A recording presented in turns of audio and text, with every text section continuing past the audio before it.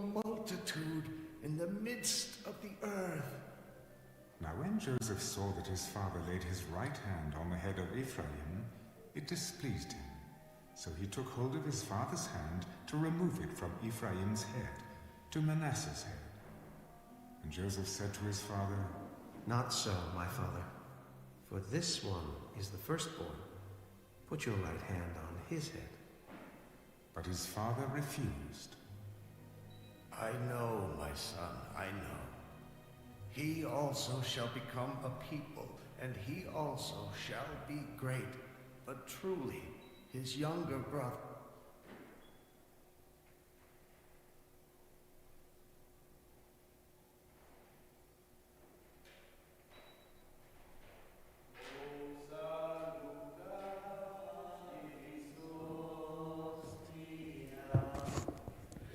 Qui celis patris hostia, bella quidum hostilia, panos dones hostilium, uniquisto quis Domino, sin sempiter nadoria, viditam eternium, nobis donet in patria.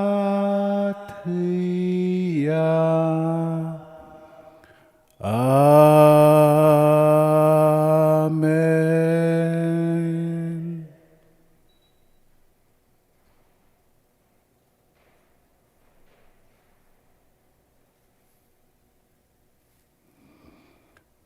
My God.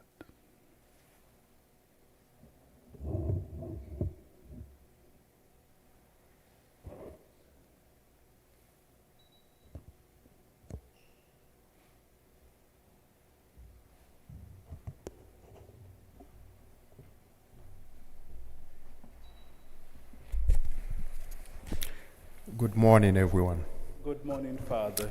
And to those joining us via live stream, we welcome you to our Lectio Divina with the Blessed Sacrament exposed, and we will hear the Word of God being proclaimed from the book of Genesis through the book of Revelation. We wish each and every one of you a very happy Lent. As we begin, let us stand and listen to the Word of God from the Gospel of John. In the beginning was the Word, and the Word was with God, and the Word was God. He was in the beginning with God. All things came to be through him, and without him nothing came to be. What came to be through him was life, and this life was the light of the human race. The light shines in the darkness, and the darkness has not overcome it. A man named John was sent from God. He came for testimony to testify to the light, so that all might believe through him. He was not the light, but came to testify to the light. The true light, which enlightens everyone, was coming into the world. He was in the world, and the world came to be through him, but the world did not know him. He came to what was his own, but his own people did not accept him.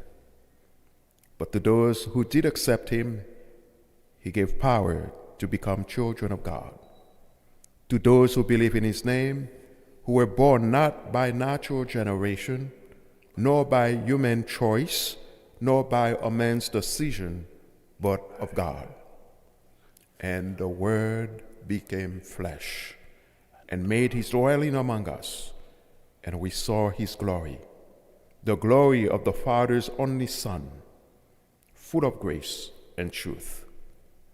John testified to him and cried out, saying, "This was he of whom I said, 'The one who is coming after me ranks ahead of me, because he existed before me.'" From his fullness we have all received grace in place of grace, because while the law was given through Moses, grace and truth came through Jesus Christ. No one has ever seen God. The only Son, God who is at the Father's side, has revealed him. The Gospel of the Lord. Thanks. Praise to Lord Jesus Christ.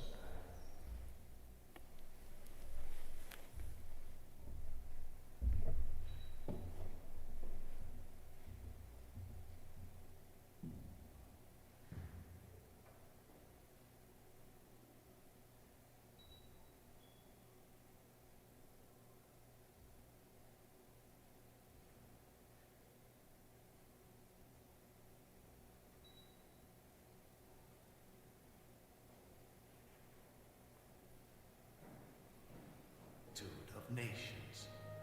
So he blessed them that day. By you Israel will bless, saying, "May God make you as Ephraim and as Manasseh." And thus he set Ephraim before Manasseh. Then Israel said to Joseph, "Behold, I am dying, but God will be with you and bring you back to the land of your fathers. Moreover, I have given to you one portion above your brothers, which I took from the hand of the Amorite with my sword and my bow."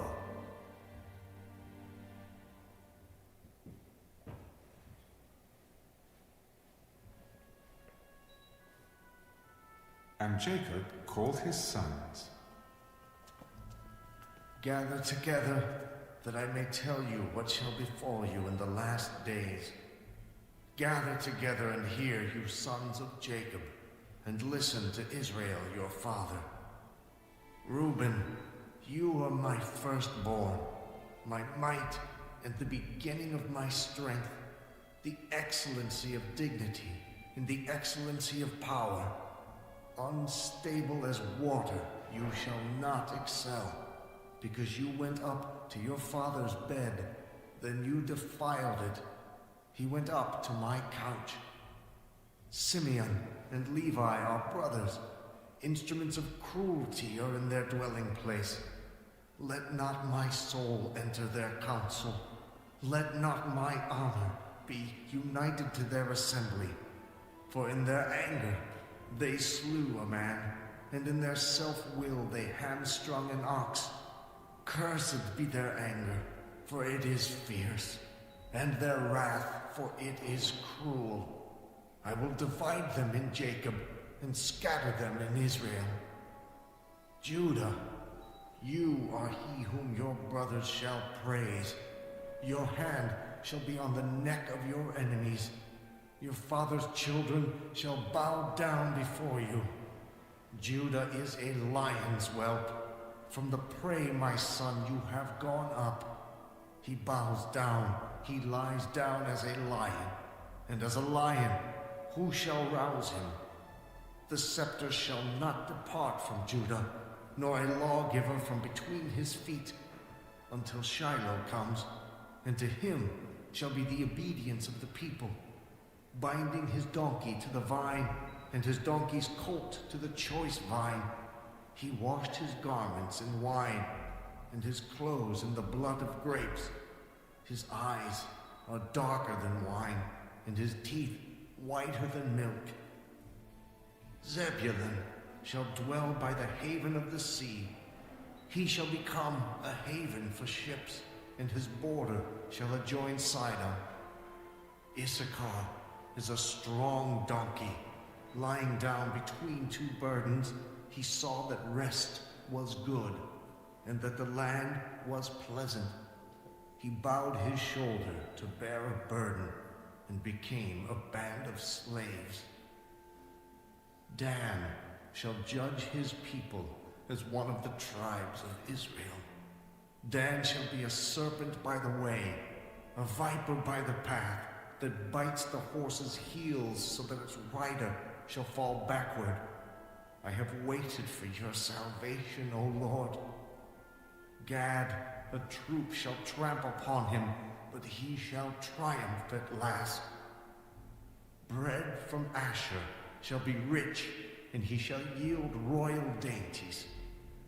Naphtali is a deer let loose. He uses beautiful words. Joseph is a fruitful bough by a well. His branches run over the wall. The archers have bitterly grieved him, shot at him, and hated him, but his bow remained in strength, and the arms of his hands were made strong by the hands of the mighty God of Jacob. From there is the shepherd, the stone of Israel.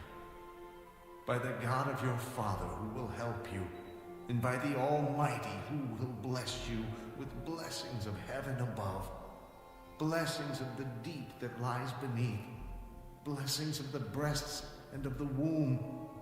The blessings of your father have excelled the blessings of my ancestors, up to the utmost bound of the everlasting hills. They shall be on the head of Joseph, and on the crown of the head of him who is separate from his brothers. Benjamin is a ravenous wolf. In the morning he shall devour the prey, and at night he shall divide the spoil. All these are the 12 tribes of Israel, and this is what their father spoke to them. And he blessed them. He blessed each one according to his own blessing. Then he charged them. I am to be gathered to my people. Bury me with my fathers in the cave that is in the field of Ephron the Hittite, in the cave that is in the field of Machpelah, which is before Mamre in the land of Canaan, which Abraham bought with the field of Ephron the Hittite as a possession for a burial place. There they buried Abraham and Sarah his wife. There they buried Isaac and Rebekah his wife, and there I buried Leah. The field and the cave that is there were purchased from the sons of Heth.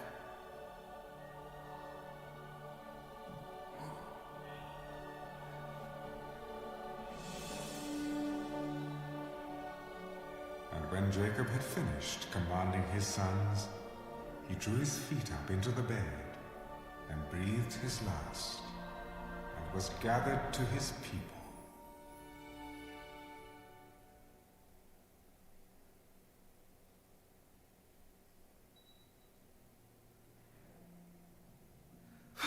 Then Joseph fell on his father's face and wept over him and kissed him. And Joseph commanded his servants, the physicians, to embalm his father. So the physicians embalmed Israel. 40 days were required for him, for such are the days required for those who are embalmed.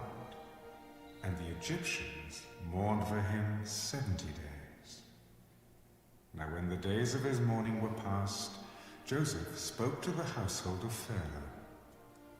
If now I have found favor in your eyes, please speak in the hearing of Pharaoh, saying, My father made me swear, saying, Behold, I am dying. In my grave which I dug for myself in the land of Canaan, there you shall bury me. Now therefore, please, let me go up and bury my father, and I will come back. And Pharaoh said, Go up and bury your father, as he made you swear.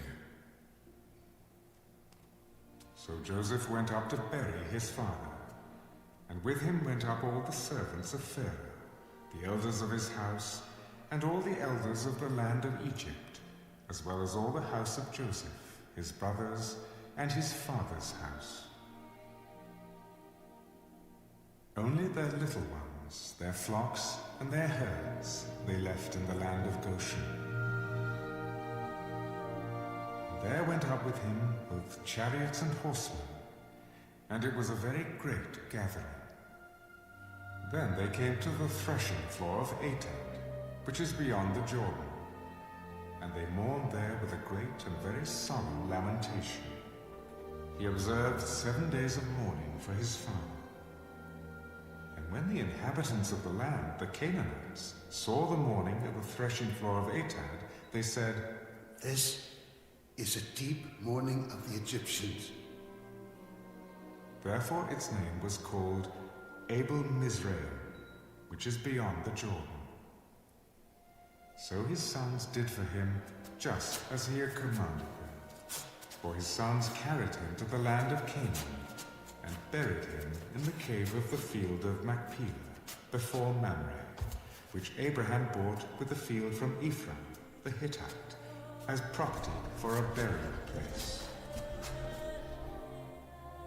And after he had buried his father, Joseph returned to Egypt, he and his brothers, and all who went up with him to bury his father. When Joseph's brothers saw that their father was dead, they said, Perhaps Joseph will hate us, and may actually repay us for all the evil which we did to him. So they sent messengers to Joseph. Before your father died, he commanded, saying, Thus you shall say to Joseph, I beg you, please forgive the trespass of your brothers and their sin, for they did evil to you. Now please, forgive the trespass of the servants of the God of your father. And Joseph wept when they spoke to him. Then his brothers also went and fell down before his face. Behold, we are your servants. Do not be afraid, for am I in the place of God? But as for you, you meant evil against me, but God meant it for good, in order to bring it about as it is this day, to save many people alive. Now therefore, do not be afraid. I will provide for you and your little ones. And he comforted them and spoke kindly to them. So Joseph dwelt in Egypt, he and his father's household. And Joseph lived 110 years. Joseph saw Ephraim's children to the 3rd generation. The children of Machir, the son of Manasseh, were also brought up on Joseph's knees. And Joseph said to his brethren, I am dying, but God will surely visit you and bring you out of this land to the land of which he swore to Abraham, to Isaac, and to Jacob. Then Joseph took an oath from the children of Israel. God will surely visit you, and you shall carry up my bones from here. So Joseph died, being 110 years old, and they embalmed him, and he was put in a coffin in Egypt.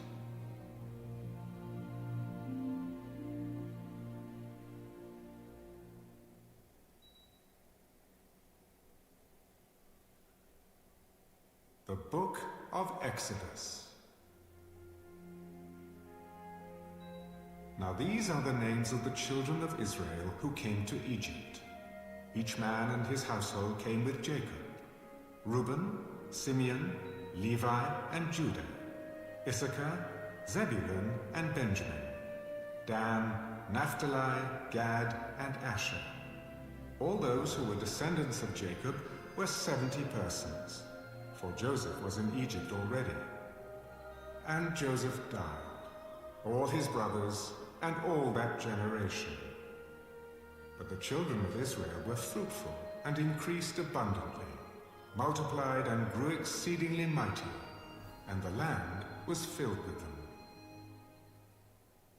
Now there arose a new king over Egypt, who did not know Joseph.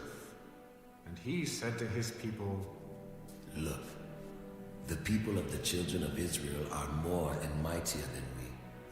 Come, let us deal shrewdly with them, lest they multiply, and it happen in the event of war, that they also join our enemies and fight against us, and so go up out of the land.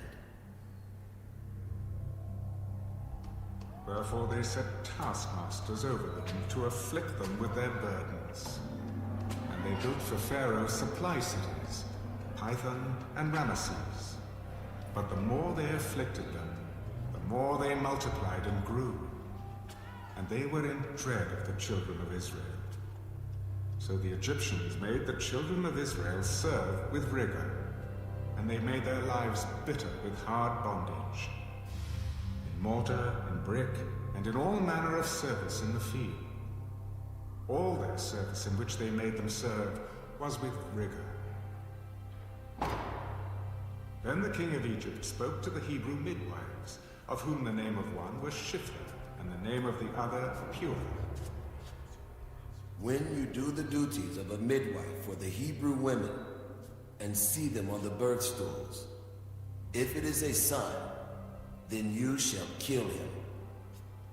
But if it is a daughter, then she shall live. But the midwives feared God, and did not do as the king of Egypt commanded them, but saved the male children alive. So the king of Egypt called for the midwives and said to them, Why have you done this thing, and saved the male children alive? Because the Hebrew women are not like the Egyptian women, for they are lively and give birth before the midwives come to them. Therefore God dealt well with the midwives, and the people multiplied and grew very mighty. And so it was, because the midwives feared God, that he provided households for them. So Pharaoh commanded all his people, Every son who is born you shall cast into the river, and every daughter you shall save alive.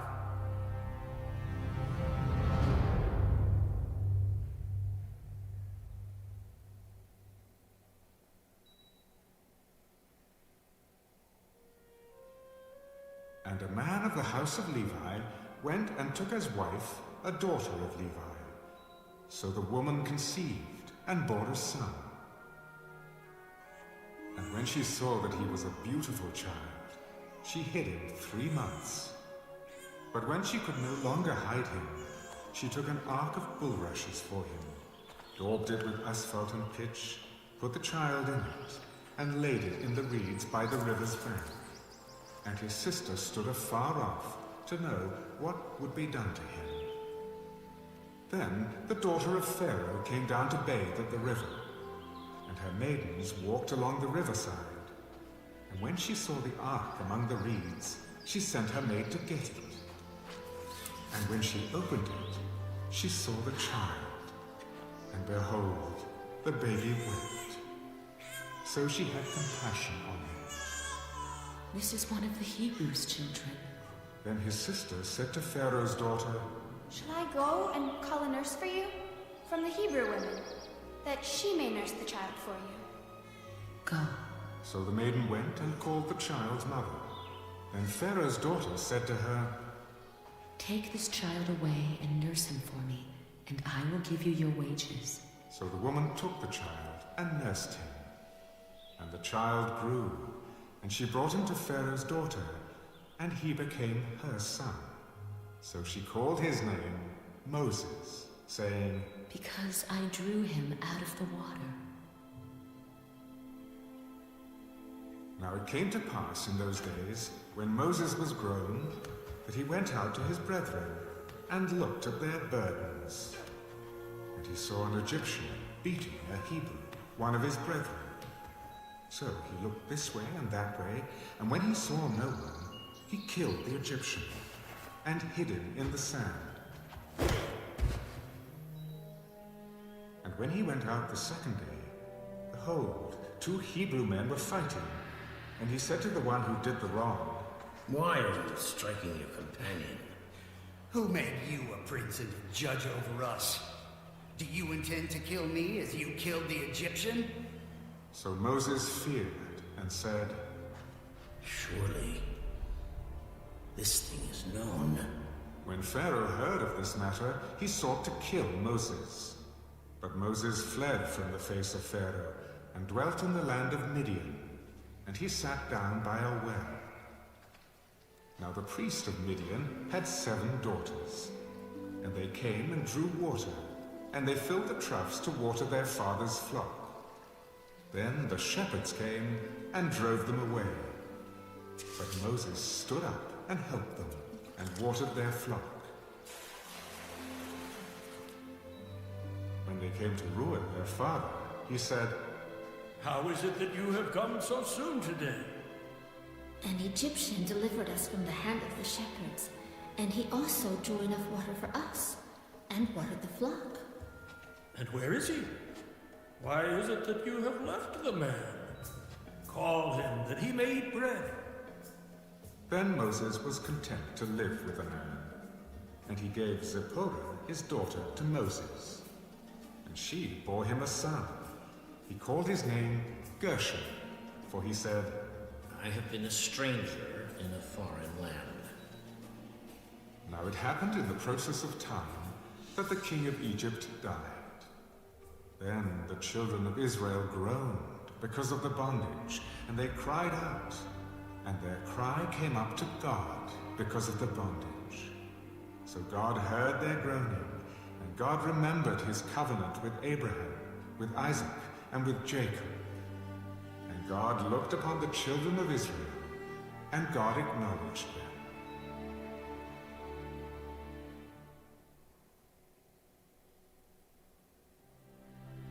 Now Moses was tending the flock of Jethro, his father-in-law, the priest of Midian. And he led the flock to the back of the desert, and came to Horeb, the mountain of God. And the angel of the Lord appeared to him in a flame of fire from the midst of a bush. So he looked, and behold, the bush was burning with fire, but the bush was not consumed. Then Moses said, I will now turn aside and see this great sight, why the bush does not burn. So when the Lord saw that he turned aside to look, God called to him from the midst of the bush. Moses. Moses. Here I am. Do not draw near this place.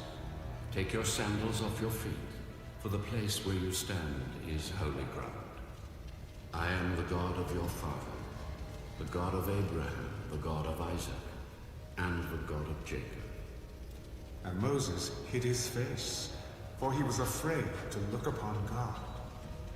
I have surely seen the oppression of my people who are in Egypt, and have heard their cry because of their taskmasters, for I know their sorrows. So I have come down to deliver them out of the hand of the Egyptians, and to bring them up from that land to a good and large land, to a land flowing with milk and honey, to the place of the Canaanites, and the Hittites, and the Amorites, and the Perizzites, and the Hivites, and the Jebusites. Now therefore behold, the cry of the children of Israel has come to me, and I have also seen the oppression with which the Egyptians oppress them. Come now therefore, and I will send you to Pharaoh, that you may bring my people, the children of Israel, out of Egypt. Who am I, that I should go to Pharaoh, and I should bring the children of Israel out of Egypt? I will certainly be with you, and this shall be a sign to you that I have sent you. When you have brought the people out of Egypt, you shall serve God on this mountain. Indeed, when I come to the children of Israel and say to them, the God of your fathers has sent me to you, and they say to me, what is his name? What shall I say to them? I am who I am. Thus you shall say to the children of Israel, I am has sent me to you. Thus you shall say to the children of Israel, the Lord God of your fathers, the God of Abraham, the God of Isaac, and the God of Jacob has sent me to you. This is my name forever, and this is my memorial to all generations. Go and gather the elders of Israel together, and say to them, the Lord God of your fathers, the God of Abraham, of Isaac, and of Jacob, appeared to me, saying, I have surely visited you, and seen what is done to you in Egypt.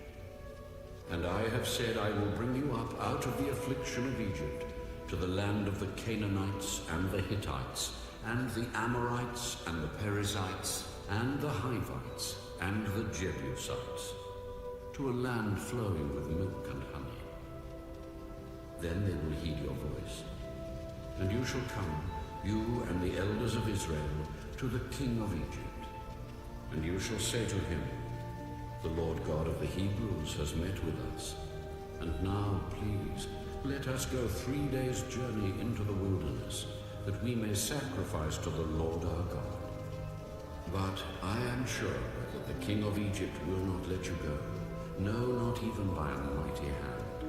So I will stretch out my hand and strike Egypt with all my wonders, which I will do in its midst. And after that he will let you go. And I will give this people favor in the sight of the Egyptians, and it shall be when you go, that you shall not go empty-handed. But every woman shall ask of her neighbor, namely of her who dwells near her house, articles of silver, articles of gold, and clothing. And you shall put them on your sons and on your daughters. So you shall plunder the Egyptians.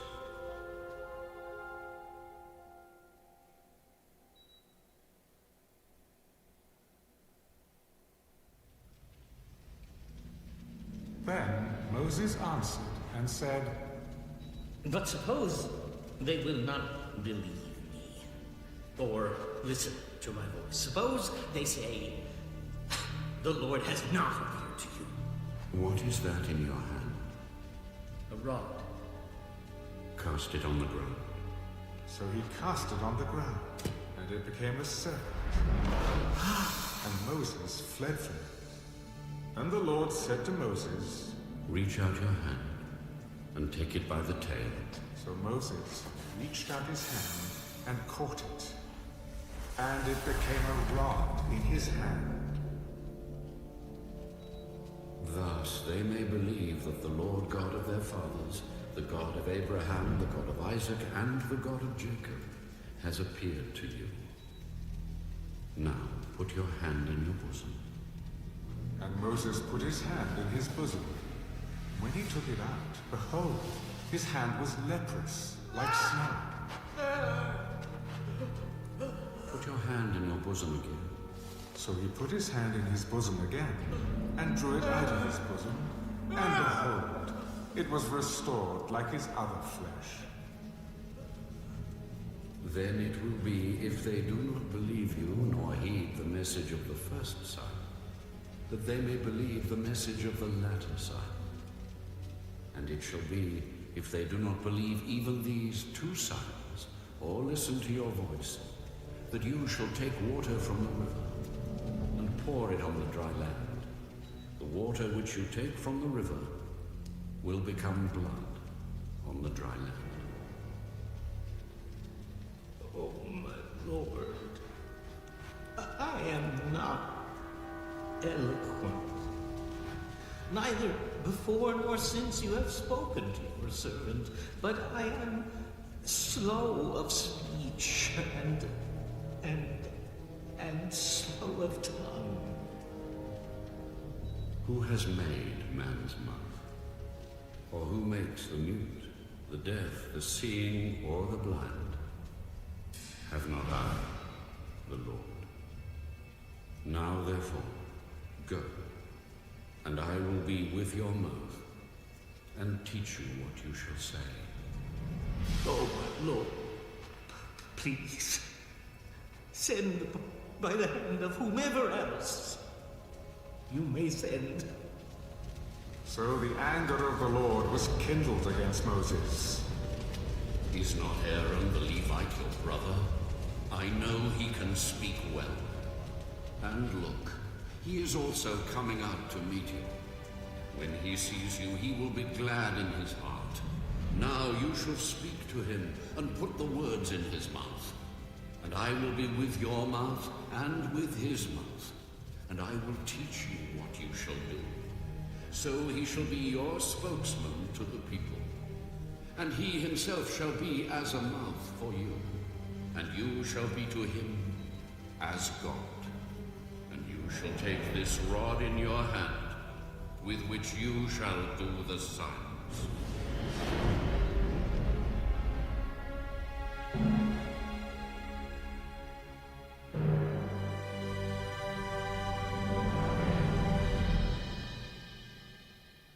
So Moses went and returned to Jethro, his father-in-law, and said to him, Please let me go, and return to my brethren who are in Egypt, and see whether they are still alive. Go in peace. Now the Lord said to Moses in Midian, Go, return to Egypt, for all the men who sought your life are dead. Then Moses took his wife and his sons, and set them on a donkey, and he returned to the land of Egypt. And Moses took the rod of God in his hand, and the Lord said to Moses, When you go back to Egypt, see that you do all those wonders before Pharaoh, which I have put in your hand. But I will harden his heart, so that he will not let the people go. Then you shall say to Pharaoh, Thus says the Lord, Israel is my son, my firstborn. So I say to you, let my son go, that he may serve me. But if you refuse to let him go, indeed I will kill your son, your firstborn. And it came to pass on the way, at the encampment, that the Lord met him and sought to kill him. Then Zipporah took a sharp stone and cut off the foreskin of her son, and cast it at Moses' feet. Surely you are a husband of blood to me. So he let him go, You are a husband of blood. because of the circumcision. And the Lord said to Aaron, Go into the wilderness to meet Moses. So he went and met him on the mountain of God, and kissed him. So Moses told Aaron all the words of the Lord who had sent him, and all the signs which he had commanded him. Then Moses and Aaron went and gathered together all the elders of the children of Israel. And Aaron spoke all the words which the Lord had spoken to Moses. Then he did the signs in the sight of the people.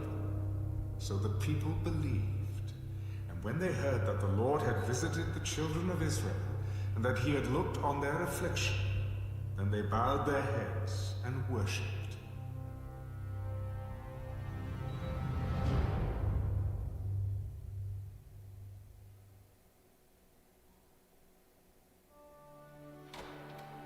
Afterward, Moses and Aaron went in and told Pharaoh, Thus says the Lord God of Israel, Let my people go, that they may hold a feast to me in the wilderness. Who is the Lord, that I should obey his voice to let Israel go? I do not know the Lord, nor will I let Israel go. The God of the Hebrews has met with us. Please, Let us go 3 days' journey into the desert and sacrifice to the Lord our God, lest he fall upon us with pestilence or with the sword. Moses and Aaron, why do you take the people from their work? Get back to your labor. Look, the people of the land are many now, and you make them rest from their labor. So the same day, Pharaoh commanded the taskmasters of the people and their officers, You shall no longer give the people straw to make brick as before. Let them go and gather straw for themselves, and you shall lay on them the quota of bricks which they made before. You shall not reduce it, for they are idle. Therefore they cry out, saying, Let us go and sacrifice to our God.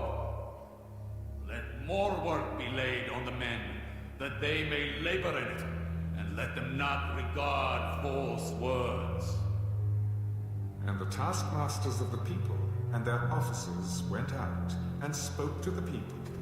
Thus says Pharaoh, I will not give you straw.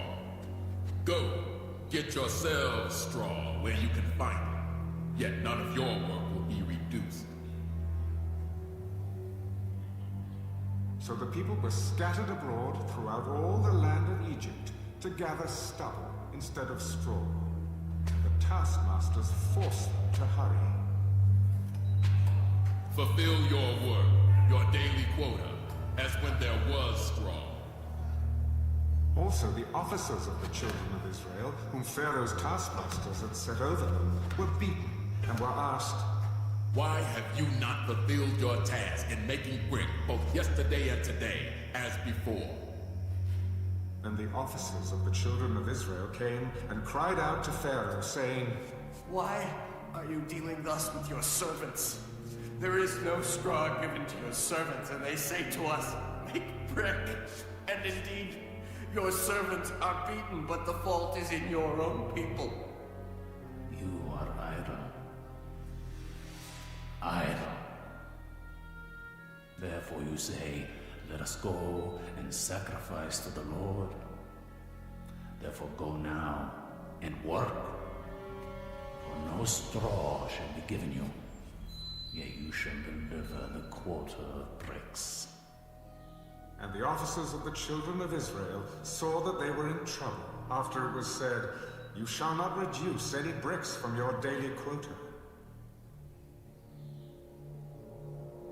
Then, as they came out from Pharaoh, they met Moses and Aaron, who stood there to meet them. And they said to them, Let the Lord look on you and judge, because you have made us abhorrent in the sight of Pharaoh, and in the sight of his servants, to put a sword in their hand to kill us. So Moses returned to the Lord. Lord, why have you brought trouble on this people? Why is it you have sent me? For since I came to Pharaoh to speak in your name, he has done evil to this people. Neither have you delivered your people at all.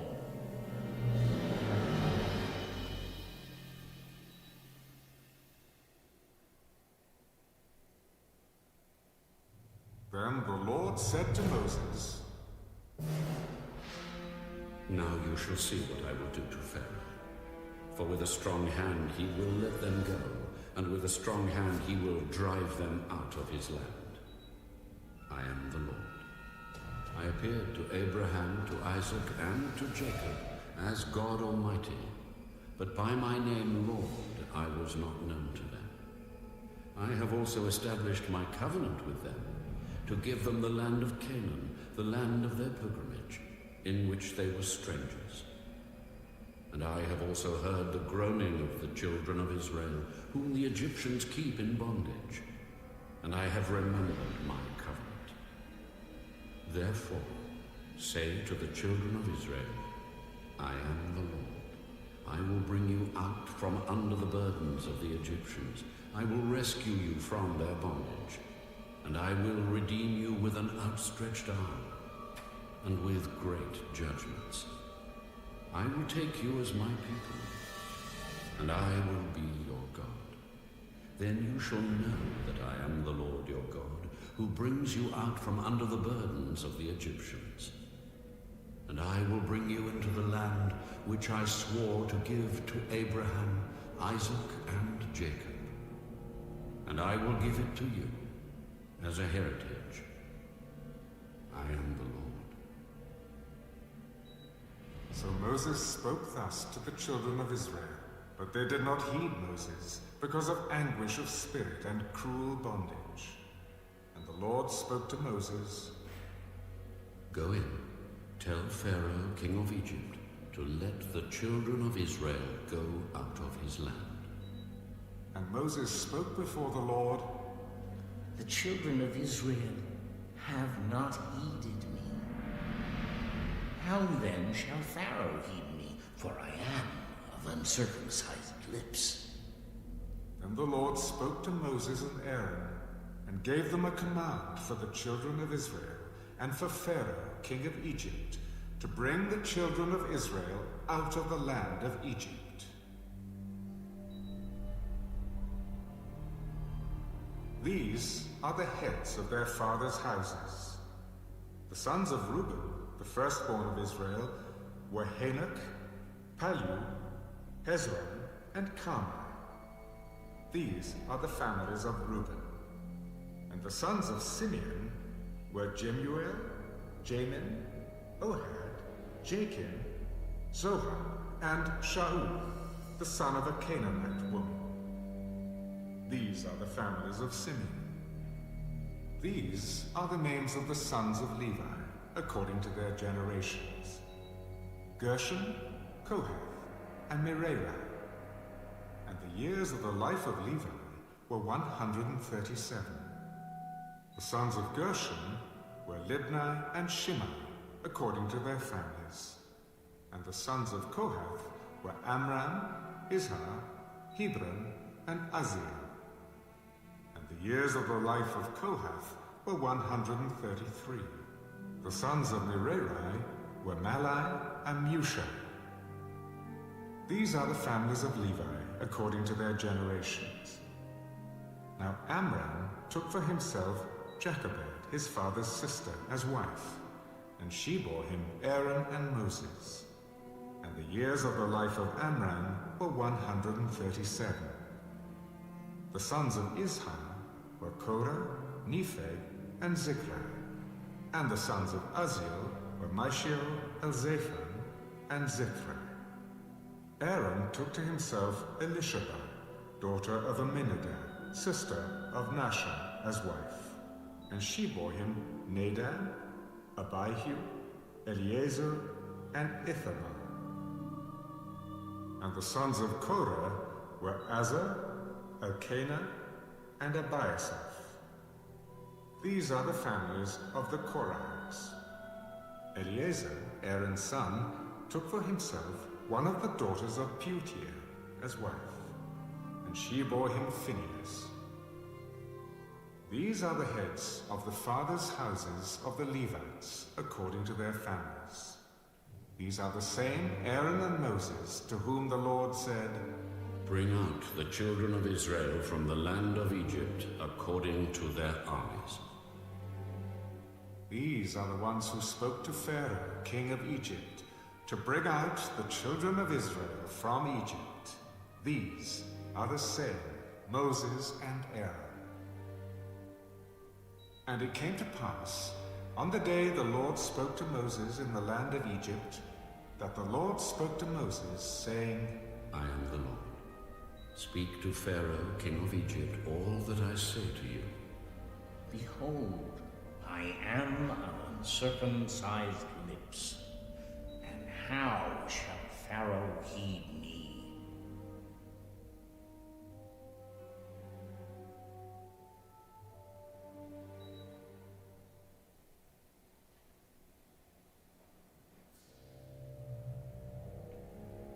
See, I have made you as God to Pharaoh, and Aaron your brother shall be your prophet.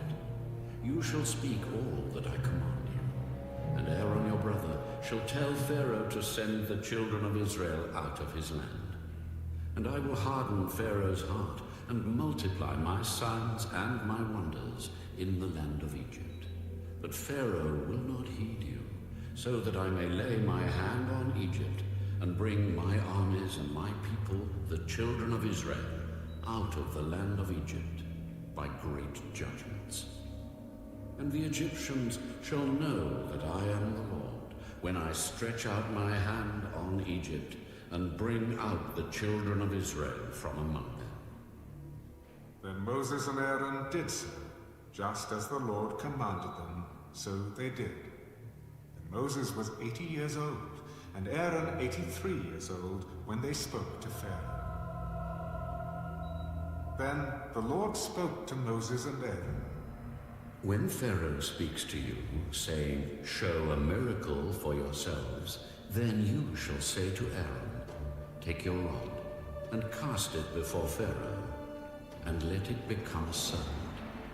So Moses and Aaron went in to Pharaoh, and they did so, just as the Lord commanded. And Aaron cast down his rod before Pharaoh and before his servants, and it became a serpent. But Pharaoh also called the wise men and the sorcerers.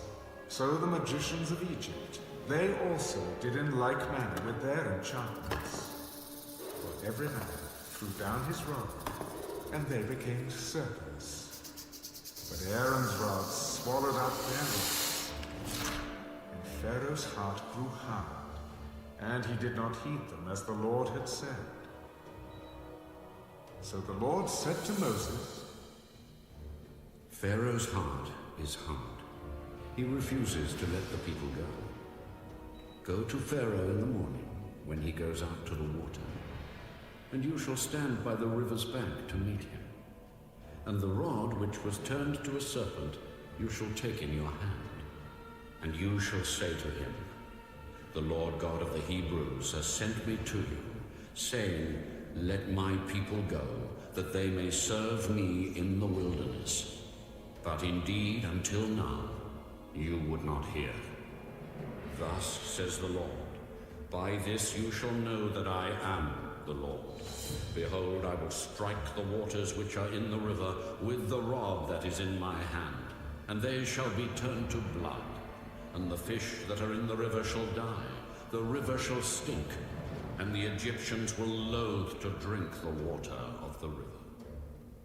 Then the Lord spoke to Moses, "Say to Aaron, take your rod and stretch out your hand over the waters of Egypt, over their streams, over their rivers, over their ponds, and over all their pools of water, that they may become blood. And there shall be blood throughout all the land of Egypt, both in buckets of wood and pitchers of stone." Moses and Aaron did so, just as the Lord commanded. So he lifted up the rod and struck the waters that were in the river, in the sight of Pharaoh and in the sight of his servants.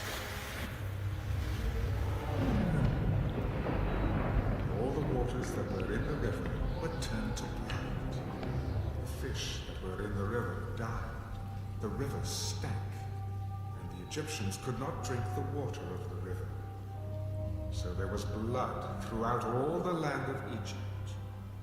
Then the magicians of Egypt did so with their enchantments, and Pharaoh's heart grew hard, and he did not heed them, as the Lord had said. And Pharaoh turned and went into his house, neither was his heart moved by this.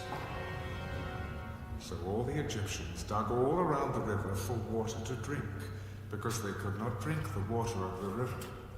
And 7 days passed after the Lord had struck the river.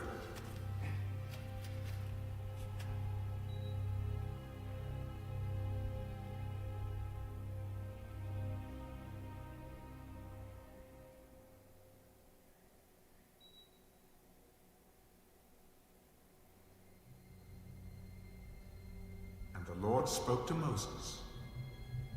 "Go to Pharaoh and say to him, 'Thus says the Lord, let my people go, that they may serve me. But if you refuse to let them go, behold, I will smite all your territory with frogs. So the river shall bring forth frogs abundantly, which shall go up and come into your house, into your bedroom, on your bed, into the houses of your servants, on your people, into your ovens, and into your kneading bowls.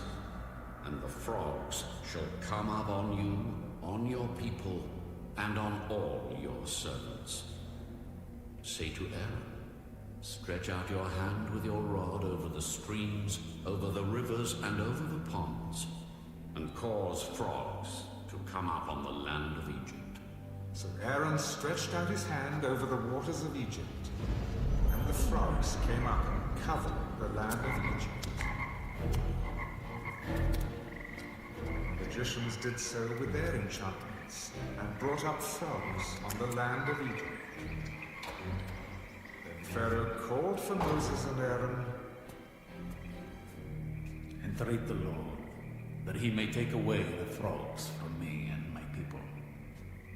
And I will let the people go, that they may sacrifice to the Lord. Accept the honor of saying when I shall intercede for your servants and for your people, to destroy the frogs from you and your houses, that they may remain in the river only.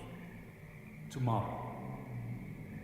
Let it be according to your word, that you may know that there is no one like the Lord our God. And the frogs shall depart from you, from your houses, from your servants, and from your people. They shall remain in the river only. Then Moses and Aaron went out from Pharaoh. And Moses cried out to the Lord concerning the frogs which he had brought against Pharaoh. So the Lord did according to the word of Moses, and the frogs died out of the houses, out of the courtyards, and out of the fields.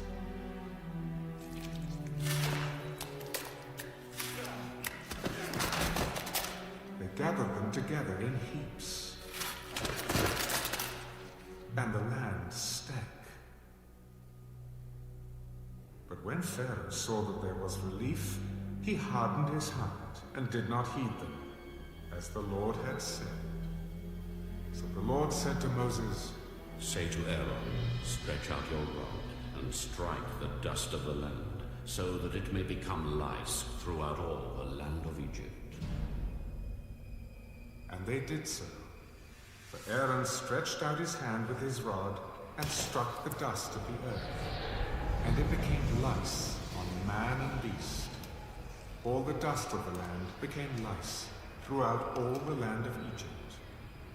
Now the magicians so worked with their enchantments to bring forth lice, but they could not. So there were lice on man and beast. Then the magicians said to Pharaoh, This is the finger of God. But Pharaoh's heart grew hard, and he did not heed them, just as the Lord had said. And the Lord said to Moses, Rise early in the morning, and stand before Pharaoh as he comes out to the water. Then say to him, Thus says the Lord, Let my people go, that they may serve me. Or else, if you will not let my people go, behold, I will send swarms of flies on you and your servants, on your people and into your houses. The houses of the Egyptians shall be full of swarms of flies, and also the ground on which they stand.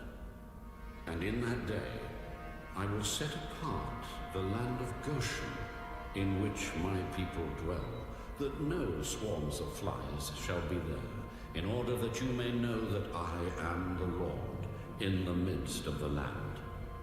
I will make a difference between my people and your people. Tomorrow this sign shall be. And the Lord did so.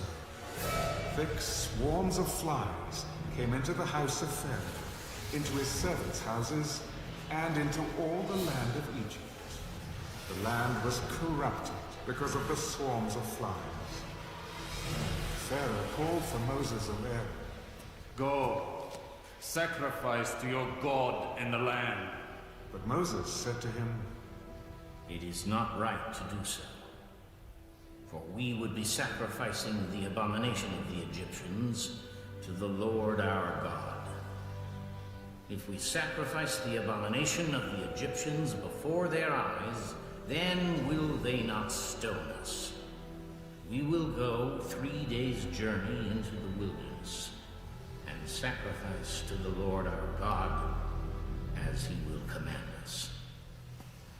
I will let you go, that you may sacrifice to the Lord your God in the wilderness.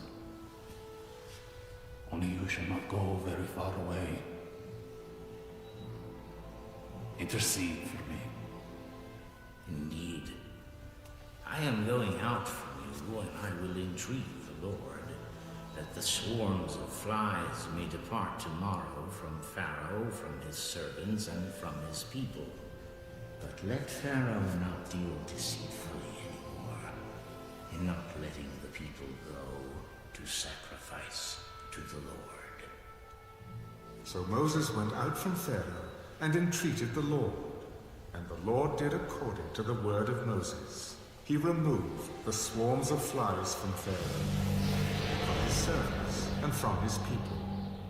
Not one remained. But Pharaoh hardened his heart at this time also. Neither would he let the people go.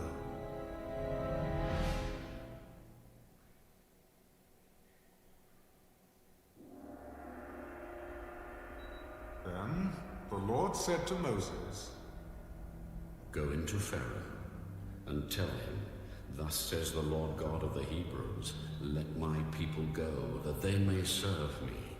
For if you refuse to let them go and still hold them, behold, the hand of the Lord will be on your cattle in the field, on the horses, on the donkeys, on the camels, on the oxen, and on the sheep. A very severe pestilence. And the Lord will make a difference between the livestock of Israel and the livestock of Egypt. So nothing shall die of all that belongs to the children of Israel. Then the Lord appointed a set time.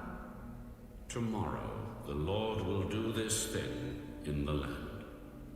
So the Lord did this thing on the next day, and all the livestock of Egypt died.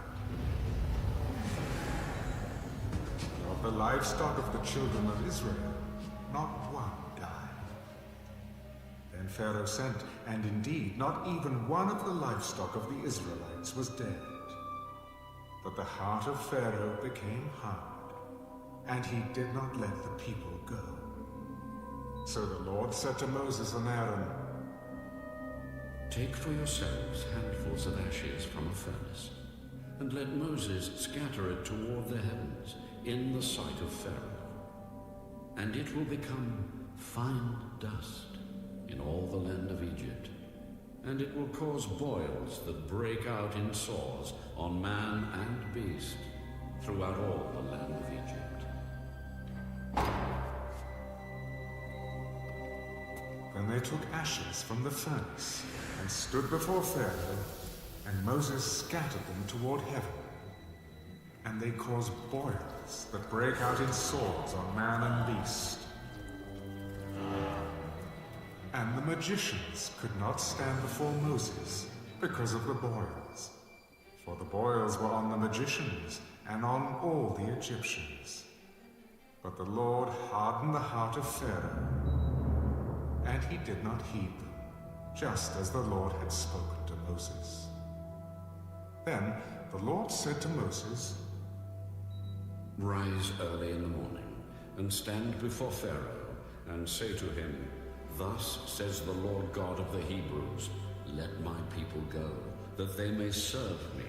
For at this time I will send all my plagues to your very heart, and on your servants and on your people, that you may know that there is none like me in all the earth.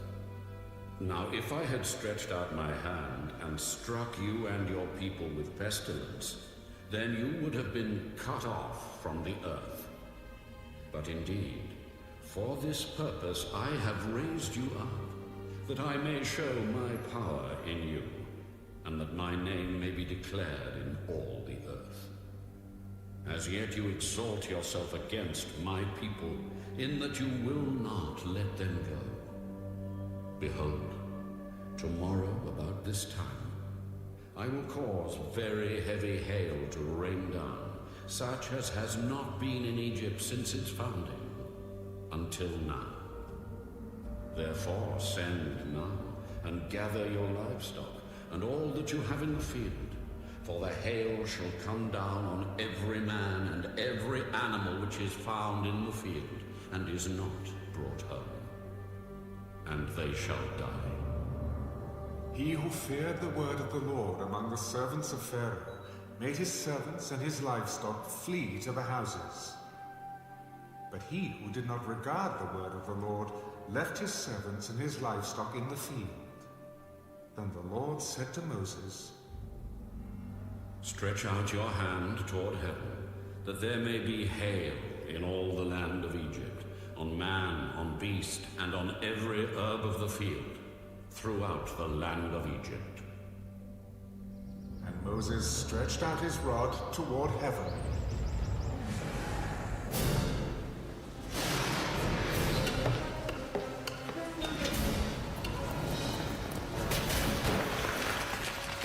The Lord sent thunder and hail, and fire darted to the ground.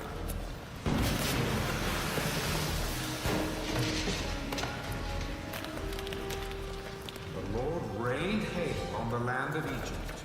So there was hail, and fire mingled with the hail, so very heavy that there was none like it in all the land of Egypt since it became a nation.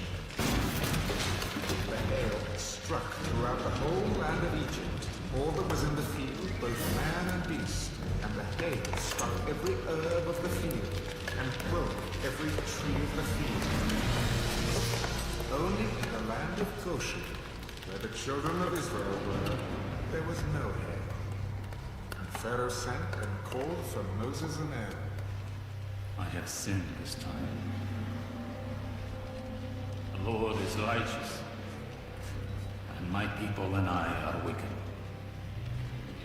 Entreat the Lord, that there may be no more mighty thundering in hell, for it is enough. I will let you go. You shall stay no longer. As soon as I have gone out of the city, I will spread out my hands to the Lord. The thunder will cease, and there will be no more hail.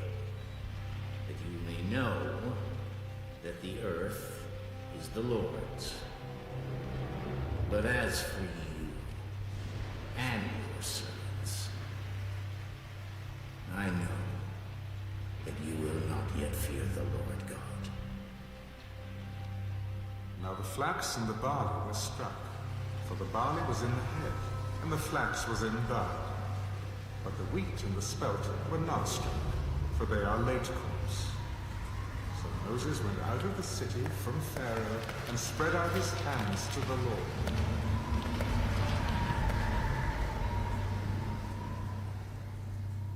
Then the thunder and the hail ceased, and the rain was not poured on the earth.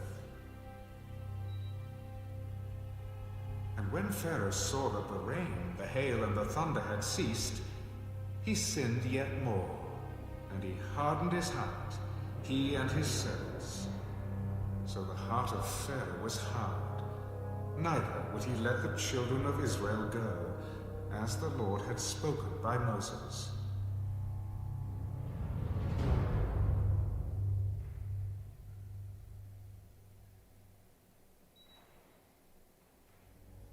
Now the Lord said to Moses, Go into Pharaoh, for I have hardened his heart and the hearts of his servants, that I may show these signs of mine before him, and that you may tell in the hearing of your son and your son's son the mighty things I have done in Egypt, and my signs which I have done among them, that you may know that I am the Lord. So Moses and Aaron came into Pharaoh and said to him, Thus says the Lord God of the Hebrews, how long will you refuse to humble yourself before me?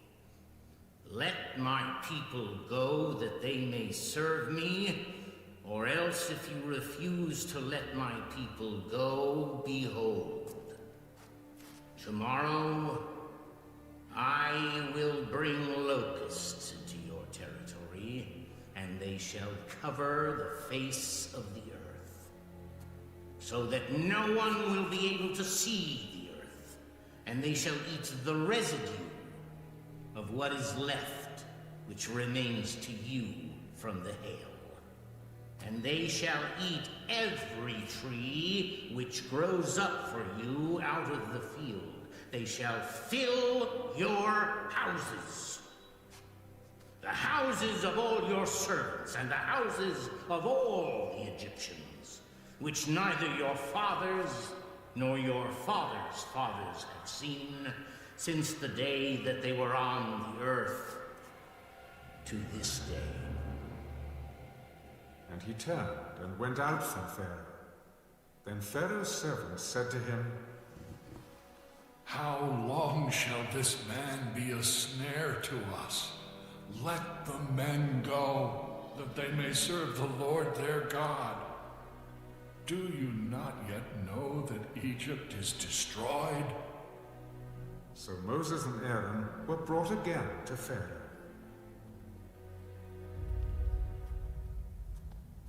Go, serve the Lord your God. Who are the ones that are going? We will go with our young and our old, with our sons and our daughters, with our flocks and our herds we will go, for we must hold a feast to the Lord. The Lord had better be with you when I let you and your little ones go. Beware, for evil is ahead of you. Not so. Go now, you who are men, and serve the Lord, for that is what you desire. And they were driven out from Pharaoh's presence. Then the Lord said to Moses, Stretch out your hand over the land of Egypt for the locusts, that they may come upon the land of Egypt and eat every herb of the land, all that the hail has left. So Moses stretched out his rod over the land of Egypt, and the Lord brought an east wind on the land all that day and all that night. When it was morning, the east wind brought the locusts. And the locusts went up over all the land of Egypt, and rested on all the territory of Egypt. They were very severe. Previously there had been no such locusts as they, nor shall there be such after that. For they covered the face of the whole earth, so that the land was darkened. And they ate every herb of the land, and all the fruit of the trees which the hail had left. So there remained nothing green on the trees, or on the plants of the field throughout all the land of Egypt. Then Pharaoh called for Moses and Aaron in haste. I have sinned against the Lord your God and against you. Now therefore, please forgive my sin only this once, and entreat the Lord your God that he may take away from me this death only. So he went out from Pharaoh and entreated the Lord. And the Lord turned a very strong west wind, which took the locusts away and blew them into the Red Sea.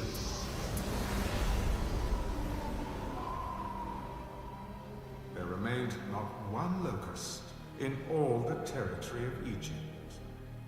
But the Lord hardened Pharaoh's heart, and he did not let the children of Israel go. Then the Lord said to Moses, Stretch out your hand toward heaven, that there may be darkness over the land of Egypt, darkness, which may even be felt. So Moses stretched out his hand toward heaven, and there was thick darkness in all the land of Egypt 3 days. They did not see one another, nor did anyone rise from his place for 3 days. But all the children of Israel had light in their dwellings. Then Pharaoh called to Moses, Go, serve the Lord. Only let your flocks and your herds be kept back. Let your little ones also go with you. But Moses said, You must also give us sacrifices and burnt offerings, that we may sacrifice to the Lord our God. Our livestock also shall go with us. Not a hoof shall be left behind, for we must take some of them to serve the Lord our God. And even we do not know with what we must serve the Lord until we arrive there. But the Lord hardened Pharaoh's heart, and he would not let them go. Then Pharaoh said to him, Get away from me. Take heed to yourself, and see my face no more. For in the day you see my face, you shall die. You have spoken well. I will never see your face again.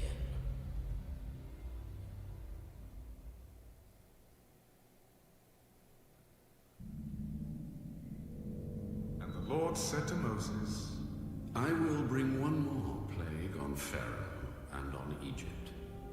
Afterward he will let you go from here. When he lets you go, he will surely drive you out of here altogether. Speak now in the hearing of the people, and let every man ask from his neighbor, and every woman from her neighbor, articles of silver and articles of gold. And the Lord gave the people favor in the sight of the Egyptians. Moreover, the man Moses was very great in the land of Egypt, in the sight of Pharaoh's servants, and in the sight of the people. Then Moses said, Thus says the Lord, about midnight I will go out into the midst of Egypt, and all the firstborn in the land of Egypt shall die. From the firstborn of Pharaoh, who sits on his throne, even to the firstborn of the female servant who is behind the handmill, and all the firstborn of the animals. Then there shall be a great cry throughout all the land of Egypt, such as was not like it before, nor shall be like it again. But against none of the children of Israel shall a dog move its tongue, against man or beast, that you may know that the Lord does make a difference between the Egyptians and Israel. And all these your servants shall come down to me and bow down to me, saying, Get out, and all the people who follow you. After that I will go out. Then he went out from Pharaoh in great anger. But the Lord said to Moses, Pharaoh will not heed you, so that my wonders may be multiplied in the land of Egypt. So Moses and Aaron did all these wonders before Pharaoh. And the Lord hardened Pharaoh's heart, and he did not let the children of Israel go out of his land.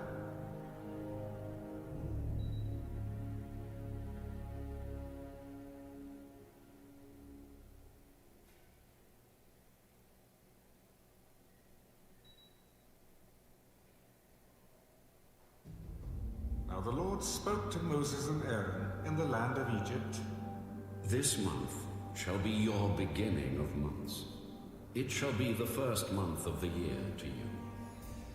Speak to all the congregation of Israel, saying, On the 10th of this month, Every man shall take for himself a lamb, according to the house of his father, a lamb for a household. And if the household is too small for the lamb, let him and his neighbor next to his house take it according to the number of the persons. According to each man's need, you shall make your count for the lamb. Your lamb shall be without blemish, a male of the first year. You may take it from the sheep or from the goats. Now you shall keep it until the 14th day of the same month. Then the whole assembly of the congregation of Israel shall kill it at twilight. And they shall take some of the blood and put it on the 2 doorposts and on the lintel of the houses where they eat it. Then they shall eat the flesh on that night, roasted in fire, with unleavened bread, and with bitter herbs they shall eat it. Do not eat it raw, nor boiled at all with water, but roasted in fire, its head with its legs and its entrails. You shall let none of it remain until morning, and what remains of it until morning you shall burn with fire. And thus you shall eat it, with a belt on your waist, your sandals on your feet, and your staff in your hand. So you shall eat it in haste. It is the Lord's Passover. For I will pass through the land of Egypt on that night, and will strike all the firstborn in the land of Egypt, both man and beast. And against all the gods of Egypt I will execute judgment. I am the Lord. Now the blood shall be a sign for you on the houses where you are. And when I see the blood, I will pass over you. And the plague shall not be on you to destroy you when I strike the land of Egypt. So this day shall be to you a memorial, and you shall keep it as a feast to the Lord throughout your generations. You shall keep it as a feast by an everlasting ordinance. 7 days you shall eat unleavened bread. On the first day you shall remove leaven from your houses. For whoever eats leavened bread from the first day until the 7th day, that person shall be cut off from Israel. On the first day there shall be a holy convocation, and on the 7th day there shall be a holy convocation for you. No manner of work shall be done in them, but that which everyone must eat, that only may be prepared by you. So you shall observe the feast of unleavened bread, for on this same day I will have brought your armies out of the land of Egypt. Therefore you shall observe this day throughout your generations as an everlasting ordinance. In the first month, on the 14th day of the month at evening, you shall eat unleavened bread until the 21st day of the month at evening. For 7 days no leaven shall be found in your houses, since whoever eats what is leavened, that same person shall be cut off from the congregation of Israel, whether he is a stranger or a native of the land. You shall eat nothing leavened. In all your dwellings you shall eat unleavened bread.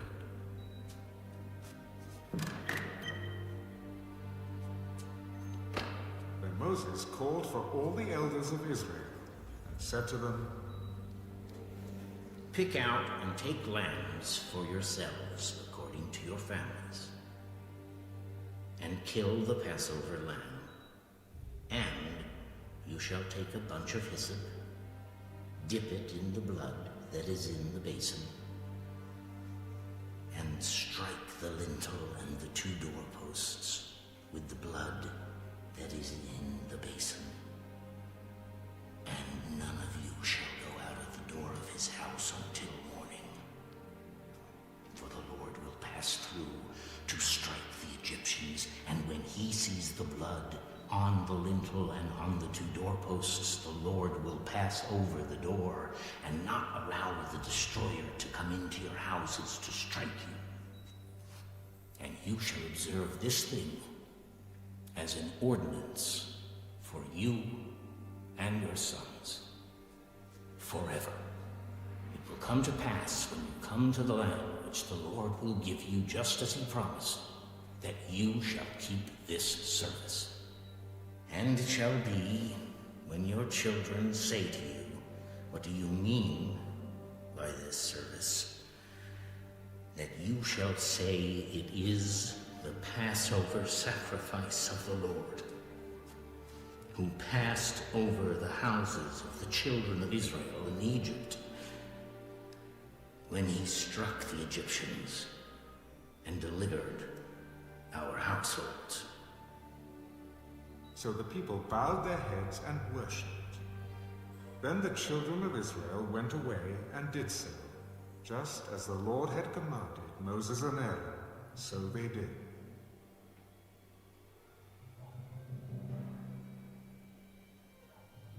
And it came to pass at midnight that the Lord struck all the firstborn in the land of Egypt, from the firstborn of Pharaoh who sat on his throne, to the firstborn of the captive who was in the dungeon, and all the firstborn of livestock.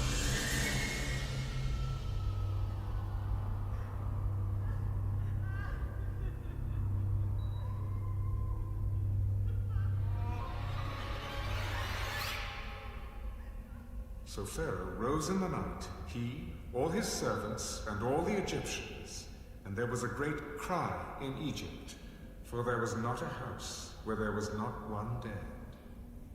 Then he called for Moses and Aaron by night. Rise. Go out from among my people, both you and the children of Israel, and go. Serve the Lord as you have said. Also take your flocks and your herds as you have said. Be gone. Bless me also. And the Egyptians urged the people that they might send them out of the land in haste, for they said, "We shall all be dead." So the people took their dough before it was leavened, having their kneading bowls bound up in their clothes on their shoulders.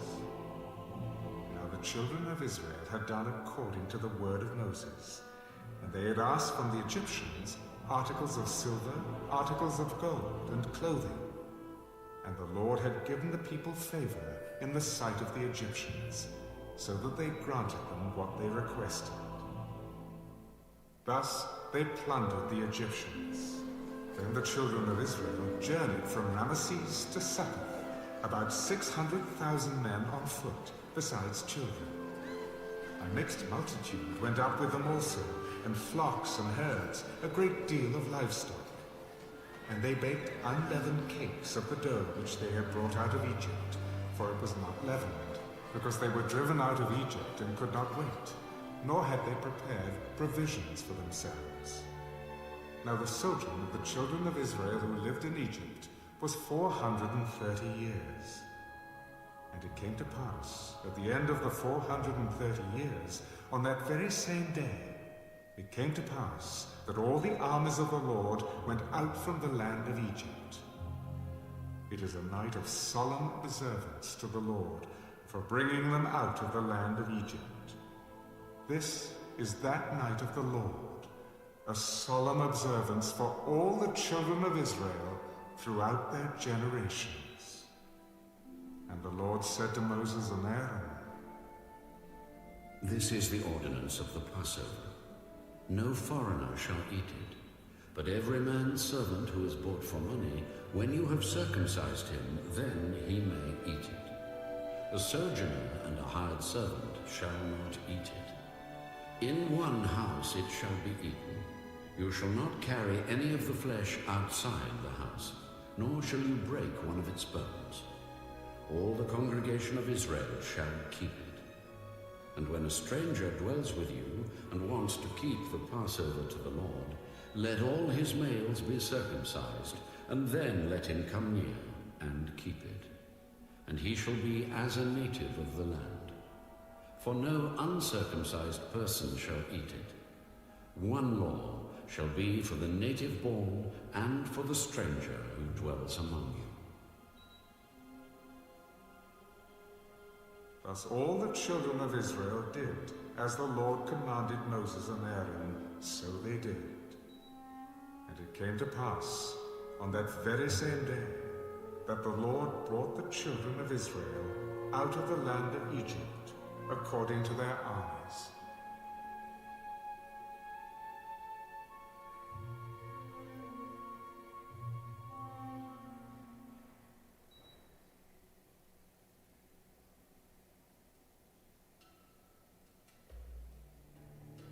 Then the Lord spoke to Moses. Consecrate to me all the firstborn, whatever opens the womb among the children of Israel, both of man and beast. It is mine. Moses said to the people, Remember this day in which you went out of Egypt, out of the house of bondage. For by strength of hand the Lord brought you out of this place. No leavened bread shall be eaten. On this day you are going out in the month Abib, and it shall be when the Lord brings you into the land of the Canaanites and the Hittites and the Amorites and the Hivites and the Jebusites, which he swore to your fathers to give you, a land flowing with milk and honey, that you shall keep this service in this month. 7 days you shall eat unleavened bread, and on the 7th day there shall be a feast to the Lord. Unleavened bread shall be eaten 7 days, and no leavened bread shall be seen among you, nor shall leaven be seen among you in all your quarters. And you shall tell your son in that day, saying, This is done because of what the Lord did for me when I came up from Egypt.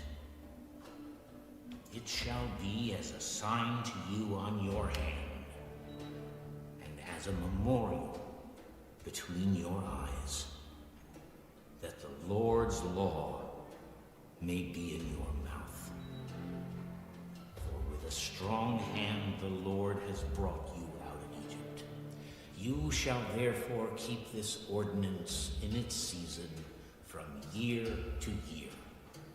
And it shall be, when the Lord brings you into the land of the Canaanites, as he swore to you and your fathers, and gives it to you, that you shall set apart to the Lord all that open the womb, that is, every firstborn that comes from an animal which you have.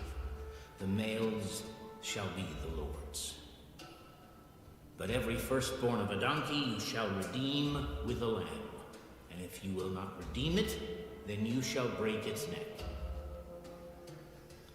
And all the firstborn of man among your sons you shall redeem.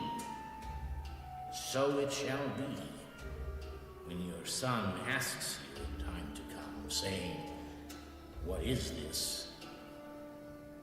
That you shall say to him, By strength of hand the Lord brought us out of Egypt, out of the house of bondage.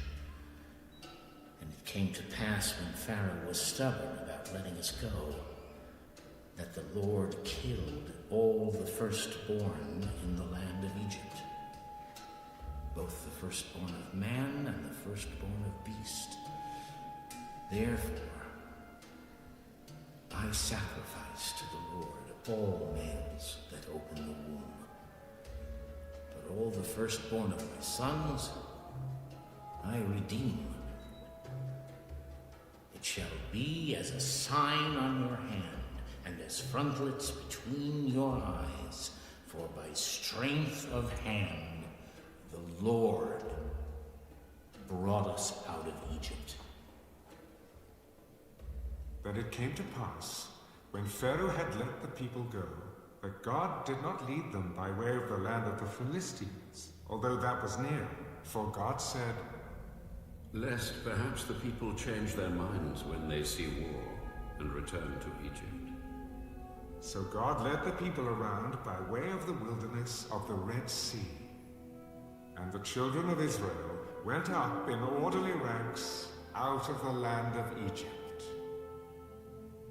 And Moses took the bones of Joseph with him, for he had placed the children of Israel under solemn oath, saying, God will surely visit you, and you shall carry up my bones from here with you.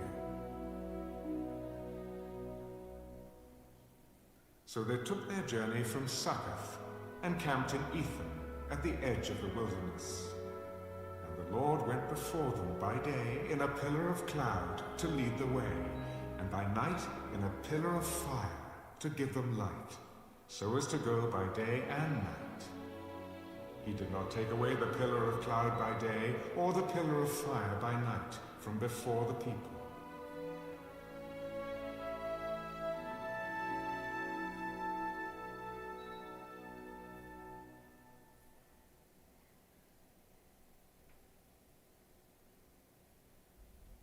Now the Lord spoke to Moses, saying, Speak to the children of Israel, that they turn and camp before Pi-hahiroth, between Migdol and the sea, opposite Baal-zephon. You shall camp before it by the sea. For Pharaoh will say of the children of Israel, they are bewildered by the land, the wilderness has closed them in.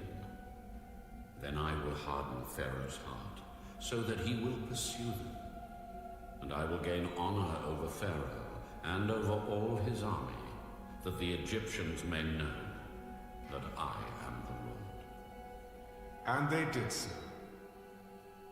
Now it was told the king of Egypt that the people had fled, and the heart of Pharaoh and his servants was turned against the people, and they said, Why have we done this, that we have let Israel go from serving us? So he made ready his chariot, and took his people with him.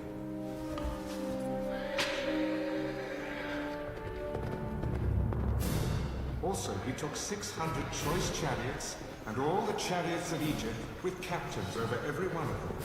And the Lord hardened the heart of Pharaoh, king of Egypt, and he pursued the children of Israel. And the children of Israel went out with boldness, so the Egyptians pursued them, all the horses and chariots of Pharaoh, his horsemen and his army, and overtook them camping by the sea beside Pi-hahiroth before Baal-zephon. And when Pharaoh drew near, the children of Israel lifted their eyes, and behold, the Egyptians marched after them. So they were very afraid. The children of Israel cried out to the Lord. Then they said to Moses, Because there were no graves in Egypt? Have you taken us away to die in the wilderness? Why have you so dealt with us to bring us up out of Egypt? Is this not the word that we told you in Egypt, saying, Let us alone, that we may serve the Egyptians? For it would have been better for us to serve the Egyptians than that we should die in the wilderness. Do not be afraid.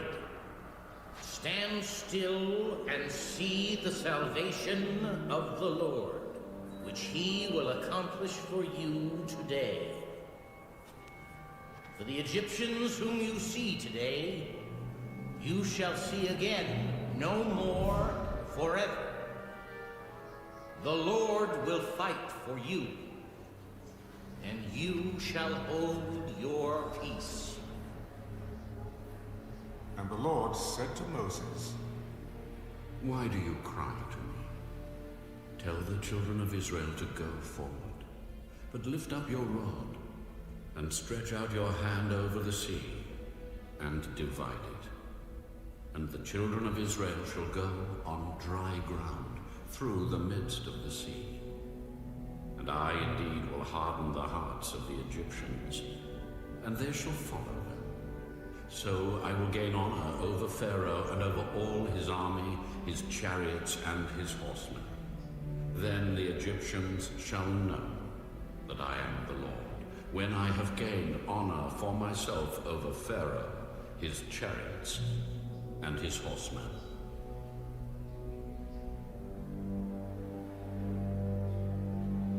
And the angel of God, who went before the camp of Israel, moved and went behind them, And the pillar of cloud went from before them and stood behind them.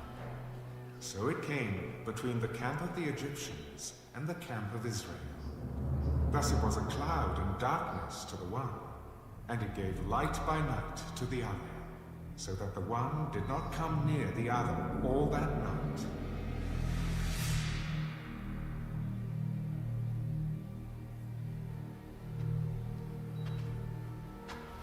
Then Moses stretched out his hand over the sea, and the Lord caused the sea to go back by a strong east wind all that night.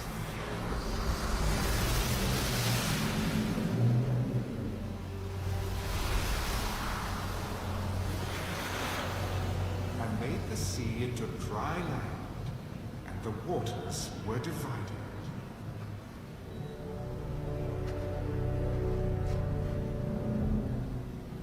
So the children of Israel went into the midst of the sea, on the dry ground, and the waters were a wall to them on their right hand and on their left. And the Egyptians pursued and went after them into the midst of the sea, all Pharaoh's horses, his chariots, and his horsemen.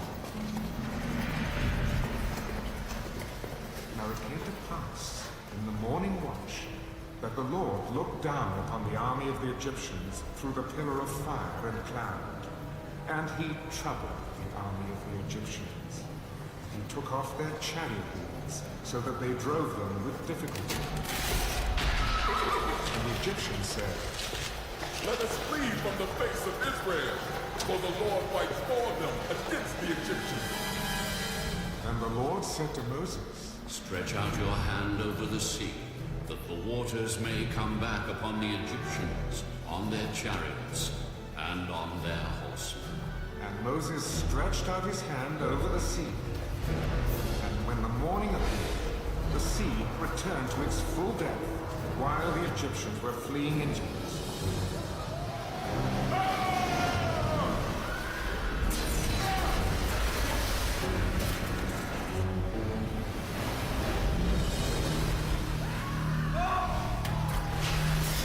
So the Lord overthrew the Egyptians in the midst of the sea.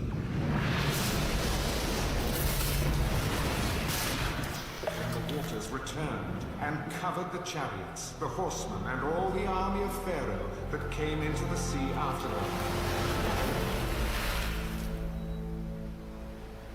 Not so much as one of them remained.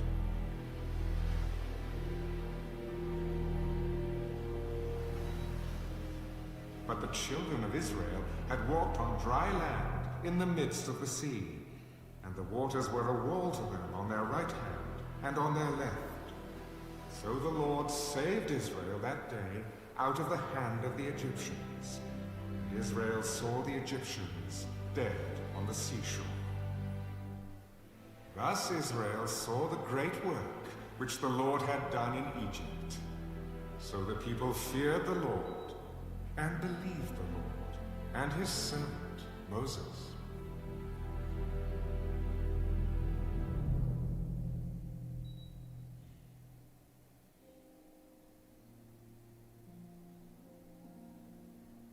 Then Moses and the children of Israel sang this song to the Lord.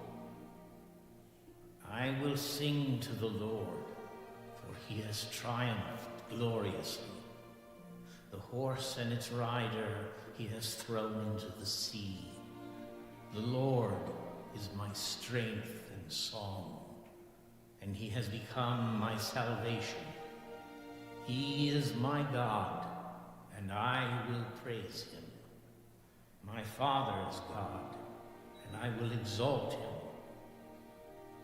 The Lord is a man of war.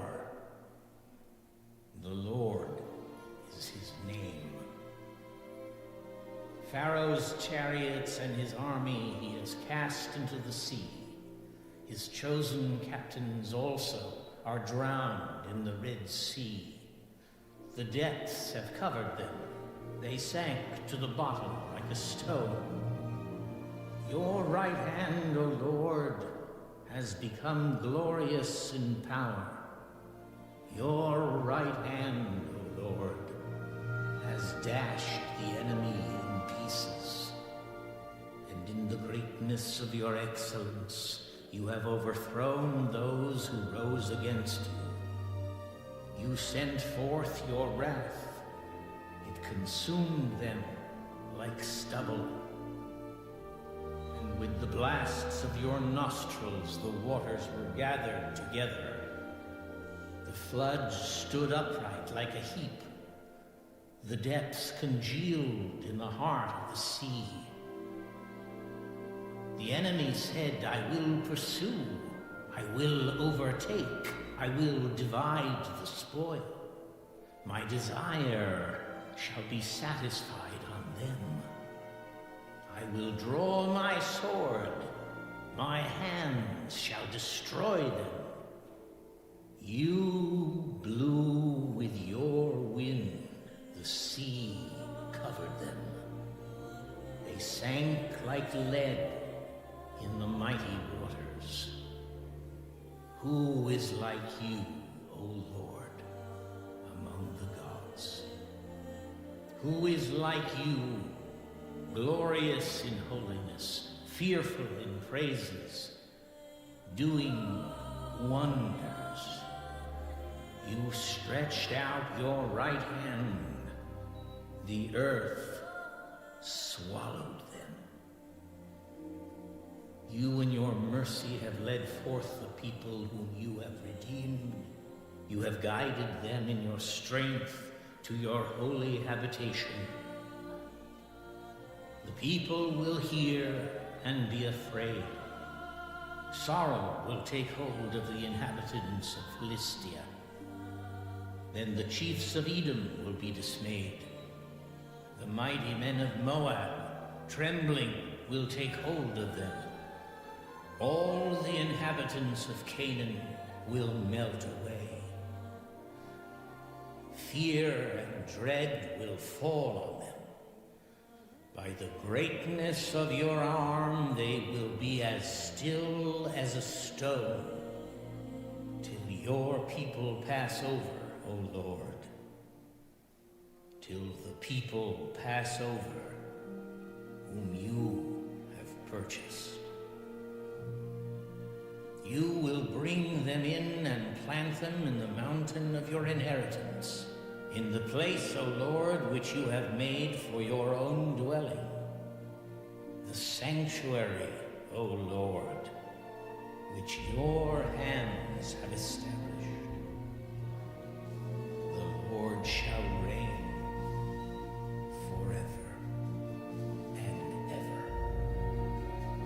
For the horses of Pharaoh went with his chariots and his horsemen into the sea, and the Lord brought back the waters of the sea upon them. But the children of Israel went on dry land in the midst of the sea. Then Miriam, the prophetess, the sister of Aaron, took the timbrel in her hand, and all the women went out after her with timbrels and with dances. Sing to the Lord, for he has triumphed gloriously. The horse and its rider he has thrown into the sea. So Moses brought Israel from the Red Sea. Then they went out into the wilderness of Shur. And they went 3 days in the wilderness and found no water. Now when they came to Marah, they could not drink the waters of Marah, for they were bitter. Therefore the name of it was called Marah. And the people complained against Moses. What shall we drink? So he cried out to the Lord, and the Lord showed him a tree. When he cast it into the waters were made sweet. There he made a statute and an ordinance for them, and there he tested them.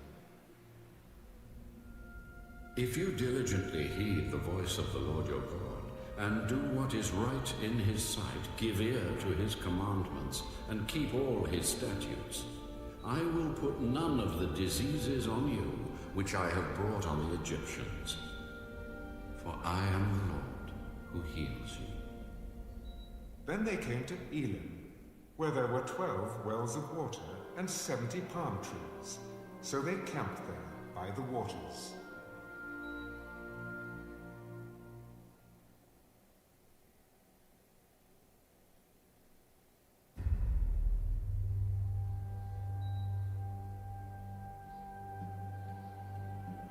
And they journeyed from Elim, and all the congregation of the children of Israel came to the wilderness of Sin, which is between Elim and Sinai, on the 15th day of the 2nd month after they departed from the land of Egypt. Then the whole congregation of the children of Israel complained against Moses and Aaron in the wilderness. And the children of Israel said to them, "Oh, that we had died by the hand of the Lord in the land of Egypt, when we sat by the pots of meat, and when we ate bread to the full. For you have brought us out into this wilderness to kill this whole assembly with hunger." Then the Lord said to Moses, "Behold, I will rain bread from heaven for you, and the people shall go out and gather a certain quota every day, that I may test them whether they will walk in my law or not. And it shall be on the 6th day that they shall prepare what they bring in, and it shall be twice as much as they gather daily." Then Moses and Aaron said to all the children of Israel, "At evening you shall know that the Lord has brought you out of the land of Egypt. And in the morning you shall see the glory of the Lord, for he hears your complaints against the Lord." But what are we that you complain against us? "This shall be seen when the Lord gives you meat to eat in the evening, and in the morning bread to the full. For the Lord hears your complaints, which you make against him. And what are we? Your complaints are not against us, but against the Lord." Then Moses spoke to Aaron, "Say to all the congregation of the children of Israel, come near before the Lord, for he has heard your complaints." Now it came to pass, as Aaron spoke to the whole congregation of the children of Israel, that they looked toward the wilderness, and behold, the glory of the Lord appeared in the cloud. And the Lord spoke to Moses, "I have heard the complaints of the children of Israel. Speak to them, saying, At twilight you shall eat meat, and in the morning you shall be filled with bread. And you shall know that I am the Lord your God." So it was that quails came up at evening and covered the camp. And in the morning the dew lay all around the camp. And when the layer of dew lifted, there, on the surface of the wilderness, was a small round substance, as fine as frost on the ground. So when the children of Israel saw it, they said to one another, "What is it?" For they did not know what it was. And Moses said to them, "This is the bread which the Lord has given you to eat. This is the thing which the Lord has commanded. Let every man gather it according to each one's need, 1 omer for each person, according to the number of persons. Let every man take for those who are in his tent." Then the children of Israel did so, and gathered, some more, some less. So when they measured it by omers, he who gathered much had nothing left over, and he who gathered little had no lack. Every man had gathered according to each one's need. And Moses said, "Let no one leave any of it till morning." Notwithstanding, they did not heed Moses, but some of them left part of it until morning, and it bred worms and stank. And Moses was angry with them. So they gathered it every morning, every man according to his need. And when the sun became hot, it melted. And so it was, on the 6th day, that they gathered twice as much bread, 2 omers for each one. And all the rulers of the congregation came and told Moses. Then he said to them, This is what the Lord has said. Tomorrow is a Sabbath rest, a holy Sabbath to the Lord. Bake what you will bake today, and boil what you will boil, and lay up for yourselves all that remains to be kept until morning. So they laid it up till morning, as Moses commanded. And it did not stink, nor were there any worms in it. Then Moses said, Eat that today, for today is a Sabbath to the Lord. Today you will not find it in the field. 6 days you shall gather it, but on the 7th day, the Sabbath, there will be none. Now it happened that some of the people went out on the 7th day to gather, but they found none. And the Lord said to Moses, How long do you refuse to keep my commandments and my laws? See, for the Lord has given you the Sabbath. Therefore he gives you on the 6th day bread for 2 days. Let every man remain in his place. Let no man go out of his place on the 7th day. So the people rested on the 7th day. And the house of Israel called its name manna. And it was like white coriander seed. And the taste of it was like wafers made with honey. Then Moses said, This is the thing which the Lord has commanded. Fill an omer with it to be kept for your generations, that they may see the bread with which I fed you in the wilderness when I brought you out of the land of Egypt. And Moses said to Aaron, Take a pot and put an omer of manna in it, and lay it up before the Lord to be kept for your generations. As the Lord commanded Moses, so Aaron laid it up before the testimony to be kept. And the children of Israel ate manna 40 years, until they came to an inhabited land. They ate manna until they came to the border of the land of Canaan. Now, an omer is 1/10 of an ephah.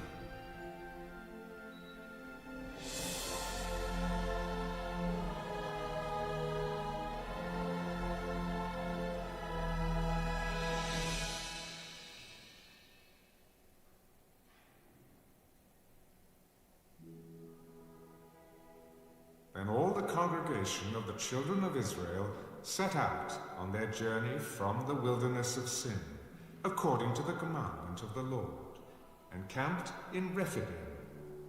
But there was no water for the people to drink. Therefore the people contended with Moses.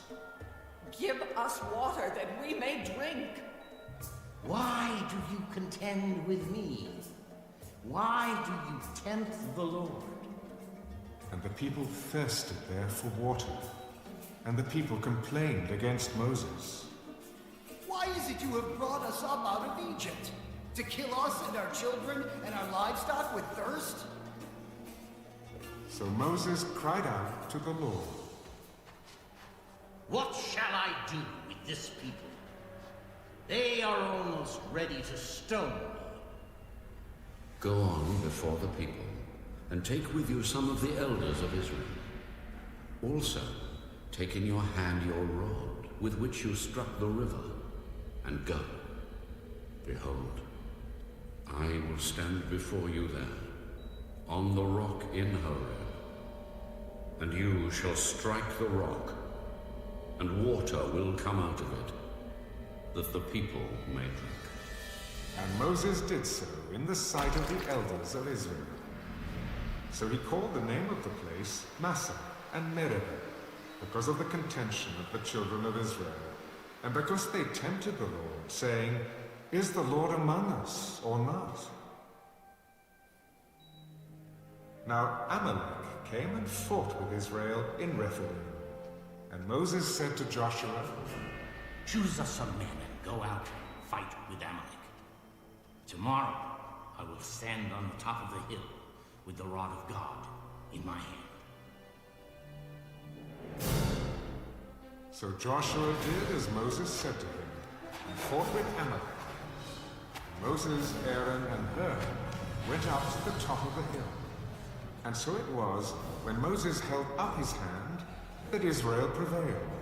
And when he let down his hand, Amalek prevailed.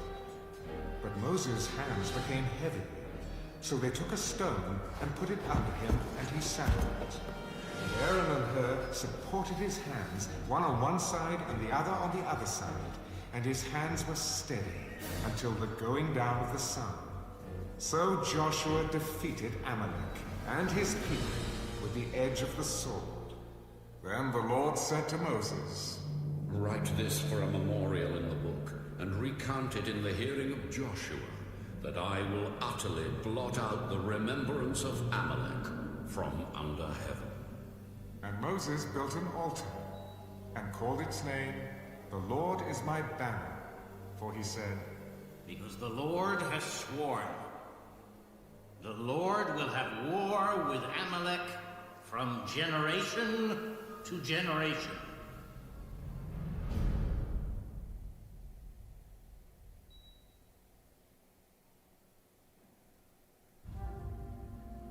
And Jethro, the priest of Midian, Moses' father-in-law, heard of all that God had done for Moses and for Israel, his people, that the Lord had brought Israel out of Egypt. Then Jethro, Moses' father-in-law, took Zipporah, Moses' wife, after he had sent her back with her 2 sons, of whom the name of one was Gershom. For Moses said, "I have been a stranger in a foreign land." And the name of the other was Eleazar. For he said, "The God of my father was my help, and delivered me from the sword of Pharaoh." And Jethro, Moses' father-in-law, came with his sons and his wife to Moses in the wilderness, where he was encamped at the mountain of God. Now he had said to Moses, "I, your father-in-law Jethro, am coming to you, with your wife, and her 2 sons with her." So Moses went out to meet his father-in-law, bowed down, and kissed him. And they asked each other about their well-being, and they went into the tent.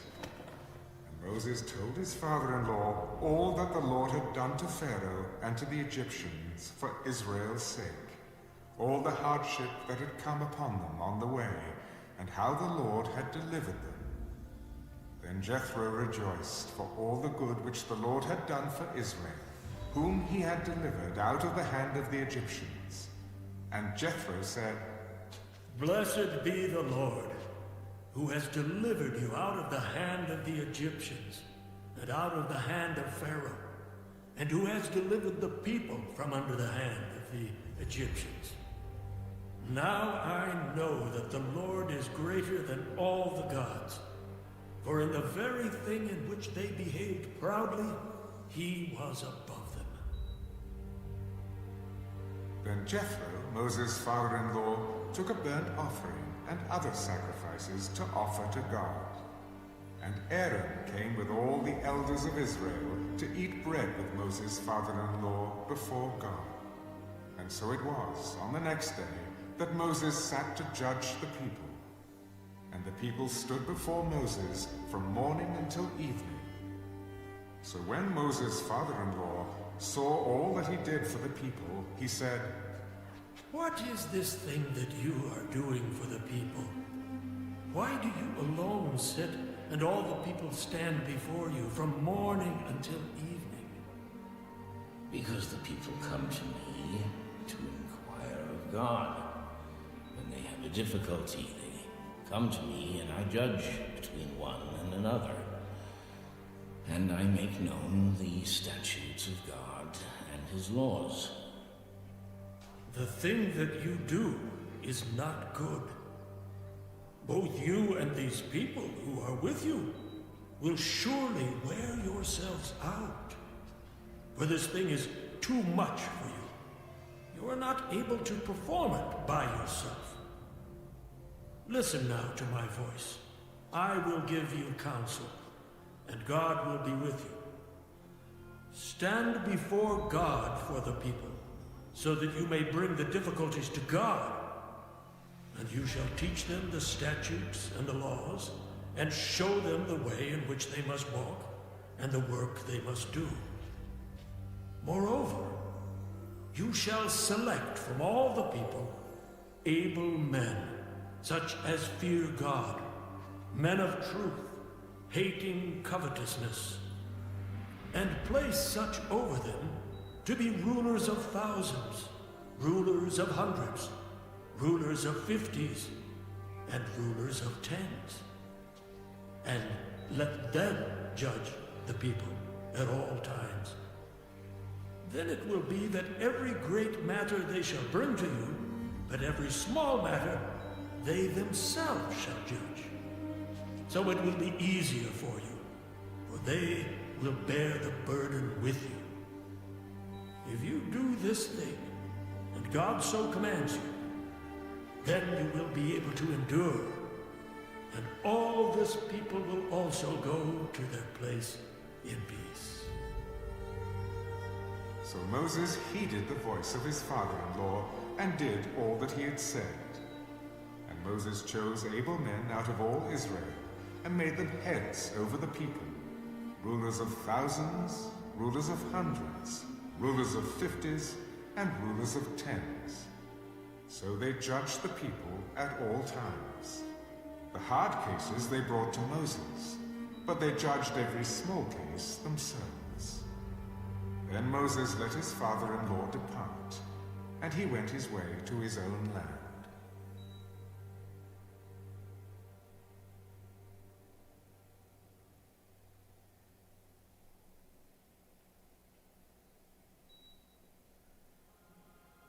In the 3rd month after the children of Israel had gone out of the land of Egypt, on the same day they came to the wilderness of Sinai, for they had departed from Rephidim, had come to the wilderness of Sinai, and camped in the wilderness. So Israel camped there before the mountain. And Moses went up to God, and the Lord called to him from the mountain. Thus you shall say to the house of Jacob, and tell the children of Israel, you have seen what I did to the Egyptians, and how I bore you on eagle's wings, and brought you to myself. Now, therefore, if you will indeed obey my voice, and keep my covenant, then you shall be a special treasure to me, above all people. For all the earth is mine.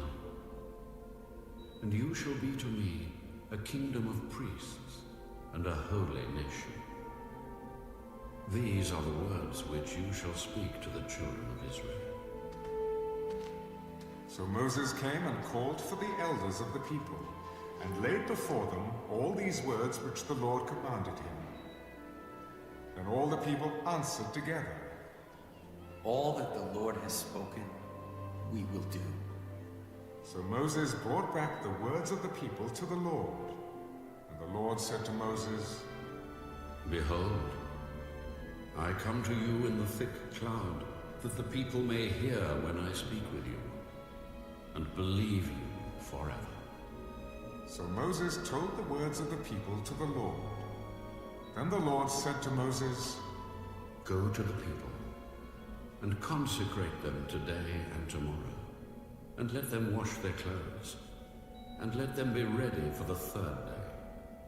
For on the 3rd day the Lord will come down upon Mount Sinai, in the sight of all the people. You shall set bounds for the people all around, saying, Take heed to yourselves that you do not go up to the mountain, or touch its base. Whoever touches the mountain shall surely be put to death. Not a hand shall touch him, but he shall surely be stoned, or shot with an arrow. Whether man or beast, he shall not live. When the trumpet sounds long, they shall come near the mountain. So Moses went down from the mountain to the people, and sanctified the people, and they washed their clothes. And he said to the people, Be ready for the third day. Do not come near your wives. Then it came to pass on the third day, in the morning, that there were thunderings and lightnings, and a thick cloud on the mountain, and the sound of the trumpet was very loud, so that all the people who were in the camp trembled. And Moses brought the people out of the camp to meet with God, and they stood at the foot of the mountain. Now Mount Sinai was completely in smoke, because the Lord descended upon it in fire. Its smoke ascended like the smoke of a furnace, and the whole mountain quaked greatly. And when the blast of the trumpet sounded long, and became louder and louder, Moses spoke, and God answered him by voice. Then the Lord came down upon Mount Sinai on the top of the mountain.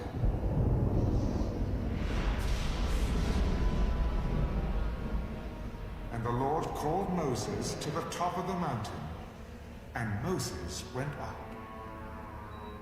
And the Lord said to Moses, Go down and warn the people, lest they break through to gaze at the Lord, and many of them perish. Also let the priests who come near the Lord consecrate themselves, lest the Lord break out against them. But Moses said to the Lord, The people cannot come up to Mount Sinai, for you warned us, saying, Set bounds around the mountain, and consecrate it. Then the Lord said to him, Away, get down and then come up, you and Aaron with you. But do not let the priests and the people break through to come up to the Lord, lest he break out against them. So Moses went down to the people and spoke to them.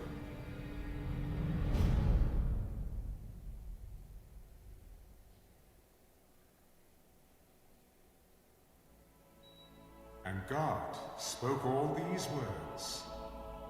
I am the Lord your God, who brought you out of the land of Egypt, out of the house of bondage.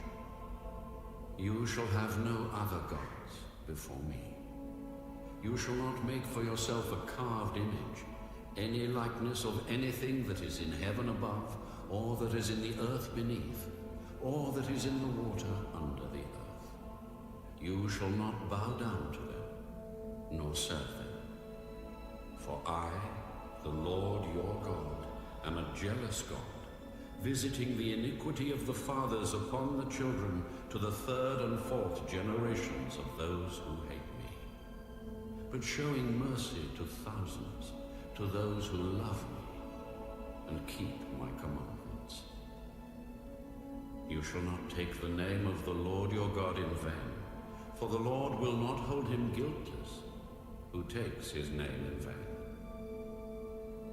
Remember the Sabbath day, to keep it holy.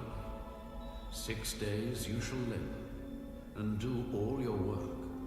But the seventh day is the Sabbath of the Lord your God. In it you shall do no work, you, nor your son, nor your daughter, nor your male servant, nor your female servant, nor your cattle, nor your stranger who is within your gates.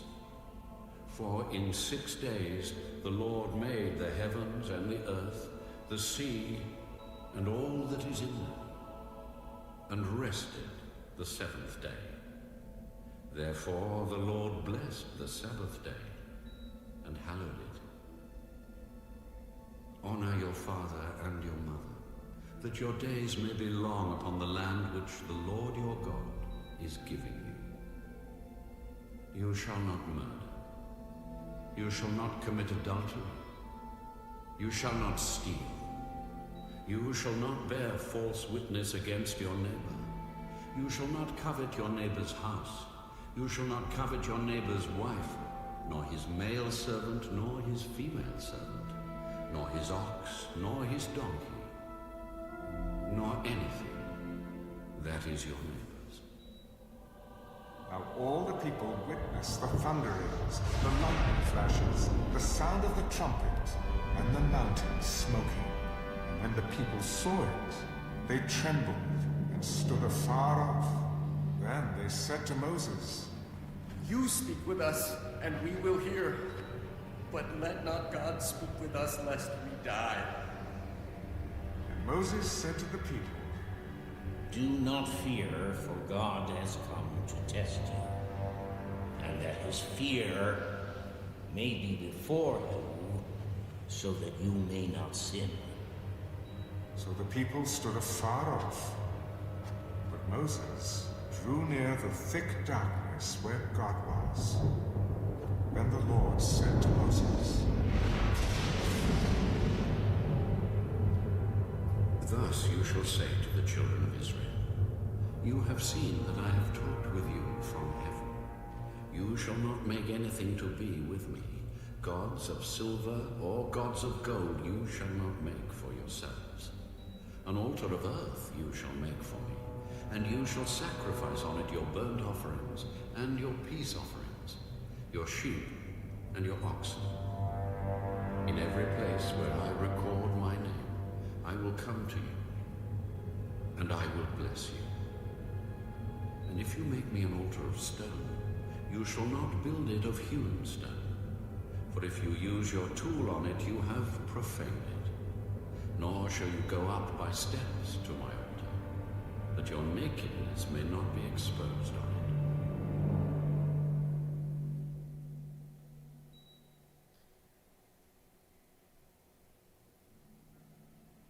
Now these are the judgments which you shall set before them. If you buy a Hebrew servant, he shall serve 6 years, and in the 7th he shall go out free and pay nothing. If he comes in by himself, he shall go out by himself. If he comes in married, then his wife shall go out with him. If his master has given him a wife, and she has borne him sons or daughters, the wife and her children shall be her master's, and he shall go out by himself. But if the servant plainly says, I love my master, my wife, and my children, I will not go out free, then his master shall bring him to the judges.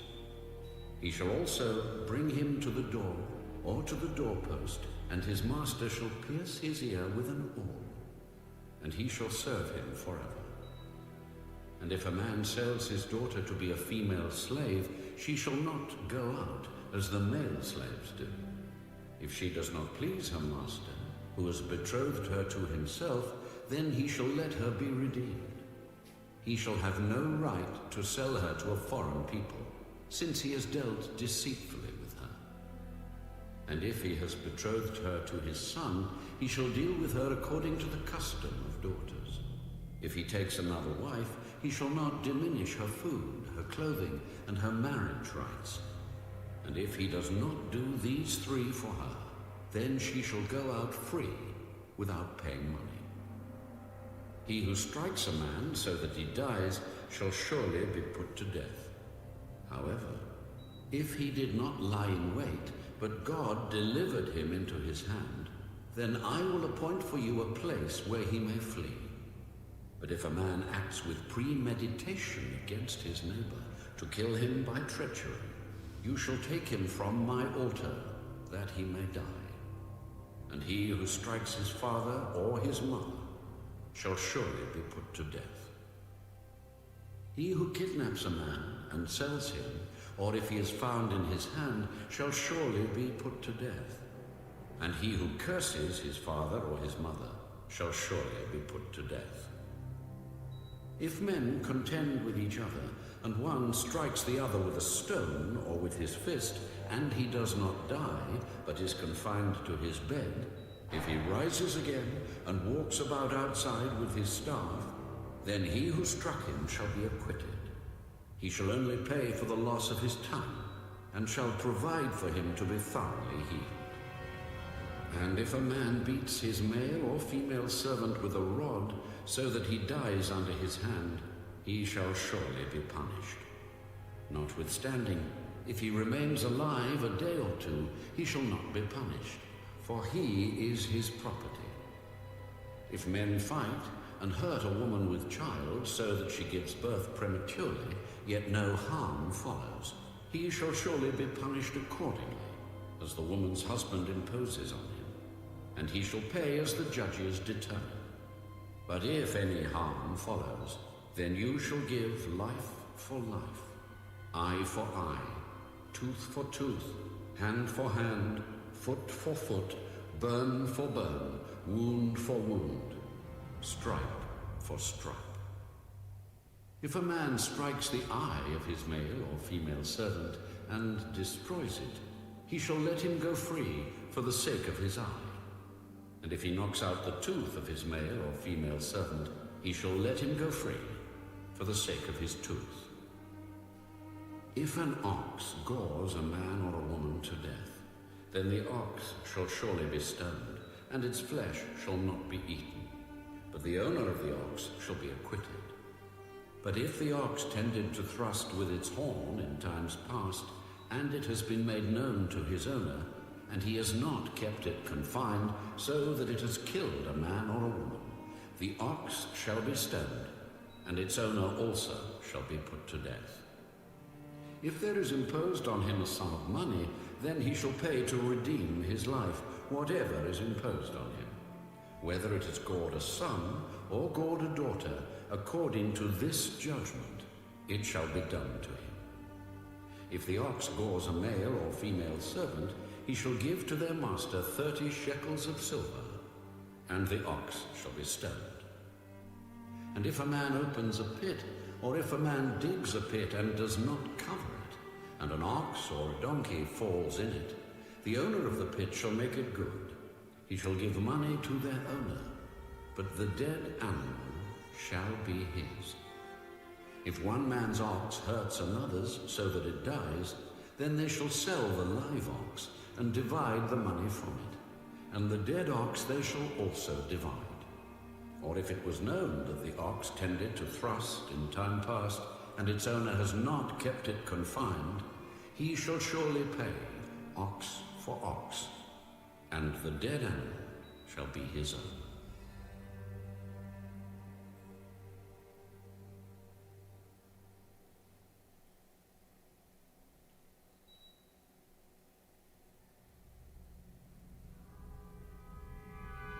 If a man steals an ox or a sheep, and slaughters it or sells it, he shall restore 5 oxen for an ox, and 4 sheep for a sheep. If the thief is found breaking in, and he is struck so that he dies, there shall be no guilt for his bloodshed. If the sun has risen on him, there shall be guilt for his bloodshed. He should make full restitution. If he has nothing, then he shall be sold for his theft. If the theft is certainly found alive in his hand, whether it is an ox or donkey or sheep, he shall restore double. If a man causes a field or vineyard to be grazed and lets loose his animal, and it feeds in another man's field, he shall make restitution from the best of his own field and the best of his own vineyard. If fire breaks out and catches in thorns, so that stacked grain, standing grain, or the field is consumed, he who kindled the fire shall surely make restitution. If a man delivers to his neighbor money or articles to keep, and it is stolen out of the man's house, if the thief is found, he shall pay double.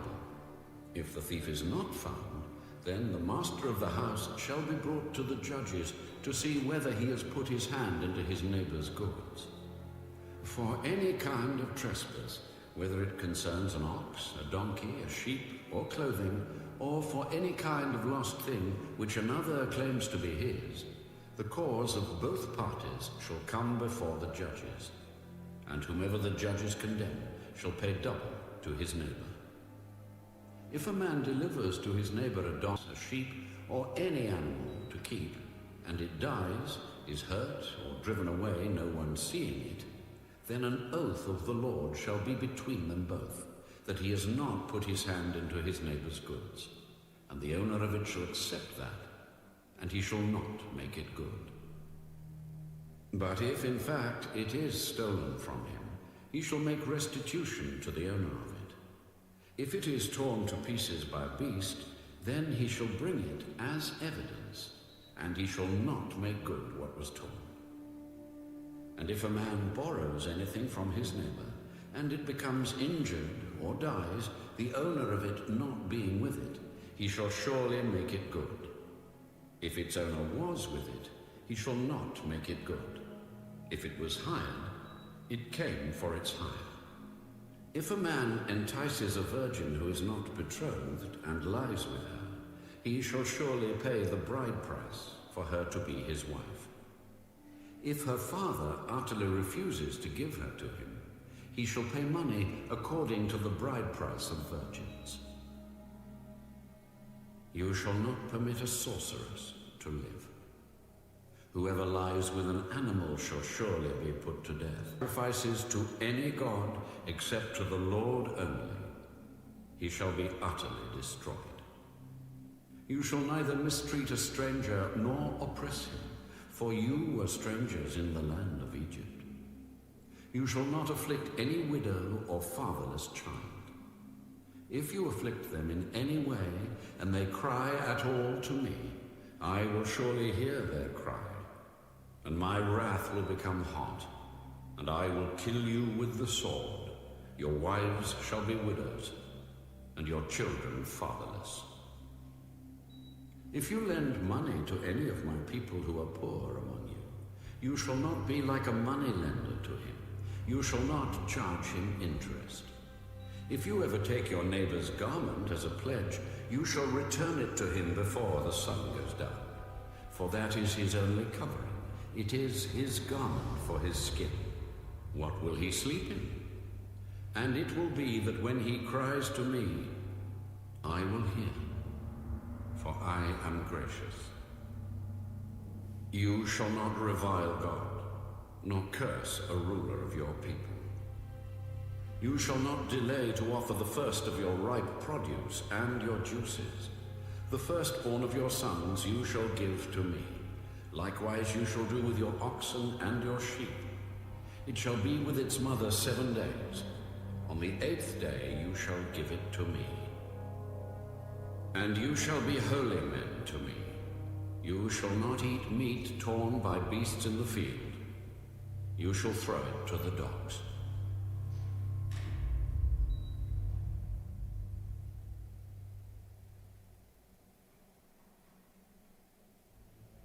You shall not circulate a false report.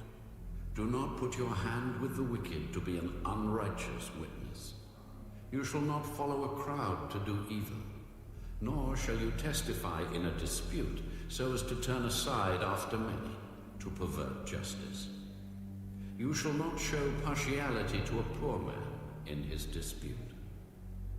If you meet your enemy's ox or his donkey going astray, you shall surely bring it back to him again.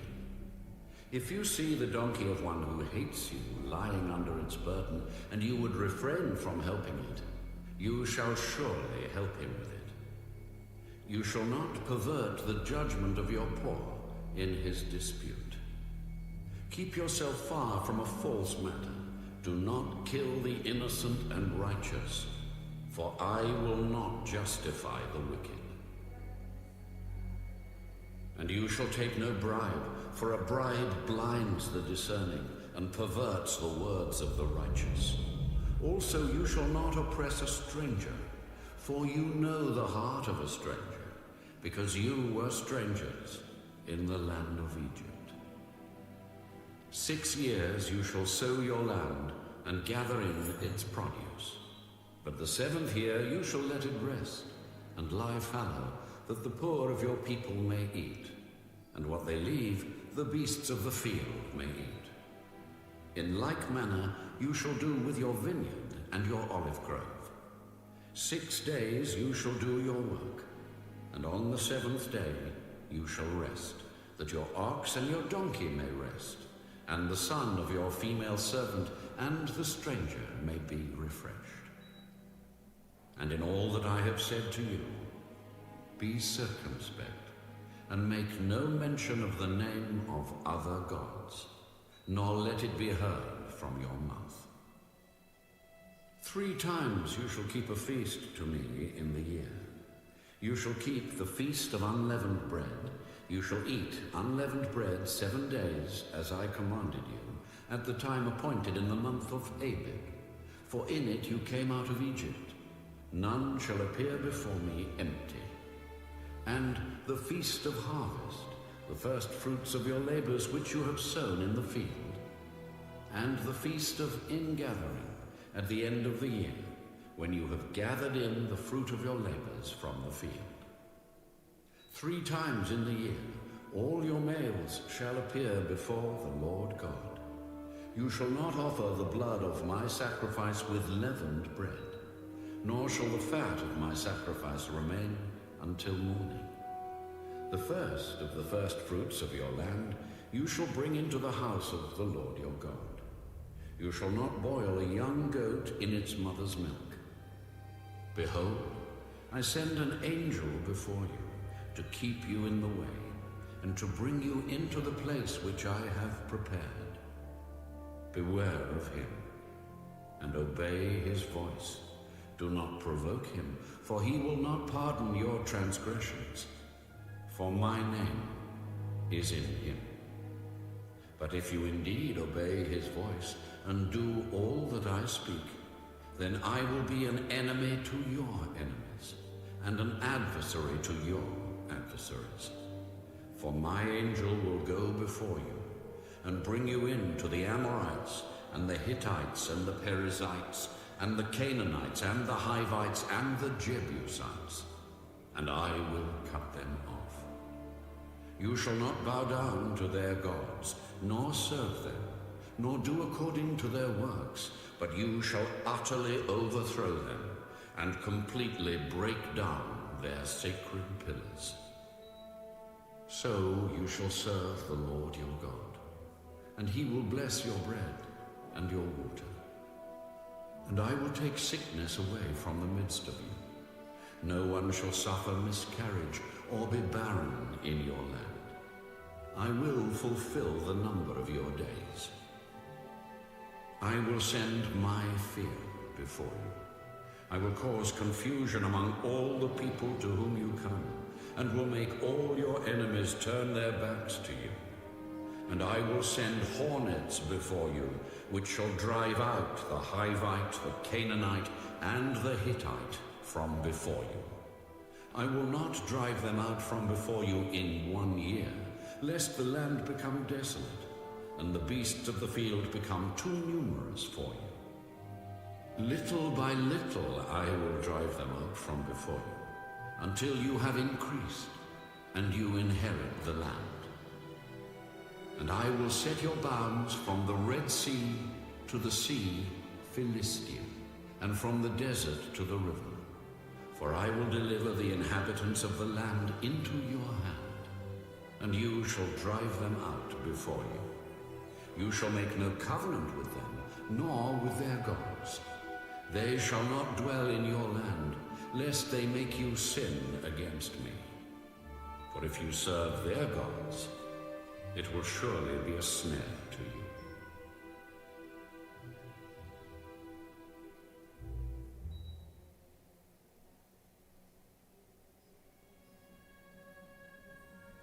Now the Lord said to Moses, Come up to the Lord, you and Aaron, Nadab and Abihu, and 70 of the elders of Israel, and worship from afar. And Moses alone shall come near the Lord, but they shall not come near, nor shall the people go up with him.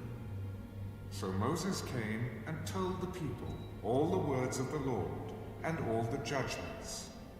And all the people answered with one voice, All the words which the Lord has said, we will do. And Moses wrote all the words of the Lord. And he rose early in the morning, and built an altar at the foot of the mountain, and 12 pillars, according to the 12 tribes of Israel. Then he sent young men of the children of Israel who offered burnt offerings and sacrificed peace offerings of oxen to the Lord. And Moses took half the blood and put it in basins, and half the blood he sprinkled on the altar. Then he took the book of the covenant and read in the hearing of the people. And they said, All that the Lord has said we will do, and be obedient. And Moses took the blood, sprinkled it on the people, and said, This is the blood of the covenant which the Lord has made with you, according to all these words. Then Moses went up, also Aaron, Nadab, and Abihu, and 70 of the elders of Israel, and they saw the God of Israel. And there was under his feet, as it were, a paved work of sapphire stone, and it was like the very heavens in its clarity. But on the nobles of the children of Israel he did not lay his hand. So they saw God, and they ate and drank.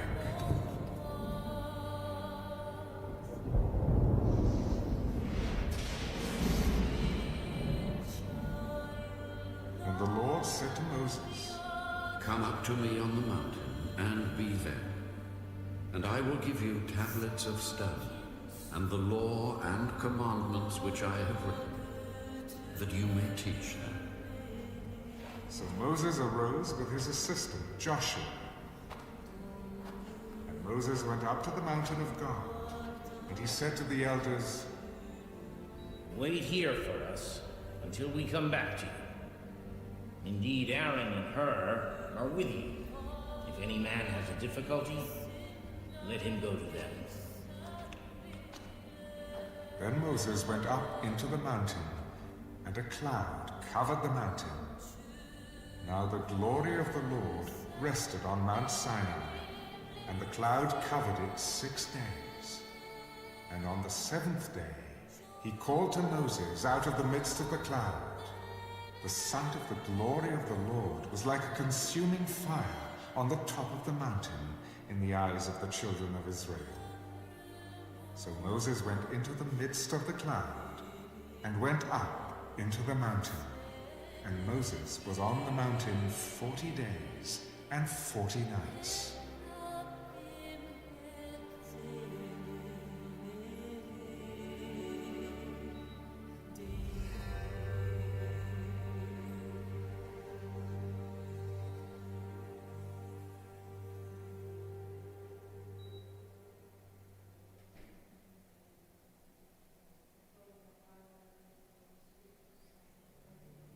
Then the Lord spoke to Moses.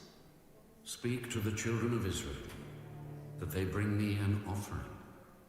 From everyone who gives it willingly with his heart, you shall take my offering. And this is the offering which you shall take from them: gold, silver, and bronze, blue, purple, and scarlet thread, fine linen and goat's hair, ram skins dyed red, badger skins, and acacia wood, oil for the light, and spices for the anointing oil and for the sweet incense, onyx stones, and stones to be set in the ephod and in the breastplate. And let them make me a sanctuary, that I may dwell among them, according to all that I show you, that is, the pattern of the tabernacle, and the pattern of all its furnishings, just so you shall make it. And they shall make an ark of acacia wood. 2.5 cubits shall be its length, 1.5 cubits its width, and 1.5 cubits its height. And you shall overlay it with pure gold, inside and out you shall overlay it, and shall make on it a molding of gold all around. You shall cast 4 rings of gold for it, and put them in its 4 corners. 2 rings shall be on one side, and 2 rings on the other side. And you shall make poles of acacia wood, and overlay them with gold. You shall put the poles into the rings on the sides of the ark, that the ark may be carried by them. The poles shall be in the rings of the ark. They shall not be taken from it. And you shall put into the ark the testimony which I will give you. You shall make a mercy seat of pure gold. 2.5 cubits shall be its length, and 1.5 cubits its width. And you shall make 2 cherubim of gold. Of hammered work you shall make them at the 2 ends of the mercy seat. Make 1 cherub at one end, and the other cherub at the other end. You shall make the cherubim at the 2 ends of it of one piece with the mercy seat. And the cherubim shall stretch out their wings above, covering the mercy seat with their wings, and they shall face one another. The faces of the cherubim shall be toward the mercy seat. You shall put the mercy seat on top of the ark, and in the ark you shall put the testimony that I will give you. And there I will meet with you, and I will speak with you from above the mercy seat, from between the 2 cherubim which are on the ark of the testimony, about everything which I will give you in commandment to the children of Israel. You shall also make a table of acacia wood. 2 cubits shall be its length, 1 cubit its width, and 1.5 cubits its height. And you shall overlay it with pure gold, and make a molding of gold all around. You shall make for it a frame of 1 handbreadth all around. And you shall make a gold molding for the frame all around. And you shall make for it 4 rings of gold, and put the rings on the 4 corners that are at its 4 legs. The rings shall be close to the frame, as holders for the poles to bear the table. And you shall make the poles of acacia wood, and overlay them with gold, that the table may be carried with them. You shall make its dishes, its pans, its pitchers, and its bowls for pouring. You shall make them of pure gold. And you shall set the showbread on the table before me always. You shall also make a lampstand of pure gold. The lampstand shall be of hammered work. Its shaft, its branches, its bowls, its ornamental knobs and flowers shall be of one piece. And 6 branches shall come out of its sides. 3 branches of the lampstand out of one side, and 3 branches of the lampstand out of the other side. 3 bowls shall be made like almond blossoms on one branch, with an ornamental knob and a flower. And 3 bowls made like almond blossoms on the other branch, with an ornamental knob and a flower. And so for the 6 branches that come out of the lampstand. On the lampstand itself, 4 bowls shall be made like almond blossoms, each with its ornamental knob and flower. And there shall be a knob under the first 2 branches of the same, a knob under the second 2 branches of the same, and a knob under the third 2 branches of the same, according to the 6 branches that extend from the lampstand. Their knobs and their branches shall be of one piece.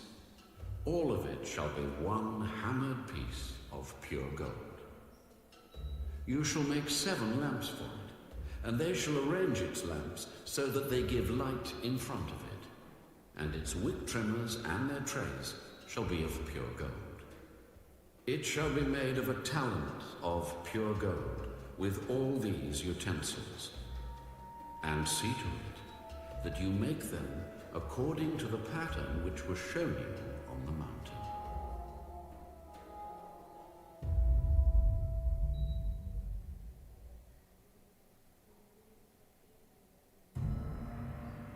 Moreover, you shall make the tabernacle with 10 curtains of fine woven linen, and blue, purple, and scarlet thread. With artistic designs of cherubim you shall weave them. The length of each curtain shall be 28 cubits, and the width of each curtain 4 cubits. And every one of the curtains shall have the same measurements. 5 curtains shall be coupled to one another, and the other 5 curtains shall be coupled to one another. And you shall make loops of blue yarn on the edge of the curtain on the selvage of one set, and likewise you shall do on the outer edge of the other curtain of the second set.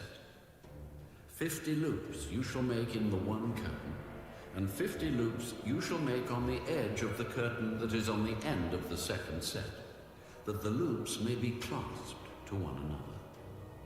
And you shall make 50 clasps of gold, and couple the curtains together with the clasps, so that it may be one tabernacle. You shall also make curtains of goat's hair to be a tent over the tabernacle. You shall make 11 curtains. The length of each curtain shall be 30 cubits, and the width of each curtain 4 cubits. And the 11 curtains shall all have the same measurements. And you shall couple 5 curtains by themselves, and 6 curtains by themselves. And you shall double over the 6th curtain at the forefront of the tent. You shall make 50 loops on the edge of the curtain that is outermost in one set, and 50 loops on the edge of the curtain of the second set. And you shall make 50 bronze clasps. Put the clasps into the loops, and couple the tent together, that it may be one. The remnant that remains of the curtains of the tent, the half curtain that remains, shall hang over the back of the tabernacle. And a cubit on one side, and a cubit on the other side, of what remains of the length of the curtains of the tent, shall hang over the sides of the tabernacle, on this side and on that side, to cover it. You shall also make a covering of ram skins dyed red for the tent, and a covering of badger skins above that. And for the tabernacle you shall make the boards of acacia wood standing upright. 10 cubits shall be the length of a board, and a cubit and a half shall be the width of each board. 2 tenons shall be in each board for binding one to another. Thus you shall make for all the boards of the tabernacle. And you shall make the boards for the tabernacle 20 boards for the south side. You shall make 40 sockets of silver under the 20 boards, 2 sockets under each of the boards for its 2 tenons. And for the second side of the tabernacle, the north side, there shall be 20 boards, and there 40 sockets of silver, 2 sockets under each of the boards. For the far side of the tabernacle, westward, you shall make 6 boards. And you shall also make 2 boards for the 2 back corners of the tabernacle. They shall be coupled together at the bottom, and they shall be coupled together at the top by 1 ring. Thus it shall be for both of them. They shall be for the 2 corners. So there shall be 8 boards with their sockets of silver, 16 sockets, 2 sockets under each of the boards. And you shall make bars of acacia wood, 5 for the boards on one side of the tabernacle, 5 bars for the boards on the other side of the tabernacle, and 5 bars for the boards on the side of the tabernacle, for the far side westward. The middle bar shall pass through the midst of the boards from end to end. You shall overlay the boards with gold, make their rings of gold as holders for the bars, and overlay the bars with gold. And you shall raise up the tabernacle according to its pattern, which you were shown on the mountain. You shall make a veil woven of blue, purple, and scarlet thread, and fine woven linen. It shall be woven with an artistic design of cherubim. You shall hang it upon the 4 pillars of acacia wood, overlaid with gold. Their hooks shall be gold upon 4 sockets of silver, and you shall hang the veil from the clasps. Then you shall bring the ark of the testimony in there, behind the veil. The veil shall be a divider for you between the holy place and the most holy. You shall put the mercy seat upon the ark of the testimony in the most holy. You shall set the table outside the veil, and the lampstand across from the table on the side of the tabernacle toward the south. And you shall put the table on the north side. You shall make a screen for the door of the tabernacle, woven of blue, purple, and scarlet thread, and fine woven linen, made by a weaver. And you shall make for the screen 5 pillars of acacia wood, and overlay them with gold. Their hooks shall be gold, and you shall cast 5 sockets of bronze for them.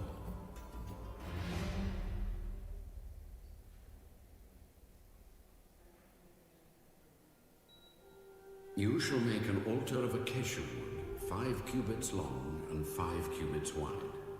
The altar shall be square, and its height shall be 3 cubits. You shall make its horns on its 4 corners.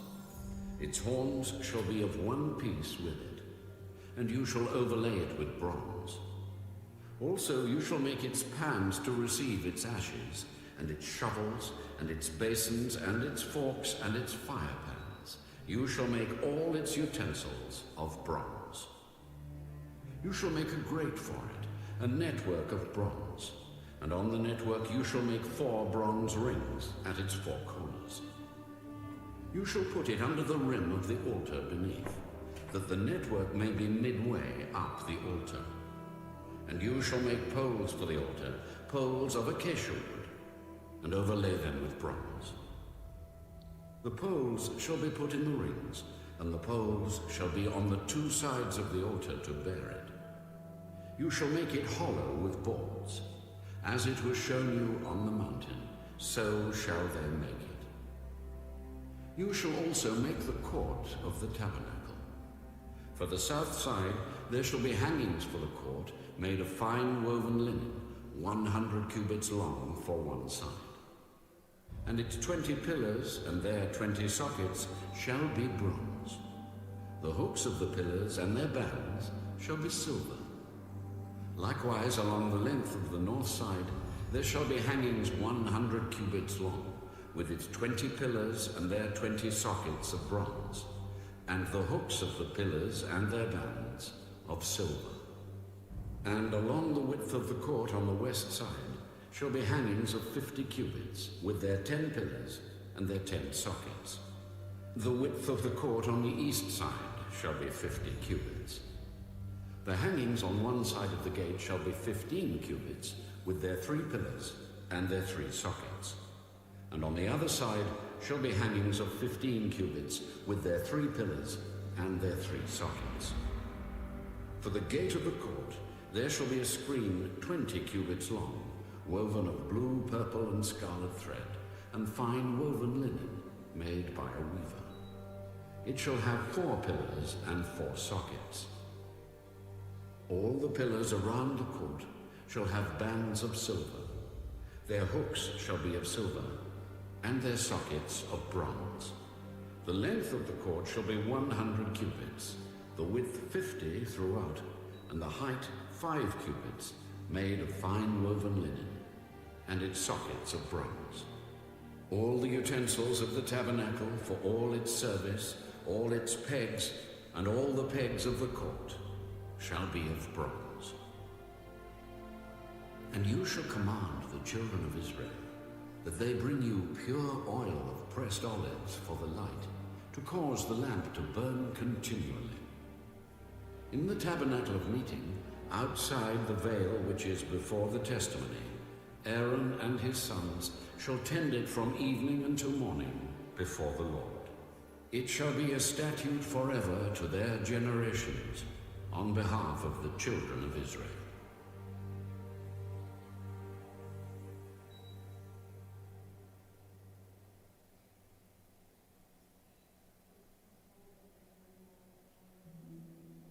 Now take Aaron your brother and his sons with him from among the children of Israel, that he may minister to me as priest. Aaron and Aaron's sons, Nadab, Abihu, Eleazar, and Ithamar. And you shall make holy garments for Aaron your brother, for glory and for beauty. So you shall speak to all who are gifted artisans, whom I have filled with the spirit of wisdom, that they may make Aaron's garments, to consecrate him, that he may minister to me as priest. And these are the garments which they shall make: a breastplate, an ephod, a robe, a skillfully woven tunic, a turban, and a sash. So they shall make holy garments for Aaron your brother and his sons, that he may minister to me as priest. They shall take the gold, blue, purple, and scarlet thread, and the fine linen, and they shall make the ephod of gold, blue, purple, and scarlet thread, and fine woven linen, artistically worked. It shall have 2 shoulder straps joined at its 2 edges, and so it shall be joined together. And the intricately woven band of the ephod, which is on it, shall be of the same workmanship, made of gold, blue, purple, and scarlet thread, and fine woven linen. Then you shall take 2 onyx stones, and engrave on them the names of the sons of Israel, 6 of their names on one stone, and 6 names on the other stone, in order of their birth. With the work of an engraver in stone, like the engravings of a signet, you shall engrave the 2 stones with the names of the sons of Israel. You shall set them in settings of gold. And you shall put the 2 stones on the shoulders of the ephod as memorial stones for the sons of Israel. So Aaron shall bear their names before the Lord on his 2 shoulders as a memorial. You shall also make settings of gold, and you shall make 2 chains of pure gold like braided cords, and fasten the braided chains to the settings. You shall make the breastplate of judgment, artistically woven according to the workmanship of the ephod. You shall make it of gold, blue, purple, and scarlet thread, and fine woven linen. You shall make it. It shall be doubled into a square. A span shall be its length, and a span shall be its width. And you shall put settings of stones in it, 4 rows of stones. The first row shall be a sardius, a topaz, and an emerald. This shall be the first row. The second row shall be a turquoise, a sapphire, and a diamond. The third row, a jacinth, an agate, and an amethyst. And the fourth row, a beryl, an onyx, and a jasper. They shall be set in gold settings. And the stones shall have the names of the sons of Israel, 12 according to their names, like the engravings of a signet, each one with its own name. They shall be according to the 12 tribes. You shall make chains for the breastplate at the end, like braided cords of pure gold. And you shall make 2 rings of gold for the breastplate, and put the 2 rings on the 2 ends of the breastplate. Then you shall put the 2 braided chains of gold in the 2 rings which are on the ends of the breastplate. And the other 2 ends of the 2 braided chains you shall fasten to the 2 settings, and put them on the shoulder straps of the ephod in the front. You shall make 2 rings of gold, and put them on the 2 ends of the breastplate, on the edge of it, which is on the inner side of the ephod.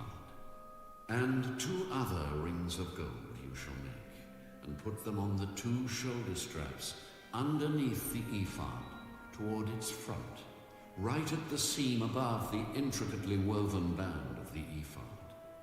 They shall bind the breastplate by means of its rings to the rings of the ephod, using a blue cord, so that it is above the intricately woven band of the ephod, and so that the breastplate does not come loose from the ephod.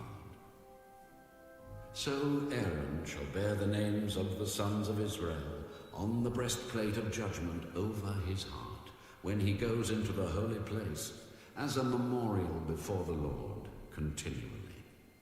And you shall put in the breastplate of judgment the Urim and the Thummim, and they shall be over Aaron's heart when he goes in before the Lord.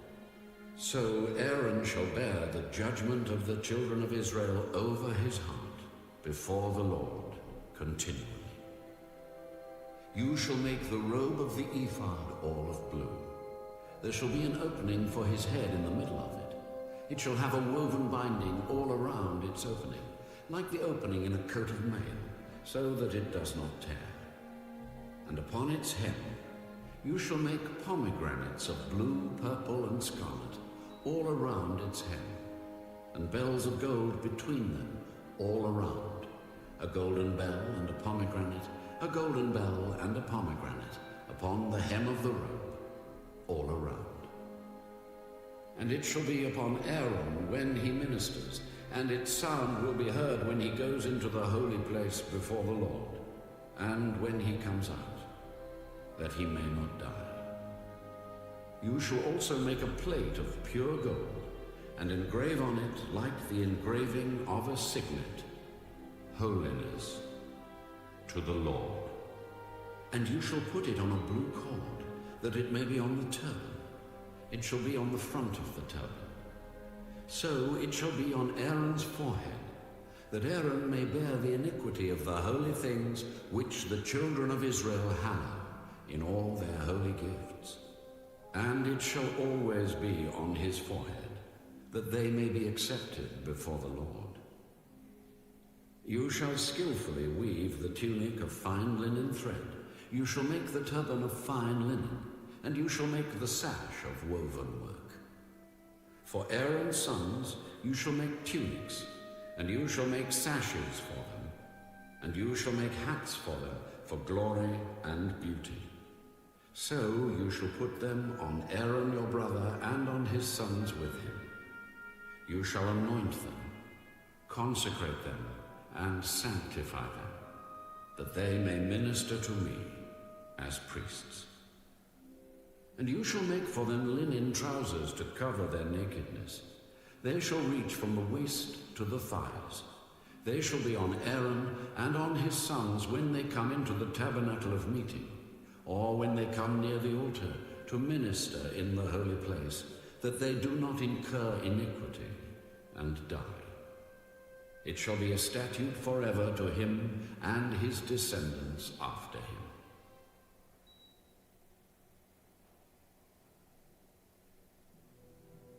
And this is what you shall do to them, to hallow them for ministering to me as priests.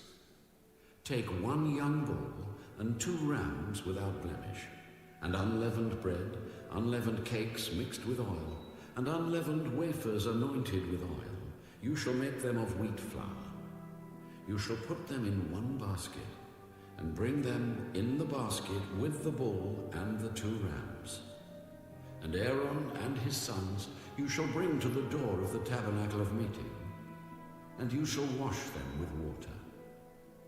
Then you shall take the garments, put the tunic on Aaron, and the robe of the ephod, and the breastplate, and gird him with the intricately woven band of the ephod. You shall put the turban on his head, and put the holy crown on the turban. And you shall take the anointing oil, pour it on his head, and anoint him. Then you shall bring his sons, and put tunics on them, and you shall gird them with sashes, Aaron and his sons, and put their hats on them. The priesthood shall be theirs for a perpetual statute. So you shall consecrate Aaron and his sons. You shall also have the bull brought before the tabernacle of meeting, and Aaron and his sons shall put their hands on the head of the bull. Then you shall kill the bull before the Lord by the door of the tabernacle of meeting. You shall take some of the blood of the bull and put it on the horns of the altar with your finger, and pour all the blood beside the base of the altar. And you shall take all the fat that covers the entrails, the fatty lobe attached to the liver, and the 2 kidneys and the fat that is on them, and burn them on the altar. But the flesh of the bull, with its skin and its offal, you shall burn with fire outside the camp. It is a sin offering. You shall also take 1 ram, And Aaron and his sons shall put their hands on the head of the ram, and you shall kill the ram, and you shall take its blood and sprinkle it all around on the altar. Then you shall cut the ram in pieces, wash its entrails and its legs, and put them with its pieces and with its head. And you shall burn the whole ram on the altar. It is a burnt offering to the Lord. It is a sweet aroma, an offering made by fire to the Lord. You shall also take the other ram, and Aaron and his sons shall put their hands on the head of the ram. Then you shall kill the ram, and take some of its blood, and put it on the tip of the right ear of Aaron, and on the tip of the right ear of his sons, on the thumb of their right hand, and on the big toe of their right foot, and sprinkle the blood all around on the altar. And you shall take some of the blood that is on the altar, and some of the anointing oil, and sprinkle it on Aaron, and on his garments, on his sons, and on the garments of his sons with him. And he and his garments shall be hallowed, and his sons garments with him. Also, you shall take the fat of the ram, the fat tail, the fat that covers the entrails, the fatty lobe attached to the liver, the 2 kidneys and the fat on them, the right thigh, for it is a ram of consecration, 1 loaf of bread, 1 cake made with oil, and 1 wafer from the basket of the unleavened bread that is before the Lord.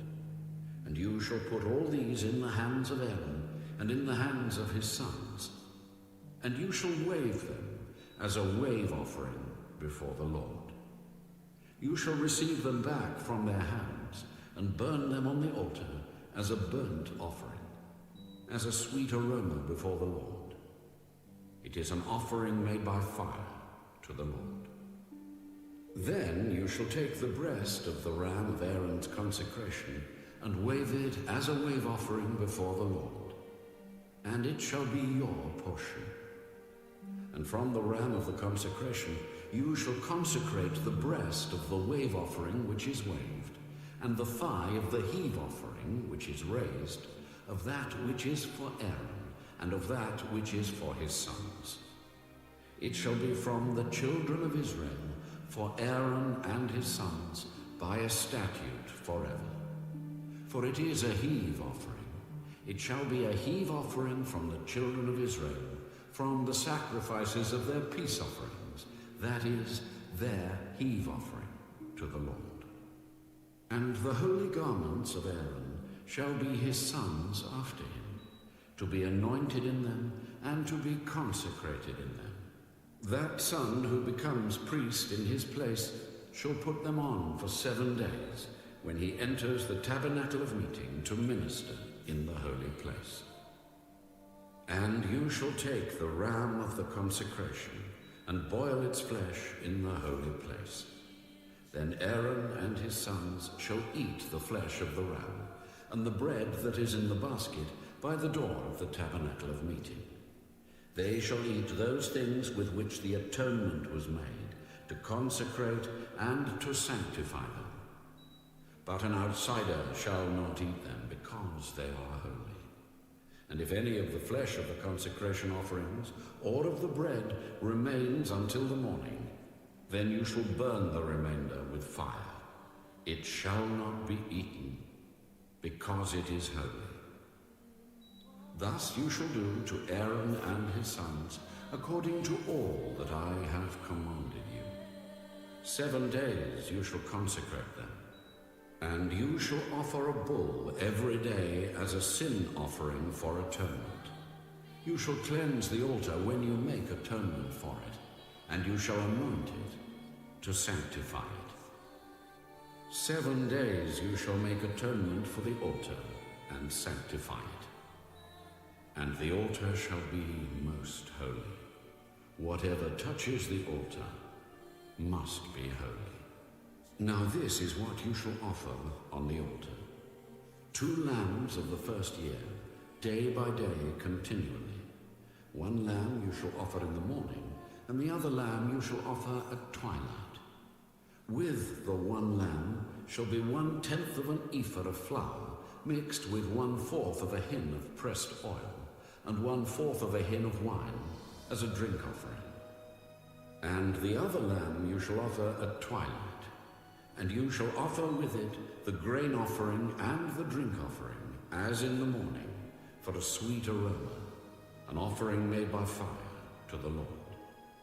This shall be a continual burnt offering throughout your generations, at the door of the tabernacle of meeting before the Lord, where I will meet you to speak with you. And there I will meet with the children of Israel, and the tabernacle shall be sanctified by my glory.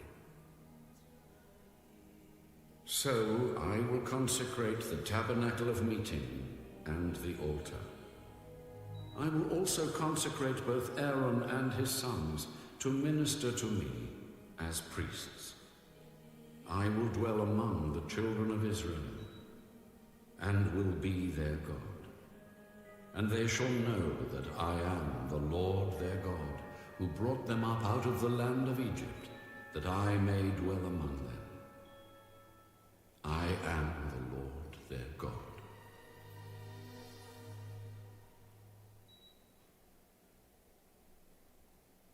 You shall make an altar to burn incense on.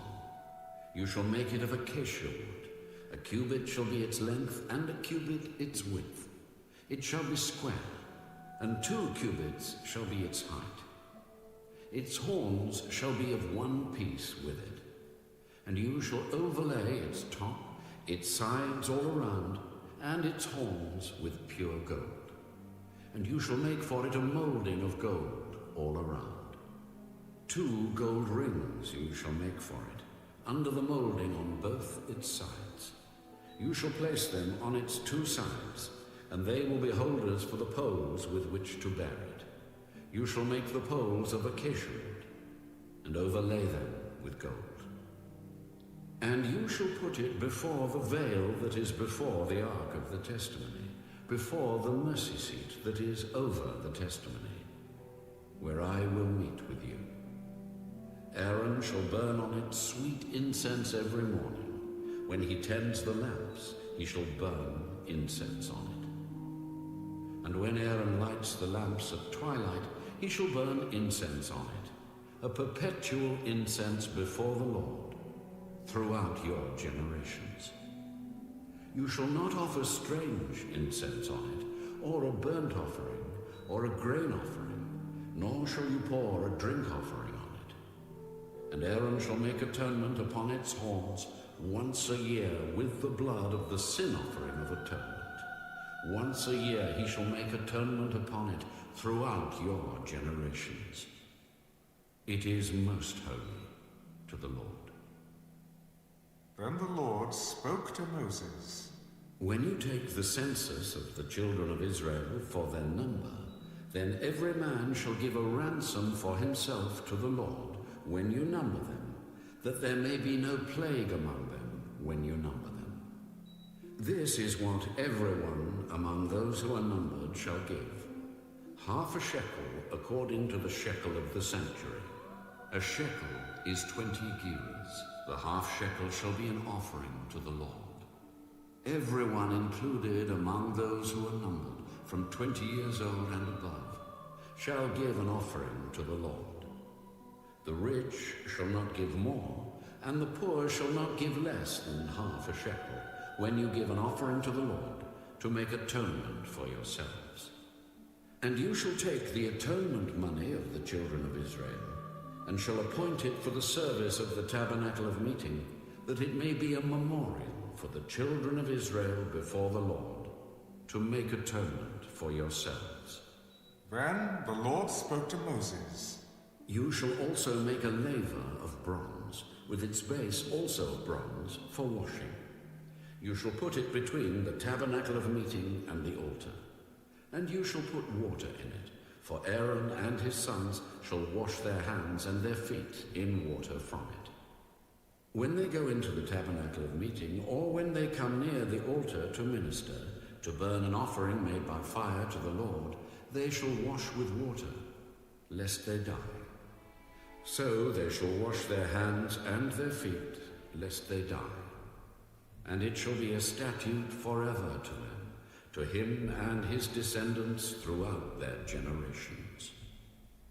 Moreover, the Lord spoke to Moses. Also take for yourself quality spices, 500 shekels of liquid myrrh, half as much sweet-smelling cinnamon, 250 shekels, 250 shekels of sweet-smelling cane, 500 shekels of cassia, according to the shekel of the sanctuary, and a hin of olive oil.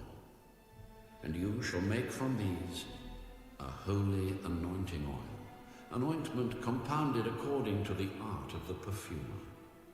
It shall be a holy anointing oil.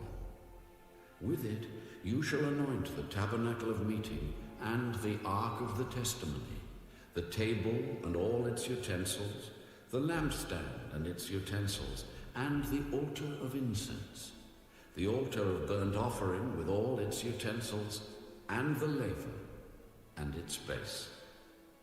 You shall consecrate them, that they may be most holy. Whatever touches them must be holy. And you shall anoint Aaron and his sons, and consecrate them, that they may minister to me as priests. And you shall speak to the children of Israel, saying, This shall be a holy anointing oil to me throughout your generations. It shall not be poured on man's flesh, nor shall you make any other like it, according to its composition. It is holy, and it shall be holy to you. Whoever compounds any like it, or whoever puts any of it on an outsider, shall be cut off from his people. Take sweet spices, stacte and arnica and galbanum, and pure frankincense with these sweet spices. There shall be equal amounts of each. You shall make of these an incense, a compound according to the art of the perfumer, salted, pure, and holy. And you shall beat some of it very fine, and put some of it before the testimony in the tabernacle of meeting, where I will meet with you. It shall be most holy to you. But as for the incense which you shall make, you shall not make any for yourselves according to its composition. It shall be to you holy for the Lord. Whoever makes any like it to smell it, he shall be cut off from his people.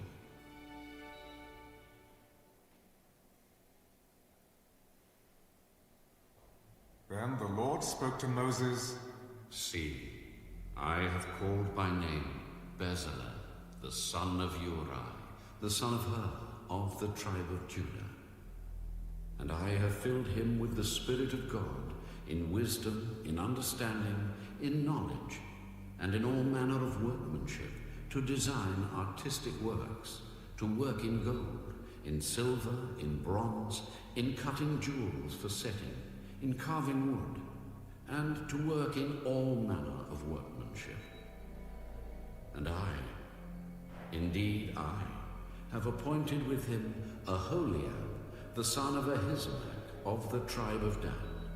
And I have put wisdom in the hearts of all the gifted artisans, that they may make all that I have commanded you: the tabernacle of meeting, the ark of the testimony, and the mercy seat that is on it, and all the furniture of the tabernacle, the table and its utensils, the pure gold lampstand with all its utensils, the altar of incense, the altar of burnt offering with all its utensils, and the laver and its base, the garments of ministry, the holy garments for Aaron the priest, and the garments of his sons to minister as priests, and the anointing oil and sweet incense for the holy place. According to all that I have commanded you, they shall do. And the Lord spoke to Moses, Speak also to the children of Israel, saying, Surely my Sabbaths you shall keep, for it is a sign between me and you throughout your generations, that you may know that I am the Lord who sanctifies you. You shall keep the Sabbath, therefore, for it is holy to you. Everyone who profanes it shall surely be put to death. For whoever does any work on it, that person shall be cut off from among his people. Work shall be done for 6 days, but the 7th is the Sabbath of rest, holy to the Lord. Whoever does any work on the Sabbath day, he shall surely be put to death. Therefore, the children of Israel shall keep the Sabbath, to observe the Sabbath throughout their generations, as a perpetual covenant. It is a sign between me and the children of Israel forever. For in 6 days the Lord made the heavens and the earth, and on the 7th day he rested and was refreshed. And when he had made an end of speaking with him on Mount Sinai, he gave Moses 2 tablets of the testimony, tablets of stone, written with the finger of God.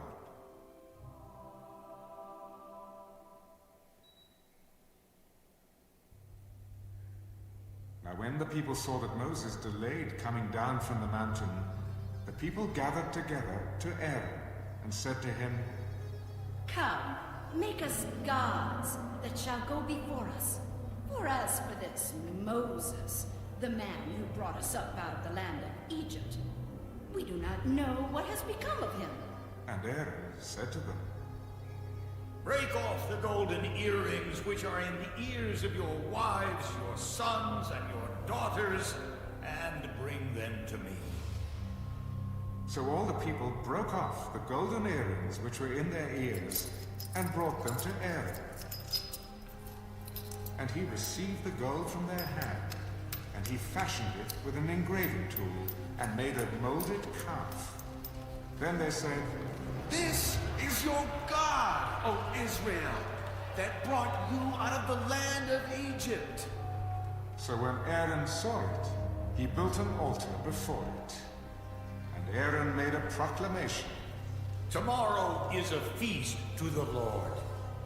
Then they rose early on the next day, offered burnt offerings, and brought peace offerings. And the people sat down to eat and drink, and rose up to play. And the Lord said to Moses, Go, get down, for your people whom you brought out of the land of Egypt have corrupted themselves.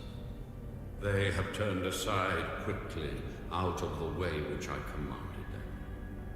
They have made themselves a molded calf, and worshipped it, and sacrificed to it, and said, This is your God, O Israel, that brought you out of the land of Egypt. I have seen this people, and indeed it is a stiff-necked people. Now, therefore, let me alone, that my wrath may burn hot against them, and I may consume them, and I will make of you a great nation. And Moses pleaded with the Lord his God. Lord, why does your wrath burn hot against your people whom you have brought out of the land of Egypt with great power and with a mighty hand? Why should the Egyptians speak and say he brought them out to harm them, to kill them in the mountains, and to consume them from the face of the earth? Turn from your fierce wrath, and relent from this harm to your people.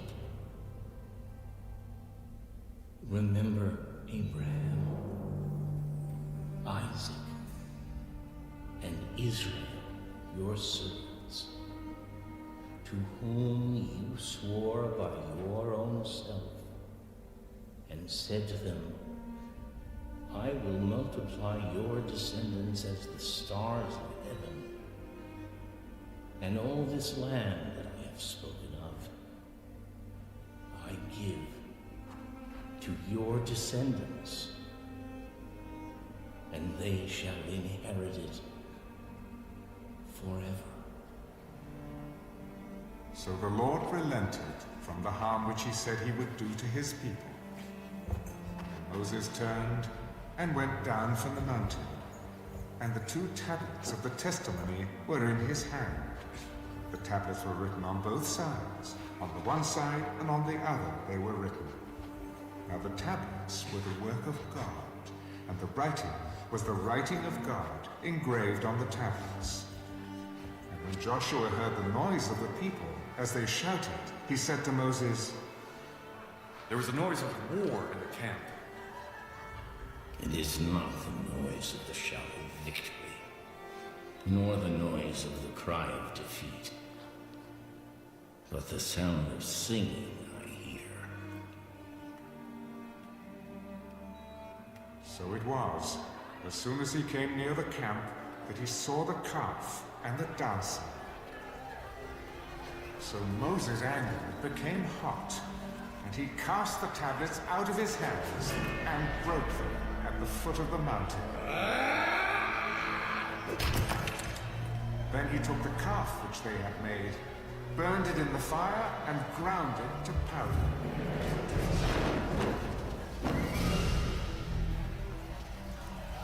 He scattered it on the water and made the children of Israel drink it. Moses said to Aaron, What did this people do to you, that you have brought so great a sin upon them? Do not let the anger of my Lord become hot. You know the people, that they are set on evil. For they said to me, Make us gods that shall go before us.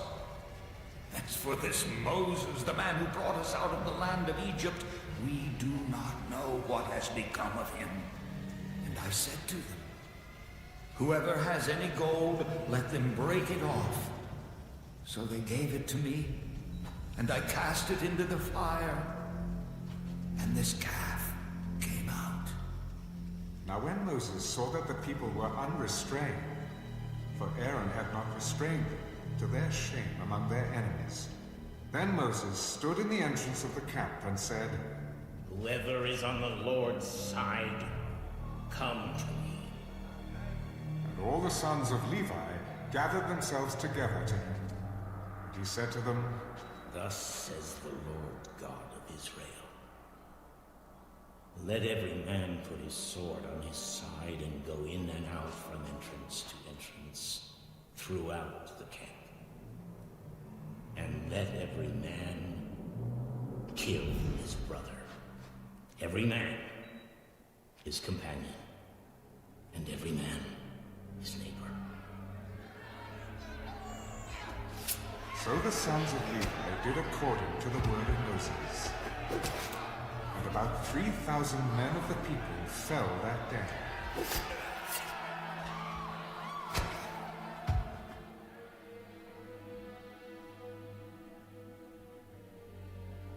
Then Moses said, Consecrate yourselves today to the Lord, that he may bestow on you a blessing this day.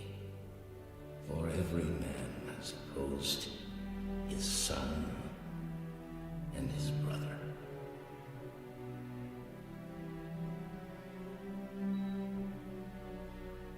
Now it came to pass on the next day that Moses said to the people, You have committed a great sin. So now I will go up to the Lord. Perhaps I can make atonement for your sin. Then Moses returned to the Lord and said, Oh, these people have committed a great sin and have made for themselves a god of gold. Yet now, if you will forgive their sin,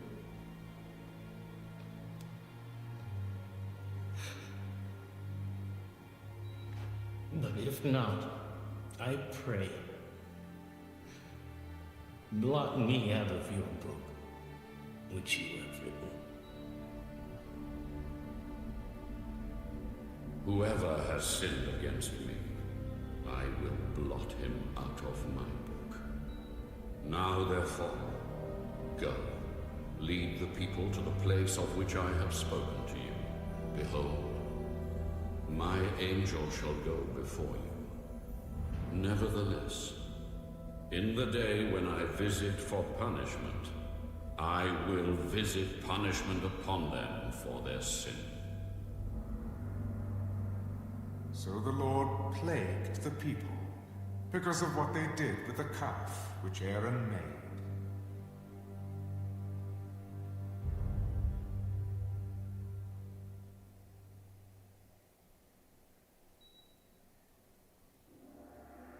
Then the Lord said to Moses, Depart, and go up from here, you and the people whom you have brought out of the land of Egypt, to the land of which I swore to Abraham, Isaac, and Jacob, saying, to your descendants I will give it.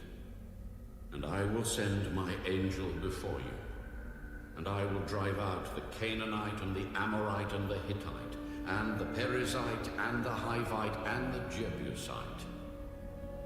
Go up to a land flowing with milk and honey, for I will not go up in your midst, lest I consume you on the way, for you are a stiff-necked people.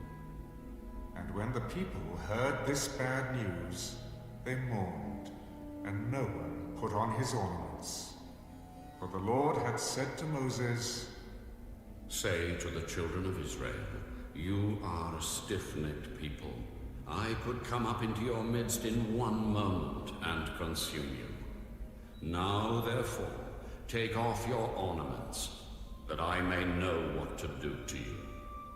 So the children of Israel stripped themselves of their ornaments by Mount Horeb. Moses took his tent and pitched it outside the camp, far from the camp, and called it the Tabernacle of Meeting. And it came to pass that everyone who sought the Lord went out to the Tabernacle of Meeting, which was outside the camp. So it was, whenever Moses went out to the tabernacle, that all the people rose, and each man stood at his tent door and watched Moses until he had gone into the tabernacle. And it came to pass, when Moses entered the tabernacle, that the pillar of cloud descended and stood at the door of the tabernacle, and the Lord talked with Moses.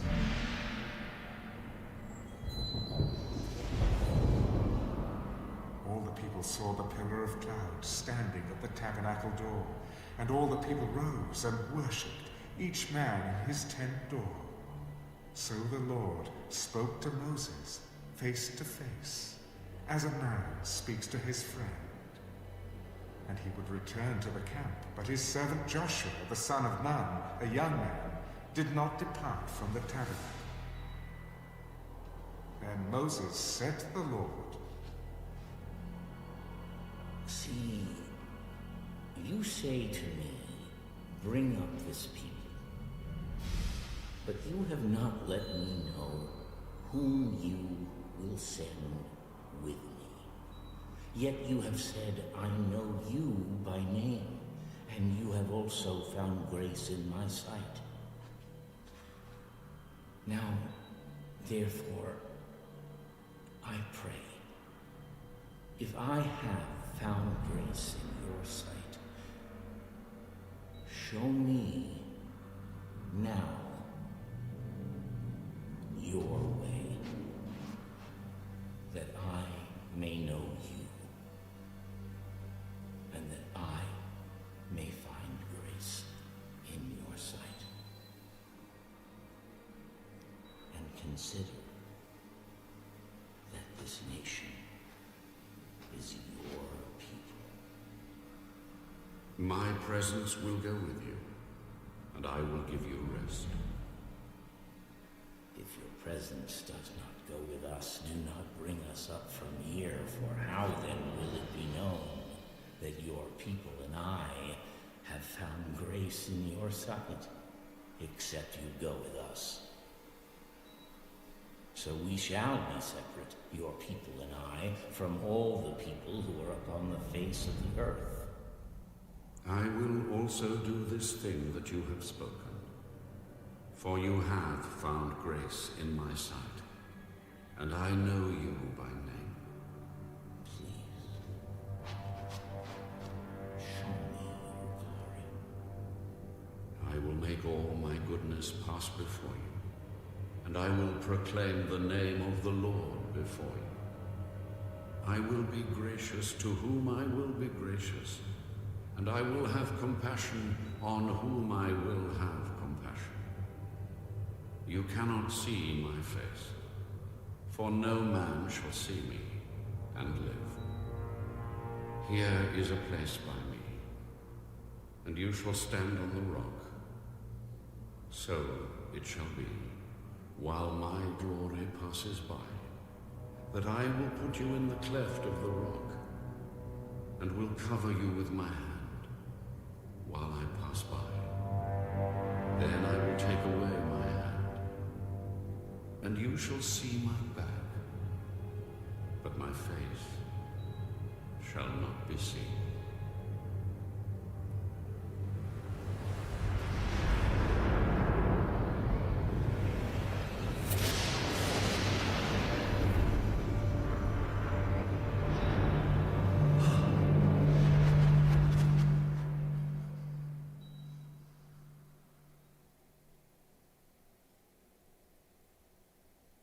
And the Lord said to Moses, Cut 2 tablets of stone like the first ones, and I will write on these tablets the words that were on the first tablets which you broke. So be ready in the morning, and come up in the morning to Mount Sinai, and present yourself to me there on the top of the mountain. And no man shall come up with you, and let no man be seen throughout all the mountain. Let neither flocks nor herds feed before that mountain. So he cut 2 tablets of stone like the first ones. Then Moses rose early in the morning and went up Mount Sinai as the Lord had commanded him. And he took in his hand the 2 tablets of stone. Now the Lord descended in the cloud and stood with him there, and proclaimed the name of the Lord. And the Lord passed before him and proclaimed, The Lord God, merciful and gracious, long-suffering and abounding in goodness and truth, keeping mercy for thousands, forgiving iniquity and transgression and sin, by no means clearing the guilty, visiting the iniquity of the fathers upon the children and the children's children, to the 3rd and 4th generation. So Moses made haste and bowed his head toward the earth and worshipped. Then he said, If now I have found grace in your sight, O Lord, let my Lord, I pray, go among us, even though we are a stiff-necked people, and pardon our iniquity and our sin, and take us as your inheritance. Behold, I make a covenant. Before all your people I will do marvels such as have not been done in all the earth, nor in any nation. And all the people among whom you are shall see the work of the Lord. For it is an awesome thing that I will do with you. Observe what I command you this day. Behold, I am driving out from before you the Amorite and the Canaanite and the Hittite and the Perizzite and the Hivite and the Jebusite. Take heed to yourself, lest you make a covenant with the inhabitants of the land where you are going, lest it be a snare, in your midst. But you shall destroy their altars, break their sacred pillars, and cut down their wooden images, for you shall worship no other God, for the Lord, whose name is jealous, is a jealous God, lest you make a covenant with the inhabitants of the land, and they play the harlot with their gods, and make sacrifice to their gods, and one of them invites you, and you eat of his sacrifice, and you take of his daughters for your sons, and his daughters play the harlot with their gods, and make your sons play the harlot with their gods. You shall make no molded gods for yourselves. The feast of unleavened bread you shall keep. 7 days you shall eat unleavened bread, as I commanded you, in the appointed time of the month of Abib. For in the month of Abib you came out from Egypt. All that open the womb are mine, and every male firstborn among your livestock, whether ox or sheep. But the firstborn of a donkey you shall redeem with a lamb. And if you will not redeem him, then you shall break his neck. All the firstborn of your sons you shall redeem, and none shall appear before me empty-handed. 6 days you shall work, but on the 7th day you shall rest. In plowing time and in harvest you shall rest. And you shall observe the Feast of Weeks, of the first fruits of wheat harvest, and the Feast of Ingathering at the year's end. 3 times in the year all your men shall appear before the Lord God of Israel. For I will cast out the nations before you, and enlarge your borders. Neither will any man covet your land when you go up to appear before the Lord your God 3 times in the year. You shall not offer the blood of my sacrifice with leaven, nor shall the sacrifice of the feast of the Passover be left until morning. The first of the first fruits of your land you shall bring to the house of the Lord your God. You shall not boil a young goat in its mother's milk. Then the Lord said to Moses, Write these words, for according to the tenor of these words, I have made a covenant with you and with Israel. So he was there with the Lord 40 days and 40 nights. He neither ate bread nor drank water. And he wrote on the tablets the words of the covenant, the 10 Commandments.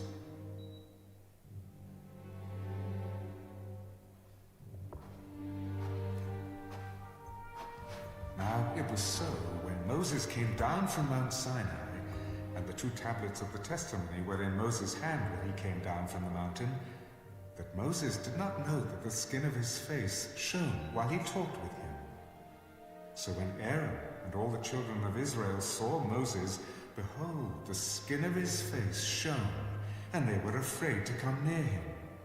Then Moses called to them, and Aaron and all the rulers of the congregation returned to him, and Moses talked with them. Afterward, all the children of Israel came near, and he gave them as commandments all that the Lord had spoken with him on Mount Sinai. And when Moses had finished speaking with them, he put a veil on his face. But whenever Moses went in before the Lord to speak with him, he would take the veil off until he came out. And he would come out and speak to the children of Israel whatever he had been commanded. And whenever the children of Israel saw the face of Moses, that the skin of Moses' face shone, then Moses would put the veil on his face again, until he went in to speak with him.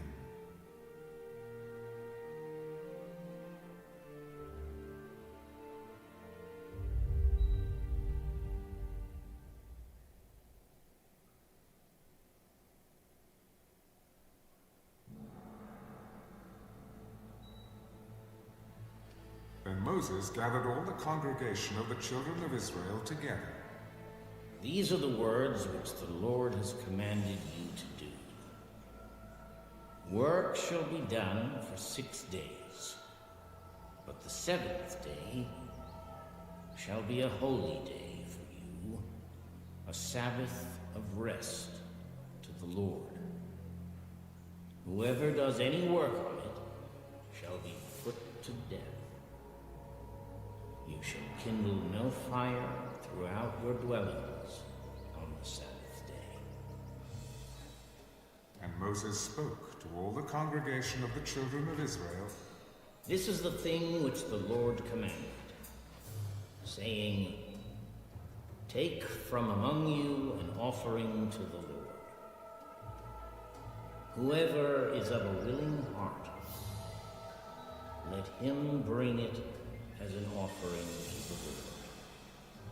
Gold, silver, and bronze, blue, purple, and scarlet thread, fine linen and goat's hair, ram skins dyed red, badger skins, and acacia wood, oil for the light, and spices for the anointing oil, and for the sweet incense, onyx stones, and stones to be set in the ephod and in the breastplate.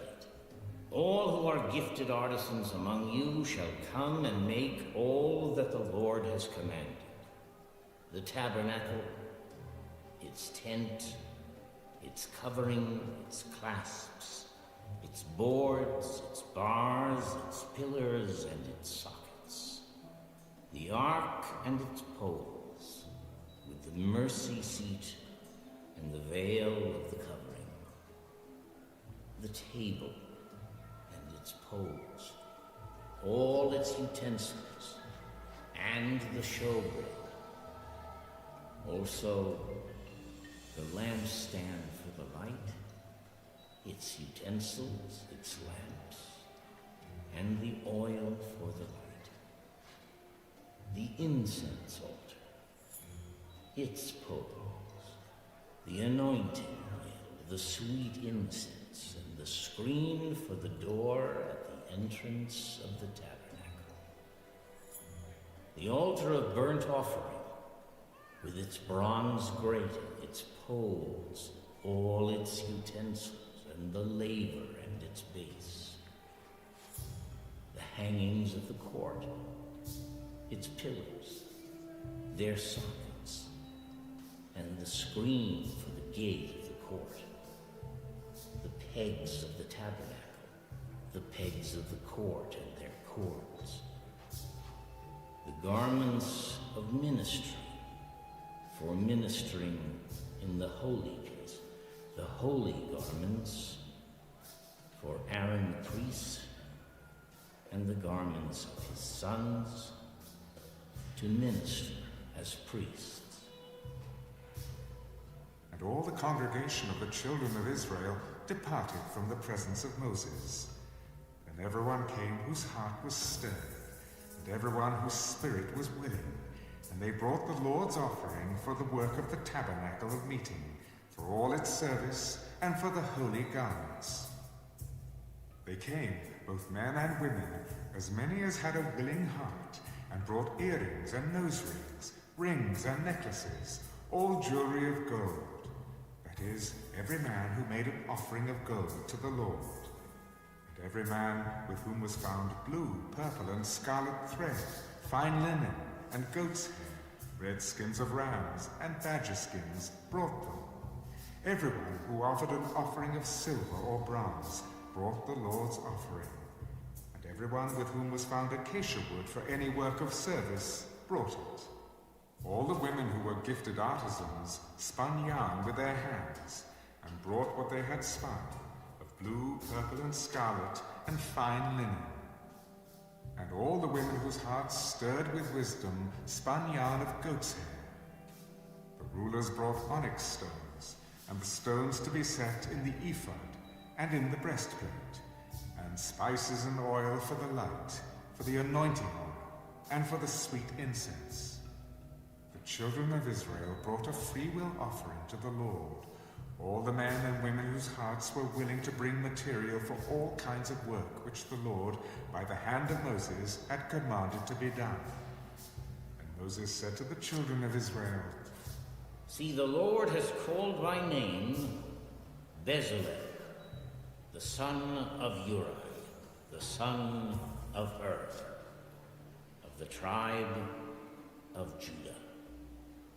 And he has filled him with the Spirit of God, in wisdom and understanding, in knowledge and all manner of workmanship, to design artistic works, to work in gold and silver and bronze, in cutting jewels for setting, in carving wood, and to work in all manner of artistic workmanship.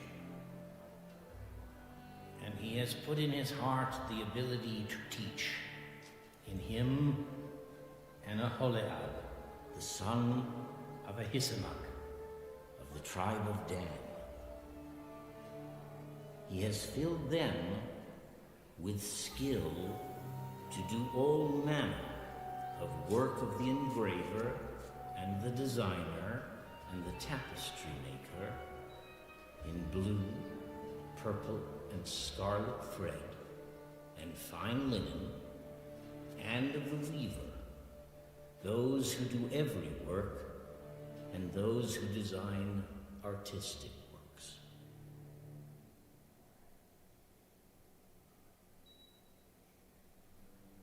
And Bezalel and Aholiab, and every gifted artisan in whom the Lord has put wisdom and understanding, to know how to do all manner of work for the service of the sanctuary, shall do according to all that the Lord has commanded. Then Moses called Bezalel and Aholiab, and every gifted artisan in whose heart the Lord had put wisdom, everyone whose heart was stirred, to come and do the work. And they received from Moses all the offering which the children of Israel had brought for the work of the service of making the sanctuary. So they continued bringing to him freewill offerings every morning. And all the craftsmen who were doing all the work of the sanctuary came, each from the work he was doing, and they spoke to Moses. The people bring much more than enough for the service of the work which the Lord commanded us to do. So Moses gave a commandment, and they caused it to be proclaimed throughout the camp. Let neither man nor woman do any more work for the offering of the sanctuary. And the people were restrained from bringing, for the material they had was sufficient for all the work to be done. Indeed, too much. Then all the gifted artisans among them who worked on the tabernacle made 10 curtains, woven of fine linen, and of blue, purple, and scarlet thread. With artistic designs of cherubim they made them. The length of each curtain was 28 cubits, and the width of each curtain 4 cubits. The curtains were all the same size. And he coupled 5 curtains to one another, and the other 5 curtains he coupled to one another. He made loops of blue yarn on the edge of the curtain on the selvage of one set. Likewise, he did on the outer edge of the other curtain of the second set. 50 loops he made on one curtain, and 50 loops he made on the edge of the curtain on the end of the second set. The loops held one curtain to another. And he made 50 clasps of gold, and coupled the curtains to one another with the clasps, that it might be one tabernacle. He made curtains of goat's hair for the tent over the tabernacle. He made 11 curtains. The length of each curtain was 30 cubits, and the width of each curtain 4 cubits. The 11 curtains were the same size. He coupled 5 curtains by themselves and 6 curtains by themselves. And he made 50 loops on the edge of the curtain that is outermost in one set, and 50 loops he made on the edge of the curtain of the second set. He also made 50 bronze clasps to couple the tent together, that it might be one. Then he made a covering for the tent of ram skins dyed red, and a covering of badger skins above that. For the tabernacle, he made boards of acacia wood, standing upright. The length of each board was 10 cubits, and the width of each board a cubit and a half. Each board had 2 tenons for binding one to another. Thus he made for all the boards of the tabernacle. And he made boards for the tabernacle, 20 boards for the south side. 40 sockets of silver he made to go under the 20 boards, 2 sockets under each of the boards for its 2 tenons. And for the other side of the tabernacle, the north side, he made 20 boards, and their 40 sockets of silver, 2 sockets under each of the boards. For the west side of the tabernacle, he made 6 boards. He also made 2 boards for the 2 back corners of the tabernacle, and they were coupled at the bottom and coupled together at the top by 1 ring. Thus he made both of them for the 2 corners. So there were 8 boards in their sockets, 16 sockets of silver, 2 sockets under each of the boards. And he made bars of acacia wood, 5 for the boards on the one side of the tabernacle, 5 bars for the boards on the other side of the tabernacle, and 5 bars for the boards of the tabernacle on the far side westward. And he made the middle bar to pass through the boards from one end to the other. He overlaid the boards with gold, made their rings of gold to be holders for the bars, and overlaid the bars with gold. And he made a veil of blue, purple, and scarlet thread, and fine woven linen. It was worked with an artistic design of cherubim. He made for it 4 pillars of acacia wood, and overlaid them with gold, with their hooks of gold, and he cast 4 sockets of silver for them. He also made a screen for the tabernacle door of blue, purple, and scarlet thread, and fine woven linen, made by a weaver, and its 5 pillars with their hooks. And he overlaid their capitals and their rings with gold, but their 5 sockets were bronze.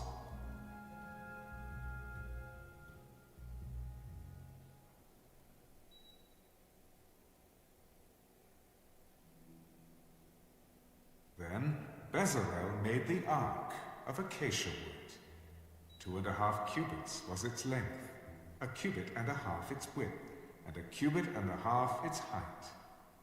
He overlaid it with pure gold, inside and outside, and made a molding of gold all around it. And he cast for it 4 rings of gold to be set in its 4 corners, 2 rings on one side and 2 rings on the other side of it. He made poles of acacia wood and overlaid them with gold. And he put the poles into the rings at the sides of the ark to bear the ark. He also made the mercy seat of pure gold. 2.5 cubits was its length, and 1.5 cubits its width. He made 2 cherubim of beaten gold. He made them of 1 piece at the 2 ends of the mercy seat. 1 cherub at one end on this side, and the other cherub at the other end on that side. He made the cherubim at the 2 ends of 1 piece with the mercy seat. The cherubim spread out their wings above and covered the mercy seat with their wings. They faced one another. The faces of the cherubim were toward the mercy seat. He made the table of acacia wood. 2 cubits was its length, 1 cubit its width, and 1.5 cubits its height. And he overlaid it with pure gold, and made a molding of gold all around it. Also, he made a frame of a handbreadth all around it, and made a molding of gold for the frame all around it. And he cast for it 4 rings of gold, and put the rings on the 4 corners that were at its 4 legs. The rings were close to the frame, as holders for the poles to bear the table. And he made the poles of acacia wood to bear the table, and overlaid them with gold. He made of pure gold the utensils which were on the table, its dishes, its cups, its bowls, and its pitchers for pouring. He also made the lampstand of pure gold, Of hammered work he made the lampstand. Its shaft, its branches, its bowls, its ornamental knobs, and its flowers were of the same piece. And 6 branches came out of its sides, 3 branches of the lampstand out of one side, and 3 branches of the lampstand out of the other side. There were 3 bowls made like almond blossoms on one branch, with an ornamental knob and a flower, and 3 bowls made like almond blossoms on the other branch, with an ornamental knob and a flower, and so for the 6 branches coming out of the lampstand. And on the lampstand itself were 4 bowls made like almond blossoms, each with its ornamental knob and flower. There was a knob under the first 2 branches of the same, a knob under the second 2 branches of the same, and a knob under the third 2 branches of the same, according to the 6 branches extending from it. Their knobs and their branches were of one piece. All of it was one hammered piece of pure gold. And he made its 7 lamps, its wick trimmers, and its trays of pure gold. Of a talent of pure gold he made it, with all its utensils. He made the incense altar of acacia wood. Its length was a cubit, and its width a cubit. It was square, and 2 cubits was its height. Its horns were of one piece with it, and he overlaid it with pure gold, its top, its sides all around, and its horns. He also made for it a molding of gold all around it. He made 2 rings of gold for it under its molding, by its 2 corners on both sides, as holders for the poles with which to bear it. And he made the poles of acacia wood, and overlaid them with gold. He also made the holy anointing oil, and the pure incense of sweet spices, according to the work of the perfumer.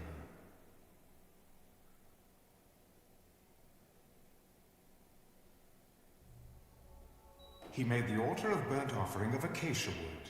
5 cubits was its length, and 5 cubits its width. It was square, and its height was 3 cubits. He made its horns on its 4 corners. The horns were of one piece with it, and he overlaid it with bronze. He made all the utensils for the altar, the pans, the shovels, the basins, the forks, and the fire pans. All its utensils he made of bronze. And he made a grate of bronze network for the altar, under its rim, midway from the bottom. He cast 4 rings for the 4 corners of the bronze grating, as holders for the poles. And he made the poles of acacia wood, and overlaid them with bronze. Then he put the poles into the rings on the sides of the altar with which to bear it. He made the altar hollow with boards. He made the laver of bronze, and its base of bronze, from the bronze mirrors of the serving women who assembled at the door of the tabernacle of meeting. Then he made the court on the south side. The hangings of the court were of fine woven linen, 100 cubits long. There were 20 pillars for them, with 20 bronze sockets. The hooks of the pillars and their bands were silver. On the north side, the hangings were 100 cubits long, with 20 pillars and their 20 bronze sockets. The hooks of the pillars and their bands were silver. And on the west side there were hangings of 50 cubits, with 10 pillars and their 10 sockets. The hooks of the pillars and their bands were silver. For the east side, the hangings were 50 cubits. The hangings of one side of the gate were 15 cubits long, with their 3 pillars and their 3 sockets, and the same for the other side of the court gate. On this side and that were hangings of 15 cubits, with their 3 pillars and their 3 sockets. All the hangings of the court, all around, were of fine woven linen. The sockets for the pillars were bronze. The hooks of the pillars and their bands were silver, and the overlay of their capitals was silver. And all the pillars of the court had bands of silver. The screen for the gate of the court was woven of blue, purple, and scarlet thread, and of fine woven linen. The length was 20 cubits, and the height along its width was 5 cubits, corresponding to the hangings of the court. And there were 4 pillars with their 4 sockets of bronze. Their hooks were silver, and the overlay of their capitals and their bands was silver. All the pegs of the tabernacle and of the court all around were bronze. This is the inventory of the tabernacle of the testimony, which was counted according to the commandment of Moses for the service of the Levites by the hand of Ithamar, son of Aaron, the priest. Bezalel, the son of Uri, the son of Hur, of the tribe of Judah, made all that the Lord had commanded Moses. And with him was Aholiab, the son of Ahisamach, of the tribe of Dan, an engraver and designer, a weaver of blue, purple, and scarlet thread, and of fine linen. All the gold that was used in all the work of the holy place, that is, the gold of the offering, was 29 talents and 730 shekels, according to the shekel of the sanctuary. And the silver from those who were numbered of the congregation was 100 talents and 1,775 shekels, according to the shekel of the sanctuary. A beaker for each man, that is, half a shekel according to the shekel of the sanctuary, for everyone included in the numbering from 20 years old and above, for 603,550 men. And from the 100 talents of silver were cast the sockets of the sanctuary and the bases of the veil. 100 sockets from the 100 talents, 1 talent for each socket. Then from the 1,775 shekels he made hooks for the pillars, overlaid their capitals, and made bands for them. The offering of bronze was 70 talents and 2,400 shekels. And with it he made the sockets for the door of the tabernacle of meeting, the bronze altar, the bronze grating for it, and all the utensils for the altar, the sockets for the court all around, the bases for the court gate, all the pegs for the tabernacle, and all the pegs for the court all around.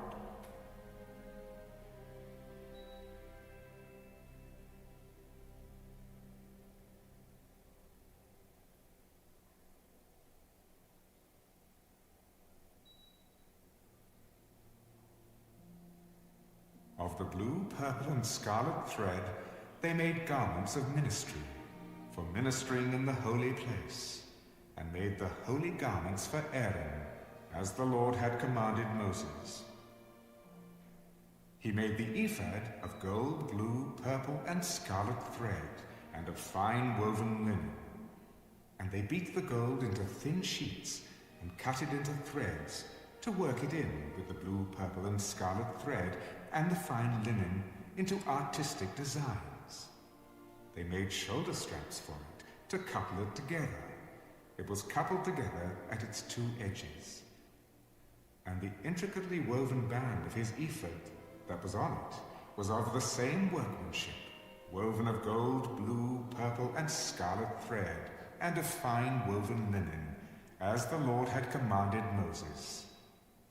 And they set onyx stones enclosed in settings of gold. They were engraved, as signets are engraved, with the names of the sons of Israel. He put them on the shoulders of the ephod, as memorial stones for the sons of Israel, as the Lord had commanded Moses. And he made the breastplate, artistically woven like the workmanship of the ephod, of gold, blue, purple, and scarlet thread, and of fine woven linen. They made the breastplate square by doubling it. A span was its length, and a span its width when doubled. And they set in it 4 rows of stones. A row with a sardius, a topaz, and an emerald was the first row. The second row, a turquoise, a sapphire, and a diamond. The third row, a jacinth, an agate, and an amethyst. The fourth row, a beryl, an onyx, and a jasper. They were enclosed in settings of gold in their mountings. There were 12 stones according to the names of the sons of Israel, according to their names, engraved like a signet, each one with its own name according to the 12 tribes. And they made chains for the breastplate at the ends, like braided cords of pure gold. They also made 2 settings of gold and 2 gold rings, and put the 2 rings on the 2 ends of the breastplate. And they put the 2 braided chains of gold in the 2 rings on the ends of the breastplate. The 2 ends of the 2 braided chains they fastened in the 2 settings, and put them on the shoulder straps of the ephod in the front. And they made 2 rings of gold, and put them on the 2 ends of the breastplate, on the edge of it, which was on the inward side of the ephod. They made 2 other gold rings, and put them on the 2 shoulder straps, underneath the ephod, toward its front, right at the seam above the intricately woven band of the ephod. And they bound the breastplate by means of its rings to the rings of the ephod with a blue cord, so that it would be above the intricately woven band of the ephod, and that the breastplate would not come loose from the ephod, as the Lord had commanded Moses. He made the robe of the ephod of woven work, all of blue, and there was an opening in the middle of the robe, like the opening in a coat of mail, with a woven binding all around the opening so that it would not tear. They made on the hem of the robe pomegranates of blue, purple, and scarlet, and of fine woven linen. And they made bells of pure gold, and put the bells between the pomegranates on the hem of the robe, all around between the pomegranates. A bell and a pomegranate, a bell and a pomegranate, all around the hem of the robe to minister in, as the Lord had commanded Moses. They made tunics, artistically woven of fine linen, for Aaron and his sons, a turban of fine linen, exquisite hats of fine linen, short trousers of fine woven linen, and a sash of fine woven linen with blue, purple, and scarlet thread, made by a weaver, as the Lord had commanded Moses. Then they made the plate of the holy crown of pure gold, and wrote on it an inscription like the engraving of a signet, Holiness to the Lord.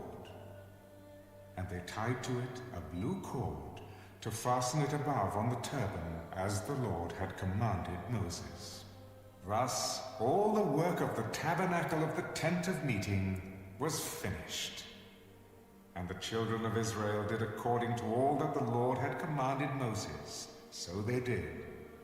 And they brought the tabernacle to Moses, the tent and all its furnishings, its clasps, its boards, its bars, its pillars, and its sockets, the covering of ram skins dyed red, the covering of badger skins, and the veil of the covering, the ark of the testimony with its poles, and the mercy seat, the table, all its utensils, and the showbread, the pure gold lampstand with its lamps, the lamps set in order, all its utensils, and the oil for light, the gold altar, the anointing oil, and the sweet incense, the screen for the tabernacle door, the bronze altar, its grate of bronze, its poles, and all its utensils, the laver with its base, the hangings of the court, its pillars and its sockets, the screen for the court gate, its cords and its pegs, all the utensils for the service of the tabernacle,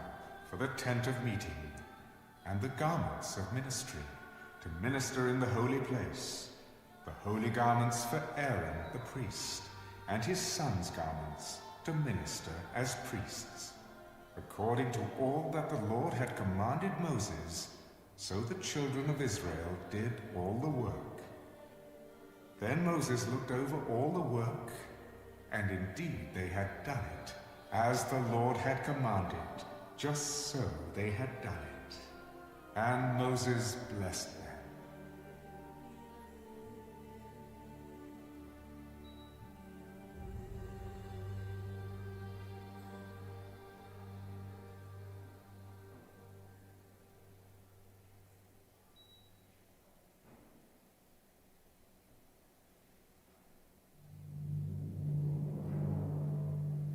And the Lord spoke to Moses. On the first day of the first month, you shall set up the tabernacle of the tent of meeting. You shall put in it the ark of the testimony, and partition off the ark with the veil. You shall bring in the table, and arrange the things that are to be set in order on it. And you shall bring in the lampstand, and light its lamps.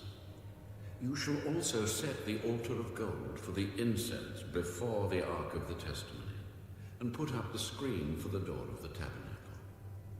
Then you shall set the altar of the burnt offering before the door of the tabernacle of the tent of meeting. And you shall set the laver between the tabernacle of meeting and the altar, and put water in it. You shall set up the court all around, and hang up the screen at the court gate. And you shall take the anointing oil, and anoint the tabernacle and all that is in it. And you shall hallow it and all its utensils, and it shall be holy. You shall anoint the altar of the burnt offering and all its utensils, and consecrate the altar. The altar shall be most holy. And you shall anoint the laver and its space, and consecrate it. Then you shall bring Aaron and his sons to the door of the tabernacle of meeting, and wash them with water. You shall put the holy garments on Aaron, and anoint him, and consecrate him, that he may minister to me as priest. And you shall bring his sons, and clothe them with tunics. You shall anoint them as you anointed their father, that they may minister to me as priests. For their anointing shall surely be an everlasting priesthood throughout their generations. Thus Moses did, according to all that the Lord had commanded him, so he did. And it came to pass, in the first month of the second year, on the first day of the month, that the tabernacle was raised up. So Moses raised up the tabernacle, fastened its sockets, set up its boards, put in its bars, and raised up its pillars. And he spread out the tent over the tabernacle, and put the covering of the tent on top of it, as the Lord had commanded Moses. He took the testimony and put it into the ark, inserted the poles through the rings of the ark, and put the mercy seat on top of the ark. And he brought the ark into the tabernacle, hung up the veil of the covering, and partitioned off the ark of the testimony, as the Lord had commanded Moses. He put the table in the tabernacle of meeting on the north side of the tabernacle outside the veil, and he set the bread in order upon it before the Lord, as the Lord had commanded Moses. He put the lampstand in the tabernacle of meeting, across from the table, on the south side of the tabernacle, and he lit the lamps before the Lord, as the Lord had commanded Moses. He put the gold altar in the tabernacle of meeting in front of the veil, and he burned sweet incense on it, as the Lord had commanded Moses. He hung up the screen at the door of the tabernacle, and he put the altar of burnt offering before the door of the tabernacle of the tent of meeting, and offered upon it the burnt offering and the grain offering, as the Lord had commanded Moses. He set the laver between the tabernacle of meeting and the altar, and put water there for washing. And Moses, Aaron, and his sons would wash their hands and their feet with water from it. Whenever they went into the tabernacle of meeting, and when they came near the altar, they washed, as the Lord had commanded Moses. And he raised up the court all around the tabernacle and the altar, and hung up the screen of the court gate. So Moses finished the work. Then the cloud covered the tabernacle of meeting, and the glory of the Lord filled the tabernacle. And Moses was not able to enter the tabernacle of meeting, because the cloud rested above it, and the glory of the Lord filled the tabernacle. Whenever the cloud was taken up from above the tabernacle, the children of Israel would go onward in all their journeys. But if the cloud was not taken up, then they did not journey till the day that it was taken up. For the cloud of the Lord was above the tabernacle by day, and fire was over it by night, in the sight of all the house of Israel, throughout all their journeys.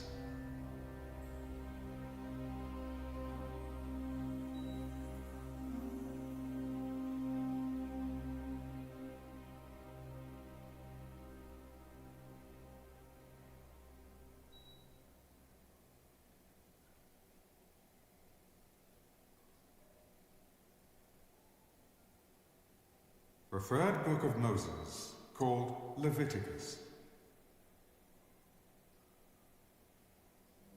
Now the Lord called to Moses and spoke to him from the tabernacle of meeting. Speak to the children of Israel, and say to them, when any one of you brings an offering to the Lord, you shall bring your offering of the livestock, of the herd, and of the flock.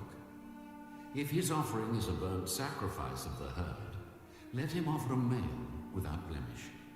He shall offer it of his own free will at the door of the tabernacle of meeting before the Lord.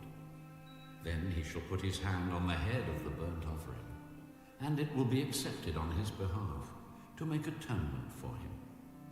He shall kill the bull before the Lord, and the priests, Aaron's sons, shall bring the blood and sprinkle the blood all around on the altar that is by the door of the tabernacle of meeting. And he shall skin the burnt offering and cut it into its pieces. The sons of Aaron the priest shall put fire on the altar and lay the wood in order on the fire. Then the priests, Aaron's sons, shall lay the parts, the head and the fat, in order on the wood that is on the fire upon the altar. But he shall wash its entrails and its legs with water. And the priest shall burn all on the altar as a burnt sacrifice, an offering made by fire, a sweet aroma to the Lord. If his offering is of the flocks, of the sheep, or of the goats, as a burnt sacrifice, he shall bring a male without blemish. He shall kill it on the north side of the altar before the Lord, and the priests, Aaron's sons, shall sprinkle its blood all around on the altar. And he shall cut it into its pieces, with its head and its fat. And the priest shall lay them in order on the wood that is on the fire upon the altar. But he shall wash the entrails and the legs with water. Then the priest shall bring it all and burn it on the altar. It is a burnt sacrifice, an offering made by fire, a sweet aroma to the Lord. And if the burnt sacrifice of his offering to the Lord is of birds, then he shall bring his offering of turtle doves or young pigeons. The priest shall bring it to the altar, wring off its head, and burn it on the altar. Its blood shall be drained out at the side of the altar. And he shall remove its crop with its feathers, and cast it beside the altar on the east side, into the place for ashes. Then he shall split it at its wings, but shall not divide it completely. And the priest shall burn it on the altar, on the wood that is on the fire. It is a burnt sacrifice, an offering made by fire, a sweet aroma to the Lord.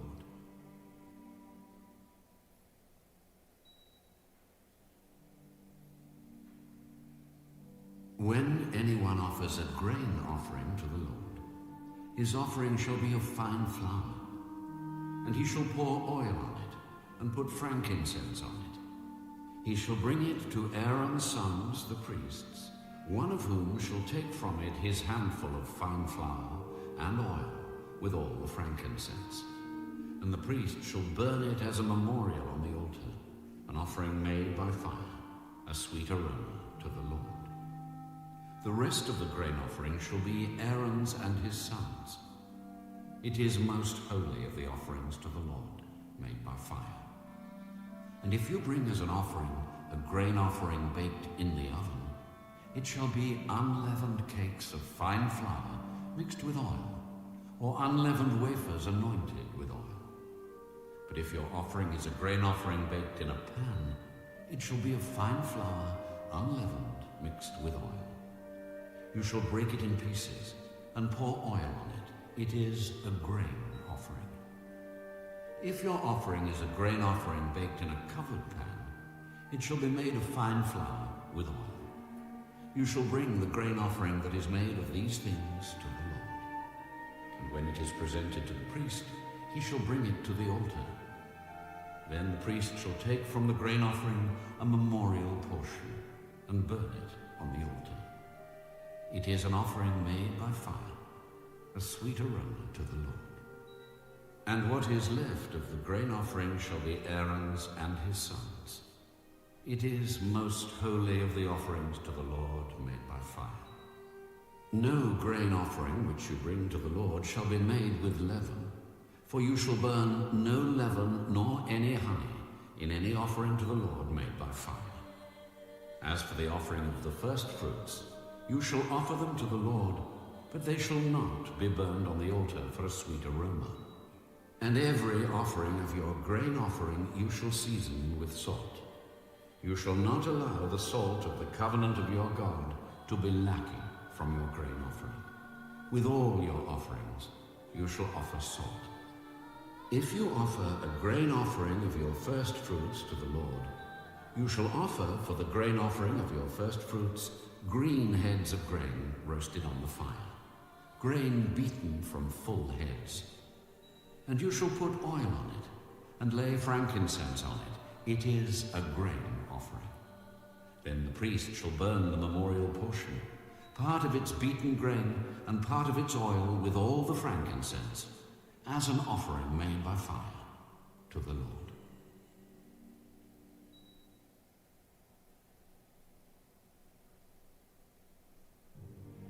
When his offering is a sacrifice of a peace offering, if he offers it of the herd, whether male or female, he shall offer it without blemish before the Lord. And he shall lay his hand on the head of his offering, and kill it at the door of the tabernacle of meeting. And Aaron's sons, the priests, shall sprinkle the blood all around on the altar. Then he shall offer from the sacrifice of the peace offering an offering made by fire to the Lord. The fat that covers the entrails, and all the fat that is on the entrails, the 2 kidneys, and the fat that is on them by the flanks, and the fatty lobe attached to the liver above the kidneys, he shall remove. And Aaron's sons shall burn it on the altar upon the burnt sacrifice, which is on the wood that is on the fire, as an offering made by fire, a sweet aroma to the Lord.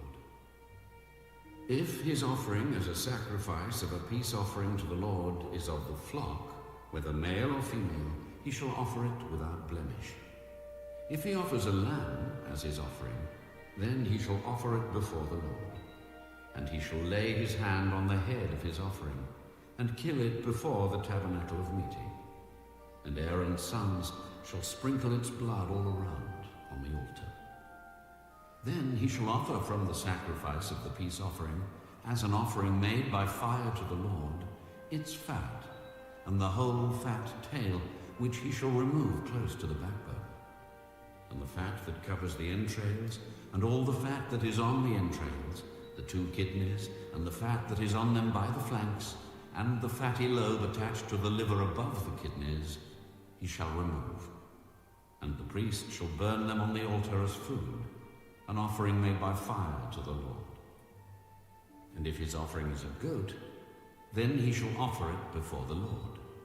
He shall lay his hand on its head, and kill it before the tabernacle of meeting. And the sons of Aaron shall sprinkle its blood all around on the altar.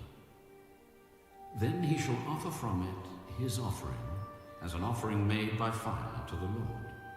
The fat that covers the entrails, and all the fat that is on the entrails, the 2 kidneys, and the fat that is on them by the flanks, and the fatty lobe attached to the liver above the kidneys, he shall remove. And the priest shall burn them on the altar as food, an offering made by fire for a sweet aroma. All the fat is the Lord's. This shall be a perpetual statute throughout your generations in all your dwellings. You shall eat neither fat nor blood.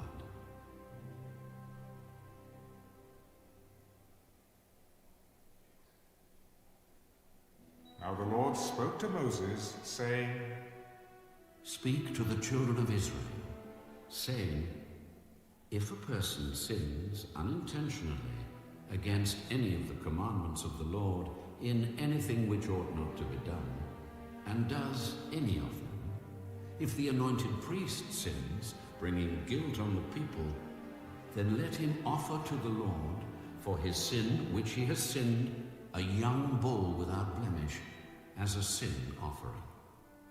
He shall bring the bull to the door of the tabernacle of meeting before the Lord, lay his hand on the bull's head, and kill the bull before the Lord. Then the anointed priest shall take some of the bull's blood and bring it to the tabernacle of meeting.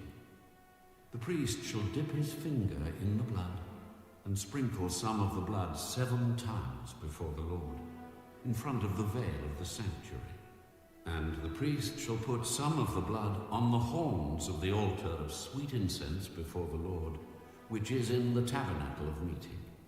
And he shall pour the remaining blood of the bull at the base of the altar of the burnt offering, which is at the door of the tabernacle of meeting.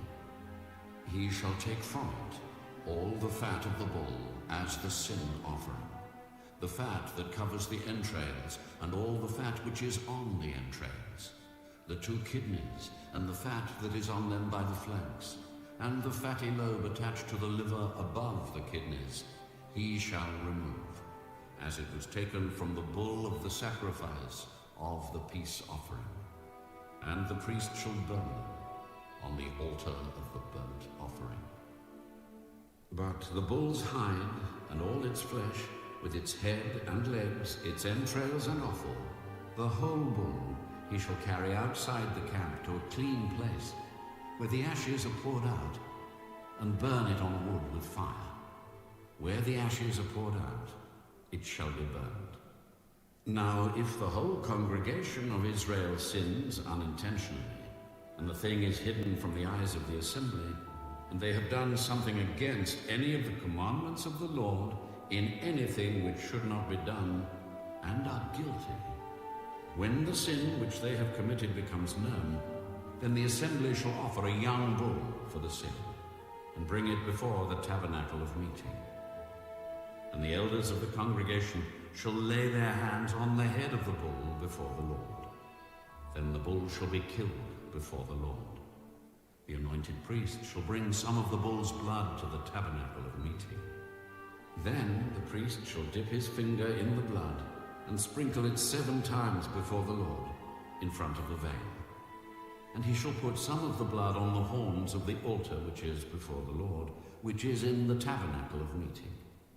And he shall pour the remaining blood at the base of the altar of burnt offering, which is at the door of the tabernacle of meeting.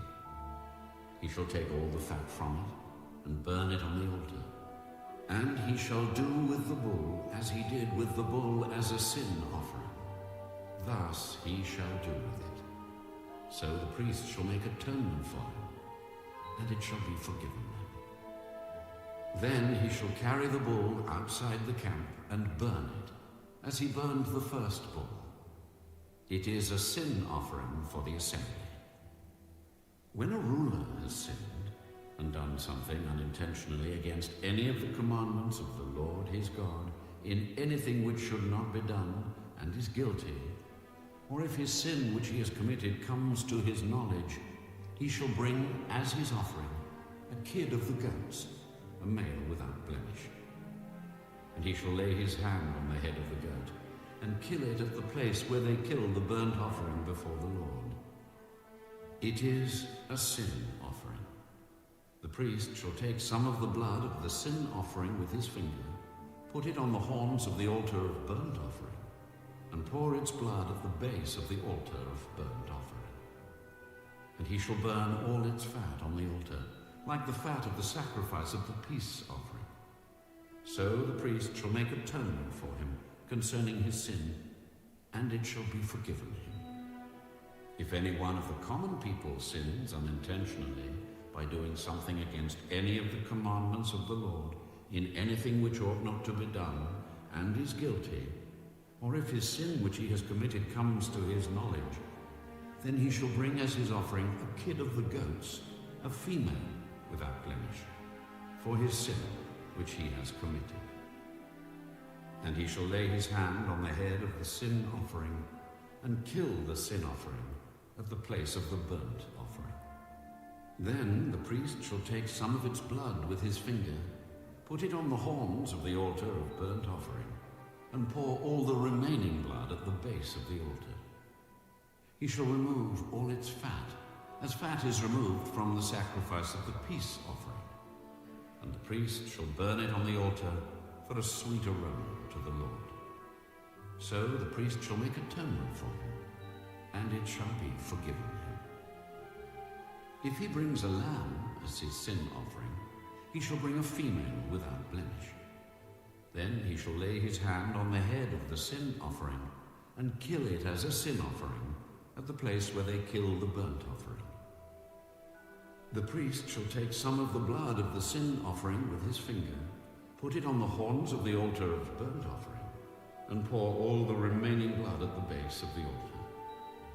He shall remove all its fat, as the fat of the lamb is removed from the sacrifice of the peace offering. Then the priest shall burn it on the altar, according to the offerings made by fire to the Lord. So the priest shall make atonement for his sin that he has committed, and it shall be forgiven him.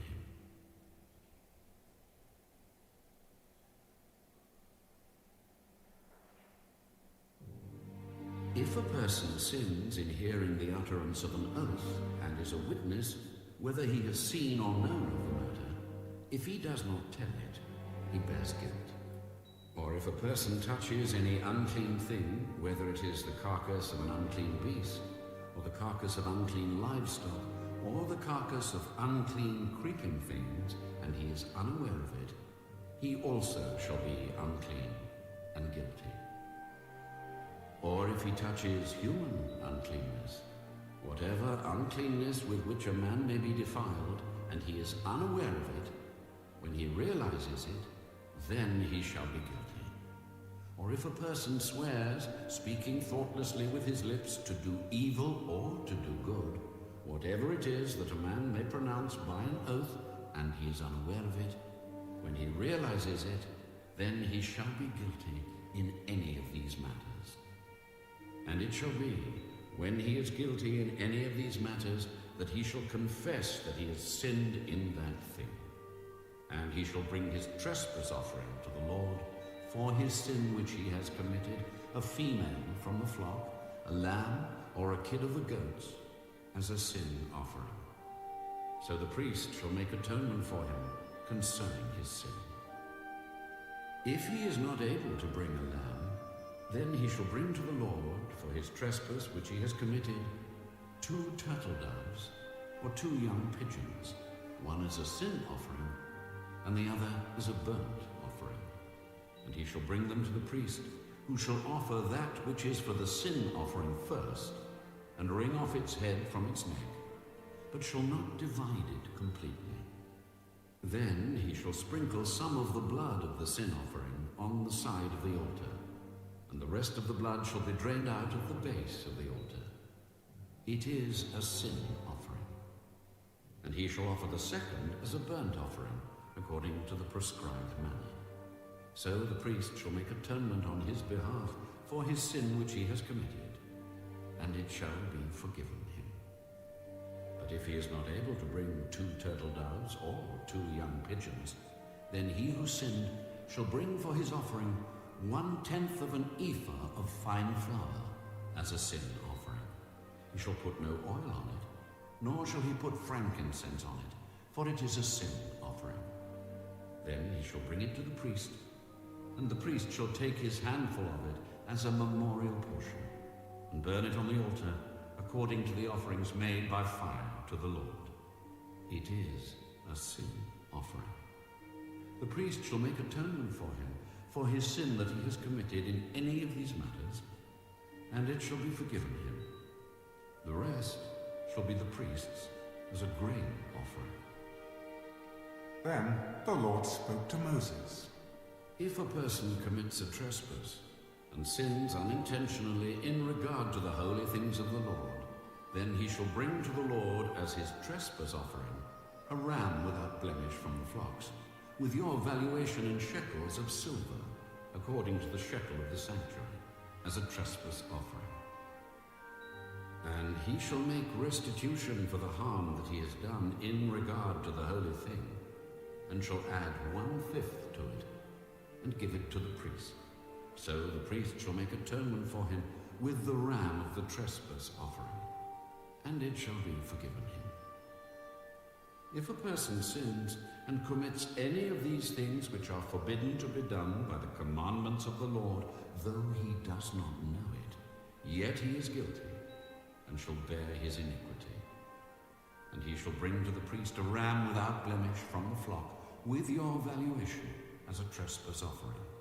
So the priest shall make atonement for him regarding his ignorance in which he erred, and did not know it, and it shall be forgiven him.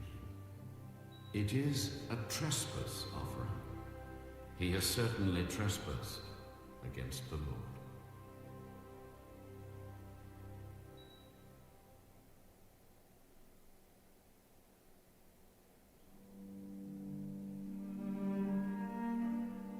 And the Lord spoke to Moses. If a person sins and commits a trespass against the Lord by lying to his neighbor about what was delivered to him for safekeeping, or about a pledge, or about a robbery, or if he has extorted from his neighbor, or if he has found what was lost and lies concerning it, and swears falsely, in any one of these things that a man may do in which he sins, then it shall be, because he has sinned and is guilty, that he shall restore what he has stolen, or the thing which he has extorted, or what was delivered to him for safekeeping, or the lost thing which he found, or all that about which he has sworn falsely. He shall restore its full value, add 1/5 more to it, and give it to whomever it belongs on the day of his trespass offering. And he shall bring his trespass offering to the Lord, a ram without blemish from the flock, with your valuation, as a trespass offering to the priest. So the priest shall make atonement for him before the Lord, and he shall be forgiven for any one of these things that he may have done, in which he trespasses. Then the Lord spoke to Moses. Command Aaron and his sons, saying, This is the law of the burnt offering. The burnt offering shall be on the hearth upon the altar all night until morning, and the fire of the altar shall be kept burning on it. And the priest shall put on his linen garment, and his linen trousers he shall put on his body, and take out the ashes of the burnt offering, which the fire has consumed on the altar, and he shall put them beside the altar. Then he shall take off his garments, put on other garments, and carry the ashes outside the camp to a clean place. And the fire on the altar shall be kept burning on it. It shall not be put out. And the priest shall burn wood on it every morning, and lay the burnt offering in order on it. And he shall burn on it the fat of the peace offerings. A fire shall always be burning on the altar. It shall never go out. This is the law of the grain offering. The sons of Aaron shall offer it on the altar before the Lord. He shall take from it his handful of the fine flour of the grain offering, with its oil, and all the frankincense which is on the grain offering, and shall burn it on the altar for a sweet aroma, as a memorial to the Lord. And the remainder of it Aaron and his sons shall eat. With unleavened bread it shall be eaten in a holy place. In the court of the tabernacle of meeting they shall eat it. It shall not be baked with leaven. I have given it as their portion of my offerings made by fire. It is most holy, like the sin offering and the trespass offering. All the males males among the children of Aaron may eat it. It shall be a statute forever in your generations concerning the offerings made by fire to the Lord. Everyone who touches them must be holy. And the Lord spoke to Moses. This is the offering of Aaron and his sons, which they shall offer to the Lord, beginning on the day when he is anointed. 1/10 of an ephah of flour as a daily grain offering, half of it in the morning, and half of it at night. It shall be made in a pan with oil. When it is mixed, you shall bring it in. The baked pieces of the grain offering you shall offer for a sweet aroma to the Lord. The priest from among his sons, who is anointed in his place, shall offer it. It is a statute forever to the Lord. It shall be wholly burned. For every grain offering for the priest shall be wholly burned. It shall not be eaten. Also the Lord spoke to Moses, saying, Speak to Aaron and to his sons, saying, This is the law of the sin offering. In the place where the burnt offering is killed, the sin offering shall be killed before the Lord. It is most holy. The priest who offers it for sin shall eat it. In a holy place it shall be eaten, in the court of the tabernacle of meeting. Everyone who touches its flesh must be holy. And when its blood is sprinkled on any garment, you shall wash that on which it was sprinkled in a holy place. But the earthen vessel in which it is boiled shall be broken. And if it is boiled in a bronze pot, it shall be both scoured and rinsed in water. All the males among the priests may eat it. It is most holy. But no sin offering from which any of the blood is brought into the tabernacle of meeting to make atonement in the holy place shall be eaten. It shall be burned in the fire.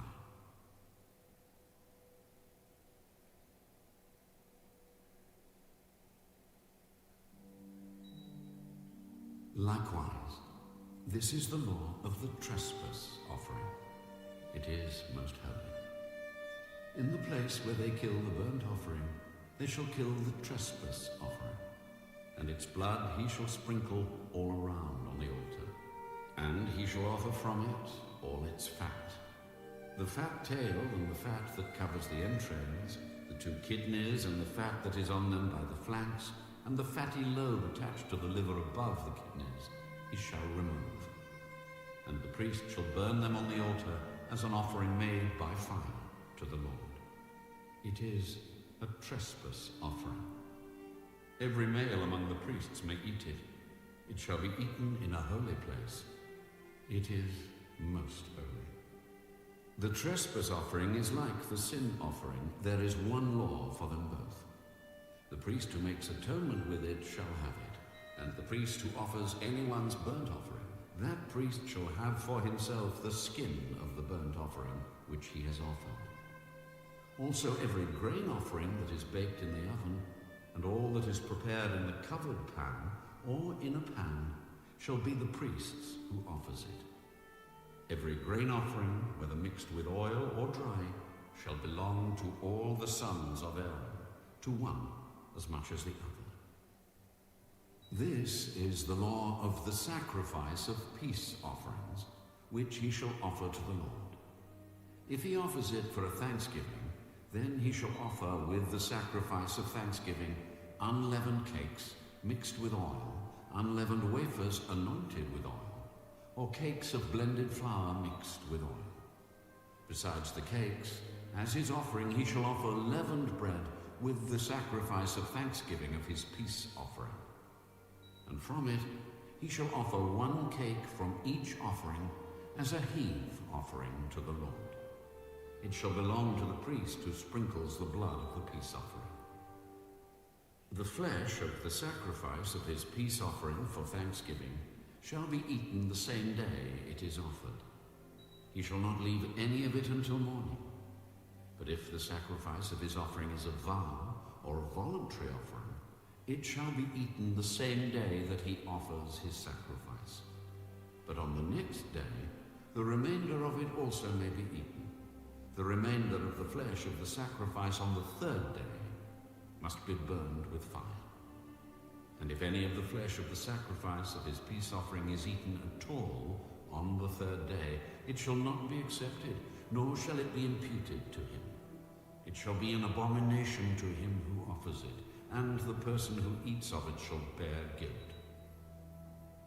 The flesh that touches any unclean thing shall not be eaten, it shall be burned with fire. And as for the clean flesh, all who are clean may eat of it. But the person who eats the flesh of the sacrifice of the peace offering that belongs to the Lord while he is unclean, that person shall be cut off from his people. Moreover, the person who touches any unclean thing, such as human uncleanness, an unclean animal, or any abominable unclean thing, and who eats the flesh of the sacrifice of the peace offering that belongs to the Lord, that person shall be cut off from his people. And the Lord spoke to Moses. Speak to the children of Israel, saying, You shall not eat any fat of ox or sheep or goat, and the fat of an animal that dies naturally, and the fat of what is torn by wild beasts may be used in any other way, but you shall by no means eat it. For whoever eats the fat of the animal of which men offer an offering made by fire to the Lord, the person who eats it shall be cut off from his people. Moreover, you shall not eat any blood in any of your dwellings, whether of bird or beast. Whoever eats any blood, that person shall be cut off from his people.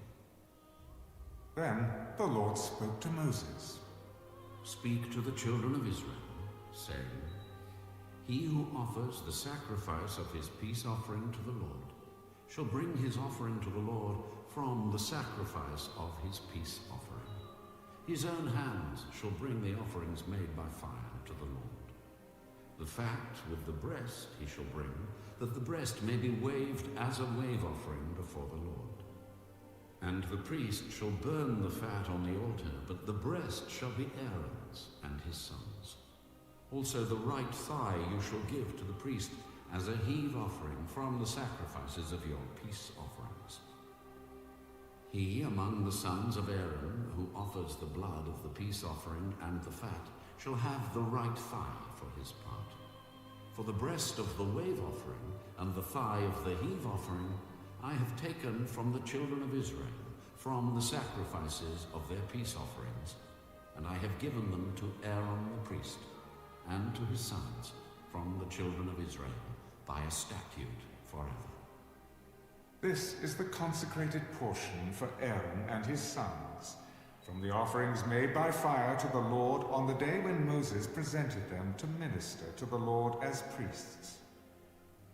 The Lord commanded this to be given to them by the children of Israel on the day that he anointed them, by a statute forever throughout their generations.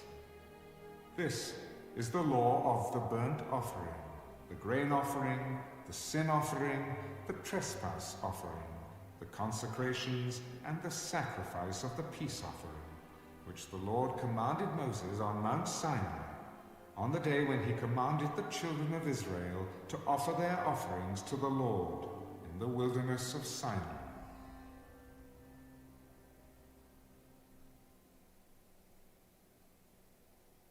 And the Lord spoke to Moses. Take Aaron and his sons with him, and the garments, the anointing oil, a bull as the sin offering, 2 rams, and a basket of unleavened bread, and gather all the congregation together at the door of the tabernacle of meeting. So Moses did as the Lord commanded him, and the congregation was gathered together at the door of the tabernacle of meeting. And Moses said to the congregation, This is what the Lord commanded to be done. Then Moses brought Aaron and his sons and washed them with water. And he put the tunic on him, girded him with the sash, clothed him with the robe. And he put the ephod on him. and he girded him with the intricately woven band of the ephod, and with it tied the ephod on him. Then he put the breastplate on him, and he put the Urim and the Thummim in the breastplate, and he put the turban on his head. Also on the turban, on its front, he put the golden plate, the holy crown, as the Lord had commanded Moses. Also Moses took the anointing oil, and anointed the tabernacle and all that was in it, and consecrated them.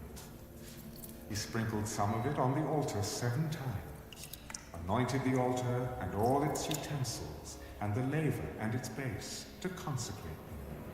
And he poured some of the anointing oil on Aaron's head, and anointed him, to consecrate him. Then Moses brought Aaron's sons, and put tunics on them, girded them with sashes, and put hats on them, as the Lord had commanded Moses. And he brought the bull for the sin offering. Then Aaron and his sons laid their hands on the head of the bull for the sin offering, and Moses killed it. Then he took the blood, and put some on the horns of the altar all around with his finger, and purified the altar. And he poured the blood at the base of the altar, and consecrated it to make atonement for it. Then he took all the fat that was on the entrails, the fatty lobe attached to the liver, and the 2 kidneys with their fat, and Moses burned them on the altar. But the bull, its hide, its flesh, and its offal, he burned with fire outside the camp, as the Lord had commanded Moses. Then he brought the ram as the burnt offering, and Aaron and his sons laid their hands on the head of the ram, and Moses killed it. Then he sprinkled the blood all around on the altar, and he cut the ram into pieces. And Moses burned the head, the pieces, and the fat. Then he washed the entrails and the legs in water. And Moses burned the whole ram on the altar. It was a burnt sacrifice for a sweet aroma, an offering made by fire to the Lord, as the Lord had commanded Moses. And he brought the second ram, the ram of consecration. Then Aaron and his sons laid their hands on the head of the ram, and Moses killed it. Also he took some of its blood, and put it on the tip of Aaron's right ear, on the thumb of his right hand, and on the big toe of his right foot. Then he brought Aaron's sons, and Moses put some of the blood on the tips of their right ears, on the thumbs of their right hands, and on the big toes of their right feet. Moses sprinkled the blood all around on the altar. Then he took the fat, and the fat tail, all the fat that was on the entrails, the fatty lobe attached to the liver, the 2 kidneys and their fat, and the right thigh. And from the basket of unleavened bread that was before the Lord, he took 1 unleavened cake, a cake of bread anointed with oil, and 1 wafer, and put them on the fat, and on the right thigh. And he put all these in Aaron's hands and in his sons' hands, and waved them as a wave offering before the Lord. Then Moses took them from their hands and burned them on the altar, on the burnt offering. They were consecration offerings for a sweet aroma. That was an offering made by fire to the Lord. And Moses took the breast and waved it as a wave offering before the Lord. It was Moses' part of the ram of consecration, as the Lord had commanded Moses. Then Moses took some of the anointing oil and some of the blood which was on the altar, and sprinkled it on Aaron, on his garments, on his sons, and on the garments of his sons with him. And he consecrated Aaron, his garments, his sons, and the garments of his sons with him. And Moses said to Aaron and his sons, "Boil the flesh at the door of the tabernacle of meeting, and eat it there with the bread that is in the basket of consecration offerings, as I commanded, saying, Aaron and his sons shall eat it, What remains of the flesh and of the bread you shall burn with fire, and you shall not go outside the door of the tabernacle of meeting for 7 days, until the days of your consecration are ended. For 7 days he shall consecrate you, as he has done this day, so the Lord has commanded to do, to make atonement for you.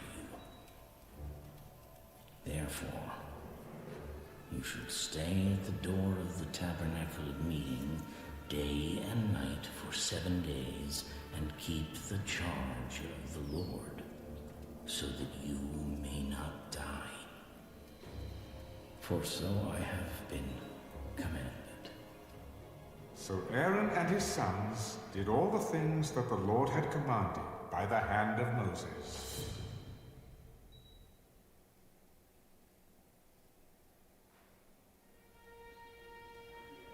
It came to pass on the 8th day that Moses called Aaron and his sons and the elders of Israel, and he said to Aaron, Take for yourself a young bull as a sin offering, and a ram as a burnt offering without blemish, and offer them before the Lord.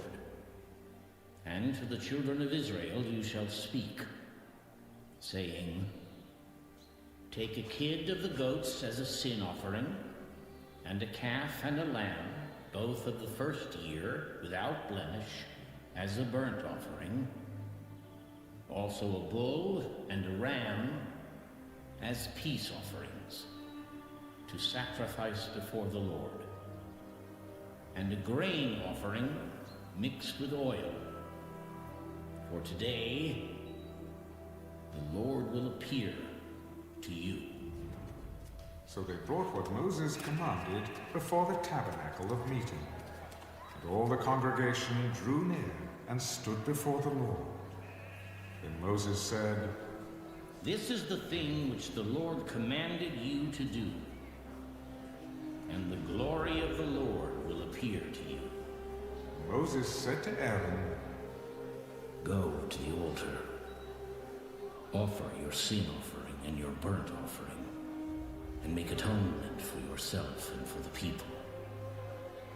Offer the offering of the people, and make atonement for them, as the Lord commanded. Aaron therefore went to the altar and killed the calf of the sin offering, which was for himself. Then the sons of Aaron brought the blood to him, and he dipped his finger in the blood, put it on the horns of the altar, and poured the blood at the base of the altar. But the fat, the kidneys, and the fatty lobe from the liver of the sin offering he burned on the altar, as the Lord had commanded Moses.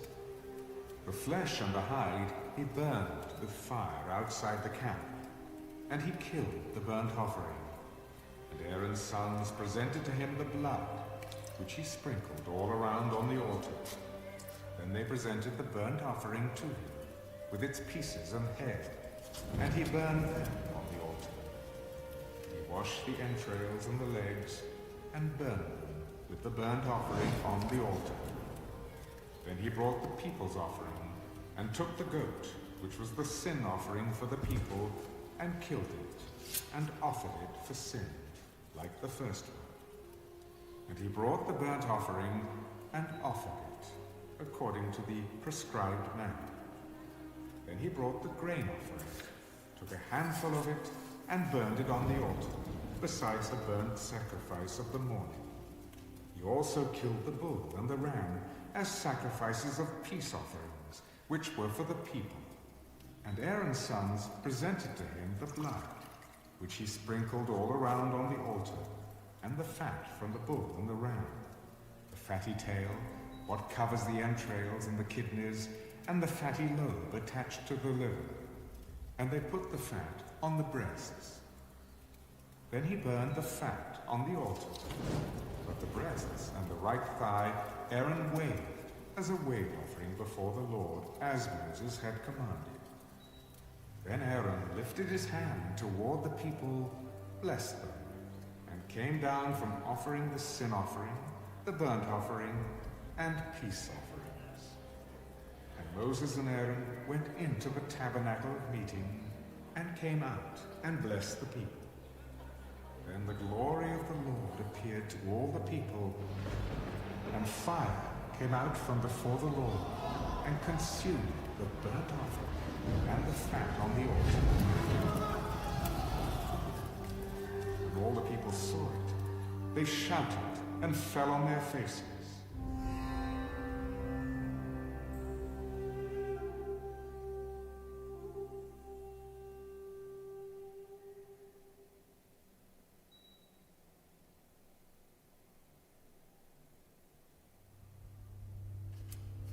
Then Nadab and Abihu, the sons of Aaron, each took his censer and put fire in it, put incense on it, and offered profane fire before the Lord, which he had not commanded them. So fire went out from the Lord and devoured them. And they died before the Lord. Moses said to Aaron, "This is what the Lord spoke, saying, by those who come near me I must be regarded as holy. And before all the people I must be glorified." So Aaron held his peace. Then Moses called Mishael and Elzaphan, the sons of Uzziel, the uncle of Aaron, and said to them, "Come near, carry your brethren from before the sanctuary out of the camp." So they went near and carried them by their tunics out of the camp, as Moses had said. And Moses said to Aaron and to Eleazar and Ithamar his sons, "Do not uncover your heads, nor tear your clothes, lest you die, and wrath come upon all the people. But let your brethren, the whole house of Israel, bewail the burning which the Lord has kindled. You shall not go out from the door of the tabernacle of meeting, lest you die. For the anointing oil of the Lord is upon you." And they did according to the word of Moses. And the Lord spoke to Aaron, "Do not drink wine or intoxicating drink, you nor your sons with you, when you go into the tabernacle of meeting, lest you die. It shall be a statute forever throughout your generations, that you may distinguish between holy and unholy, and between unclean and clean, and that you may teach the children of Israel all the statutes which the Lord has spoken to them by the hand of Moses." And Moses spoke to Aaron and to Eleazar and Ithamar his sons who were left. "Take the grain offering that remains of the offerings made by fire to the Lord, and eat it without leaven beside the altar, for it is most holy. You shall eat it in a holy place, because it is your due and your sons' due, of the sacrifices made by fire to the Lord, for so I have been commanded. The breast of the wave offering and the thigh of the heave offering you shall eat in a clean place, you, your sons, and your daughters with you. For they are your due, and your sons' due, which are given from the sacrifices of peace offerings of the children of Israel. The thigh of the heave offering and the breast of the wave offering they shall bring with the offerings of fat made by fire, to offer as a wave offering before the Lord. And it shall be yours and your sons with you by a statute forever, as the Lord has commanded."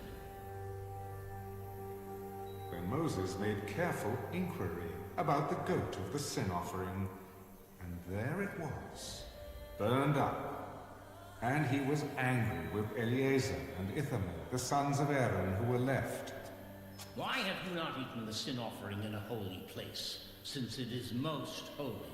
and God has given it to you to bear the guilt of the congregation, to make atonement for them before the Lord. See, its blood was not brought inside the holy place. Indeed, you should have eaten it in a holy place, as I commanded. And Aaron said to Moses, Look, this day they have offered their sin offering and their burnt offering before the Lord. And such things have befallen me. If I had eaten the sin offering today, would it have been accepted in the sight of the Lord? So when Moses heard that, he was content.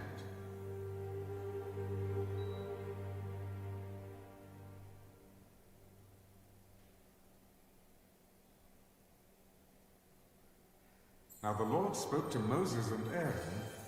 Speak to the children of Israel, saying, These are the animals which you may eat among all the animals that are on the earth.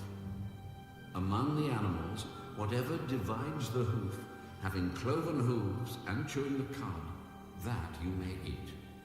Nevertheless, these you shall not eat among those that chew the cud, or those that have cloven hooves. The camel, because it chews the cud but does not have cloven hooves, is unclean to you. The rock hyrax, because it chews the cud but does not have cloven hooves, is unclean to you. The hare, because it chews the cud but does not have cloven hooves, is unclean to you. And the swine, though it divides the hoof, having cloven hooves, yet does not chew the cud, is unclean to you. Their flesh you shall not eat, and their carcasses you shall not touch. They are unclean to you. These you may eat of all that are in the water. Whatever in the water has fins and scales, whether in the seas or in the rivers, that you may eat. But all in the seas or in the rivers that do not have fins and scales, all that move in the water, or any living thing which is in the water, they are an abomination to you. They shall be an abomination to you. You shall not eat their flesh, but you shall regard their carcasses as an abomination. Whatever in the water does not have fins or scales, that shall be an abomination to you. And these you shall regard as an abomination among the birds. They shall not be eaten. They are an abomination. The eagle, the vulture, the buzzard, the kite, and the falcon after its kind. Every raven after its kind. The ostrich, the short-eared owl, the seagull, and the hawk after its kind. The little owl, the fisher owl, and the screech owl. The white owl, the jackdaw, and the carrion vulture. The stork, the heron after its kind, the hoopoe, and the bat. All flying insects that creep on all fours shall be an abomination to you. Yet these you may eat of every flying insect that creeps on all fours. Those which have jointed legs above their feet with which to leap on the earth, these you may eat. The locust after its kind, the destroying locust after its kind, the cricket after its kind, and the grasshopper after its kind. But all other flying insects which have 4 feet shall be an abomination to you. By these you shall become unclean. Whoever touches the carcass of any of them shall be unclean until evening. Whoever carries part of the carcass of any of them shall wash his clothes and be unclean until evening. The carcass of any animal which divides the foot but is not cloven-hoofed or does not chew the cud is unclean to you. Everyone who touches it shall be unclean. And whatever goes on its paws among all kinds of animals that go on all fours, those are unclean to you. Whoever touches any such carcass shall be unclean until evening. Whoever carries any such carcass shall wash his clothes and be unclean until evening. It is unclean to you. These also shall be unclean to you among the creeping things that creep on the earth: the mole, the mouse, and the large lizard after its kind, the gecko, the monitor lizard, the sand reptile, the sand lizard, and the chameleon. These are unclean to you among all that creep. Whoever touches them when they are dead shall be unclean until evening. Anything on which any of them falls when they are dead shall be unclean, whether it is any item of wood or clothing or skin or sack, whatever item it is in which any work is done, it must be put in water, and it shall be unclean until evening. Then it shall be clean. Any earthen vessel into which any of them falls you shall break, and whatever is in it shall be unclean.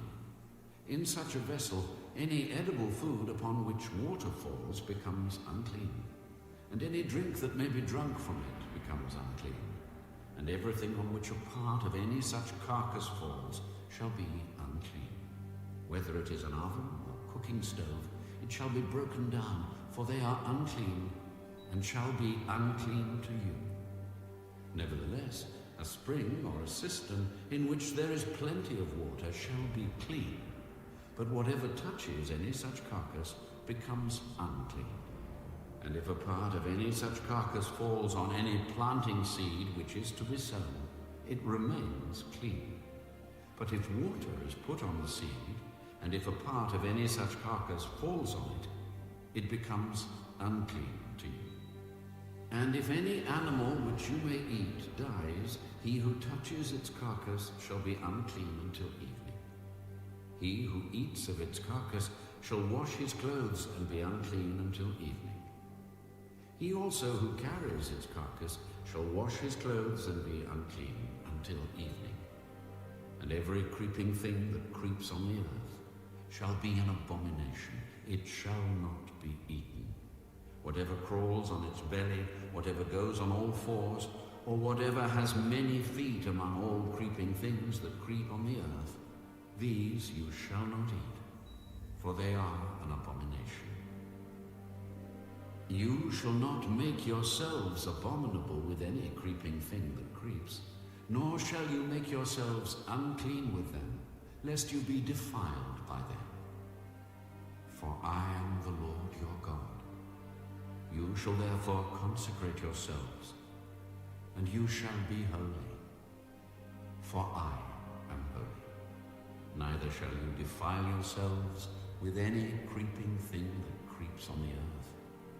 For I am the Lord who brings you up out of the land of Egypt to be your God.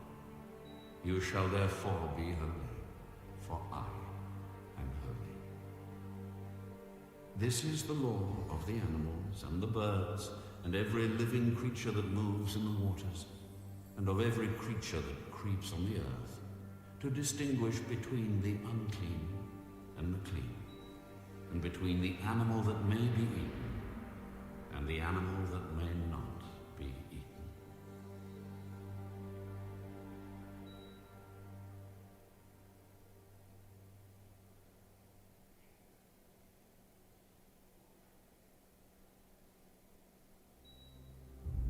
Then the Lord spoke to Moses. Speak to the children of Israel, saying, If a woman has conceived and born a male child, then she shall be unclean 7 days. As in the days of her customary impurity, she shall be unclean. And on the 8th day, the flesh of his foreskin shall be circumcised. She shall then continue in the blood of her purification 33 days. She shall not touch any hallowed thing, nor come into the sanctuary until the days of her purification are fulfilled. But if she bears a female child, then she shall be unclean 2 weeks, as in her customary impurity, and she shall continue in the blood of her purification 66 days. When the days of her purification are fulfilled, whether for a son or a daughter, she shall bring to the priest a lamb of the first year as a burnt offering, and a young pigeon or a turtle dove as a sin offering to the door of the tabernacle of meeting. Then he shall offer it before the Lord and make atonement for her, and she shall be clean from the flow of her blood. This is the law for her who is born a male or a female. And if she is not able to bring a lamb, then she may bring 2 turtle doves or 2 young pigeons, one as a burnt offering and the other as a sin offering. So the priest shall make atonement for her, and she will be clean.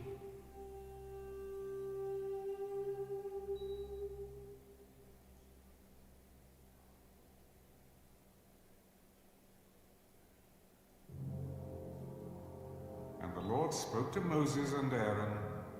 When a man has on the skin of his body a swelling, a scab, or a bright spot, and it becomes on the skin of his body like a leprous sore, then he shall be brought to Aaron the priest, or to one of his sons the priests. The priest shall examine the sore on the skin of the body, and if the hair on the sore has turned white, and the sore appears to be deeper than the skin of his body, it is a leprous sore.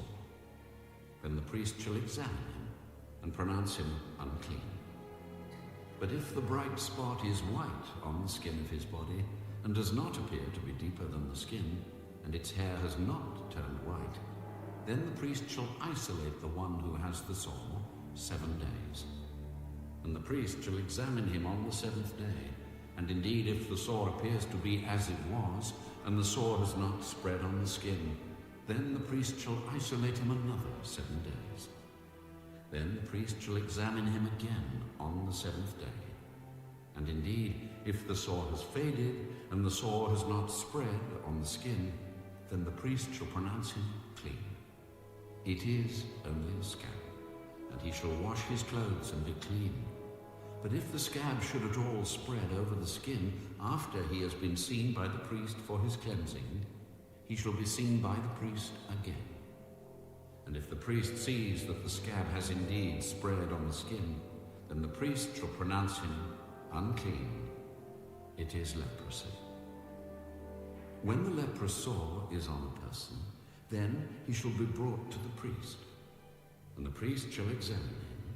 And indeed, if the swelling on the skin is white, and it has turned the hair white, and there is a spot of raw flesh in the swelling, it is an old leprosy on the skin of his body. The priest shall pronounce him unclean, and shall not isolate him, for he is unclean. And if leprosy breaks out all over the skin, and the leprosy covers all the skin of the one who has the sore from his head to his foot, wherever the priest looks, then the priest shall consider. And indeed, if the leprosy has covered all his body, he shall pronounce him clean who has the sore.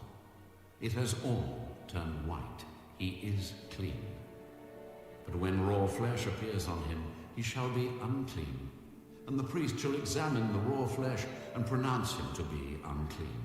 For the raw flesh is unclean. It is leprosy.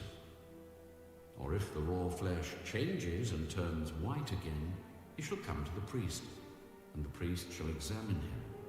And indeed, if the sore has turned white, then the priest shall pronounce him clean who has the sore. He is clean.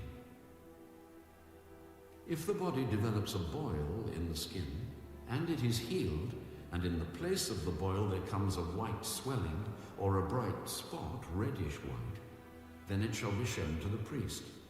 And if, when the priest sees it, it indeed appears deeper than the skin, and its hair has turned white, the priest shall pronounce him unclean. It is a leprous sore which has broken out of the body.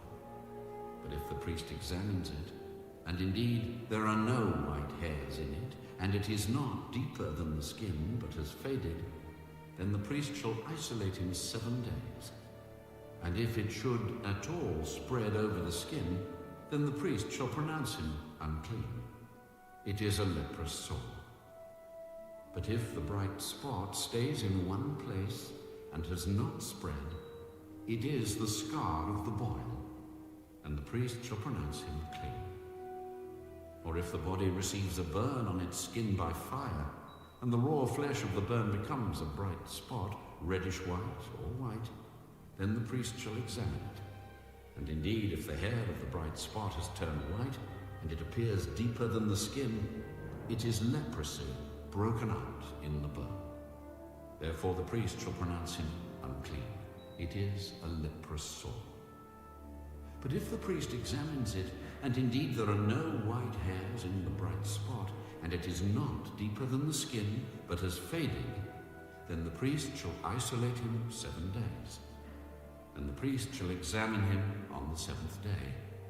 If it has at all spread over the skin, then the priest shall pronounce him unclean. It is a leprous sore. But if the bright spot stays in one place, and has not spread on the skin, but has faded, it is a swelling from the burn. The priest shall pronounce him clean, for it is the scar from the burn. If a man or woman has a sore on the head or the beard, then the priest shall examine the sore. And indeed, if it appears deeper than the skin, and there is in it thin yellow hair, then the priest shall pronounce him unclean. It is a scaly leprosy of the head or beard. But if the priest examines the scaly sore, and indeed it does not appear deeper than the skin, and there is no black hair in it, then the priest shall isolate the one who has the scale 7 days. And on the 7th day the priest shall examine the sore. And indeed, if the scale has not spread, and there is no yellow hair in it, and the scale does not appear deeper than the skin, he shall shave himself, but the scale he shall not shave. And the priest shall isolate the one who has the scale another 7 days. On the 7th day, the priest shall examine the scale. And indeed, if the scale has not spread over the skin, and does not appear deeper than the skin, then the priest shall pronounce him clean. He shall wash his clothes and be clean. But if the scale should at all spread over the skin after his cleansing, then the priest shall examine him. And indeed, if the scale has spread over the skin, the priest need not seek for yellow hair. He is unclean. But if the scale appears to be at a standstill, and there is black hair grown up in it, the scale has healed. He is clean, and the priest shall pronounce him clean. If a man or a woman has bright spots on the skin of the body, specifically white bright spots, then the priest shall look.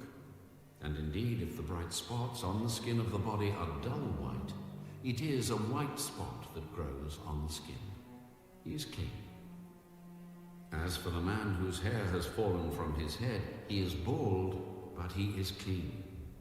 He whose hair has fallen from his forehead, he is bald on the forehead, but he is clean.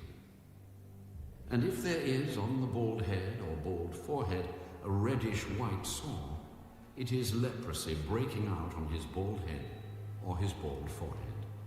Then the priest shall examine it. And indeed, if the swelling of the sore is reddish white on his bald head or on his bald forehead, as the appearance of leprosy on the skin of the body, he is a leprous man. He is unclean. The priest shall surely pronounce him unclean. His sore is on his head.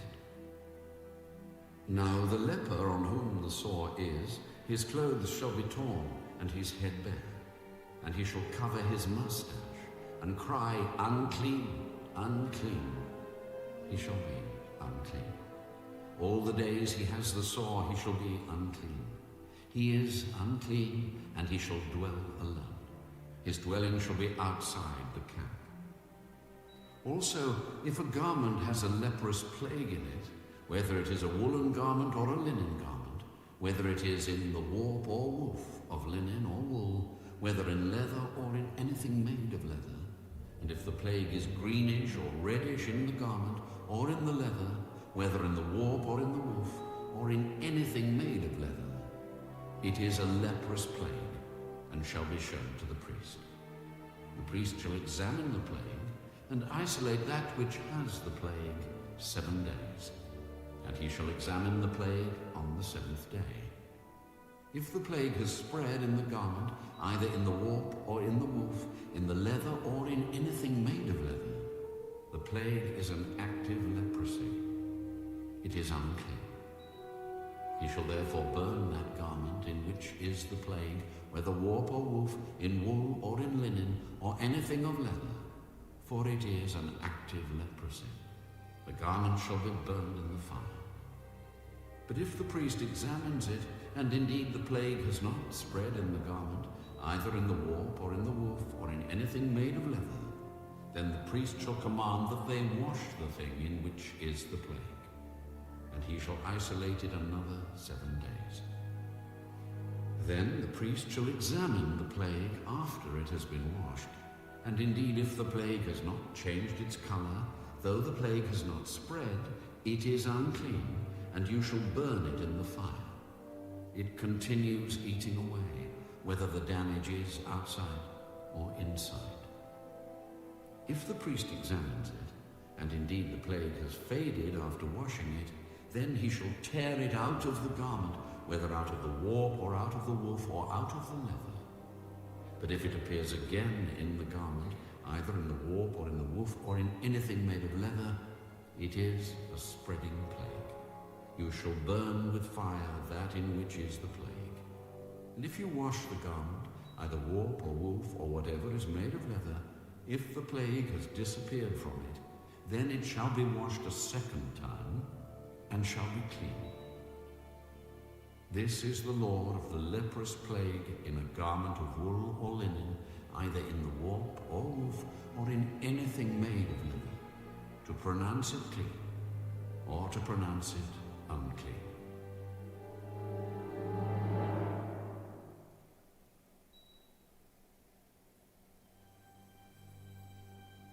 Then the Lord spoke to Moses. This shall be the law of the leper for the day of his cleansing. He shall be brought to the priest, and the priest shall go out of the camp, and the priest shall examine him. And indeed, if the leprosy is healed in the leper, then the priest shall command to take for him who is to be cleansed 2 living and clean birds, cedar wood, scarlet, and hyssop.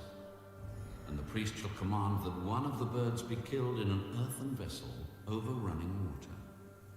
As for the living bird, he shall take it, the cedar wood and the scarlet and the hyssop, and dip them and the living bird in the blood of the bird that was killed over the running water. And he shall sprinkle it 7 times on him who is to be cleansed from the leprosy, and shall pronounce him clean, and shall let the living bird loose in the open field. He who is to be cleansed shall wash his clothes, shave off all his hair, and wash himself in water that he may be clean. After that he shall come into the camp, and shall stay outside his tent 7 days. But on the 7th day he shall shave all the hair off his head, and his beard, and his eyebrows. All his hair he shall shave off. He shall wash his clothes, and wash his body in water, and he shall be clean. And on the 8th day he shall take 2 male lambs without blemish, 1 ewe lamb of the first year without blemish, 3/10 of an ephah of fine flour mixed with oil as a grain offering, and 1 log of oil. Then the priest who makes him clean shall present the man who is to be made clean and those things before the Lord at the door of the tabernacle of meeting. And the priest shall take 1 male lamb and offer it as a trespass offering and the log of oil, and wave them as a wave offering before the Lord. Then he shall kill the lamb in the place where he kills the sin offering and the burnt offering, in a holy place. For as the sin offering is the priest's, so is the trespass offering. It is most holy. The priest shall take some of the blood of the trespass offering, and the priest shall put it on the tip of the right ear of him who is to be cleansed, on the thumb of his right hand, and on the big toe of his right foot. And the priest shall take some of the log of oil, and pour it into the palm of his own left hand. Then the priest shall dip his right finger in the oil that is in his left hand, and shall sprinkle some of the oil with his finger 7 times before the Lord. And of the rest of the oil in his hand, the priest shall put some on the tip of the right ear of him who is to be cleansed, on the thumb of his right hand, and on the big toe of his right foot, on the blood of the trespass offering.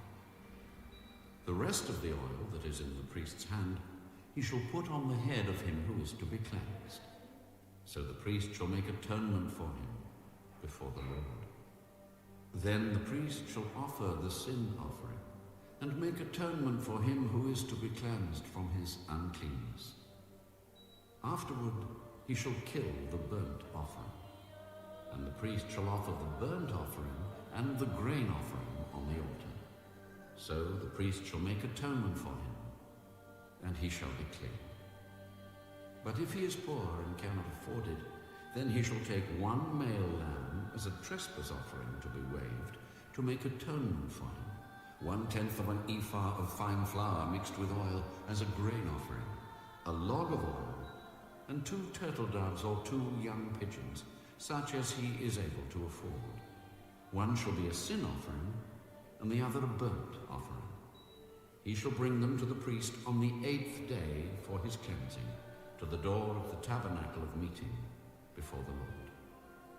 And the priest shall take the lamb of the trespass offering and the log of oil, and the priest shall wave them as a wave offering before the Lord. Then he shall kill the lamb of the trespass offering, and the priest shall take some of the blood of the trespass offering, and put it on the tip of the right ear of him who is to be cleansed, on the thumb of his right hand, and on the big toe of his right foot. And the priest shall pour some of the oil into the palm of his own left hand. Then the priest shall sprinkle with his right finger some of the oil that is in his left hand 7 times before the Lord. And the priest shall put some of the oil that is in his hand on the tip of the right ear of him who is to be cleansed, on the thumb of the right hand, and on the big toe of his right foot, on the place of the blood of the trespass offering. The rest of the oil that is in the priest's hand he shall put on the head of him who is to be cleansed, to make atonement for him before the Lord. And he shall offer one of the turtle doves or young pigeons, such as he can afford, such as he is able to afford, the one as a sin offering, and the other as a burnt offering, with the grain offering. So the priest shall make atonement for him who is to be cleansed before the Lord. This is the law for one who had a leprous soul, who cannot afford the usual cleansing. And the Lord spoke to Moses and Aaron.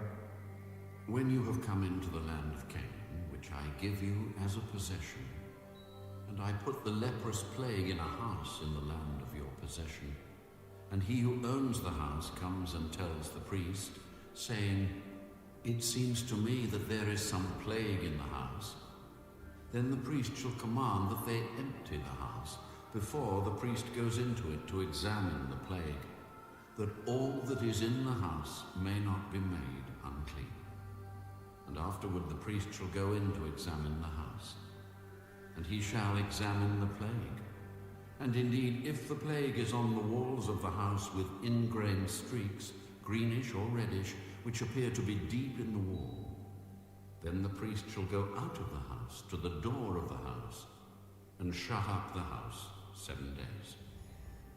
And the priest shall come again on the 7th day and look. And indeed, if the plague has spread on the walls of the house, then the priest shall command that they take away the stones in which is the plague, and they shall cast them into an unclean place outside the city. And he shall cause the house to be scraped inside all around, and the dust that they scrape off they shall pour out in an unclean place outside the city. Then they shall take other stones and put them in the place of those stones, and he shall take other mortar and plaster the house. Now if the plague comes back and breaks out in the house, after he has taken away the stones, after he has scraped the house, and after it is plastered, then the priest shall come and look. And indeed, if the plague has spread in the house, it is an active leprosy in the house. It is unclean. And he shall break down the house, its stones, its timber, and all the plaster of the house, and he shall carry them outside the city to an unclean place. Moreover, He who goes into the house at all while it is shut up shall be unclean until evening. And he who lies down in the house shall wash his clothes, and he who eats in the house shall wash his clothes. But if the priest comes in and examines it, and indeed the plague has not spread in the house after the house was plastered, then the priest shall pronounce the house clean, because the plague is healed.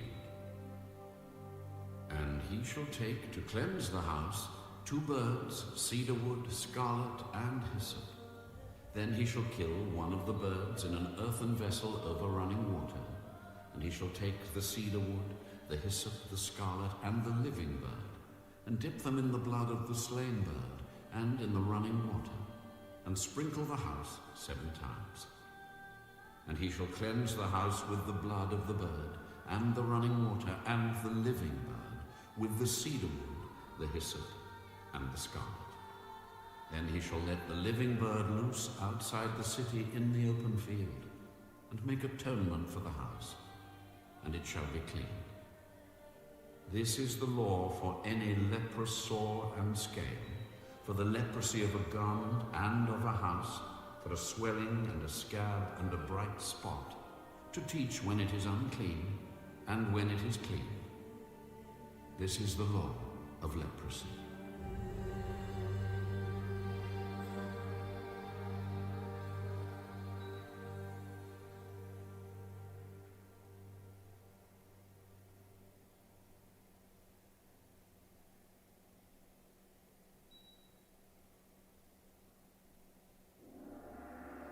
And the Lord spoke to Moses and Aaron. Speak to the children of Israel, and say to them, when any man has a discharge from his body, his discharge is unclean. And this shall be his uncleanness in regard to his discharge, whether his body runs with his discharge, or his body is stopped up by his discharge, it is his uncleanness. Every bed is unclean on which he who has the discharge lies, and everything on which he sits shall be unclean. And whoever touches his bed shall wash his clothes and bathe in water, and be unclean until evening. He who sits on anything on which he who has the discharge sat shall wash his clothes and bathe in water, and be unclean until evening. And he who touches the body of him who has the discharge shall wash his clothes and bathe in water, and be unclean until evening. If he who has the discharge spits on him who is clean, then he shall wash his clothes and bathe in water, and be unclean until evening. Any saddle on which he who has the discharge rides shall be unclean. Whoever touches anything that was under him shall be unclean until evening. He who carries any of those things shall wash his clothes and bathe in water, and be unclean until evening. And whomever the one who has the discharge touches, and has not rinsed his hands in water, he shall wash his clothes and bathe in water, and be unclean until evening. The vessel of earth that he who has the discharge touches shall be broken, and every vessel of wood shall be rinsed in water. And when he who has a discharge is cleansed of his discharge, then he shall count for himself 7 days for his cleansing, wash his clothes, and bathe his body in running water. Then he shall be clean. On the 8th day he shall take for himself 2 turtle doves or 2 young pigeons, and come before the Lord to the door of the tabernacle of meeting, and give them to the priest.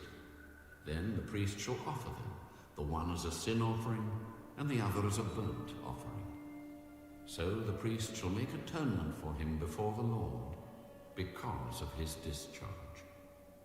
If any man has an emission of semen, then he shall wash all his body in water, and be unclean until evening. And any garment and any leather on which there is semen, it shall be washed with water, and be unclean until evening. Also when a woman lies with a man, and there is an emission of semen, they shall bathe in water and be unclean until evening.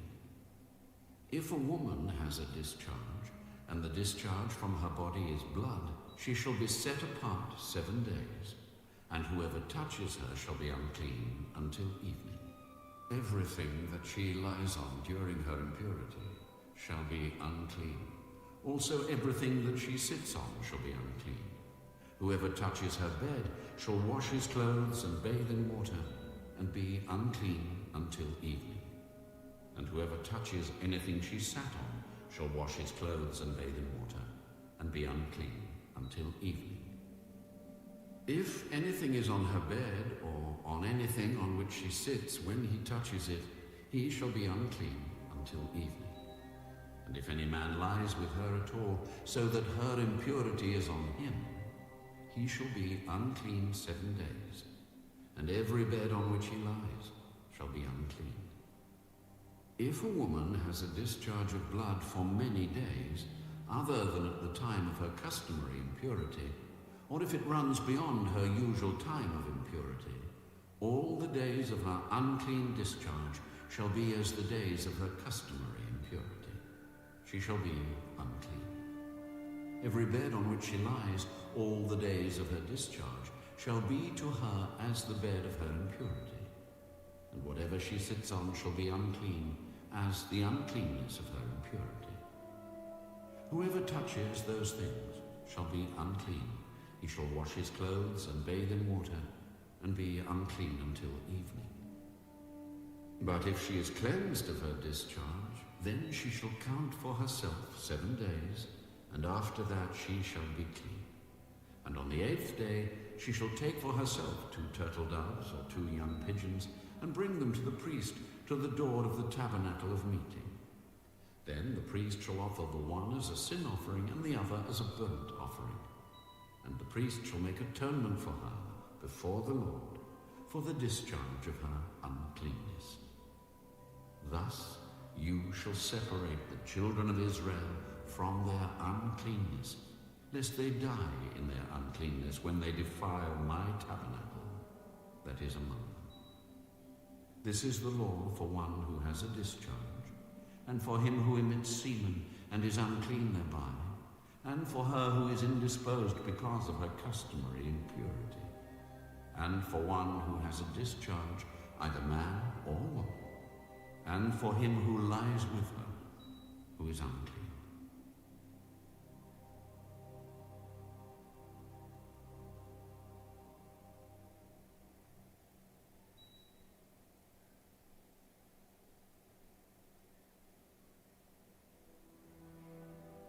Now the Lord spoke to Moses after the death of the 2 sons of Aaron, when they offered profane fire before the Lord and died. Tell Aaron your brother not to come at just any time into the holy place inside the veil, before the mercy seat which is on the ark, lest he die. For I will appear in the cloud above the mercy seat. Thus Aaron shall come into the holy place, with the blood of a young bull as a sin offering, and of a ram as a burnt offering. He shall put the holy linen tunic and the linen trousers on his body. He shall be girded with a linen sash, and with the linen turban he shall be attired. These are holy garments. Therefore he shall wash his body in water, and put them on. And he shall take from the congregation of the children of Israel 2 kids of the goats as a sin offering, and 1 ram as a burnt offering. Aaron shall offer the bull as a sin offering, which is for himself, and make atonement for himself and for his house. He shall take the 2 goats and present them before the Lord at the door of the tabernacle of meeting. Then Aaron shall cast lots for the 2 goats, 1 lot for the Lord, and the other lot for the scapegoat.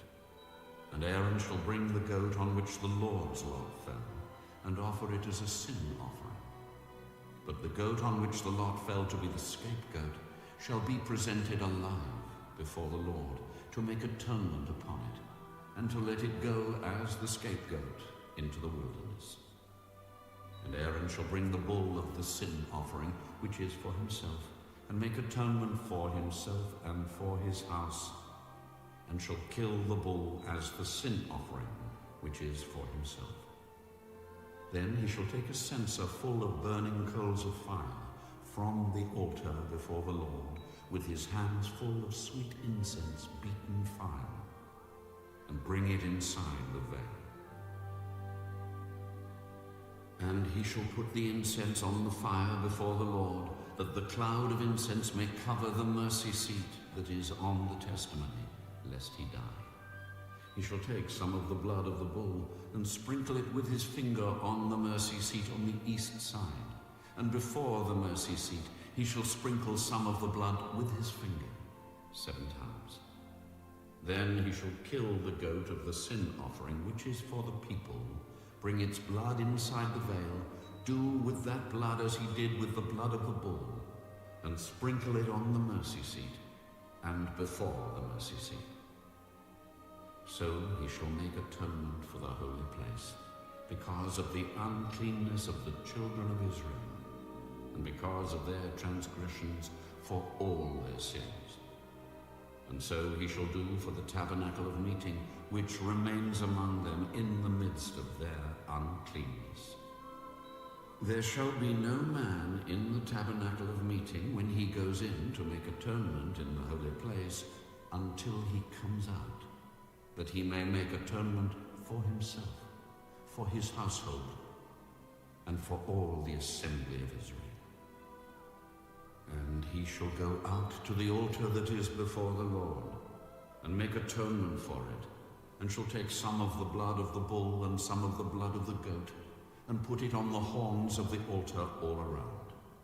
Then he shall sprinkle some of the blood on it with his finger 7 times, cleanse it, and consecrate it from the uncleanness of the children of Israel. And when he has made an end of atoning for the holy place, the tabernacle of meeting and the altar, he shall bring the live goat. Aaron shall lay both his hands on the head of the live goat, confess over it all the iniquities of the children of Israel, and all their transgressions, concerning all their sins, putting them on the head of the goat, and shall send it away into the wilderness by the hand of a suitable man. The goat shall bear on itself all their iniquities to an uninhabited land, and he shall release the goat in the wilderness. Then Aaron shall come into the tabernacle of meeting, shall take off the linen garments which he put on when he went into the holy place, and shall leave them there. And he shall wash his body with water in a holy place, put on his garments, come out and offer his burnt offering and the burnt offering of the people, and make atonement for himself and for the people. The fat of the sin offering he shall burn on the altar. And he who released the goat as the scapegoat shall wash his clothes and bathe his body in water, and afterward he may come into the camp. The bull for the sin offering and the goat for the sin offering, whose blood was brought in to make atonement in the holy place, shall be carried outside the camp. And they shall burn in the fire their skins, their flesh, and their offal. Then he who burns them shall wash his clothes and bathe his body in water, and afterward he may come into the camp. This shall be a statute forever for you. In the 7th month, on the 10th day of the month, you shall afflict your souls and do no work at all, whether a native of your own country or a stranger who dwells among you. For on that day the priest shall make atonement for you, to cleanse you, that you may be clean from all your sins before the Lord. It is a Sabbath of solemn rest for you, and you shall afflict your souls. It is a statute forever. And the priest who is anointed and consecrated to minister as priest in his Father's place shall make atonement, and put on the linen clothes, the holy garments. Then he shall make atonement for the holy sanctuary. And he shall make atonement for the tabernacle of meeting and for the altar. and he shall make atonement for the priests, and for all the people of the assembly. This shall be an everlasting statute for you, to make atonement for the children of Israel, for all their sins, once a year. And he did as the Lord commanded Moses.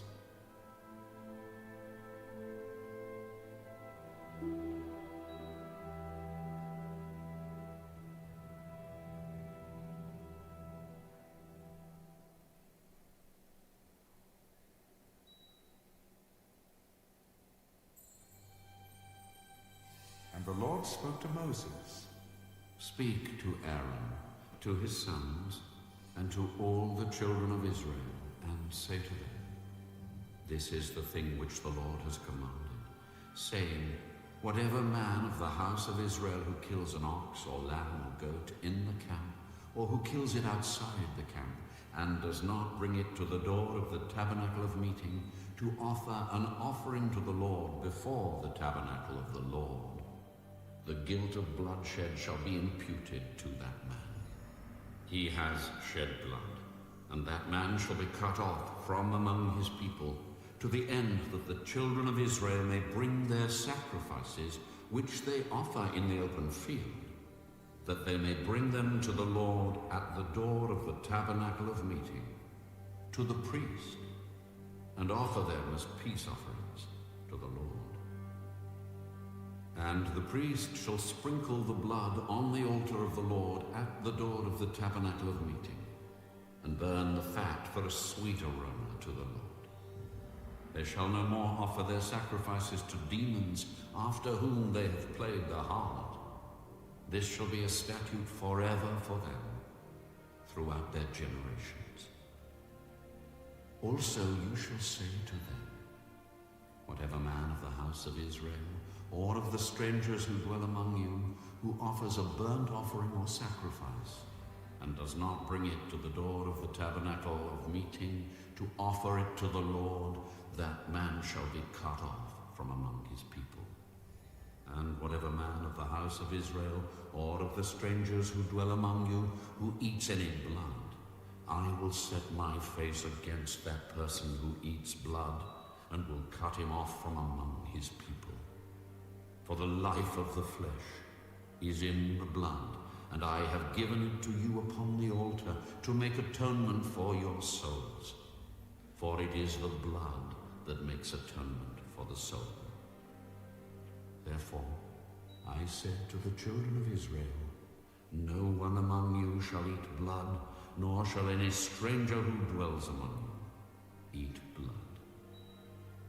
Whatever man of the children of Israel, or of the strangers who dwell among you, who hunts and catches any animal or bird that may be eaten, he shall pour out its blood and cover it with dust, for it is the life of all flesh.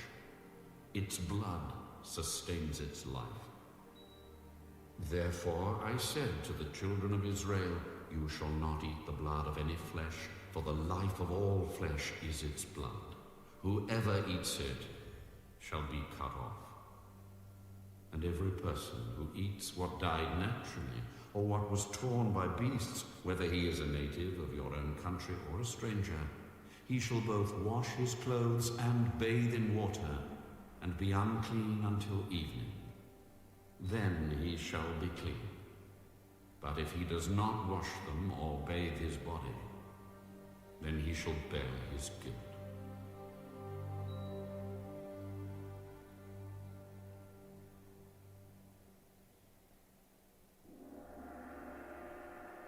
Then the Lord spoke to Moses, Speak to the children of Israel, and say to them, I am the Lord your God. According to the doings of the land of Egypt, where you dwelt, you shall not do. And according to the doings of the land of Canaan, where I am bringing you, you shall not do. Nor shall you walk in their ordinances. You shall observe my judgments, and keep my ordinances to walk in them. I am the Lord your God. You shall therefore keep my statutes and my judgments, which if a man does, he shall live by them. I am the Lord. None of you shall approach anyone who is near of kin to him to uncover his nakedness. I am the Lord. The nakedness of your father or the nakedness of your mother you shall not uncover. She is your mother. You shall not uncover her nakedness. The nakedness of your father's wife you shall not uncover. It is your father's nakedness. The nakedness of your sister, the daughter of your father, or the daughter of your mother, whether born at home or elsewhere, their nakedness you shall not uncover. The nakedness of your son's daughter or your daughter's daughter, their nakedness you shall not uncover, for theirs is your own nakedness. The nakedness of your father's wife's daughter, begotten by your father, she is your sister, you shall not uncover her nakedness. You shall not uncover the nakedness of your father's sister, she is near of kin to your father. You shall not uncover the nakedness of your mother's sister, for she is near of kin to your mother. You shall not uncover the nakedness of your father's brother. You shall not approach his wife. She is your aunt. You shall not uncover the nakedness of your daughter-in-law. She is your son's wife. You shall not uncover her nakedness. You shall not uncover the nakedness of your brother's wife. It is your brother's nakedness. You shall not uncover the nakedness of a woman and her daughter, nor shall you take her son's daughter or her daughter's daughter to uncover her nakedness. They are near of kin to her. It is wickedness. Nor shall you take a woman as a rival to her sister to uncover her nakedness while the other is alive. Also, you shall not approach a woman to uncover her nakedness as long as she is in her customary impurity. Moreover, you shall not lie carnally with your neighbor's wife to defile yourself with her. And you shall not let any of your descendants pass through the fire to Molech, nor shall you profane the name of your God. I am the Lord. You shall not lie with a male as with a woman. It is an abomination. Nor shall you mate with any animal to defile yourself with it. Nor shall any woman stand before an animal to mate with it. It is perversion. Do not defile yourselves with any of these things, for by all these the nations are defiled, which I am casting out before you. For the land is defiled. Therefore I visit the punishment of its iniquity upon it, and the land vomits out its inhabitants. You shall therefore keep my statutes and my judgments, and shall not commit any of these abominations, either any of your own nation or any stranger who dwells among you. For all these abominations the men of the land have done who were before you. And thus the land is defiled, lest the land vomit you out also when you defile it, as it vomited out the nations that were before you. For whoever commits any of these abominations, the persons who commit them shall be cut off from among their people.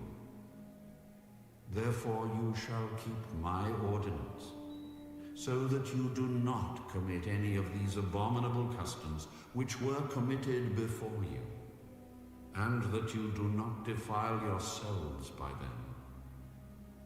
I am the Lord, your God.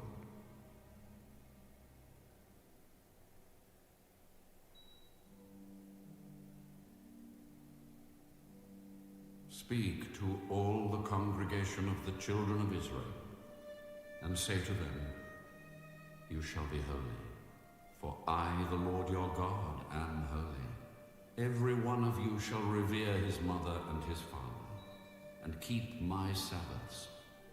I am the Lord your God. Do not turn to idols, nor make for yourselves molded gods. I am the Lord your God. And if you offer a sacrifice of a peace offering to the Lord, you shall offer it of your own free will. It shall be eaten the same day you offer it, and on the next day. And if any remains until the third day, it shall be burned in the fire. And if it is eaten at all on the third day, it is an abomination. It shall not be accepted. Therefore everyone who eats it shall bear his iniquity, because he has profaned the hallowed offering of the Lord. And that person shall be cut off from his people. When you reap the harvest of your land, you shall not wholly reap the corners of your field, nor shall you gather the gleanings of your harvest. And you shall not glean your vineyard, nor shall you gather every grape of your vineyard. You shall leave them for the poor and the stranger. I am the Lord your God. You shall not steal, nor deal falsely, nor lie to one another. And you shall not swear by my name falsely, nor shall you profane the name of your God. I am the Lord. You shall not cheat your neighbor, nor rob him. The wages of him who is hired shall not remain with you all night until morning.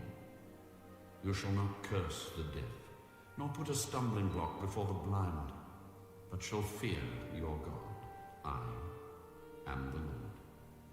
You shall do no injustice in judgment. You shall not be partial to the poor, nor honor the person of the mighty. In righteousness you shall judge your neighbor. You shall not go about as a talebearer among your people, nor shall you take a stand against the life of your neighbor. I am the Lord. You shall not hate your brother in your heart. You shall surely rebuke your neighbor, and not bear sin because of him. You shall not take vengeance, nor bear any grudge against the children of your people, but you shall love your neighbor as yourself. I am the Lord. You shall keep my statutes. You shall not let your livestock breed with another kind. You shall not sow your field with mixed seed, nor shall a garment of mixed linen and wool come upon you. Whoever lies carnally with a woman who is betrothed to a man as a concubine, and who has not at all been redeemed nor given her freedom, for this there shall be scourging, but they shall not be put to death, because she was not free. And he shall bring his trespass offering to the Lord, to the door of the tabernacle of meeting, a ram as a trespass offering. The priest shall make atonement for him with the ram of the trespass offering before the Lord for his sin which he has committed. And the sin which he has committed shall be forgiven him. When you come into the land and have planted all kinds of trees for food, then you shall count their fruit as uncircumcised. 3 years it shall be as uncircumcised to you. It shall not be eaten. But in the 4th year all its fruit shall be holy, a praise to the Lord. And in the 5th year you may eat its fruit, that it may yield to you its increase. I am the Lord your God. You shall not eat anything with the blood, nor shall you practice divination or soothsaying. You shall not shave around the sides of your head, nor shall you disfigure the edges of your beard. You shall not make any cuttings in your flesh for the dead, nor tattoo any marks on you. I am the Lord. Do not prostitute your daughter, to cause her to be a harlot, lest the land fall into harlotry, and the land become full of wickedness. You shall keep my Sabbaths, and reverence my sanctuary. I am the Lord. Give no regard to mediums and familiar spirits. Do not seek after them to be defiled by them. I am the Lord your God. You shall rise before the gray-headed and honor the presence of an old man, and fear your God. I am the Lord. And if a stranger dwells with you in your land, you shall not mistreat him. The stranger who dwells among you shall be to you as one born among you, and you shall love him as yourself, for you were strangers in the land of Egypt. I am the Lord your God. You shall do no injustice in judgment, in measurement of length, weight, or volume. You shall have honest scales, honest weights, an honest ephah, and an honest hin. I am the Lord your God, who brought you out of the land of Egypt. Therefore you shall observe all my statutes and all my judgments, and perform them. I am the Lord.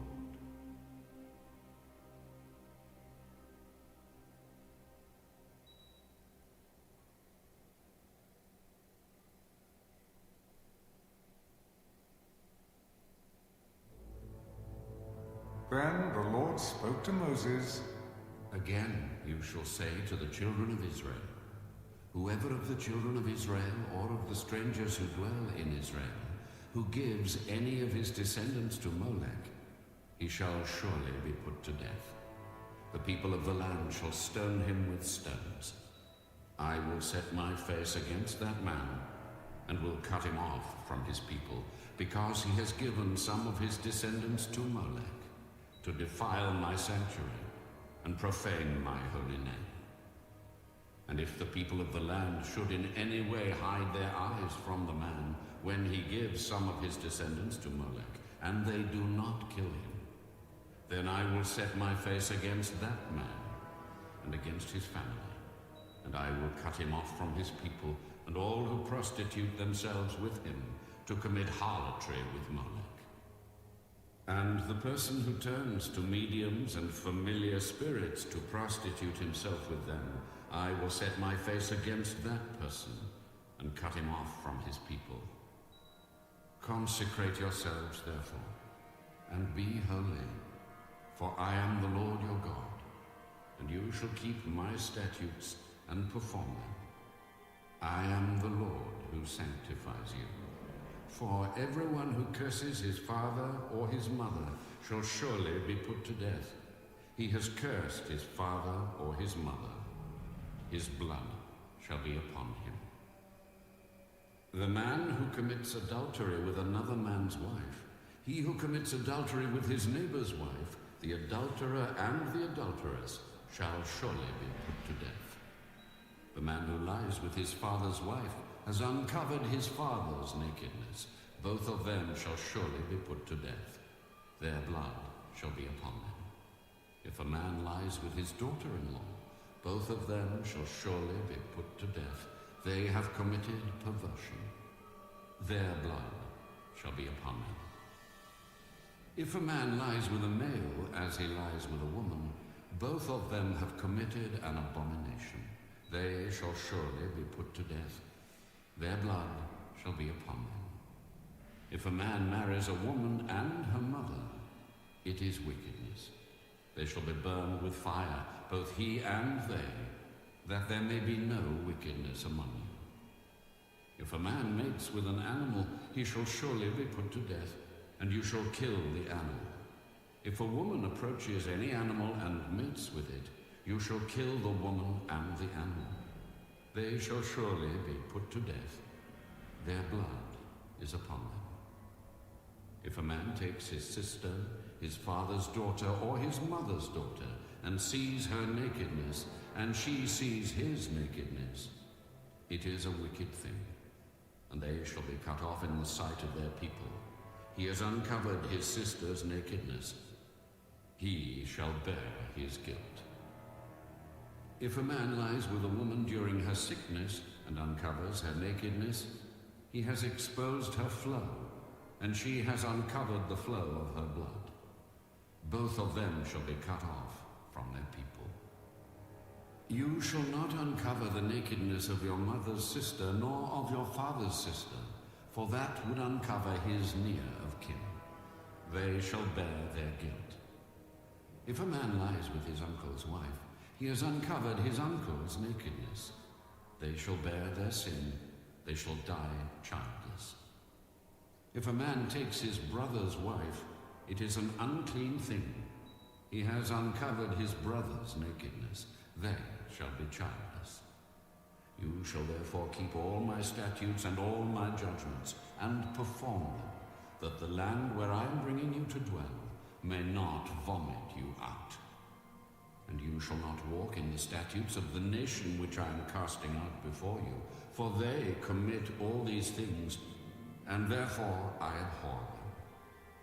But I have said to you, you shall inherit their land, and I will give it to you to possess, a land flowing with milk and honey. I am the Lord your God, who has separated you from the peoples.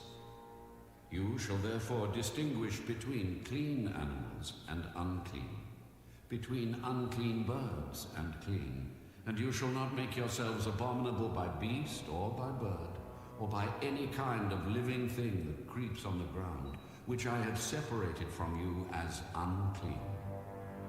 And you shall be holy to me, for I, the Lord, am holy, and have separated you from the peoples, that you should be mine. A man or a woman who is a medium, or who has familiar spirits, shall surely be put to death. They shall stone them with stones.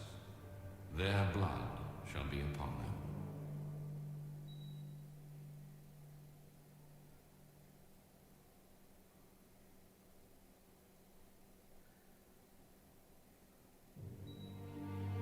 And the Lord said to Moses, Speak to the priests, the sons of Aaron, and say to them, None shall defile himself for the dead among his people, except for his relatives who are nearest to him, his mother, his father, his son, his daughter, and his brother. Also his virgin sister who is near to him, who has had no husband. For her he may defile himself. Otherwise he shall not defile himself, being a chief man among his people, to profane himself.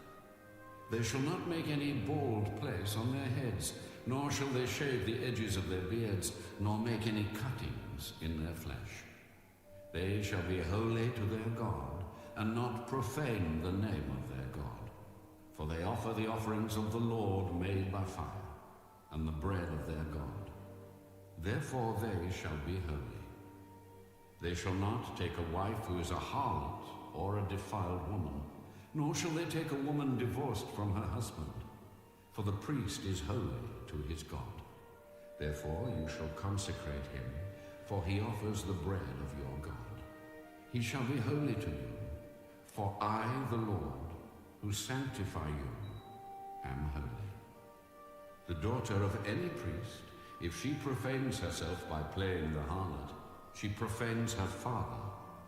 She shall be burned with fire.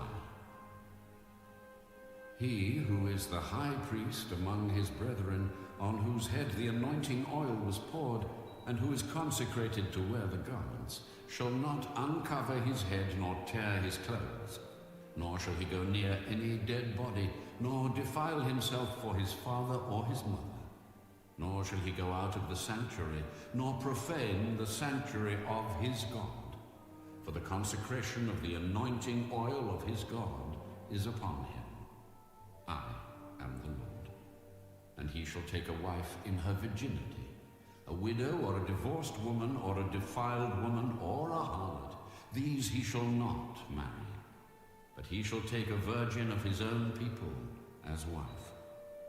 Nor shall he profane his posterity among his people, for I, the Lord, sanctify him. And the Lord spoke to Moses, Speak to Aaron, saying, No man of your descendants in succeeding generations who has any defect may approach to offer the bread of his God. For any man who has a defect shall not approach. A man blind or lame, who has a marred face, or any limb too long, a man who has a broken foot or broken hand, or is a hunchback or a dwarf, or a man who has a defect in his eye, or eczema or scab, or is a eunuch. No man of the descendants of Aaron the priest who has a defect shall come near to offer the offerings made by fire to the Lord. He has a defect. He shall not come near to offer the bread of his God. He may eat the bread of his God, both the most holy and the holy, Only he shall not go near the veil or approach the altar, because he has a defect, lest he profane my sanctuaries. For I, the Lord, sanctify them. And Moses told it to Aaron and his sons, and to all the children of Israel.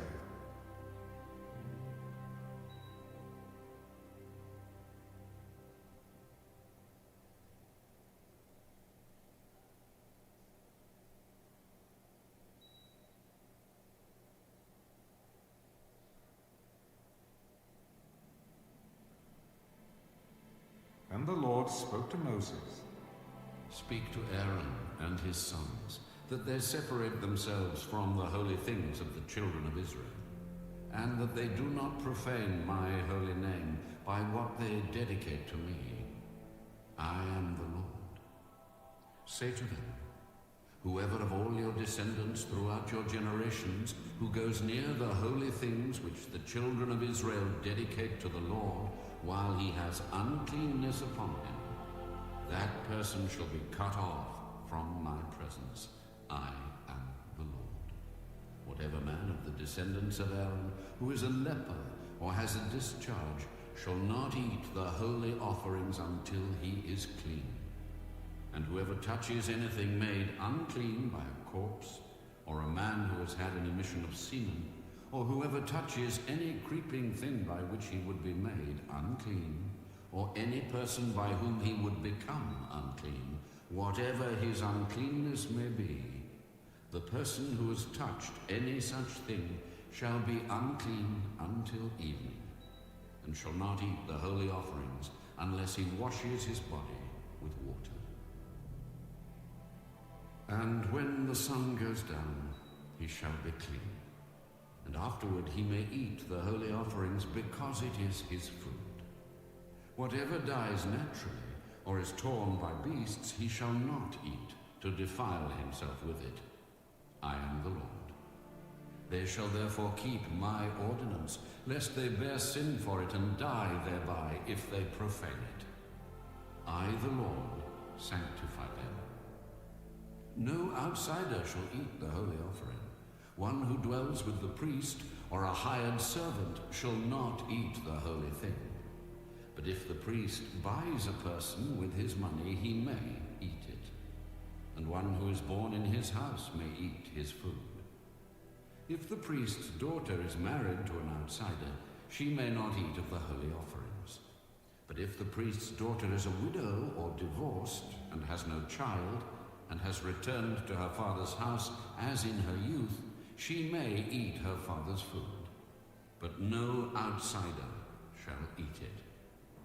And if a man eats the holy offering unintentionally, then he shall restore a holy offering to the priest, and add 1/5 to it. They shall not profane the holy offerings of the children of Israel, which they offer to the Lord, or allow them to bear the guilt of trespass when they eat their holy offerings. For I, the Lord, sanctify them.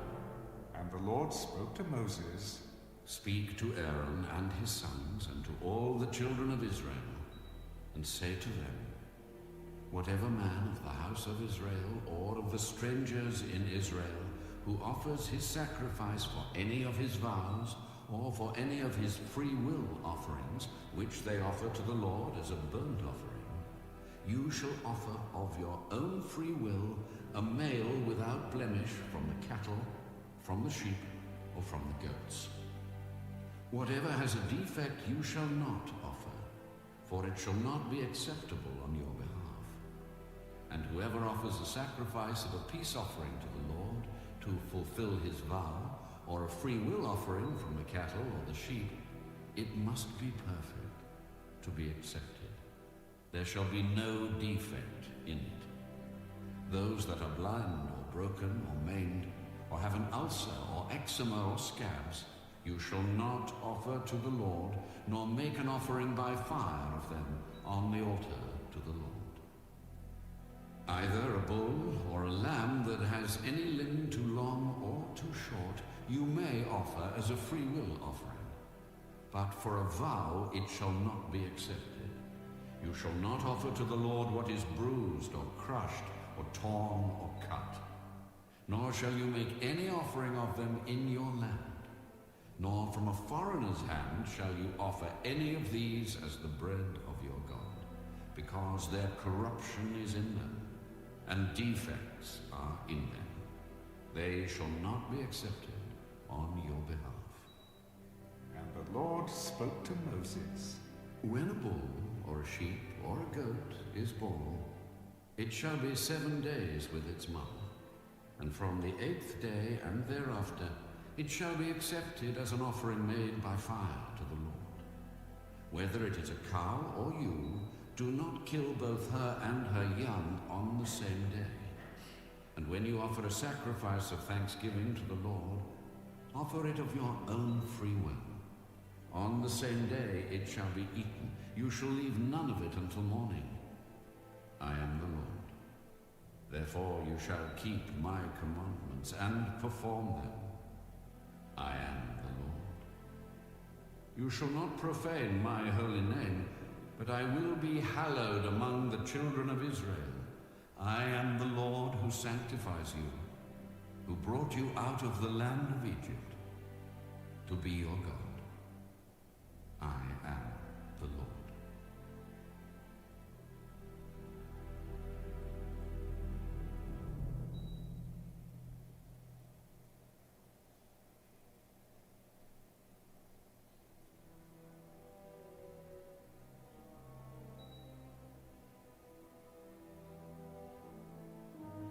The Lord spoke to Moses. Speak to the children of Israel, and say to them, the feasts of the Lord, which you shall proclaim to be holy convocations, these are my feasts. 6 days shall work be done, but the 7th day is a Sabbath of solemn rest, a holy convocation. You shall do no work on it. It is the Sabbath of the Lord in all your dwellings. These are the feasts of the Lord, holy convocations, which you shall proclaim at their appointed times. On the 14th day of the first month at twilight is the Lord's Passover, and on the 15th day of the same month is the feast of unleavened bread to the Lord. 7 days you must eat unleavened bread. On the first day you shall have a holy convocation. You shall do no customary work on it, but you shall offer an offering made by fire to the Lord for 7 days. The 7th day shall be a holy convocation. You shall do no customary work on it. Speak to the children of Israel, and say to them, when you come into the land which I give to you, and reap its harvest, then you shall bring a sheaf of the first fruits of your harvest to the priest. He shall wave the sheaf before the Lord to be accepted on your behalf. On the day after the Sabbath, the priest shall wave it. And you shall offer on that day, when you wave the sheaf, a male lamb of the first year, without blemish, as a burnt offering to the Lord. Its grain offering shall be 2/10 of an ephah of fine flour mixed with oil, an offering made by fire to the Lord for a sweet aroma. And its drink offering shall be of wine, 1/4 of a hin.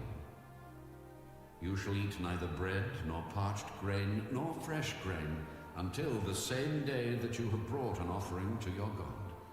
It shall be a statute forever throughout your generations in all your dwellings. And you shall count for yourselves from the day after the Sabbath, from the day that you brought the sheaf of the wave offering. 7 Sabbaths shall be completed. Count 50 days to the day after the 7th Sabbath. Then you shall offer a new grain offering to the Lord. You shall bring from your dwellings 2 wave loaves of 2/10 of an ephah. They shall be of fine flour. They shall be baked with leaven. They are the first fruits to the Lord. And you shall offer with the bread 7 lambs of the first year, without blemish, 1 young bull and 2 rams.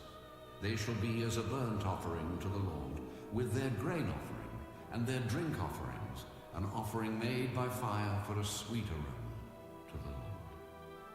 Then you shall sacrifice 1 kid of the goats as a sin offering, and 2 male lambs of the first year as a sacrifice of a peace offering. The priest shall wave them with the bread of the first fruits as a wave offering before the Lord with the 2 lambs. They shall be holy to the Lord for the priest. And you shall proclaim on the same day that it is a holy convocation to you.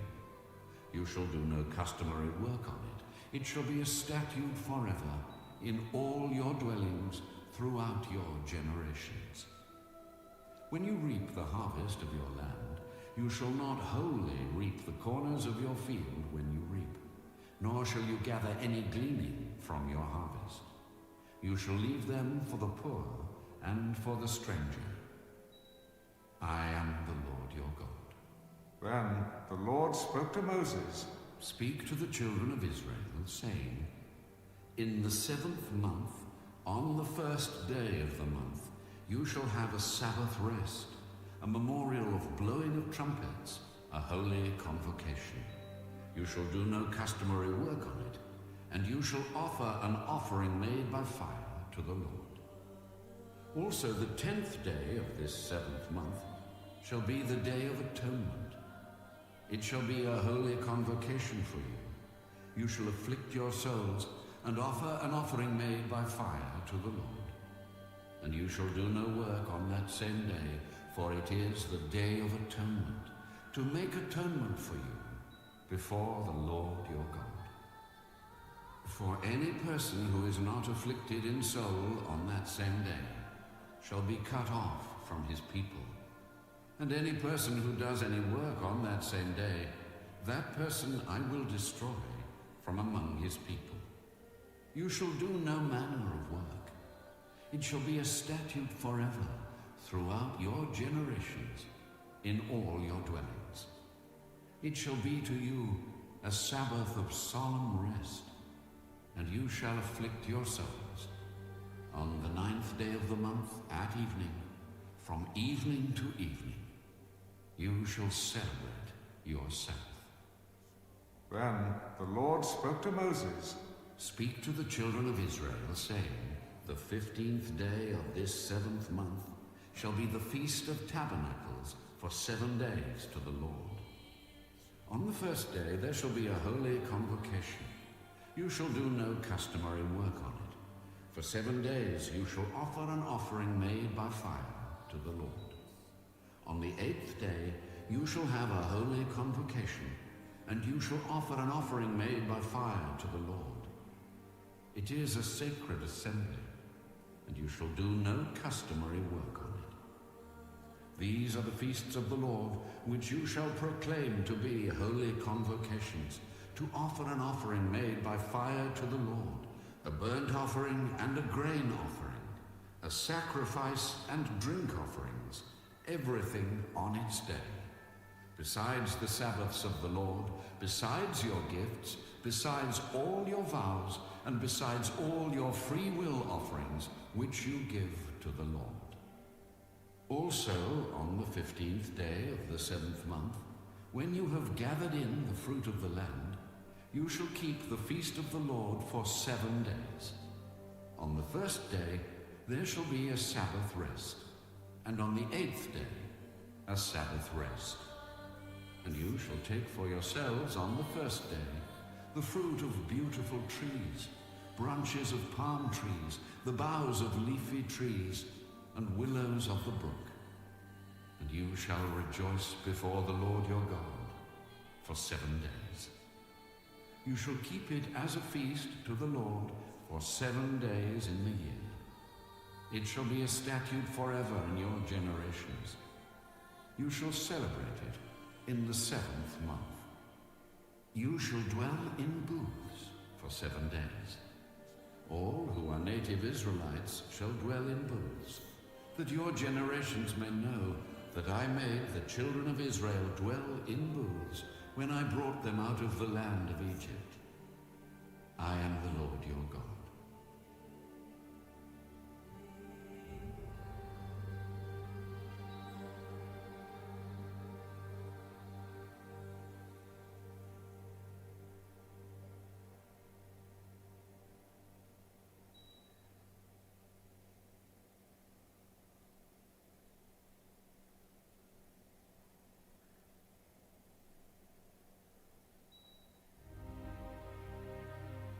So Moses declared to the children of Israel the feasts of the Lord. Then the Lord spoke to Moses.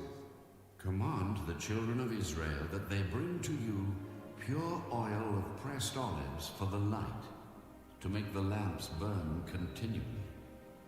Outside the veil of the testimony, in the tabernacle of meeting, Aaron shall be in charge of it from evening until morning before the Lord continually. It shall be a statute forever in your generations.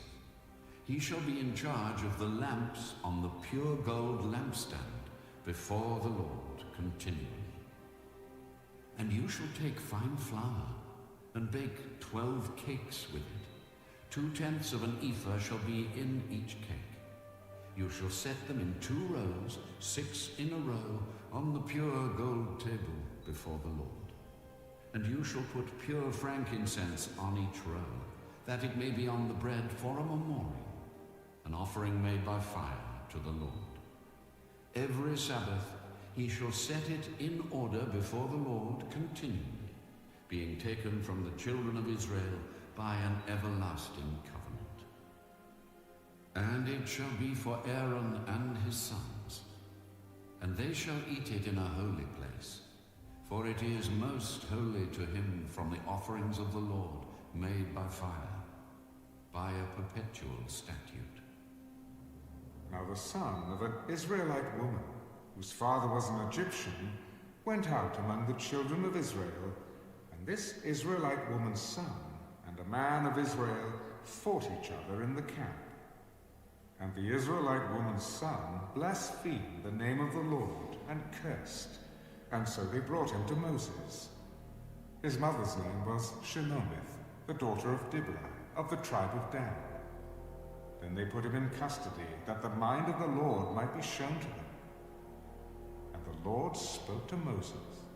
Take outside the camp him who has cursed. Then let all who heard him lay their hands on his head, and let all the congregation stone him. Then you shall speak to the children of Israel, saying, Whoever curses his God shall bear his sin, and whoever blasphemes the name of the Lord shall surely be put to death. All the congregation shall certainly stone him, the stranger as well as him who is born in the land. When he blasphemes the name of the Lord, he shall be put to death. Whoever kills any man shall surely be put to death. Whoever kills an animal shall make it good, animal for animal. If a man causes disfigurement of his neighbor, as he has done, so shall it be done to him, fracture for fracture, eye for eye, tooth for tooth. As he has caused disfigurement of a man, so shall it be done to him.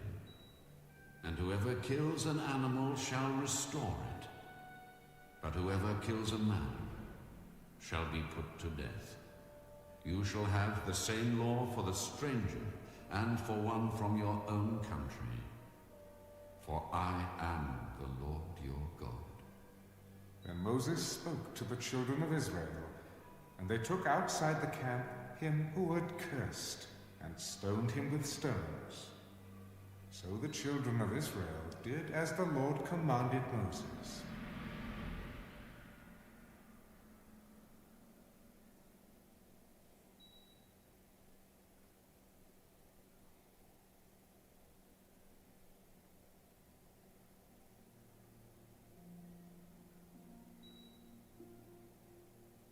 And the Lord spoke to Moses on Mount Sinai.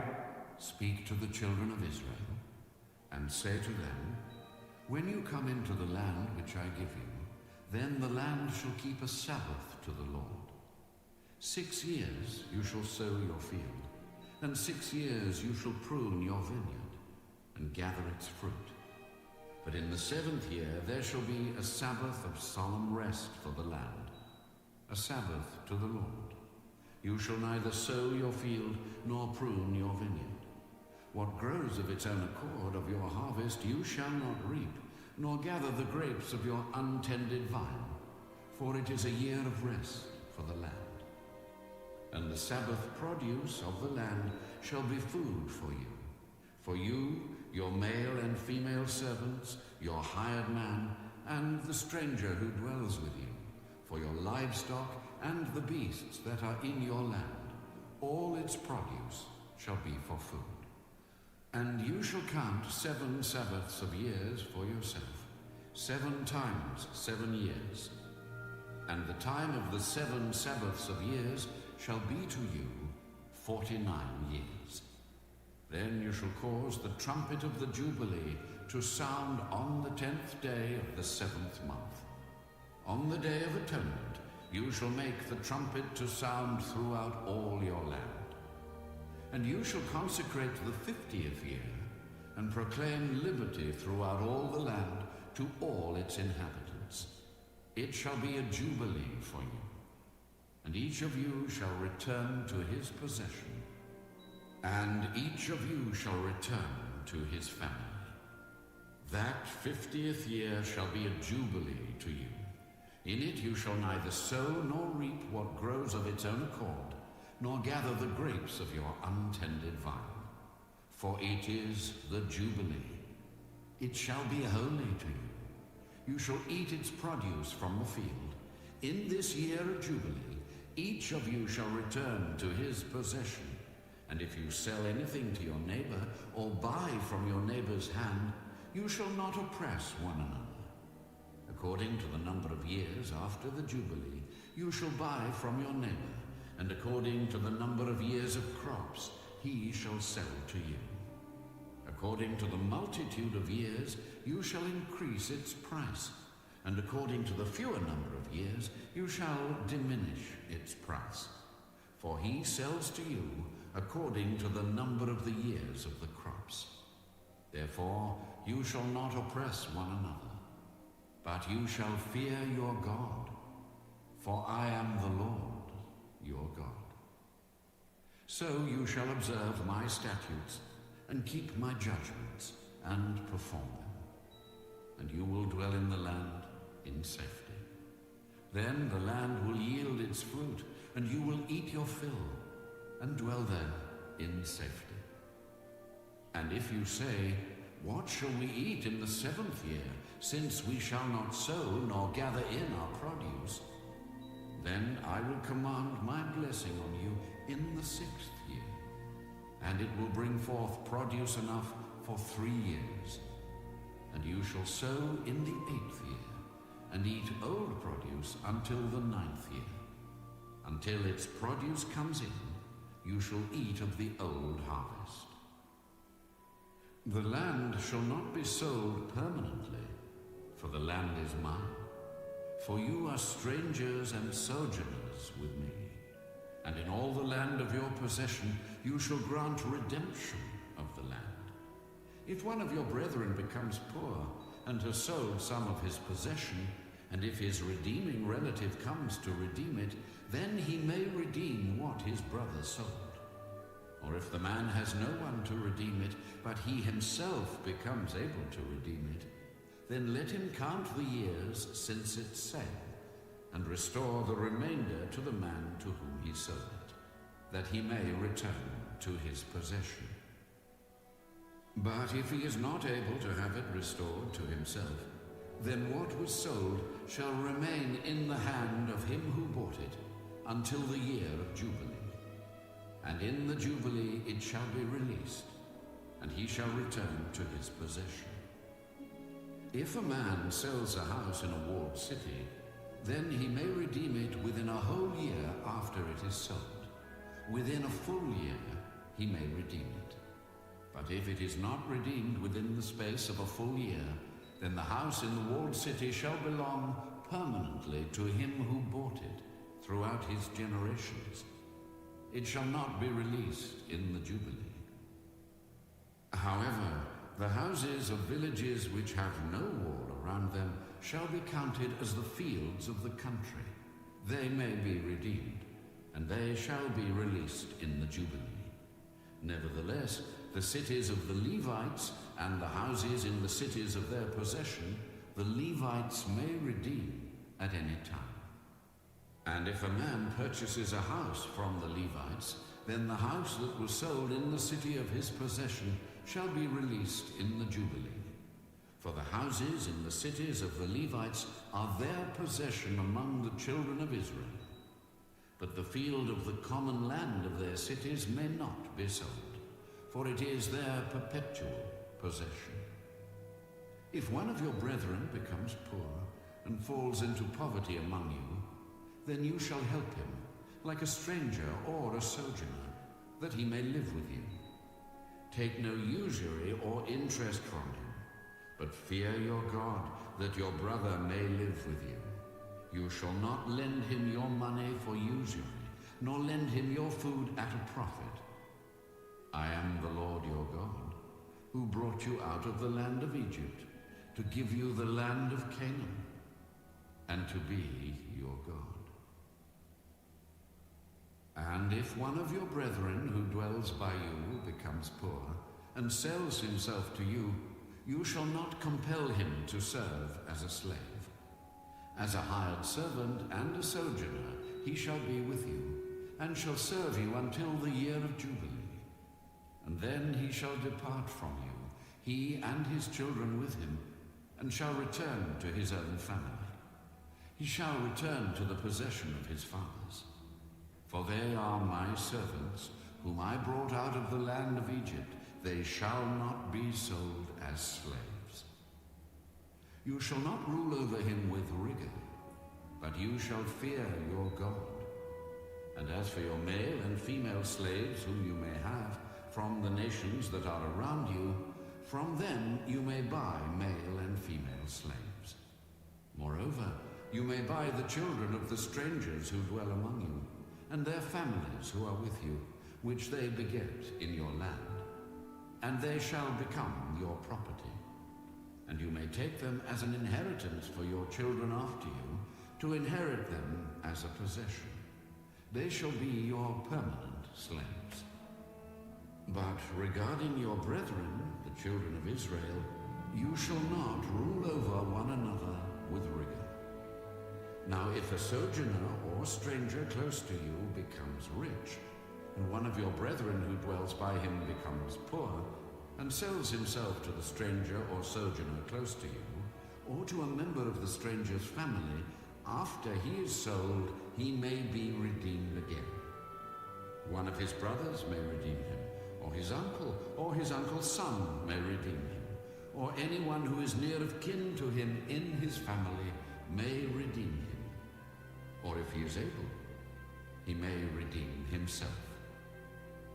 Thus he shall reckon with him who bought him. The price of his release shall be according to the number of years from the year that he was sold to him until the year of Jubilee. It shall be according to the time of a hired servant for him. If there are still many years remaining, according to them he shall repay the price of his redemption from the money with which he was bought. And if there remain but a few years until the year of Jubilee, then he shall reckon with him, and according to his years he shall repay him the price of his redemption. He shall be with him as a yearly hired servant, and he shall not rule with rigor over him in your sight. And if he is not redeemed in these years, then he shall be released in the year of Jubilee, he and his children with him. For the children of Israel are servants to me. They are my servants, whom I brought out of the land of Egypt. I am the Lord your God.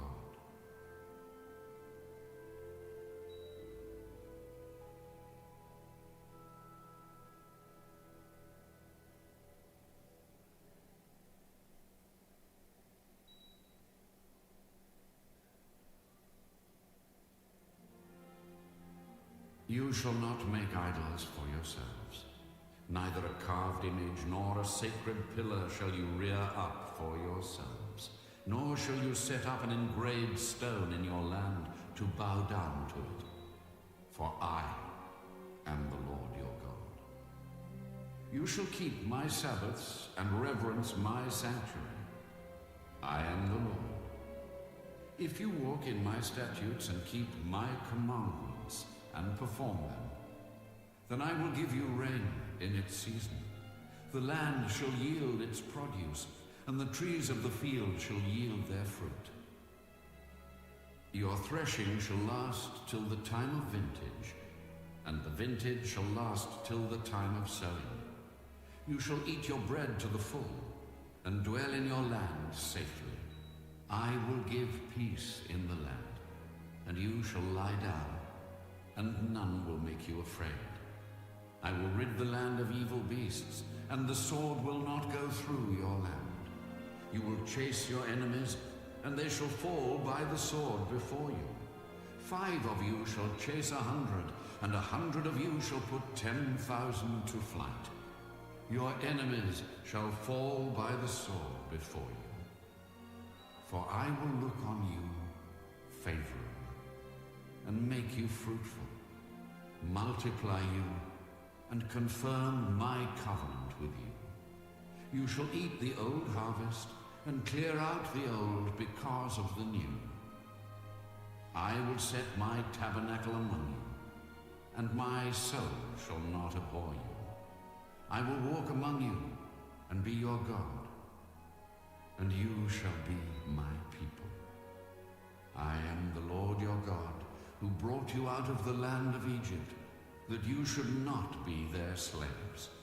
I have broken the bands of your yoke, and made you walk upright. But if you do not obey me, and do not observe all these commandments, and if you despise my statutes, or if your soul abhors my judgments, so that you do not perform all my commandments, but break my covenant, I also will do this to you. I will even appoint terror over you, wasting disease and fever, which shall consume the eyes, and cause sorrow of heart.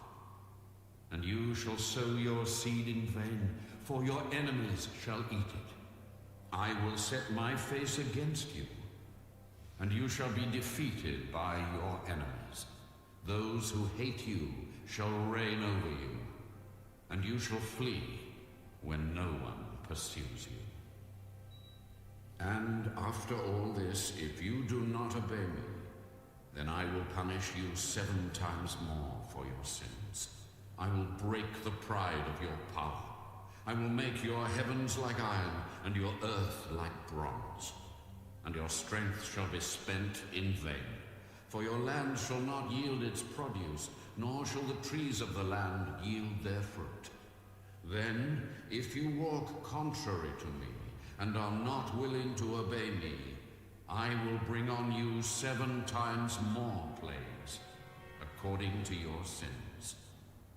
I will also send wild beasts among you, which shall rob you of your children, destroy your livestock, and make you few in number, and your highways shall be desolate. And if by these things you are not reformed by me, but walk contrary to me, then I also will walk contrary to you, and I will punish you yet 7 times for your sins. And I will bring a sword against you that will execute the vengeance of the covenant. When you are gathered together within your cities, I will send pestilence among you, and you shall be delivered into the hand of the enemy. When I have cut off your supply of bread, 10 women shall bake your bread in one oven, and they shall bring back your bread by weight, and you shall eat and not be satisfied. And after all this, if you do not obey me, but walk contrary to me, then I also will walk contrary to you in fury. And I, even I, will chastise you 7 times for your sins. You shall eat the flesh of your sons, and you shall eat the flesh of your daughters. I will destroy your high places, cut down your incense altars, and cast your carcasses on the lifeless forms of your idols. And my soul shall abhor you. I will lay your cities waste, and bring your sanctuaries to desolation. And I will not smell the fragrance of your sweet aromas. I will bring the land to desolation, and your enemies who dwell in it shall be astonished at it. I will scatter you among the nations and draw out a sword after you. Your land shall be desolate, and your cities waste. Then the land shall enjoy its Sabbaths as long as it lies desolate, and you are in your enemy's land. Then the land shall rest and enjoy its Sabbaths. As long as it lies desolate, it shall rest, for the time it did not rest on your Sabbaths when you dwelt in it. And as for those of you who are left, I will send faintness into their hearts in the lands of their enemies. The sound of a shaken leaf shall cause them to flee. They shall flee as though fleeing from a sword, and they shall fall when no one pursues. They shall stumble over one another, as it were before a sword, when no one pursues. And you shall have no power to stand before your enemies. You shall perish among the nations, and the land of your enemies shall eat you up. And those of you who are left shall waste away in their iniquity in your enemies' lands. Also in their fathers' iniquities, which are with them, they shall waste away. But if they confess their iniquity and the iniquity of their fathers with their unfaithfulness in which they were unfaithful to me, and that they also have walked contrary to me, and that I also have walked contrary to them, and have brought them into the land of their enemies, if their uncircumcised hearts are humbled, and they accept their guilt, then I will remember my covenant with Jacob, and my covenant with Isaac, and my covenant with Abraham. I will remember. I will remember the land. The land also shall be left empty by them, and will enjoy its Sabbaths while it lies desolate without them. They will accept their guilt because they despised my judgments, and because their soul abhorred my statutes. Yet for all that, when they are in the land of their enemies, I will not cast them away, nor shall I abhor them to utterly destroy them and break my covenant with them. For I am the Lord their God. But for their sake, I will remember the covenant of their ancestors, whom I brought out of the land of Egypt in the sight of the nations, that I might be their God. I am the Lord. These are the statutes and judgments and laws which the Lord made between himself and the children of Israel on Mount Sinai by the hand of Moses.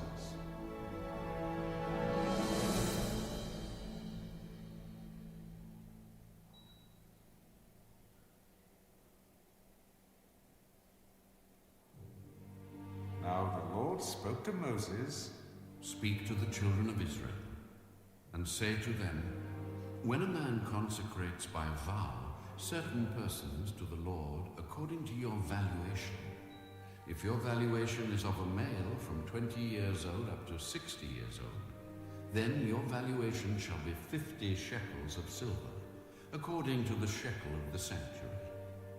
If it is a female, then your valuation shall be 30 shekels, and if from 5 years old up to 20 years old, then your valuation for a male shall be 20 shekels, and for a female 10 shekels. And if from a month old up to 5 years old, then your valuation for a male shall be 5 shekels of silver, and for a female your valuation shall be 3 shekels of silver.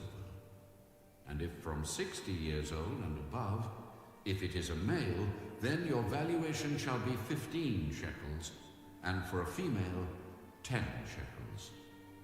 But if he is too poor to pay your valuation, then he shall present himself before the priest, and the priest shall set a value for him. According to the ability of him who vowed, the priest shall value him. If it is an animal that men may bring as an offering to the Lord, all that anyone gives to the Lord shall be holy.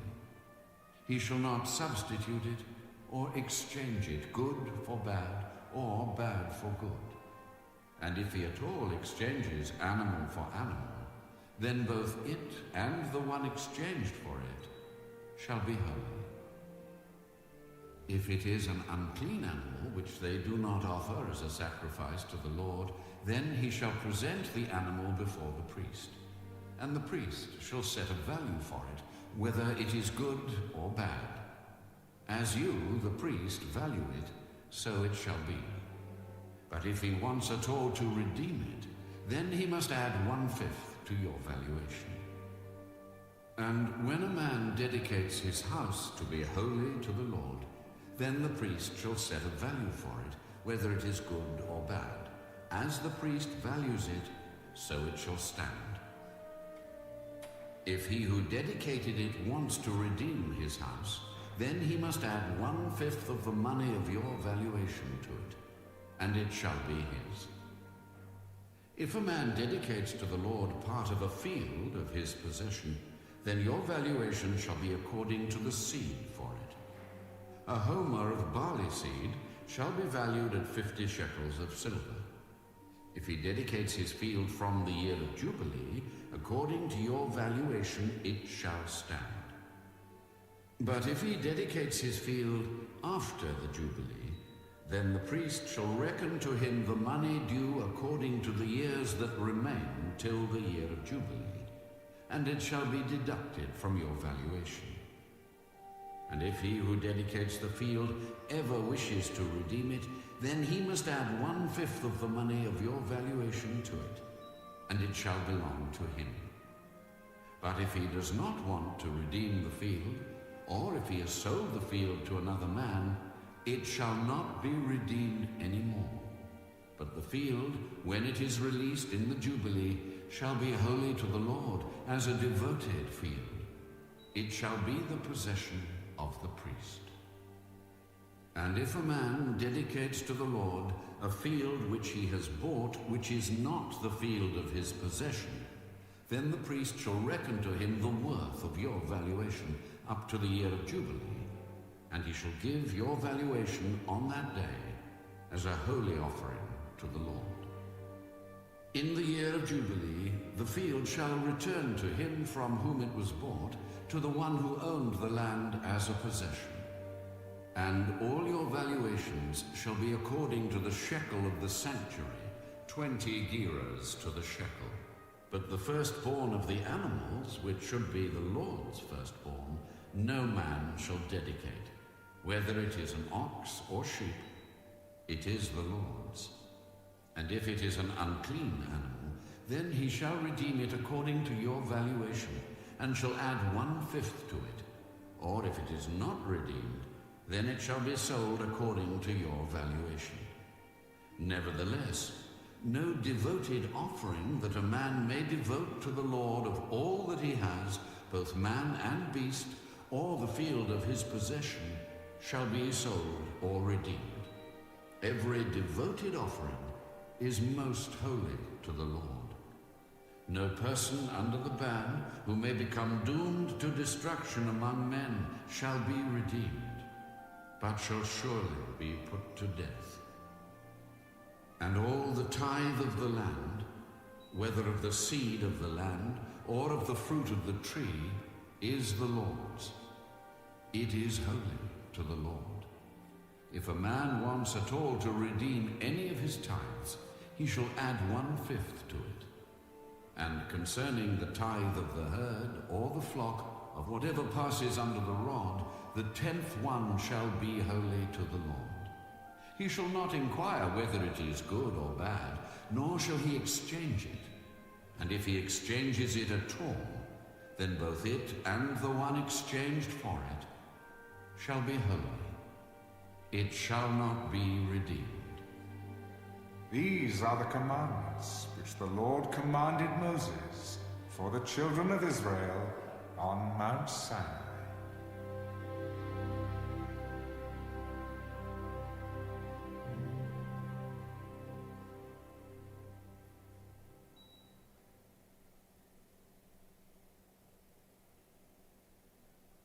fourth book of Moses, called Numbers.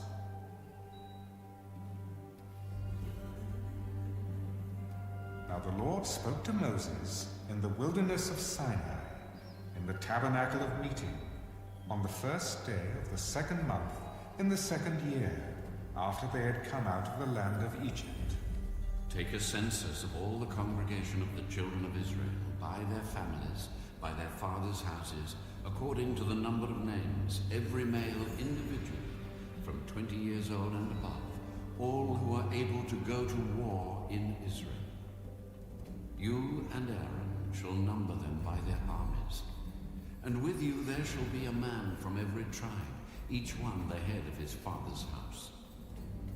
These are the names of the men who shall stand with you. From Reuben, Elizur, the son of Shedeur. From Simeon, Shelumiel, the son of Zurishaddai. From Judah, Nahshon, the son of Amminadab.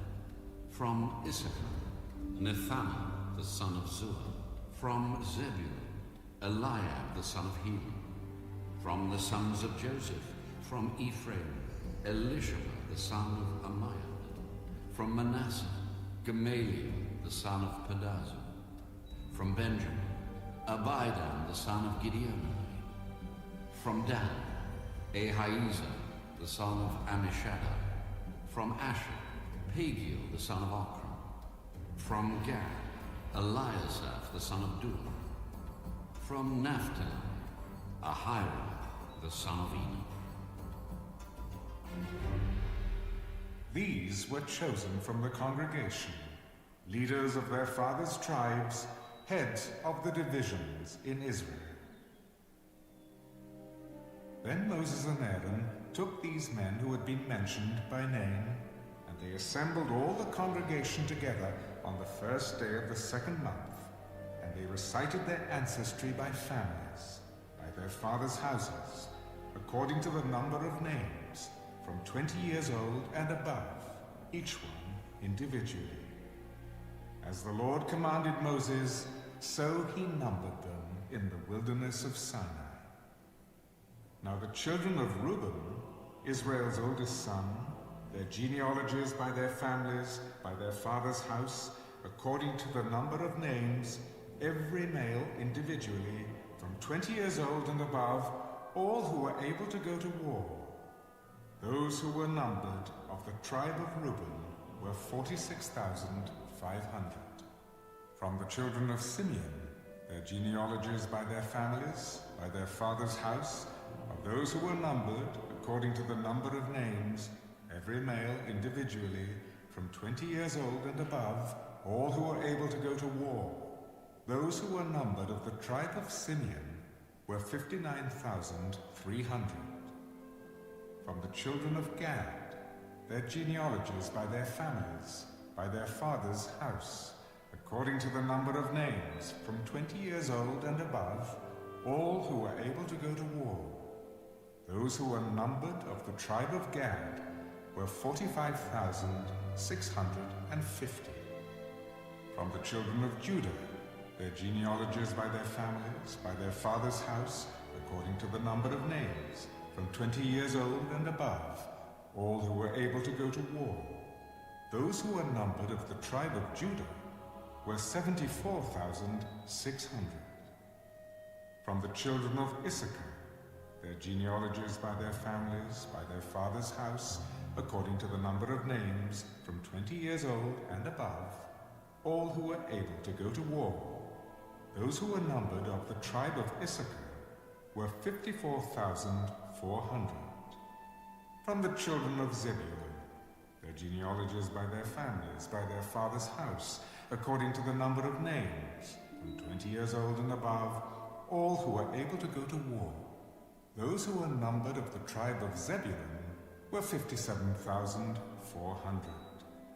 From the sons of Joseph, the children of Ephraim, their genealogies by their families, by their father's house, according to the number of names, from 20 years old and above, all who were able to go to war. Those who were numbered of the tribe of Ephraim were 40,500. From the children of Manasseh, their genealogies by their families, by their father's house, according to the number of names, from 20 years old and above, all who were able to go to war. Those who were numbered of the tribe of Manasseh were 32,200. From the children of Benjamin, their genealogies by their families, by their father's house, according to the number of names, from 20 years old and above, all who were able to go to war. Those who were numbered of the tribe of Benjamin were 35,400. From the children of Dan, their genealogies by their families, by their father's house, according to the number of names, from 20 years old and above, all who were able to go to war. Those who were numbered of the tribe of Dan were 62,700. From the children of Asher, their genealogies by their families, by their father's house, according to the number of names, from 20 years old and above, all who were able to go to war. Those who were numbered of the tribe of Asher were 41,500. From the children of Naphtali, their genealogies by their families, by their father's house, according to the number of names, from 20 years old and above, all who were able to go to war. Those who were numbered of the tribe of Naphtali were 53,400. These are the ones who were numbered, whom Moses and Aaron numbered, with the leaders of Israel, 12 men, each one representing his father's house. So all who were numbered of the children of Israel by their father's houses, from 20 years old and above, all who were able to go to war in Israel, all who were numbered were 603,550. But the Levites were not numbered among them by their father's tribe, for the Lord had spoken to Moses. Only the tribe of Levi you shall not number, nor take a census of them among the children of Israel. But you shall appoint the Levites over the tabernacle of the testimony, over all its furnishings, and over all things that belong to it. They shall carry the tabernacle and all its furnishings. They shall attend to it, and camp around the tabernacle. And when the tabernacle is to go forward, the Levites shall take it down. And when the tabernacle is to be set up, the Levites shall set it up. The outsider who comes near shall be put to death. The children of Israel shall pitch their tents, everyone by his own camp, everyone by his own standard, according to their armies. But the Levites shall camp around the tabernacle of the testimony, that there may be no wrath on the congregation of the children of Israel.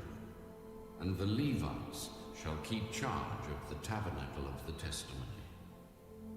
Thus the children of Israel did, according to all that the Lord commanded Moses, so they did.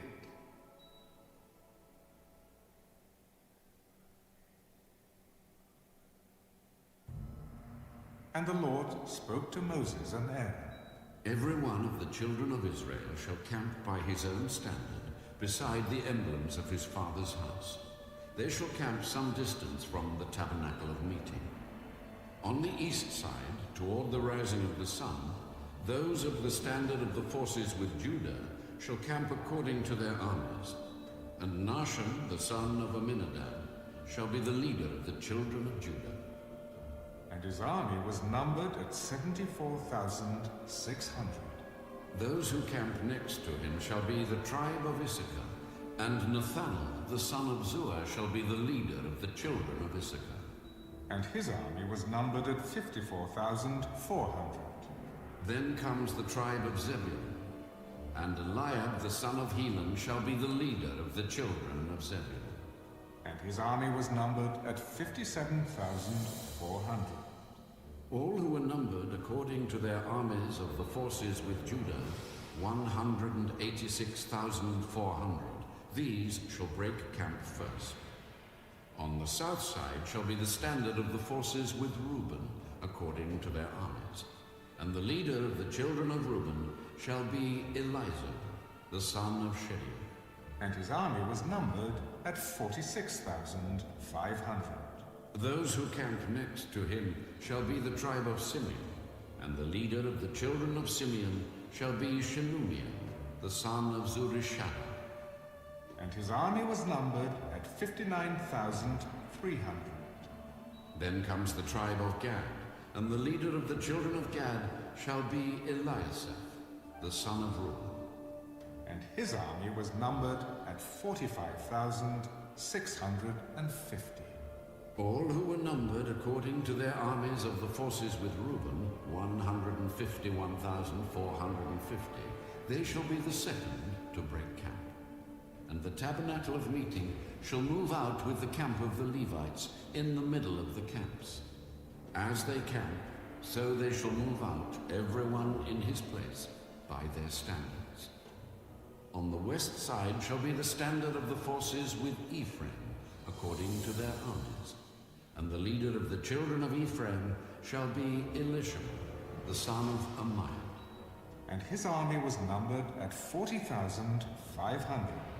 Next to him comes the tribe of Manasseh, and the leader of the children of Manasseh shall be Gamaliel, the son of Pedazur. And his army was numbered at 32,200. Then comes the tribe of Benjamin, and the leader of the children of Benjamin shall be Abinadab, the son of Gideoni. And his army was numbered at 35,400. All who were numbered according to their armies of the forces with Ephraim, 108,100, they shall be the third to break camp. The standard of the forces with Dan shall be on the north side according to their armies. And the leader of the children of Dan shall be Ahiezer, the son of Ammishaddai. And his army was numbered at 62,700. Those who camp next to him shall be the tribe of Asher, and the leader of the children of Asher shall be Pagiel, the son of Ochran. And his army was numbered at 41,500. Then comes the tribe of Naphtali, and the leader of the children of Naphtali shall be Ahira, the son of Enan. And his army was numbered at 53,400. All who were numbered of the forces with Dan, 157,600. They shall break camp last with their standards. These are the ones who were numbered of the children of Israel by their fathers' houses. All who were numbered according to their armies of the forces were 603,550. But the Levites were not numbered among the children of Israel, just as the Lord commanded Moses. Thus the children of Israel did according to all that the Lord commanded Moses. So they camped by their standards, and so they broke camp, each one by his family, according to their fathers' houses.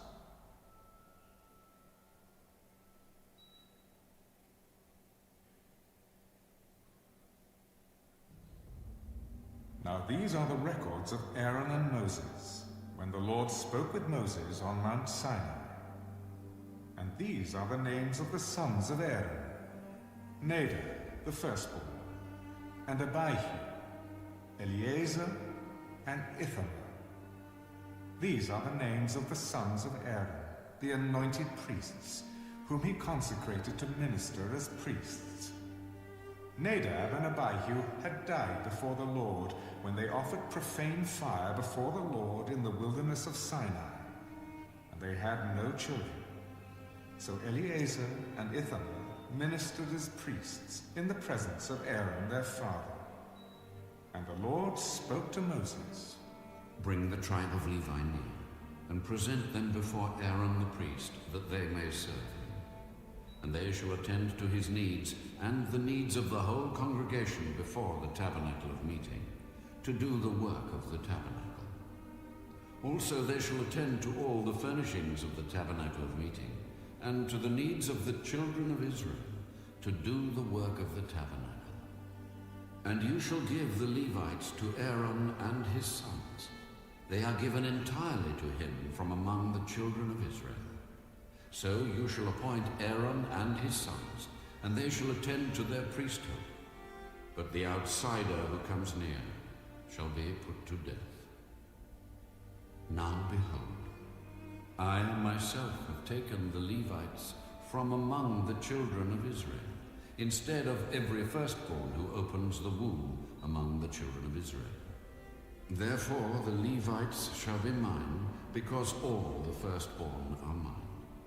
On the day that I struck all the firstborn in the land of Egypt, I sanctified to myself all the firstborn in Israel, both man and beast. They shall be mine. I am the Lord.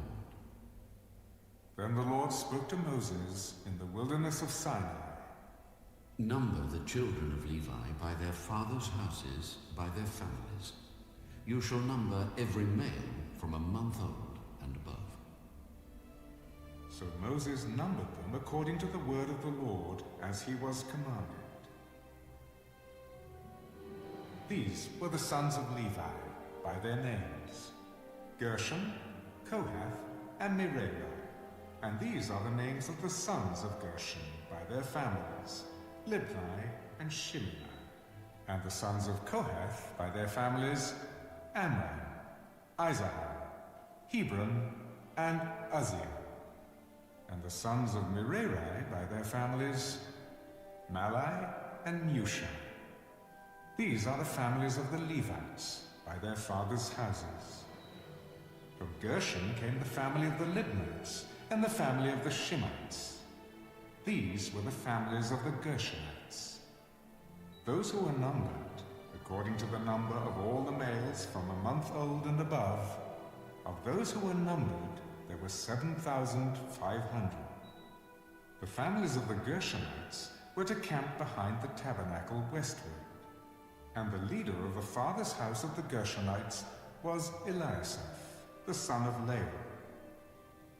The duties of the children of Gershon in the tabernacle of meeting included the tabernacle, the tent with its covering, the screen for the door of the tabernacle of meeting, the screen for the door of the court, the hangings of the court which are around the tabernacle and the altar, and their cords, according to all the work relating to them.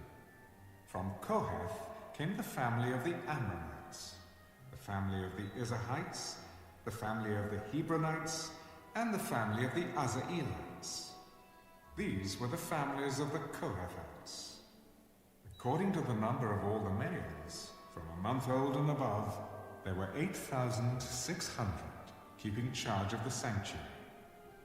The families of the children of Kohath were to camp on the south side of the tabernacle. And the leader of the father's house of the families of the Kohathites was Elizaphan, the son of Uzziel. Their duty included the ark, the table, the lampstand, the altars, the utensils of the sanctuary with which they ministered, the screen, and all the work relating to them. And Eleazar, the son of Aaron, the priest, was to be chief over the leaders of the Levites, with oversight of those who kept charge of the sanctuary. From Merari came the family of the Malites, and the family of the Mushites. These were the families of Merari, and those who were numbered, according to the number of all the males from a month old and above, were 6,200.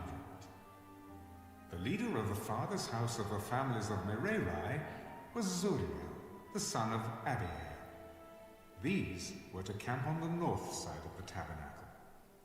And the appointed duty of the children of Merari included the boards of the tabernacle, its bars, its pillars, its sockets, its utensils, all the work relating to them, and the pillars of the court all around with their sockets, their pegs, and their cords. Moreover, those who were to camp before the tabernacle on the east, before the tabernacle of meeting, were Moses, Aaron, and his sons, keeping charge of the sanctuary to meet the needs of the children of Israel. But the outsider who came near was to be put to death. All who were numbered of the Levites, whom Moses and Aaron numbered at the commandment of the Lord, by their families, all the males from a month old and above, were 22,000.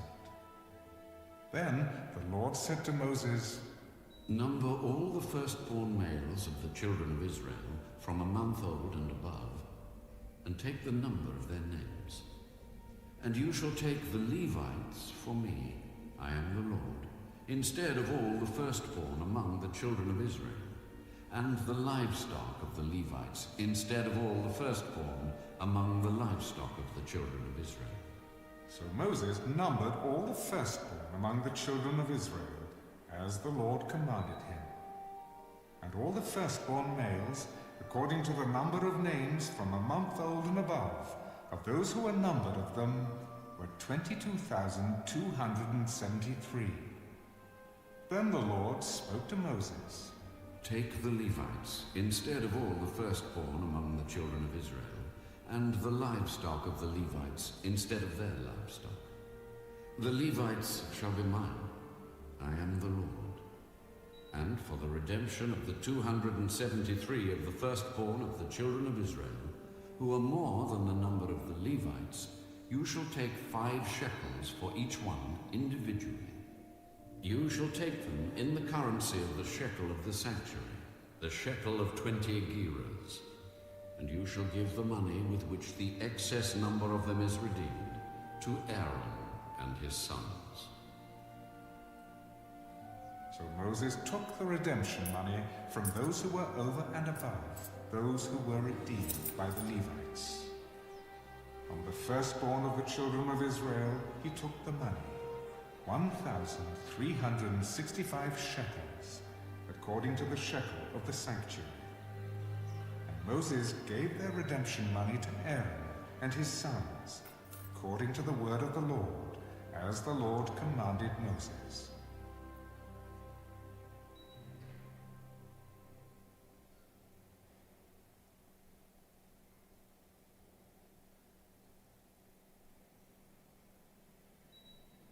Then the Lord spoke to Moses and Aaron. Take a census of the sons of Kohath from among the children of Levi, by their families, by their father's house, from 30 years old and above, even to 50 years old, all who entered the service to do the work in the tabernacle of meeting. This is the service of the sons of Kohath in the tabernacle of meeting, relating to the most holy things. When the camp prepares to journey, Aaron and his sons shall come, and they shall take down the covering veil and cover the ark of the testimony with it. Then they shall put on it a covering of badger skins, and spread over that a cloth entirely of blue, and they shall insert its poles. On the table of showbread they shall spread a blue cloth, and put on it the dishes, the pans, the bowls, and the pitchers for pouring, and the showbread shall be on it. They shall spread over them a scarlet cloth, and cover the same with a covering of badger skins, and they shall insert its poles. And they shall take a blue cloth, and cover the lampstand of the light, with its lamps, its wick trimmers, its trays, and all its oil vessels with which they service it. Then they shall put it with all its utensils in a covering of badger skins, and put it on a carrying beam. Over the golden altar they shall spread a blue cloth, and cover it with a covering of badger skins, and they shall insert its poles.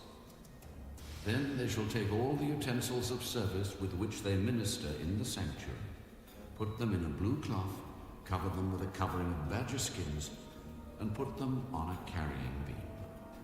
Also they shall take away the ashes from the altar, and spread a purple cloth over it. They shall put on it all its implements with which they minister there, the fire pans, the forks, the shovels, the basins, and all the utensils of the altar. And they shall spread on it a covering of badger skins, and insert its poles.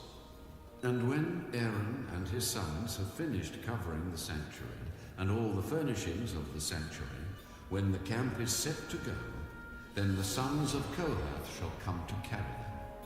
But they shall not touch any holy thing, lest they die. These are the things in the tabernacle of meeting which the sons of Kohath are to carry. The appointed duty of Eleazar, the son of Aaron the priest, is the oil for the light, the sweet incense, the daily grain offering, the anointing oil, the oversight of all the tabernacle, of all that is in it, with the sanctuary and its furnishings. Do not cut off the tribe of the families of the Kohathites from among the Levites, but do this in regard to them, that they may live and not die when they approach the most holy things. Aaron and his sons shall go in and appoint each of them to his service and his task. But they shall not go in to watch while the holy things are being covered, lest they die. Then the Lord spoke to Moses. Also take a census of the sons of Gershon, by their father's house, by their families. From 30 years old and above, even to 50 years old, you shall number them, all who enter to perform the service, to do the work in the tabernacle of meeting. This is the service of the families of the Gershonites, in serving and carrying. They shall carry the curtains of the tabernacle, and the tabernacle of meeting with its covering, the covering of badger skins that is on it, the screen for the door of the tabernacle of meeting, the screen for the door of the gate of the court, the hangings of the court which are around the tabernacle and altar, and their cords, all the furnishings for their service, and all that is made for these things, so shall they serve. Aaron and his sons shall assign all the service of the sons of the Gershonites, all their tasks and all their service. And you shall appoint to them all their tasks as their duty. This is the service of the families of the sons of Gershon in the tabernacle of meeting. And their duties shall be under the authority of Ithamar, the son of Aaron the priest. As for the sons of Merari, you shall number them by their families and by their father's house.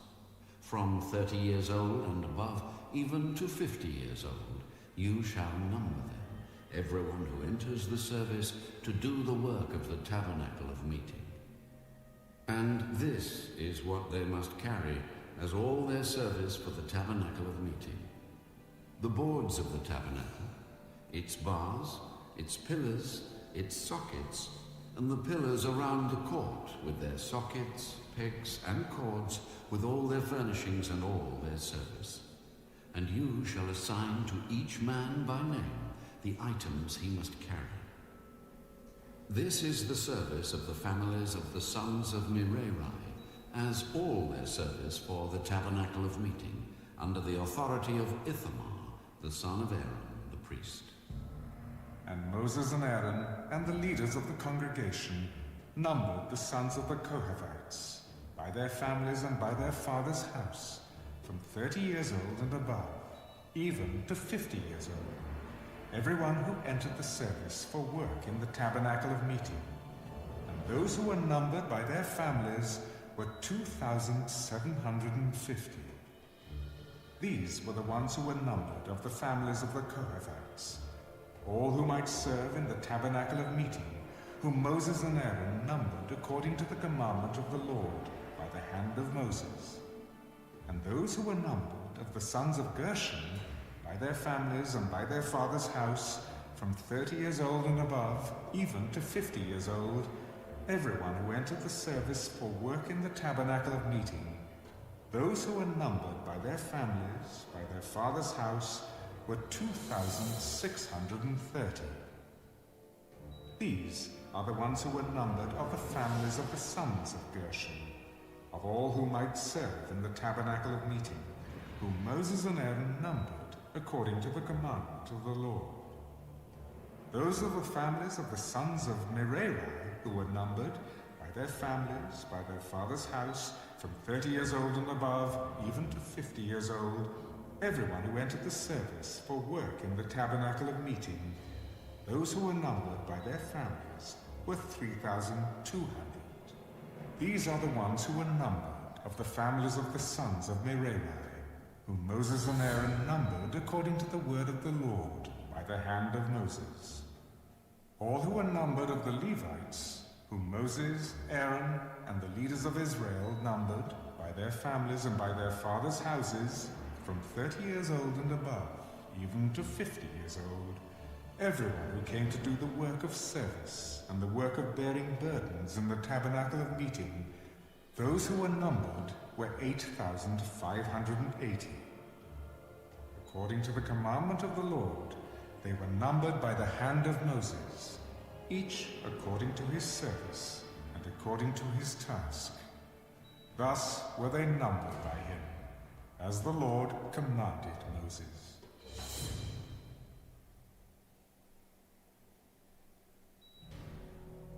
And the Lord spoke to Moses. Command the children of Israel that they put out of the camp every leper, everyone who has a discharge, and whoever becomes defiled by a corpse. You shall put out both male and female. You shall put them outside the camp, that they may not defile their camps, in the midst of which I dwell. And the children of Israel did so, and put them outside the camp. As the Lord spoke to Moses, so the children of Israel did. Then the Lord spoke to Moses, Speak to the children of Israel. When a man or woman commits any sin that men commit in unfaithfulness against the Lord, and that person is guilty, then he shall confess the sin which he has committed. He shall make restitution for his trespass in full, plus 1/5 of it, and give it to the one he has wronged. But if the man has no relative to whom restitution may be made for the wrong, the restitution for the wrong must go to the Lord for the priest, in addition to the ram of the atonement with which atonement is made for him. Every offering of all the holy things of the children of Israel, which they bring to the priest, shall be his. And every man's holy things shall be his. Whatever any man gives the priest shall be his. Speak to the children of Israel, and say to them, if any man's wife goes astray, and behaves unfaithfully toward him, and a man lies with her carnally, and it is hidden from the eyes of her husband, and it is concealed that she has defiled herself, and there was no witness against her, nor was she caught, if the spirit of jealousy comes upon him, and he becomes jealous of his wife who has defiled herself, or if the spirit of jealousy comes upon him, and he becomes jealous of his wife, although she has not defiled herself, then the man shall bring his wife to the priest. He shall bring the offering required for her, 1/10 of an ephah of barley meal. He shall pour no oil on it, and put no frankincense on it, because it is a grain offering of jealousy, an offering for remembering, for bringing iniquity to remembrance. And the priest shall bring her near, and set her before the Lord. The priest shall take holy water in an earthen vessel, and take some of the dust that is on the floor of the tabernacle, and put it into the water. Then the priest shall stand the woman before the Lord, uncover the woman's head, and put the offering for remembering in her hands, which is the grain offering of jealousy. And the priest shall have in his hand the bitter water that brings a curse. And the priest shall put her under oath, and say to the woman, if no man has lain with you, and if you have not gone astray to uncleanness while under your husband's authority, be free from this bitter water that brings a curse.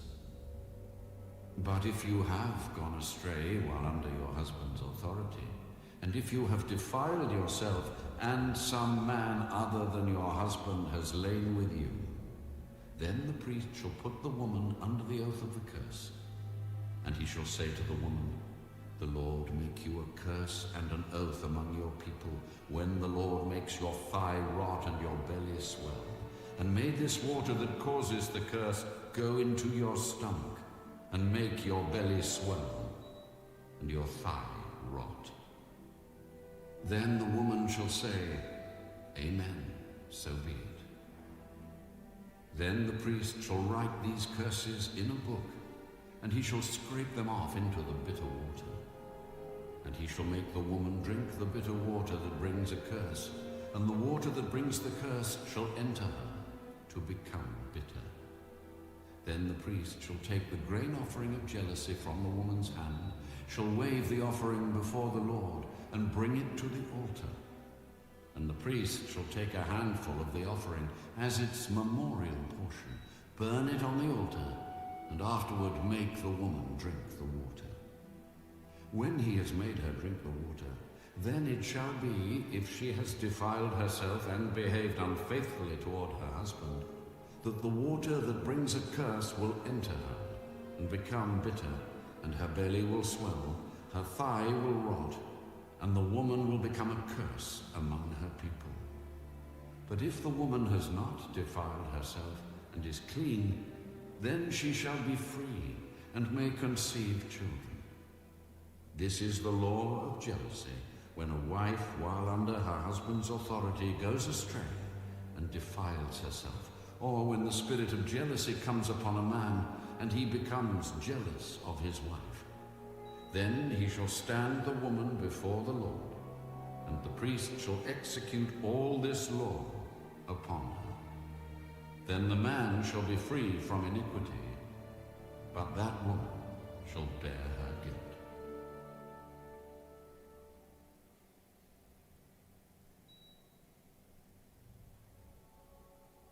Then the Lord spoke to Moses. Speak to the children of Israel, and say to them, when either a man or woman consecrates an offering to take the vow of a Nazirite, to separate himself to the Lord, he shall separate himself from wine and similar drink. He shall drink neither vinegar made from wine, nor vinegar made from similar drink. Neither shall he drink any grape juice, nor eat fresh grapes or raisins. All the days of his separation he shall eat nothing that is produced by the grapevine, from seed to skin. All the days of the vow of his separation no razor shall come upon his head, until the days are fulfilled for which he separated himself to the Lord.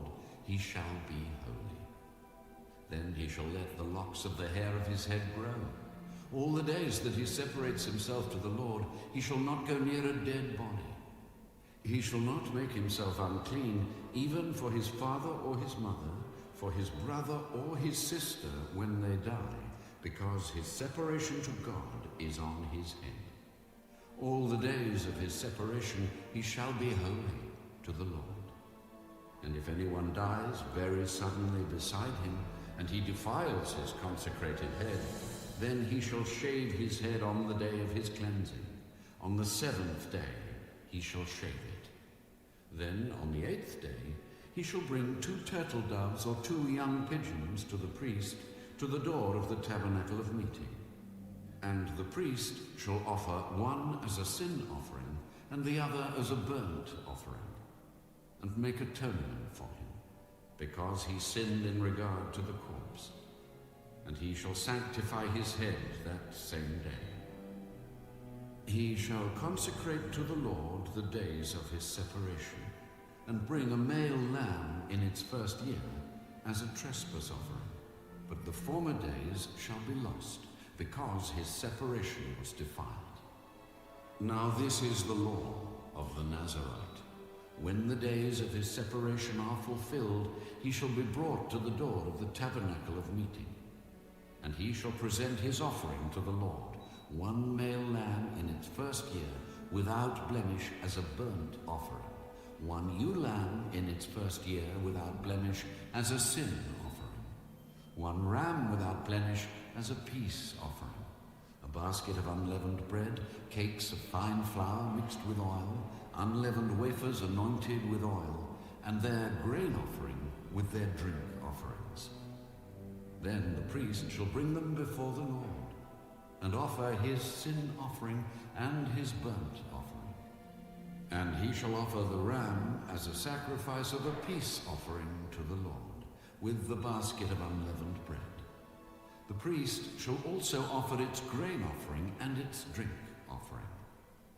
Then the Nazirite shall shave his consecrated head at the door of the tabernacle of meeting, and shall take the hair from his consecrated head, and put it on the fire which is under the sacrifice of the peace offering. And the priest shall take the boiled shoulder of the ram, one unleavened cake from the basket, and one unleavened wafer, and put them upon the hands of the Nazarite after he has shaved his consecrated hair.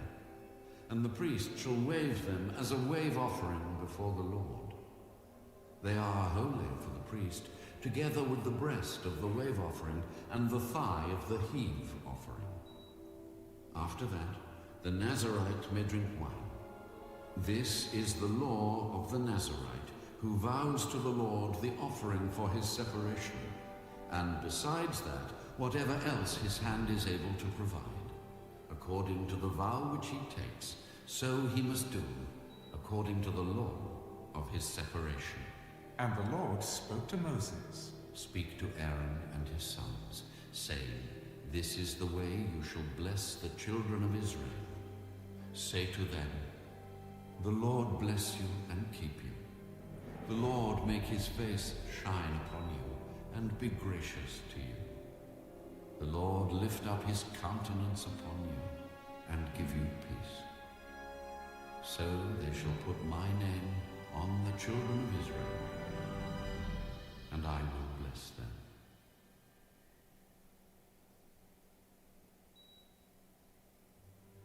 Now it came to pass, when Moses had finished setting up the tabernacle, that he anointed it and consecrated it and all its furnishings, and the altar and all its utensils. So he anointed them and consecrated them. Then the leaders of Israel, the heads of their fathers' houses, who were the leaders of the tribes, and over those who were numbered, made an offering. And they brought their offering before the Lord, 6 covered carts and 12 oxen, a cart for every 2 of the leaders, and for each one an ox. And they presented them before the tabernacle. Then the Lord spoke to Moses.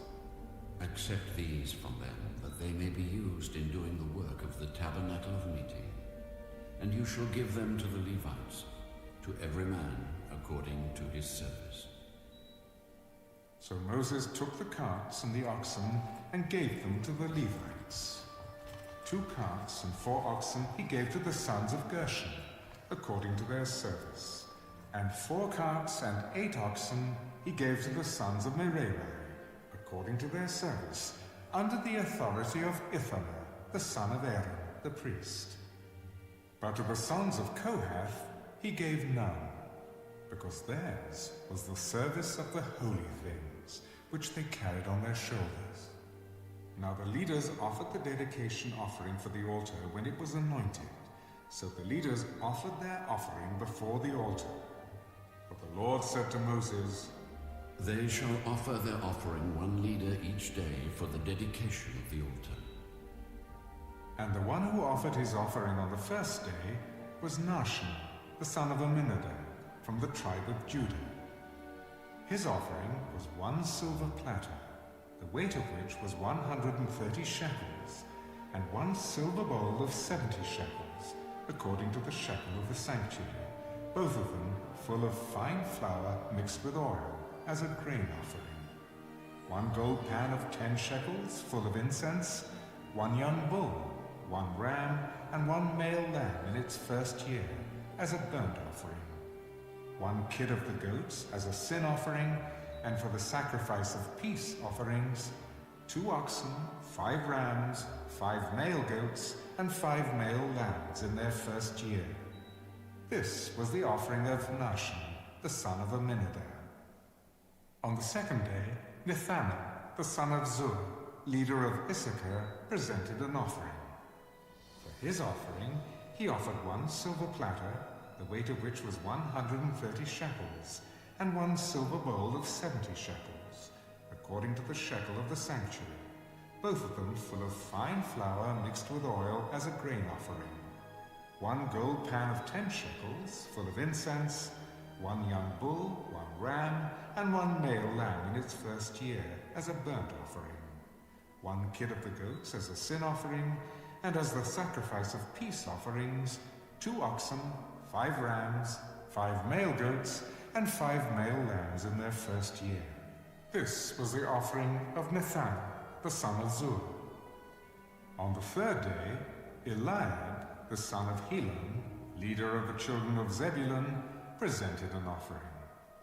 His offering was 1 silver platter, the weight of which was 130 shekels, and 1 silver bowl of 70 shekels, according to the shekel of the sanctuary, both of them full of fine flour mixed with oil as a grain offering, 1 gold pan of 10 shekels full of incense, 1 young bull, 1 ram, and 1 male lamb in its first year as a burnt offering, 1 kid of the goats as a sin offering, and for the sacrifice of peace offerings, 2 oxen, 5 rams, 5 male goats, and 5 male lambs in their first year.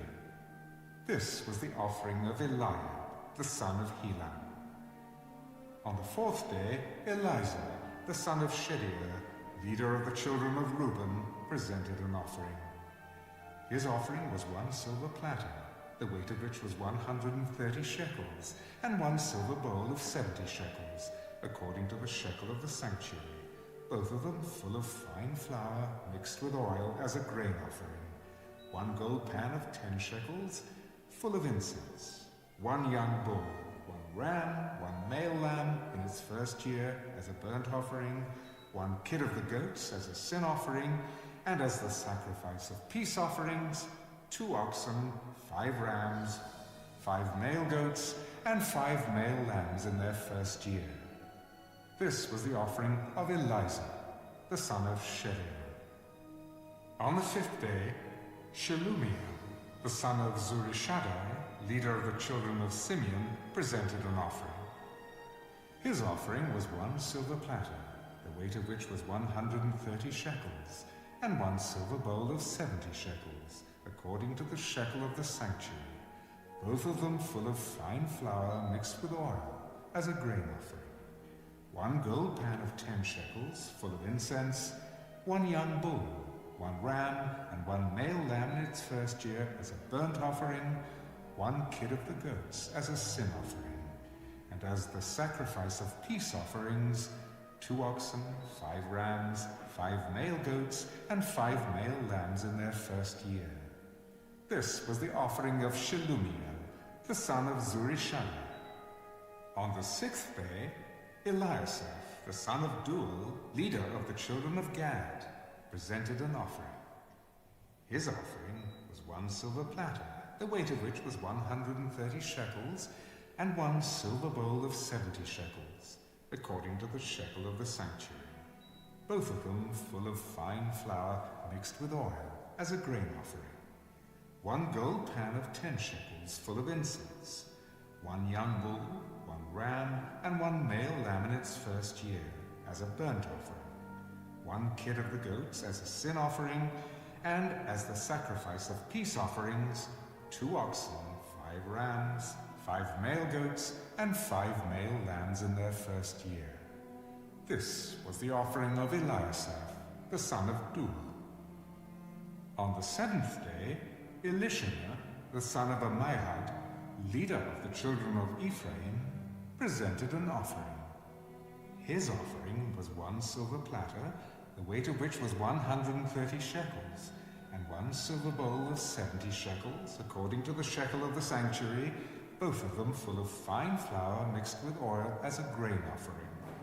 1 gold pan of 10 shekels, full of incense, 1 young bull, 1 ram, and 1 male lamb in its first year as a burnt offering, 1 kid of the goats as a sin offering, and as the sacrifice of peace offerings, 2 oxen, 5 rams, 5 male goats, and 5 male lambs in their first year. This was the offering of Elishama, the son of Ammihud.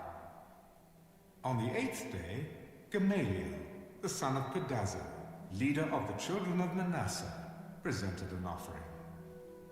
His offering was 1 silver platter, the weight of which was 130 shekels, and 1 silver bowl of 70 shekels, according to the shekel of the sanctuary, both of them full of fine flour mixed with oil, as a grain offering.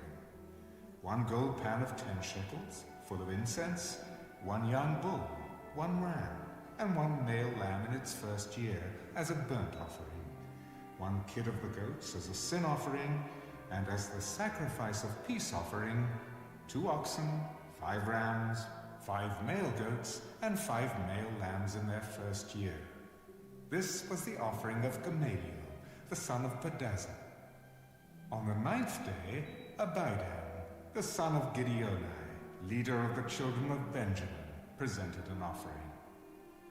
His offering was 1 silver platter, the weight of which was 130 shekels, and 1 silver bowl of 70 shekels, according to the shekel of the sanctuary, both of them full of fine flour, mixed with oil, as a grain offering.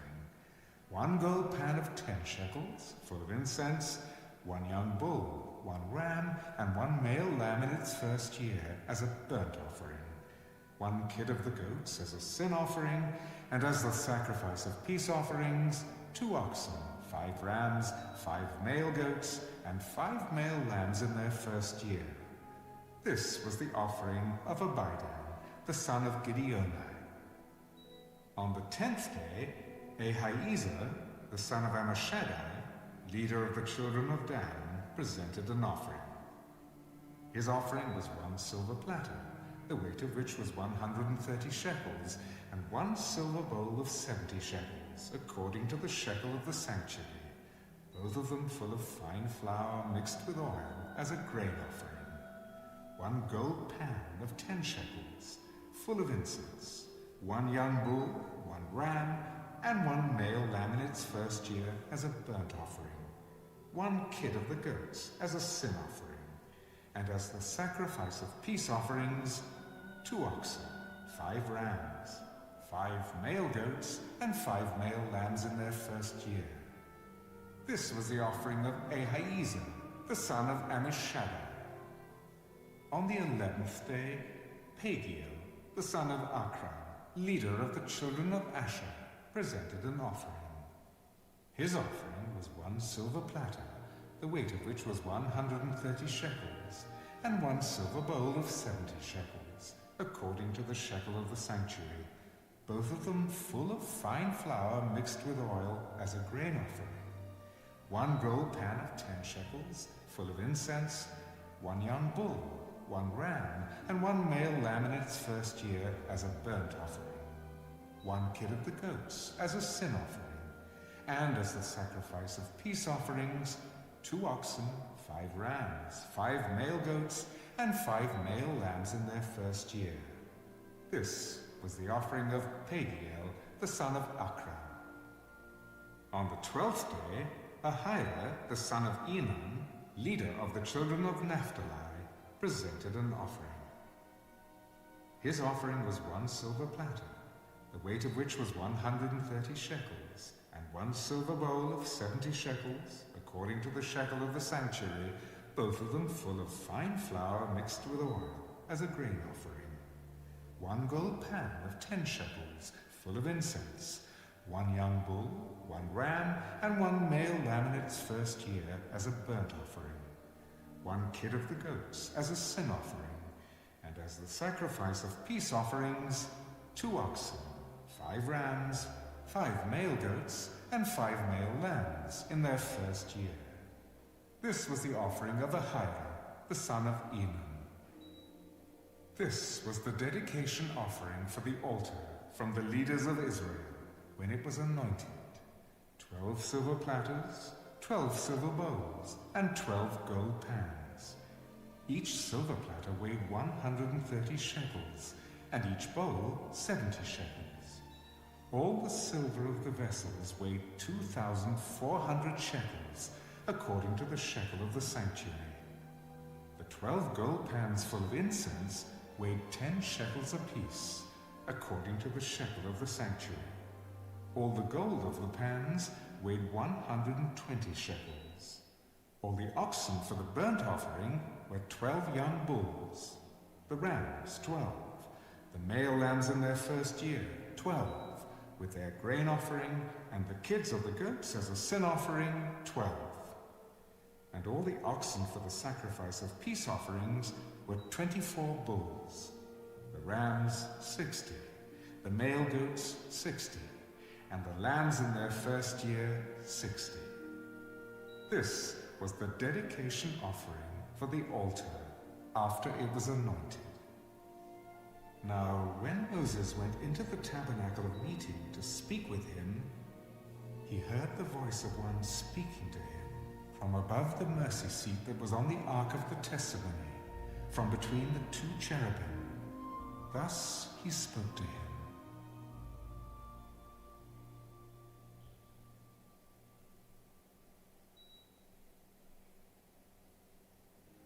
And the Lord spoke to Moses.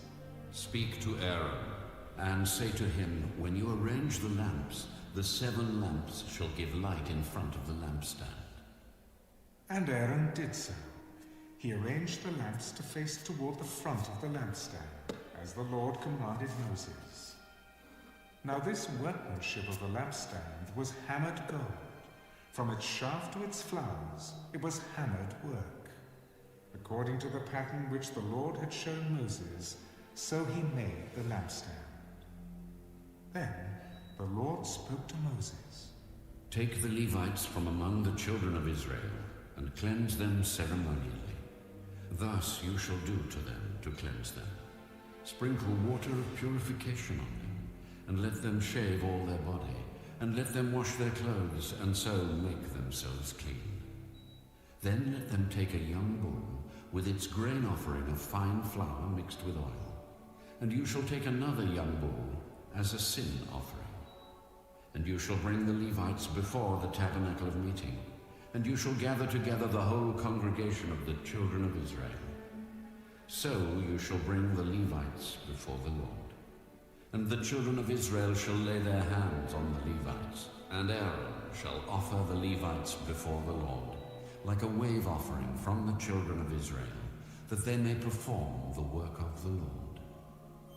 Then the Levites shall lay their hands on the heads of the young bulls, and you shall offer one as a sin offering, and the other as a burnt offering to the Lord, to make atonement for the Levites. And you shall stand the Levites before Aaron and his sons, and then offer them like a wave offering to the Lord. Thus you shall separate the Levites from among the children of Israel, and the Levites shall be mine. After that, the Levites shall go in to service the tabernacle of meeting. So you shall cleanse them, and offer them like a wave offering. For they are wholly given to me from among the children of Israel. I have taken them for myself, instead of all who open the womb, the firstborn of all the children of Israel. For all the firstborn among the children of Israel are mine, both man and beast. On the day that I struck all the firstborn in the land of Egypt, I sanctified them to myself. I have taken the Levites instead of all the firstborn of the children of Israel, and I have given the Levites as a gift to Aaron and his sons from among the children of Israel, to do the work for the children of Israel in the tabernacle of meeting, and to make atonement for the children of Israel, that there be no plague among the children of Israel when the children of Israel come near the sanctuary. Thus Moses and Aaron and all the congregation of the children of Israel did to the Levites, according to all that the Lord commanded Moses concerning the Levites, so the children of Israel did to them. And the Levites purified themselves and washed their clothes. Then Aaron presented them, like a wave offering before the Lord, and Aaron made atonement for them to cleanse them. After that, the Levites went in to do their work in the tabernacle of meeting before Aaron and his sons. As the Lord commanded Moses concerning the Levites, so they did to them. Then the Lord spoke to Moses. This is what pertains to the Levites. From 25 years old and above, one may enter to perform service in the work of the tabernacle of meeting. And at the age of 50 years, they must cease performing this work, and shall work no more. They may minister with their brethren in the tabernacle of meeting to attend to needs, but they themselves shall do no work. Thus you shall do to the Levites regarding their duties.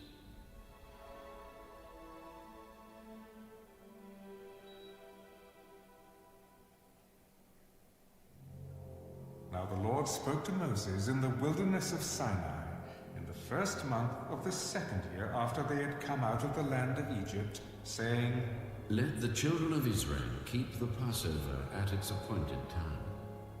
On the 14th day of this month, at twilight, you shall keep it at its appointed time. According to all its rites and ceremonies, you shall keep it. So Moses told the children of Israel that they should keep the Passover. And they kept the Passover on the 14th day of the first month at twilight in the wilderness of Sinai, according to all that the Lord commanded Moses. So the children of Israel did. Now there were certain men who were defiled by a human corpse, so that they could not keep the Passover on that day. And they came before Moses and Aaron that day. We became defiled by a human corpse. Why are we kept from presenting the offering of the Lord at its appointed time among the children of Israel?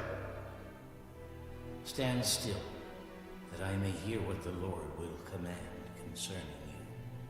Then the Lord spoke to Moses. Speak to the children of Israel, saying, If any one of you or your posterity is unclean because of a corpse, or is far away on a journey, he may still keep the Lord's Passover. On the 14th day of the 2nd month at twilight, they may keep it. They shall eat it with unleavened bread and bitter herbs. They shall leave none of it until morning, nor break one of its bones. According to all the ordinances of the Passover, they shall keep it. But the man who is clean and is not on a journey and ceases to keep the Passover, that same person shall be cut off from among his people, because he did not bring the offering of the Lord at its appointed time. That man shall bear his sin. And if a stranger dwells among you and would keep the Lord's Passover, he must do so according to the rite of the Passover and according to its ceremony. You shall have one ordinance, both for the stranger and the native of the land. Now, on the day that the tabernacle was raised up, the cloud covered the tabernacle, the tent of the testimony. From evening until morning, it was above the tabernacle like the appearance of fire. So it was always. The cloud covered it by day, and the appearance of fire by night. Whenever the cloud was taken up from above the tabernacle, after that the children of Israel would journey. And in the place where the cloud settled, there the children of Israel would pitch their tents. At the command of the Lord, the children of Israel would journey, and at the command of the Lord, they would camp. As long as the cloud stayed above the tabernacle, they remained encamped. Even when the cloud continued long, many days above the tabernacle, the children of Israel kept the charge of the Lord and did not journey. So it was, when the cloud was above the tabernacle a few days, according to the command of the Lord, they would remain encamped, and according to the command of the Lord, they would journey. So it was, when the cloud remained only from evening until morning, when the cloud was taken up in the morning, then they would journey. Whether by day or by night, whenever the cloud was taken up, they would journey. Whether it was 2 days, a month, or a year that the cloud remained above the tabernacle, the children of Israel would remain encamped and not journey.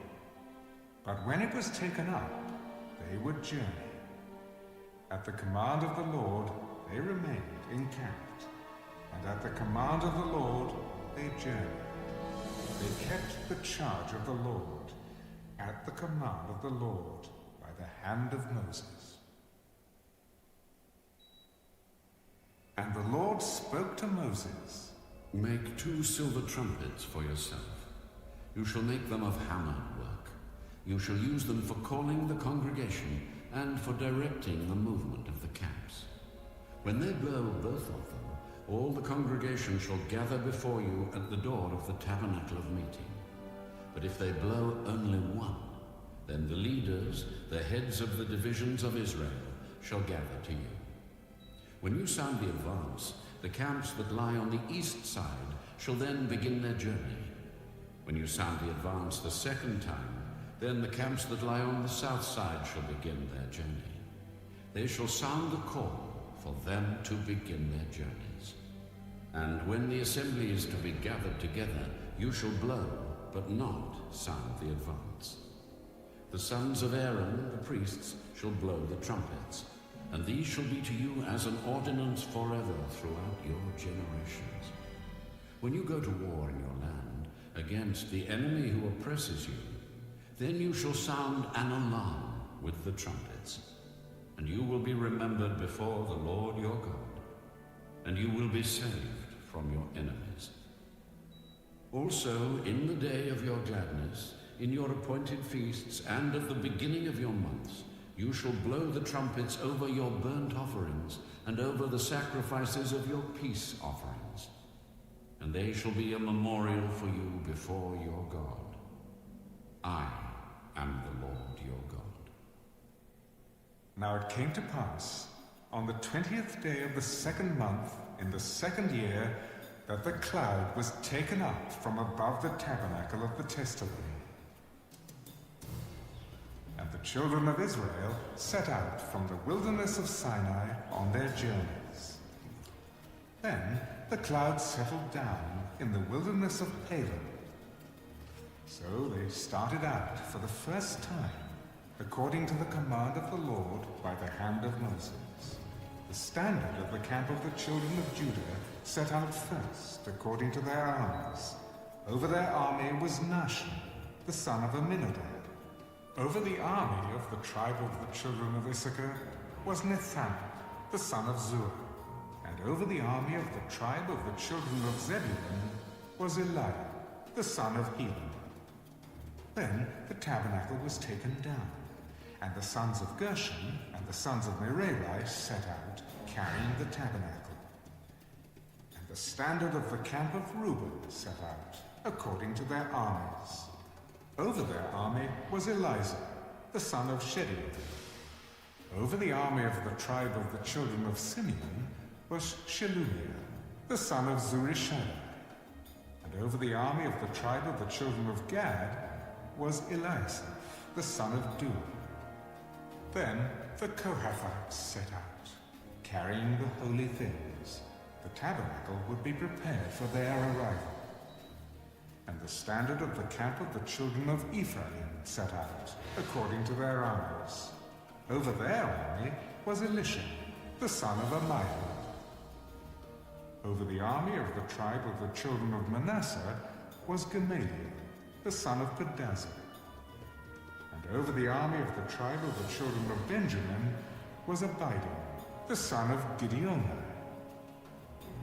Then the standard of the camp of the children of Dan, the rearguard of all the camps, set out, according to their armies. Over their army was Ahiezer, the son of Ammishaddai. Over the army of the tribe of the children of Asher was Pagiel, the son of Akra. And over the army of the tribe of the children of Naphtali was Ahira, the son of Enan. Thus was the order of march of the children of Israel, according to their armies, when they began their journey. Now Moses said to Hobab, the son of Reuel, the Midianite, Moses' father-in-law, "We are setting out for the place of which the Lord said, 'I will give it to you.' Come with us, and we will treat you well. For the Lord has promised good things to Israel." I will not go, but I will depart to my own land and to my relatives. Please do not leave, inasmuch as you know how we are to camp in the wilderness, and you can be our eyes. And it shall be, if you go with us, indeed it shall be, that whatever good the Lord will do to us, the same we will do to you. So they departed from the mountain of the Lord on a journey of 3 days.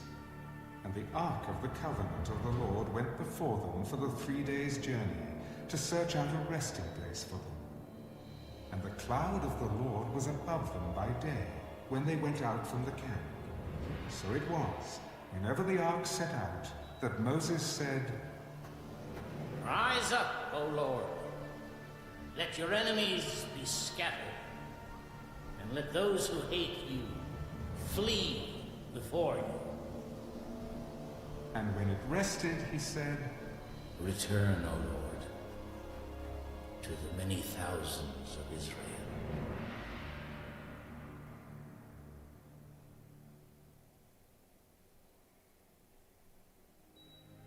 Now when the people complained, it displeased the Lord, for the Lord heard it, and his anger was aroused.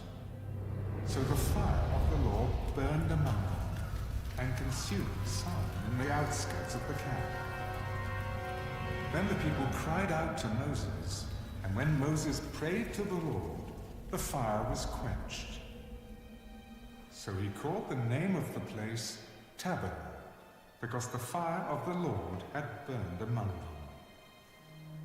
Now the mixed multitude who were among them yielded to intense craving.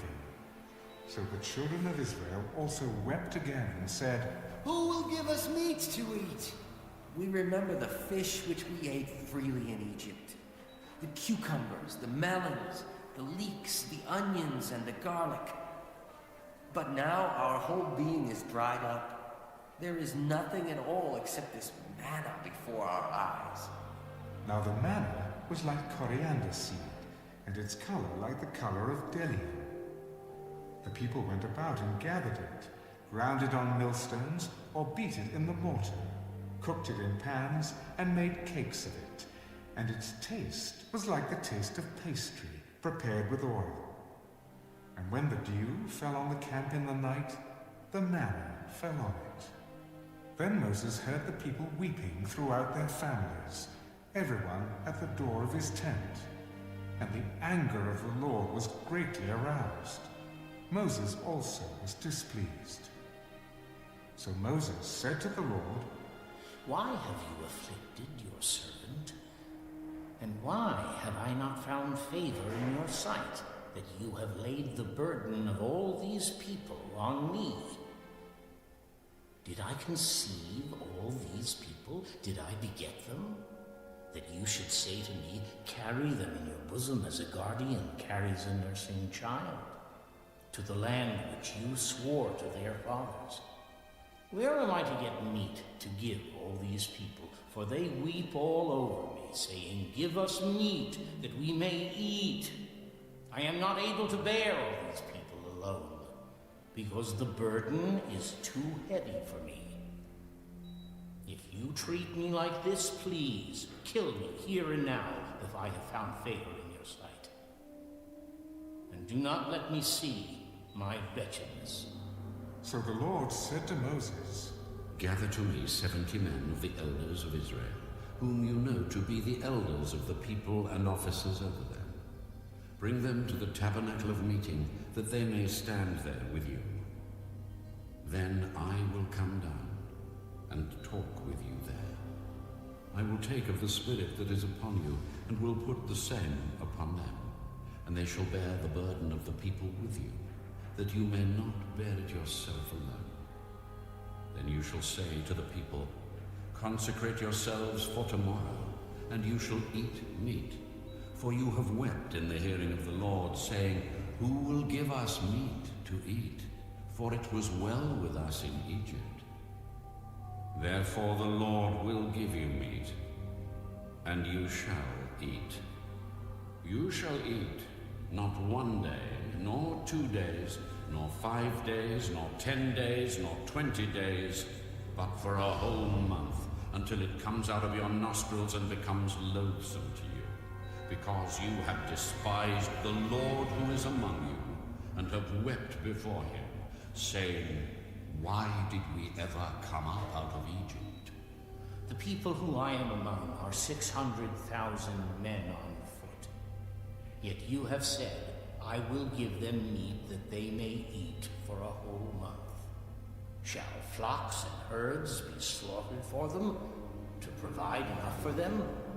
Or shall all the fish of the sea be gathered together for them to provide enough for them? Has the Lord's arm been shortened? Now you shall see whether what I say will happen to you or not. So Moses went out and told the people the words of the Lord. And he gathered the 70 men of the elders of the people and placed them around the tabernacle. Then the Lord came down in the cloud and spoke to him, and took of the Spirit that was upon him, and placed the same upon the 70 elders. And it happened, when the Spirit rested upon them, that they prophesied, although they never did so again. But 2 men had remained in the camp. The name of one was Eldad, and the name of the other Medad. And the Spirit rested upon them. Now they were among those listed, but who had not gone out to the tabernacle. Yet they prophesied in the camp. And a young man ran and told Moses, Eldad and Medad are prophesying in the camp. So Joshua, the son of Nun, Moses' assistant, one of his choice men, answered, Moses, my lord, forbid them! Then Moses said to him, Are you zealous for my sake? Know that all the Lord's people were prophets, and that the Lord would put his Spirit upon them. And Moses returned to the camp, both he and the elders of Israel.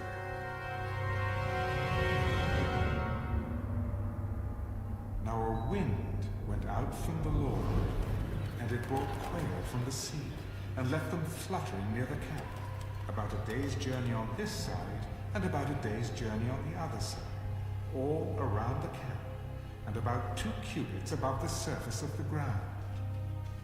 And the people stayed up all that day, all night, and all the next day, and gathered the quail. He who gathered least gathered 10 homers, and they spread them out for themselves all around the camp. But while the meat was still between their teeth, before it was chewed, the wrath of the Lord was aroused against the people. And the Lord struck the people with a very great plague. So he called the name of that place Kibroth Hattaavah, because there they buried the people who had yielded to craving. From Kibroth Hattaavah, the people moved to Hazirith and camped at Hazirith.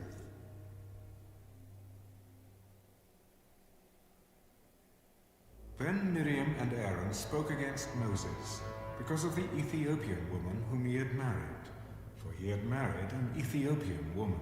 Has the Lord indeed spoken only through Moses? Has he not spoken through us also? And the Lord heard it. Now the man Moses was very humble, more than all men who were on the face of the earth. Suddenly the Lord said to Moses, Aaron, and Miriam, Come out, you 3, to the tabernacle of meeting. So the 3 came out. Then the Lord came down in the pillar of cloud, and stood in the door of the tabernacle, and called Aaron and Miriam. And they both went forward. Then he said, Hear now my words. If there is a prophet among you, I, the Lord, make myself known to him in a vision. I speak to him in a dream. Not so with my servant Moses. He is faithful in all my house. I speak with him, face to face, even plainly, and not in dark sayings. And he sees the form of the Lord. Why then were you not afraid to speak against my servant Moses? So the anger of the Lord was aroused against them, and he departed. When the cloud departed from above the tabernacle, suddenly Miriam became leprous, as white as snow. Then Aaron turned toward Miriam, and there she was, a leper. So Aaron said to Moses, Oh, my Lord, please do not lay this sin on us, in which we have done foolishly and in which we have sinned. Please Do not let her be as one dead, whose flesh is half consumed when he comes out of his mother's womb. So Moses cried out to the Lord, Please, heal her, God, I pray. Then the Lord said to Moses, If her father had but spit in her face, would she not be shamed 7 days? Let her be shut out of the camp 7 days, and afterward she may be received again. So Miriam was shut out of the camp 7 days, and the people did not journey till Miriam was brought in again. And afterward the people moved from Hazirath and camped in the wilderness of Paran.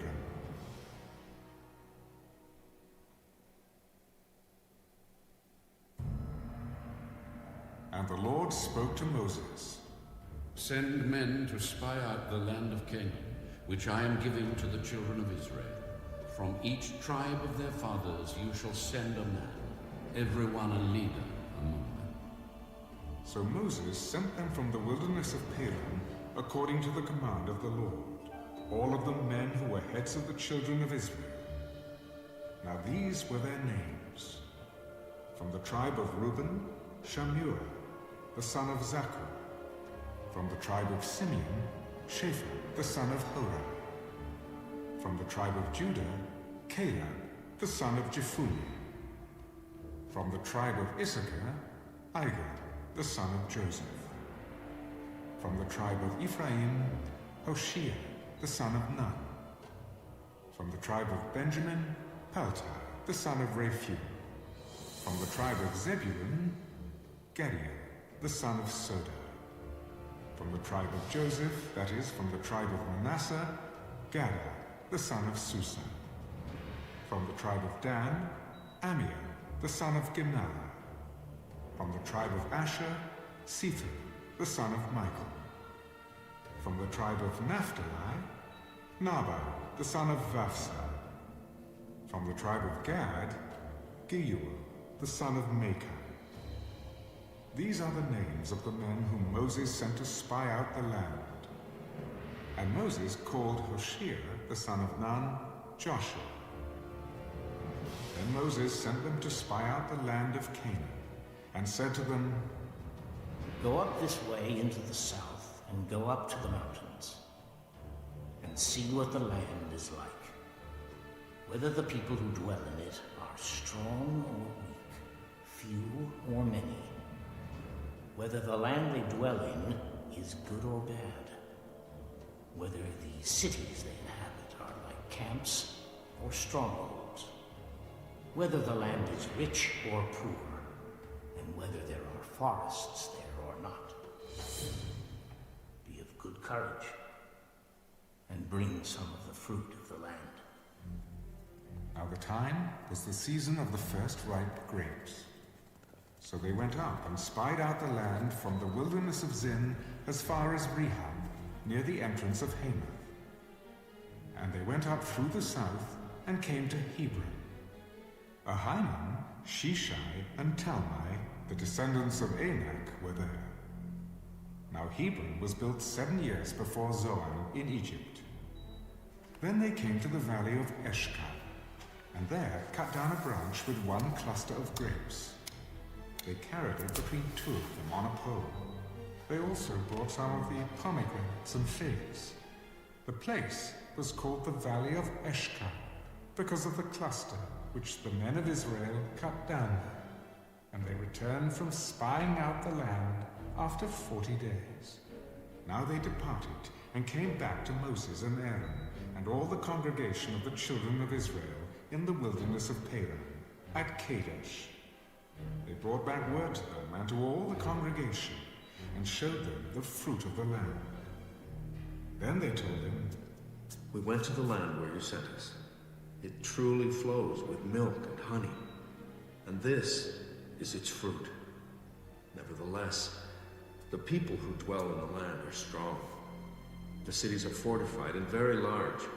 Moreover, we saw the descendants of Anak there. The Amalekites dwell in the land of the south. The Hittites, the Jebusites, and the Amorites dwell in the mountains. And the Canaanites dwell by the sea and along the banks of the Jordan. Then Caleb quieted the people before Moses.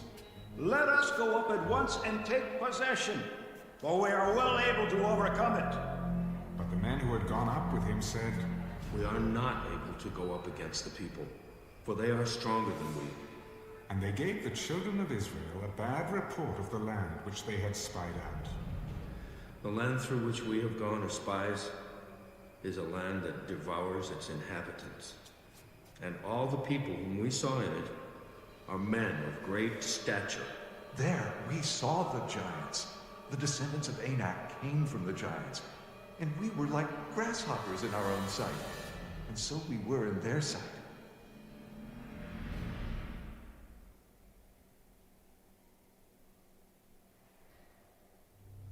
So all the congregation lifted up their voices and cried, and the people wept that night. And all the children of Israel complained against Moses and Aaron, and the whole congregation said to them, If only we had died in the land of Egypt. Or if only we had died in this wilderness. Why has the Lord brought us to this land? To fall by the sword? That our wives and children should become victims? Would it not be better for us to return to Egypt? So they said to one another, Let us select a leader and return to Egypt. Then Moses and Aaron fell on their faces before all the assembly of the congregation of the children of Israel. But Joshua the son of Nun, and Caleb the son of Jephunneh, who were among those who had spied out the land, tore their clothes, and they spoke to all the congregation of the children of Israel. The land we passed through to spy out is an exceedingly good land. If the Lord delights in us, then he will bring us into this land and give it to us, a land which flows with milk and honey. Only do not rebel against the Lord, nor fear the people of the land, for they are our bread. Their protection has departed from them, and the Lord is with us. Do not fear them. And all the congregation said to stone them with stones. Now the glory of the Lord appeared in the tabernacle of meeting before all the children of Israel. Then the Lord said to Moses, How long will these people reject me? And how long will they not believe me with all the signs which I have performed among them? I will strike them with the pestilence and disinherit them, and I will make of you a nation greater and mightier than they. And Moses said to the Lord, Then the Egyptians will hear it. For by your might you brought these people up from among them, and they will tell it to the inhabitants of this land. They have heard that you, Lord, are among these people. That you, Lord, are seen face to face, and your cloud stands above them.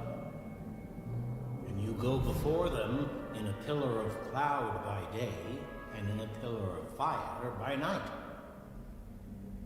Now, if you kill these people as one man, then the nations which have heard of your fame will speak, saying, Because the Lord was not able to bring this people to the land which he swore to give them, therefore he killed them in the wilderness.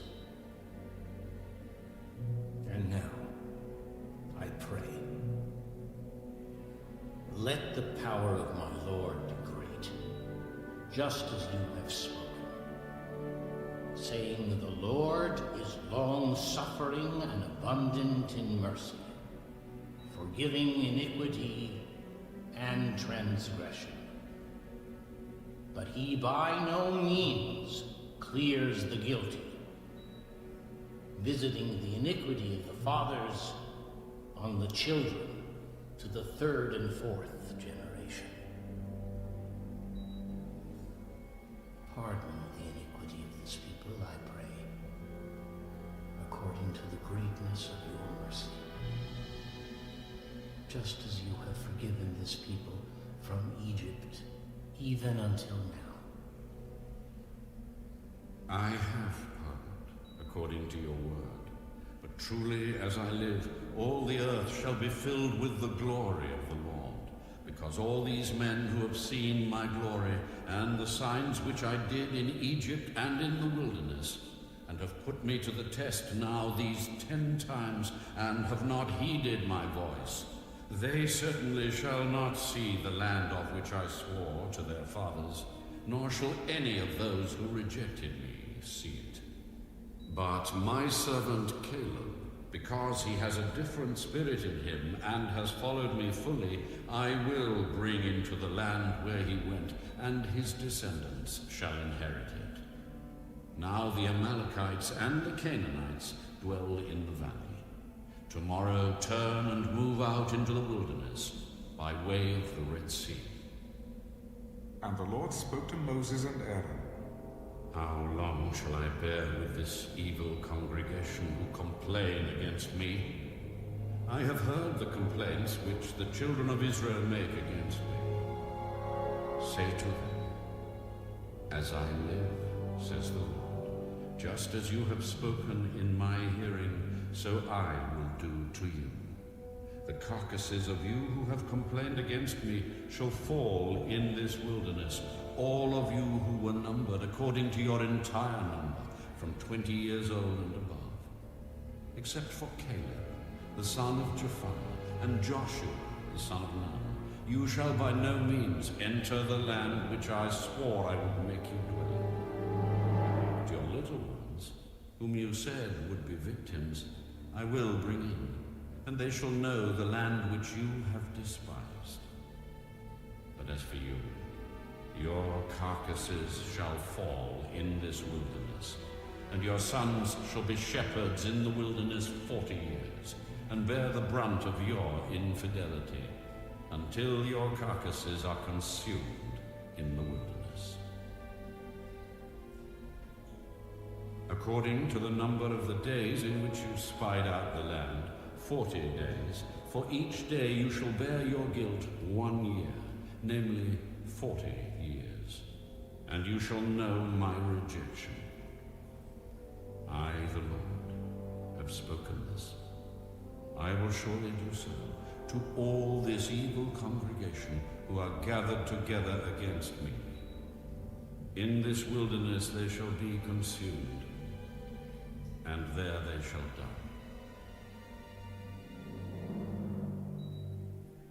Now the men whom Moses sent to spy out the land, who returned and made all the congregation complain against him by bringing a bad report of the land, those very men who brought the evil report about the land died by the plague before the Lord. But Joshua the son of Nun and Caleb the son of Jephunneh remained alive, of the men who went to spy out the land. Then Moses told these words to all the children of Israel, and the people mourned greatly. And they rose early in the morning and went up to the top of the mountain, saying, Here we are, and we will go up to the place which the Lord has promised, for we have sinned. And Moses said, Now why do you transgress the commandment of the Lord? For this will not succeed. Do not go up, lest you be defeated by your enemies, for the Lord is not among you. For the Amalekites and the Canaanites are there before you, and you shall fall by the sword because you have turned away from the Lord. The Lord will not be with you. But they presumed to go up to the mountaintop. Nevertheless, neither the ark of the covenant of the Lord nor Moses departed from the camp. Then the Amalekites and the Canaanites who dwelt in that mountain came down and attacked them and drove them back as far as Hormah.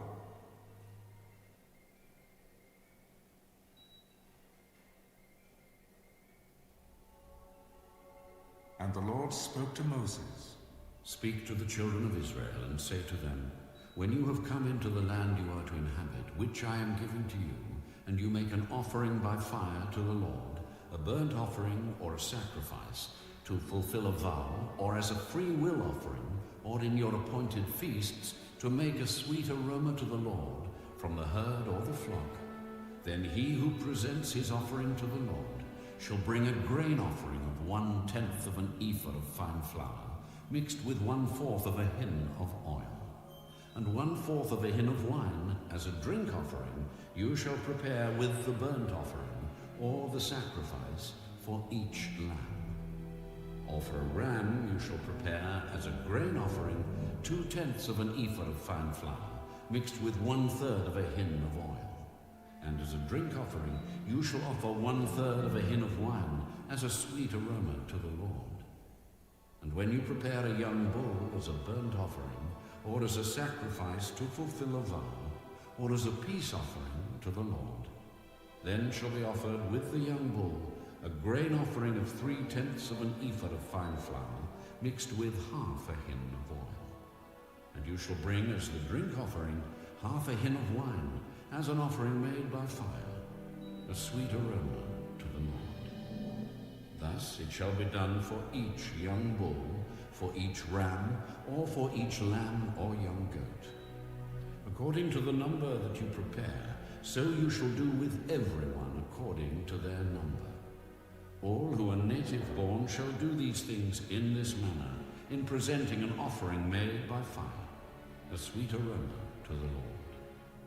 And if a stranger dwells with you, or whoever is among you throughout your generations, and would present an offering made by fire, a sweet aroma to the Lord, just as you do, so shall he do.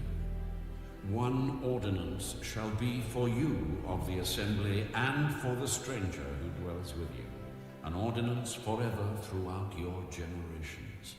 As you are, so shall the stranger be before the Lord. One law and one custom shall be for you and for the stranger who dwells with you. Again, the Lord spoke to Moses. Speak to the children of Israel, and say to them, when you come into the land to which I bring you, then it will be, when you eat of the bread of the land, that you shall offer up a heave offering to the Lord.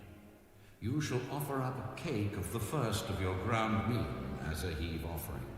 As a heave offering of the threshing floor, so shall you offer it up. Of the first of your ground meal you shall give to the Lord a heave offering throughout your generations.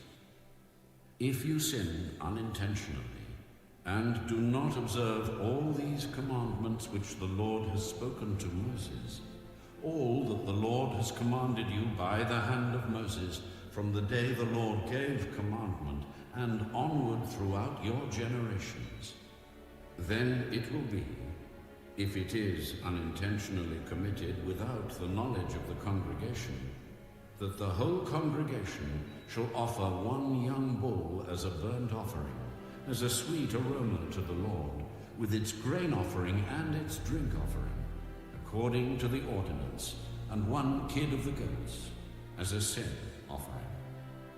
So the priest shall make atonement for the whole congregation of the children of Israel, and it shall be forgiven them, for it was unintentional. They shall bring their offering, an offering made by fire to the Lord, and their sin offering before the Lord, for their unintended sin. It shall be forgiven the whole congregation of the children of Israel, and the stranger who dwells among them, because all the people did it unintentionally. And if a person sins unintentionally, then he shall bring a female goat in its first year, as a sin offering. So the priest shall make atonement for the person who sins unintentionally, when he sins unintentionally before the Lord, to make atonement for him, and it shall be forgiven him. You shall have one law for him who sins unintentionally, for him who is native-born among the children of Israel, and for the stranger who dwells among them. But the person who does anything presumptuously, whether he is native-born or a stranger, that one brings reproach on the Lord, and he shall be cut off from among his people, because he has despised the word of the Lord and has broken his commandment. that person shall be completely cut off. His guilt shall be upon him. Now while the children of Israel were in the wilderness, they found a man gathering sticks on the Sabbath day. And those who found him gathering sticks brought him to Moses and Aaron and to all the congregation. They put him under guard, because it had not been explained what should be done to him. Then the Lord said to Moses, The man must surely be put to death. All the congregation shall stone him with stones outside the camp. So as the Lord commanded Moses, all the congregation brought him outside the camp and stoned him with stones.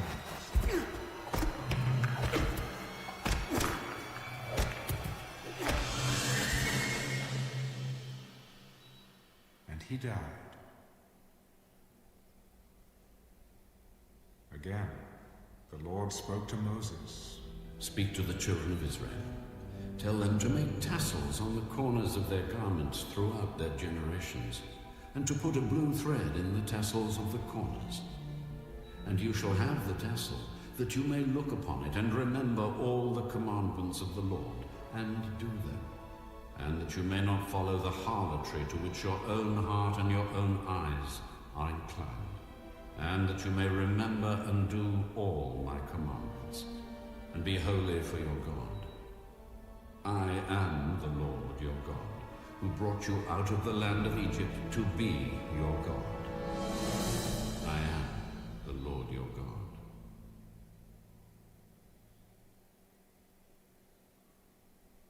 Now Korah, the son of Izhar, the son of Kohath, the son of Levi, with Dathan and Abiram, the sons of Eliab, and On, the son of Peleth, sons of Reuben, took men. And they rose up before Moses with some of the children of Israel, 250 leaders of the congregation, representatives of the congregation, men of renown. They gathered together against Moses and Aaron and said to them, You take too much upon yourselves, for all the congregation is holy, every one of them, and the Lord is among them. Why then do you exalt yourselves above the assembly of the Lord? So when Moses heard it, he fell on his face, and he spoke to Korah and all his company. Tomorrow morning, the Lord will show who is his and who is holy, and will cause him to come near to him. That one whom he chooses, he will cause to come near to him. Do this. Take censers, Korah, and all your company. Put fire in them, and put incense in them, before the Lord tomorrow. And it shall be that the man whom the Lord chooses is the Holy One. You take too much upon yourselves, you sons of Levi. And Moses said to Korah, Hear now, you sons of Levi. Is it a small thing to you that the God of Israel have separated you from the congregation of Israel, to bring you near to himself, to do the work of the tabernacle of the Lord, and to stand before the congregation to serve them? And that he has brought you near to himself, you and all your brethren, the sons of Levi with you. And are you seeking the priesthood also? Therefore, you and all your company are gathered together against the Lord. And what is Aaron that you complain against him? And Moses sent to call Dathan and Abiram, the sons of Eliab. But they said, We will not come on them. Is it a small thing that you have brought us up out of the land flowing with milk and honey, to kill us in the wilderness? That you should keep acting like a prince over us? Moreover, you have not brought us into a land flowing with milk and honey, nor given us inheritance of fields and vineyards. Will you put out the eyes of these men? we will not come up. Then Moses was very angry and said to the Lord, Do not respect their offering. I have not taken one donkey from them, nor have I hurt one of them. And Moses said to Korah, Tomorrow, you and all your company be present before the Lord, you and they, as well as Aaron.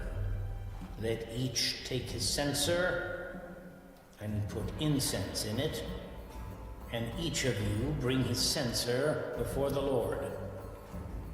250 censers, both you and Aaron, each with his censer.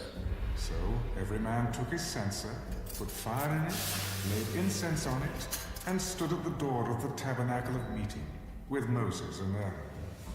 And Korah gathered all the congregation against them at the door of the tabernacle of meeting. Then the glory of the Lord appeared to all the congregation, and the Lord spoke to Moses and Aaron. Separate yourselves from among this congregation, that I may consume them in a moment. Then they fell on their faces and said, O God, the God of the spirits of all flesh, shall one man sin, and you be angry with all the congregation? So the Lord spoke to Moses. Speak to the congregation, saying, Get away from the tents of Korah, Dathan, and Abiram. Then Moses rose and went to Dathan and Abiram, and the elders of Israel followed him. And he spoke to the congregation. Depart now from the tents of these wicked men. Touch nothing of theirs, lest you be consumed in all their sins. So they got away from around the tents of Korah, Dathan, and Abiram, and Dathan and Abiram came out and stood at the door of their tents with their wives, their sons, and their little children. And Moses said, By this you shall know that the Lord has sent me to do all these works. For I have not done them of my own will. If these men die naturally like all men, or if they are visited by the common fate of all men, then the Lord has not sent me. But if the Lord creates a new thing, and the earth opens its mouth and swallows them up with all that belongs to them, and they go down alive into the pit, then you will understand that these men have rejected the Lord. Now it came to pass, as he finished speaking all these words, that the ground split apart under them, and the earth opened its mouth and swallowed them up, with their households and all the men with Korah, with all their goods. So they and all those with them went down alive into the pit. The earth closed over them, and they perished from among the assembly. Then all Israel who were around them fled at their cry, for they said, Lest the earth swallow us up also! And a fire came out from the Lord and consumed the 250 men who were offering incense. Then the Lord spoke to Moses. Tell Eleazar, the son of Aaron the priest, to pick up the censers out of the blaze, for they are holy, and scatter the fire some distance away. The censers of these men who sinned against their own souls, let them be made into hammered plates, as a covering for the altar. Because they presented them before the Lord, therefore they are holy, and they shall be a sign to the children of Israel.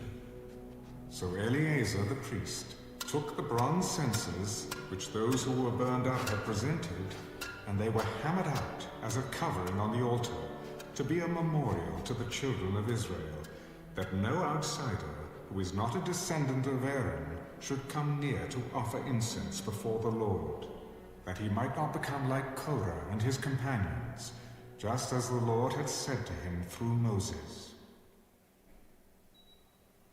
On the next day, all the congregation of the children of Israel complained against Moses and Aaron. You have killed the people of the Lord. Now it happened, when the congregation had gathered against Moses and Aaron, that they turned toward the tabernacle of meeting. Suddenly, the cloud covered it, and the glory of the Lord appeared.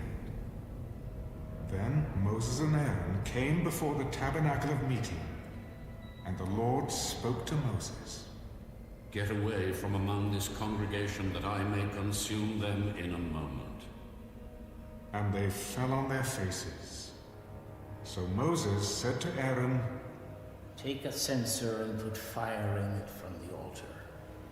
Put incense on it, and take it quickly to the congregation, and make atonement for them. For wrath has gone out from the Lord. The plague has begun. Then Aaron took it, as Moses commanded, and ran into the midst of the assembly, and already the plague had begun among the people. So he put in the incense and made atonement for the people. And he stood between the dead and the living. So the plague was stopped. Now those who died in the plague were 14,700, besides those who died in the Korah incident. So Aaron returned to Moses at the door of the tabernacle of meeting, for the plague had stopped.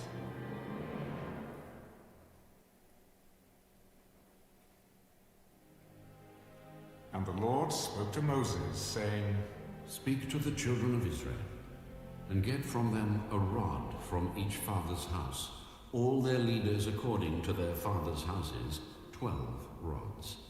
Write each man's name on his rod, and you shall write Aaron's name on the rod of Levi. For there shall be one rod for the head of each father's house. Then you shall place them in the tabernacle of meeting before the testimony, where I meet with you. And it shall be that the rod of the man whom I choose will blossom. Thus I will rid myself of the complaints of the children of Israel, which they make against you. So Moses spoke to the children of Israel, and each of their leaders gave him a rod apiece, for each leader, according to their father's houses, 12 rods. And the rod of Aaron was among their rods. And Moses placed the rods before the Lord in the tabernacle of witness. Now it came to pass on the next day that Moses went into the tabernacle of witness, and behold, the rod of Aaron of the house of Levi had sprouted and put forth buds, had produced blossoms, and yielded ripe almonds. Then Moses brought out all the rods from before the Lord to all the children of Israel, and they looked, and each man took his rod. And the Lord said to Moses, Bring Aaron's rod back before the testimony, to be kept as a sign against the rebels, that you may put their complaints away from me, lest they die. Thus did Moses, just as the Lord had commanded him, so he did. So the children of Israel spoke to Moses. Surely we die. We perish. We all perish. Whoever even comes near the tabernacle of the Lord must die. Shall we all utterly die?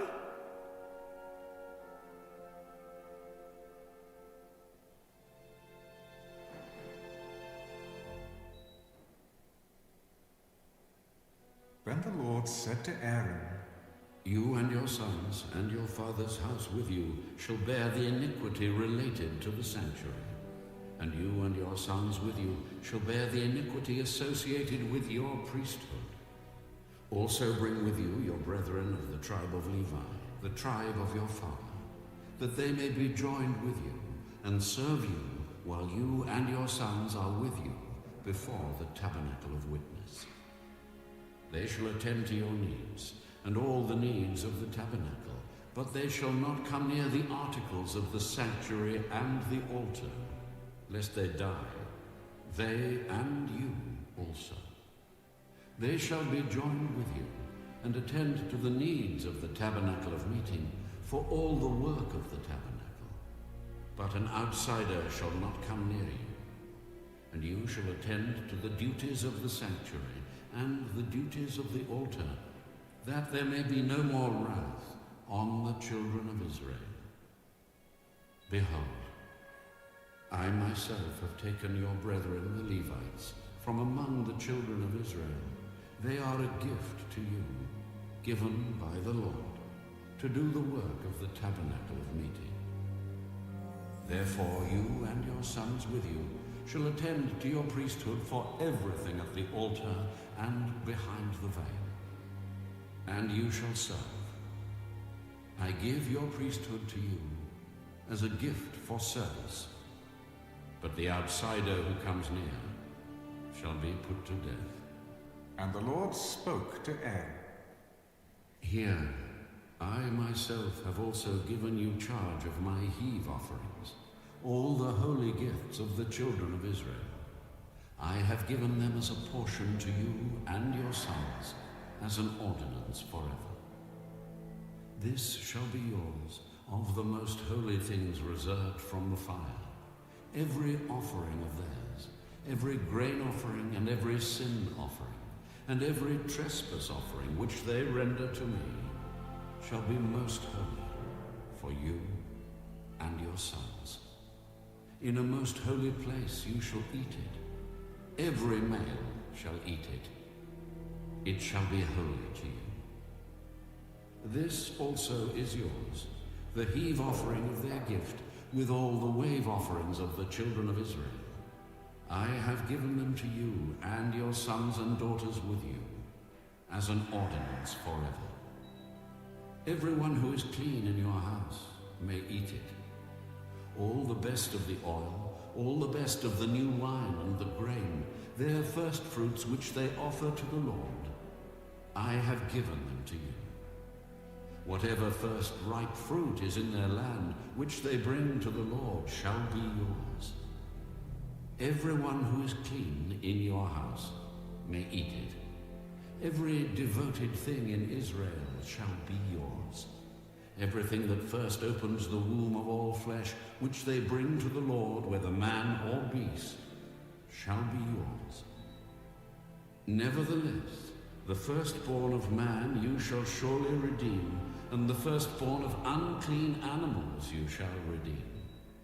And those redeemed of the devoted things you shall redeem when 1 month old, according to your valuation, for 5 shekels of silver, according to the shekel of the sanctuary, which is 20 gerahs. But the firstborn of a cow, the firstborn of a sheep, or the firstborn of a goat, you shall not redeem. They are holy.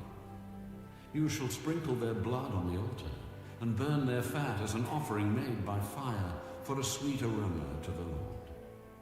And their flesh shall be yours, just as the wave breast and the right thigh are yours. All the heave offerings of the holy things, which the children of Israel offer to the Lord, I have given to you, and your sons and daughters with you, as an ordinance forever. It is a covenant of salt forever before the Lord, with you and your descendants with you. You shall have no inheritance in their land, nor shall you have any portion among them.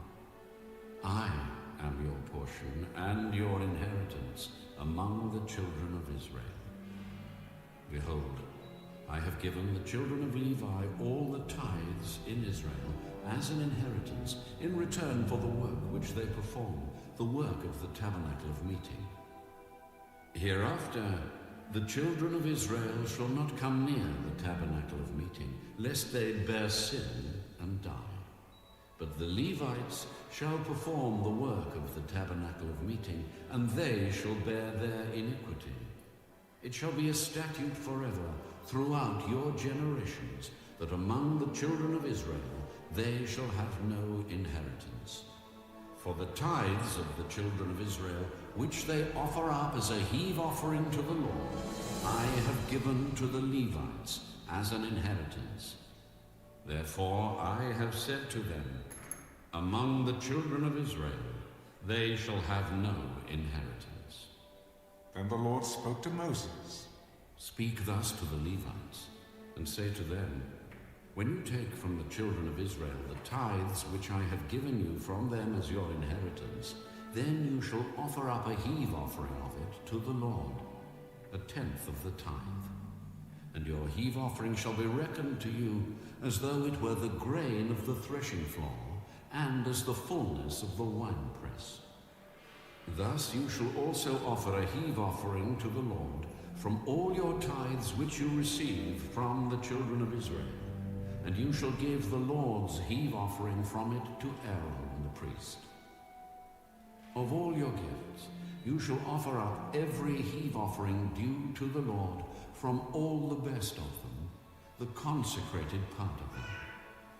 Therefore you shall say to them, when you have lifted up the best of it, then the rest shall be accounted to the Levites as the produce of the threshing floor, and as the produce of the winepress. You may eat it in any place, you and your households, for it is your reward for your work in the tabernacle of meeting. And you shall bear no sin because of it, when you have lifted up the best of it. But you shall not profane the holy gifts of the children of Israel, lest you die.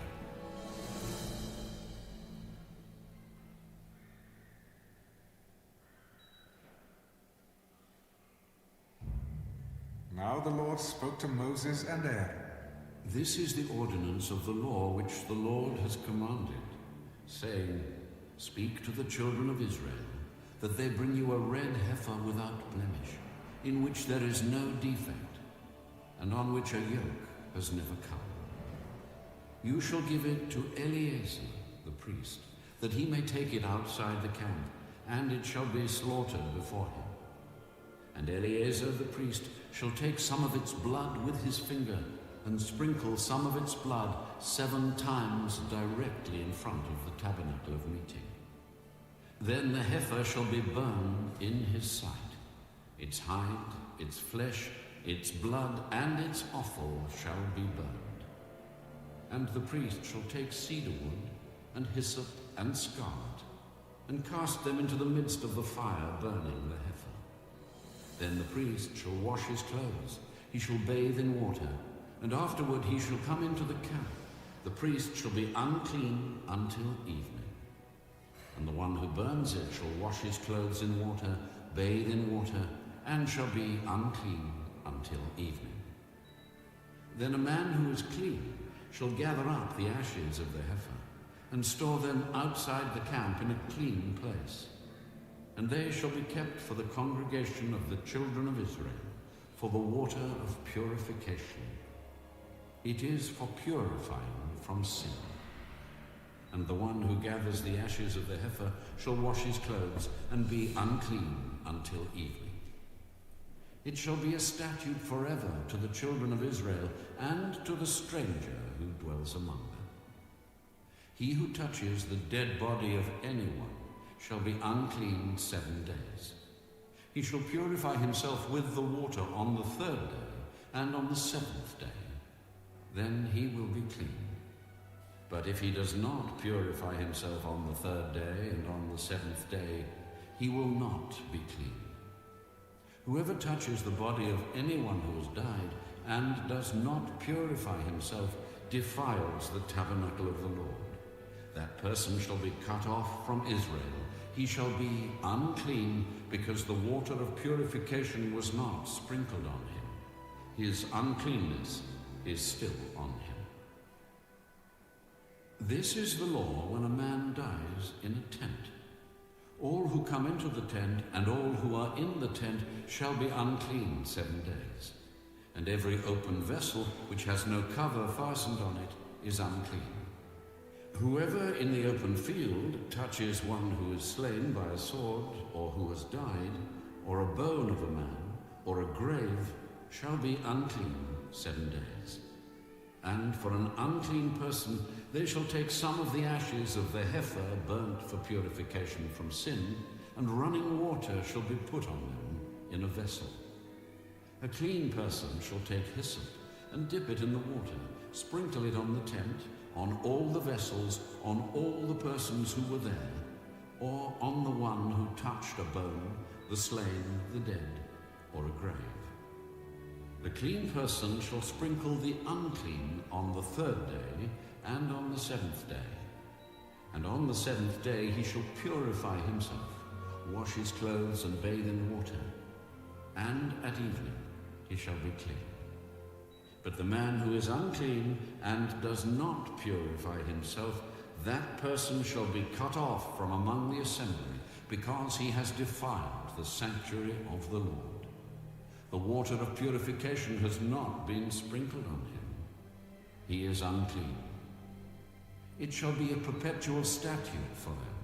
He who sprinkles the water of purification shall wash his clothes, and he who touches the water of purification shall be unclean until evening. Whatever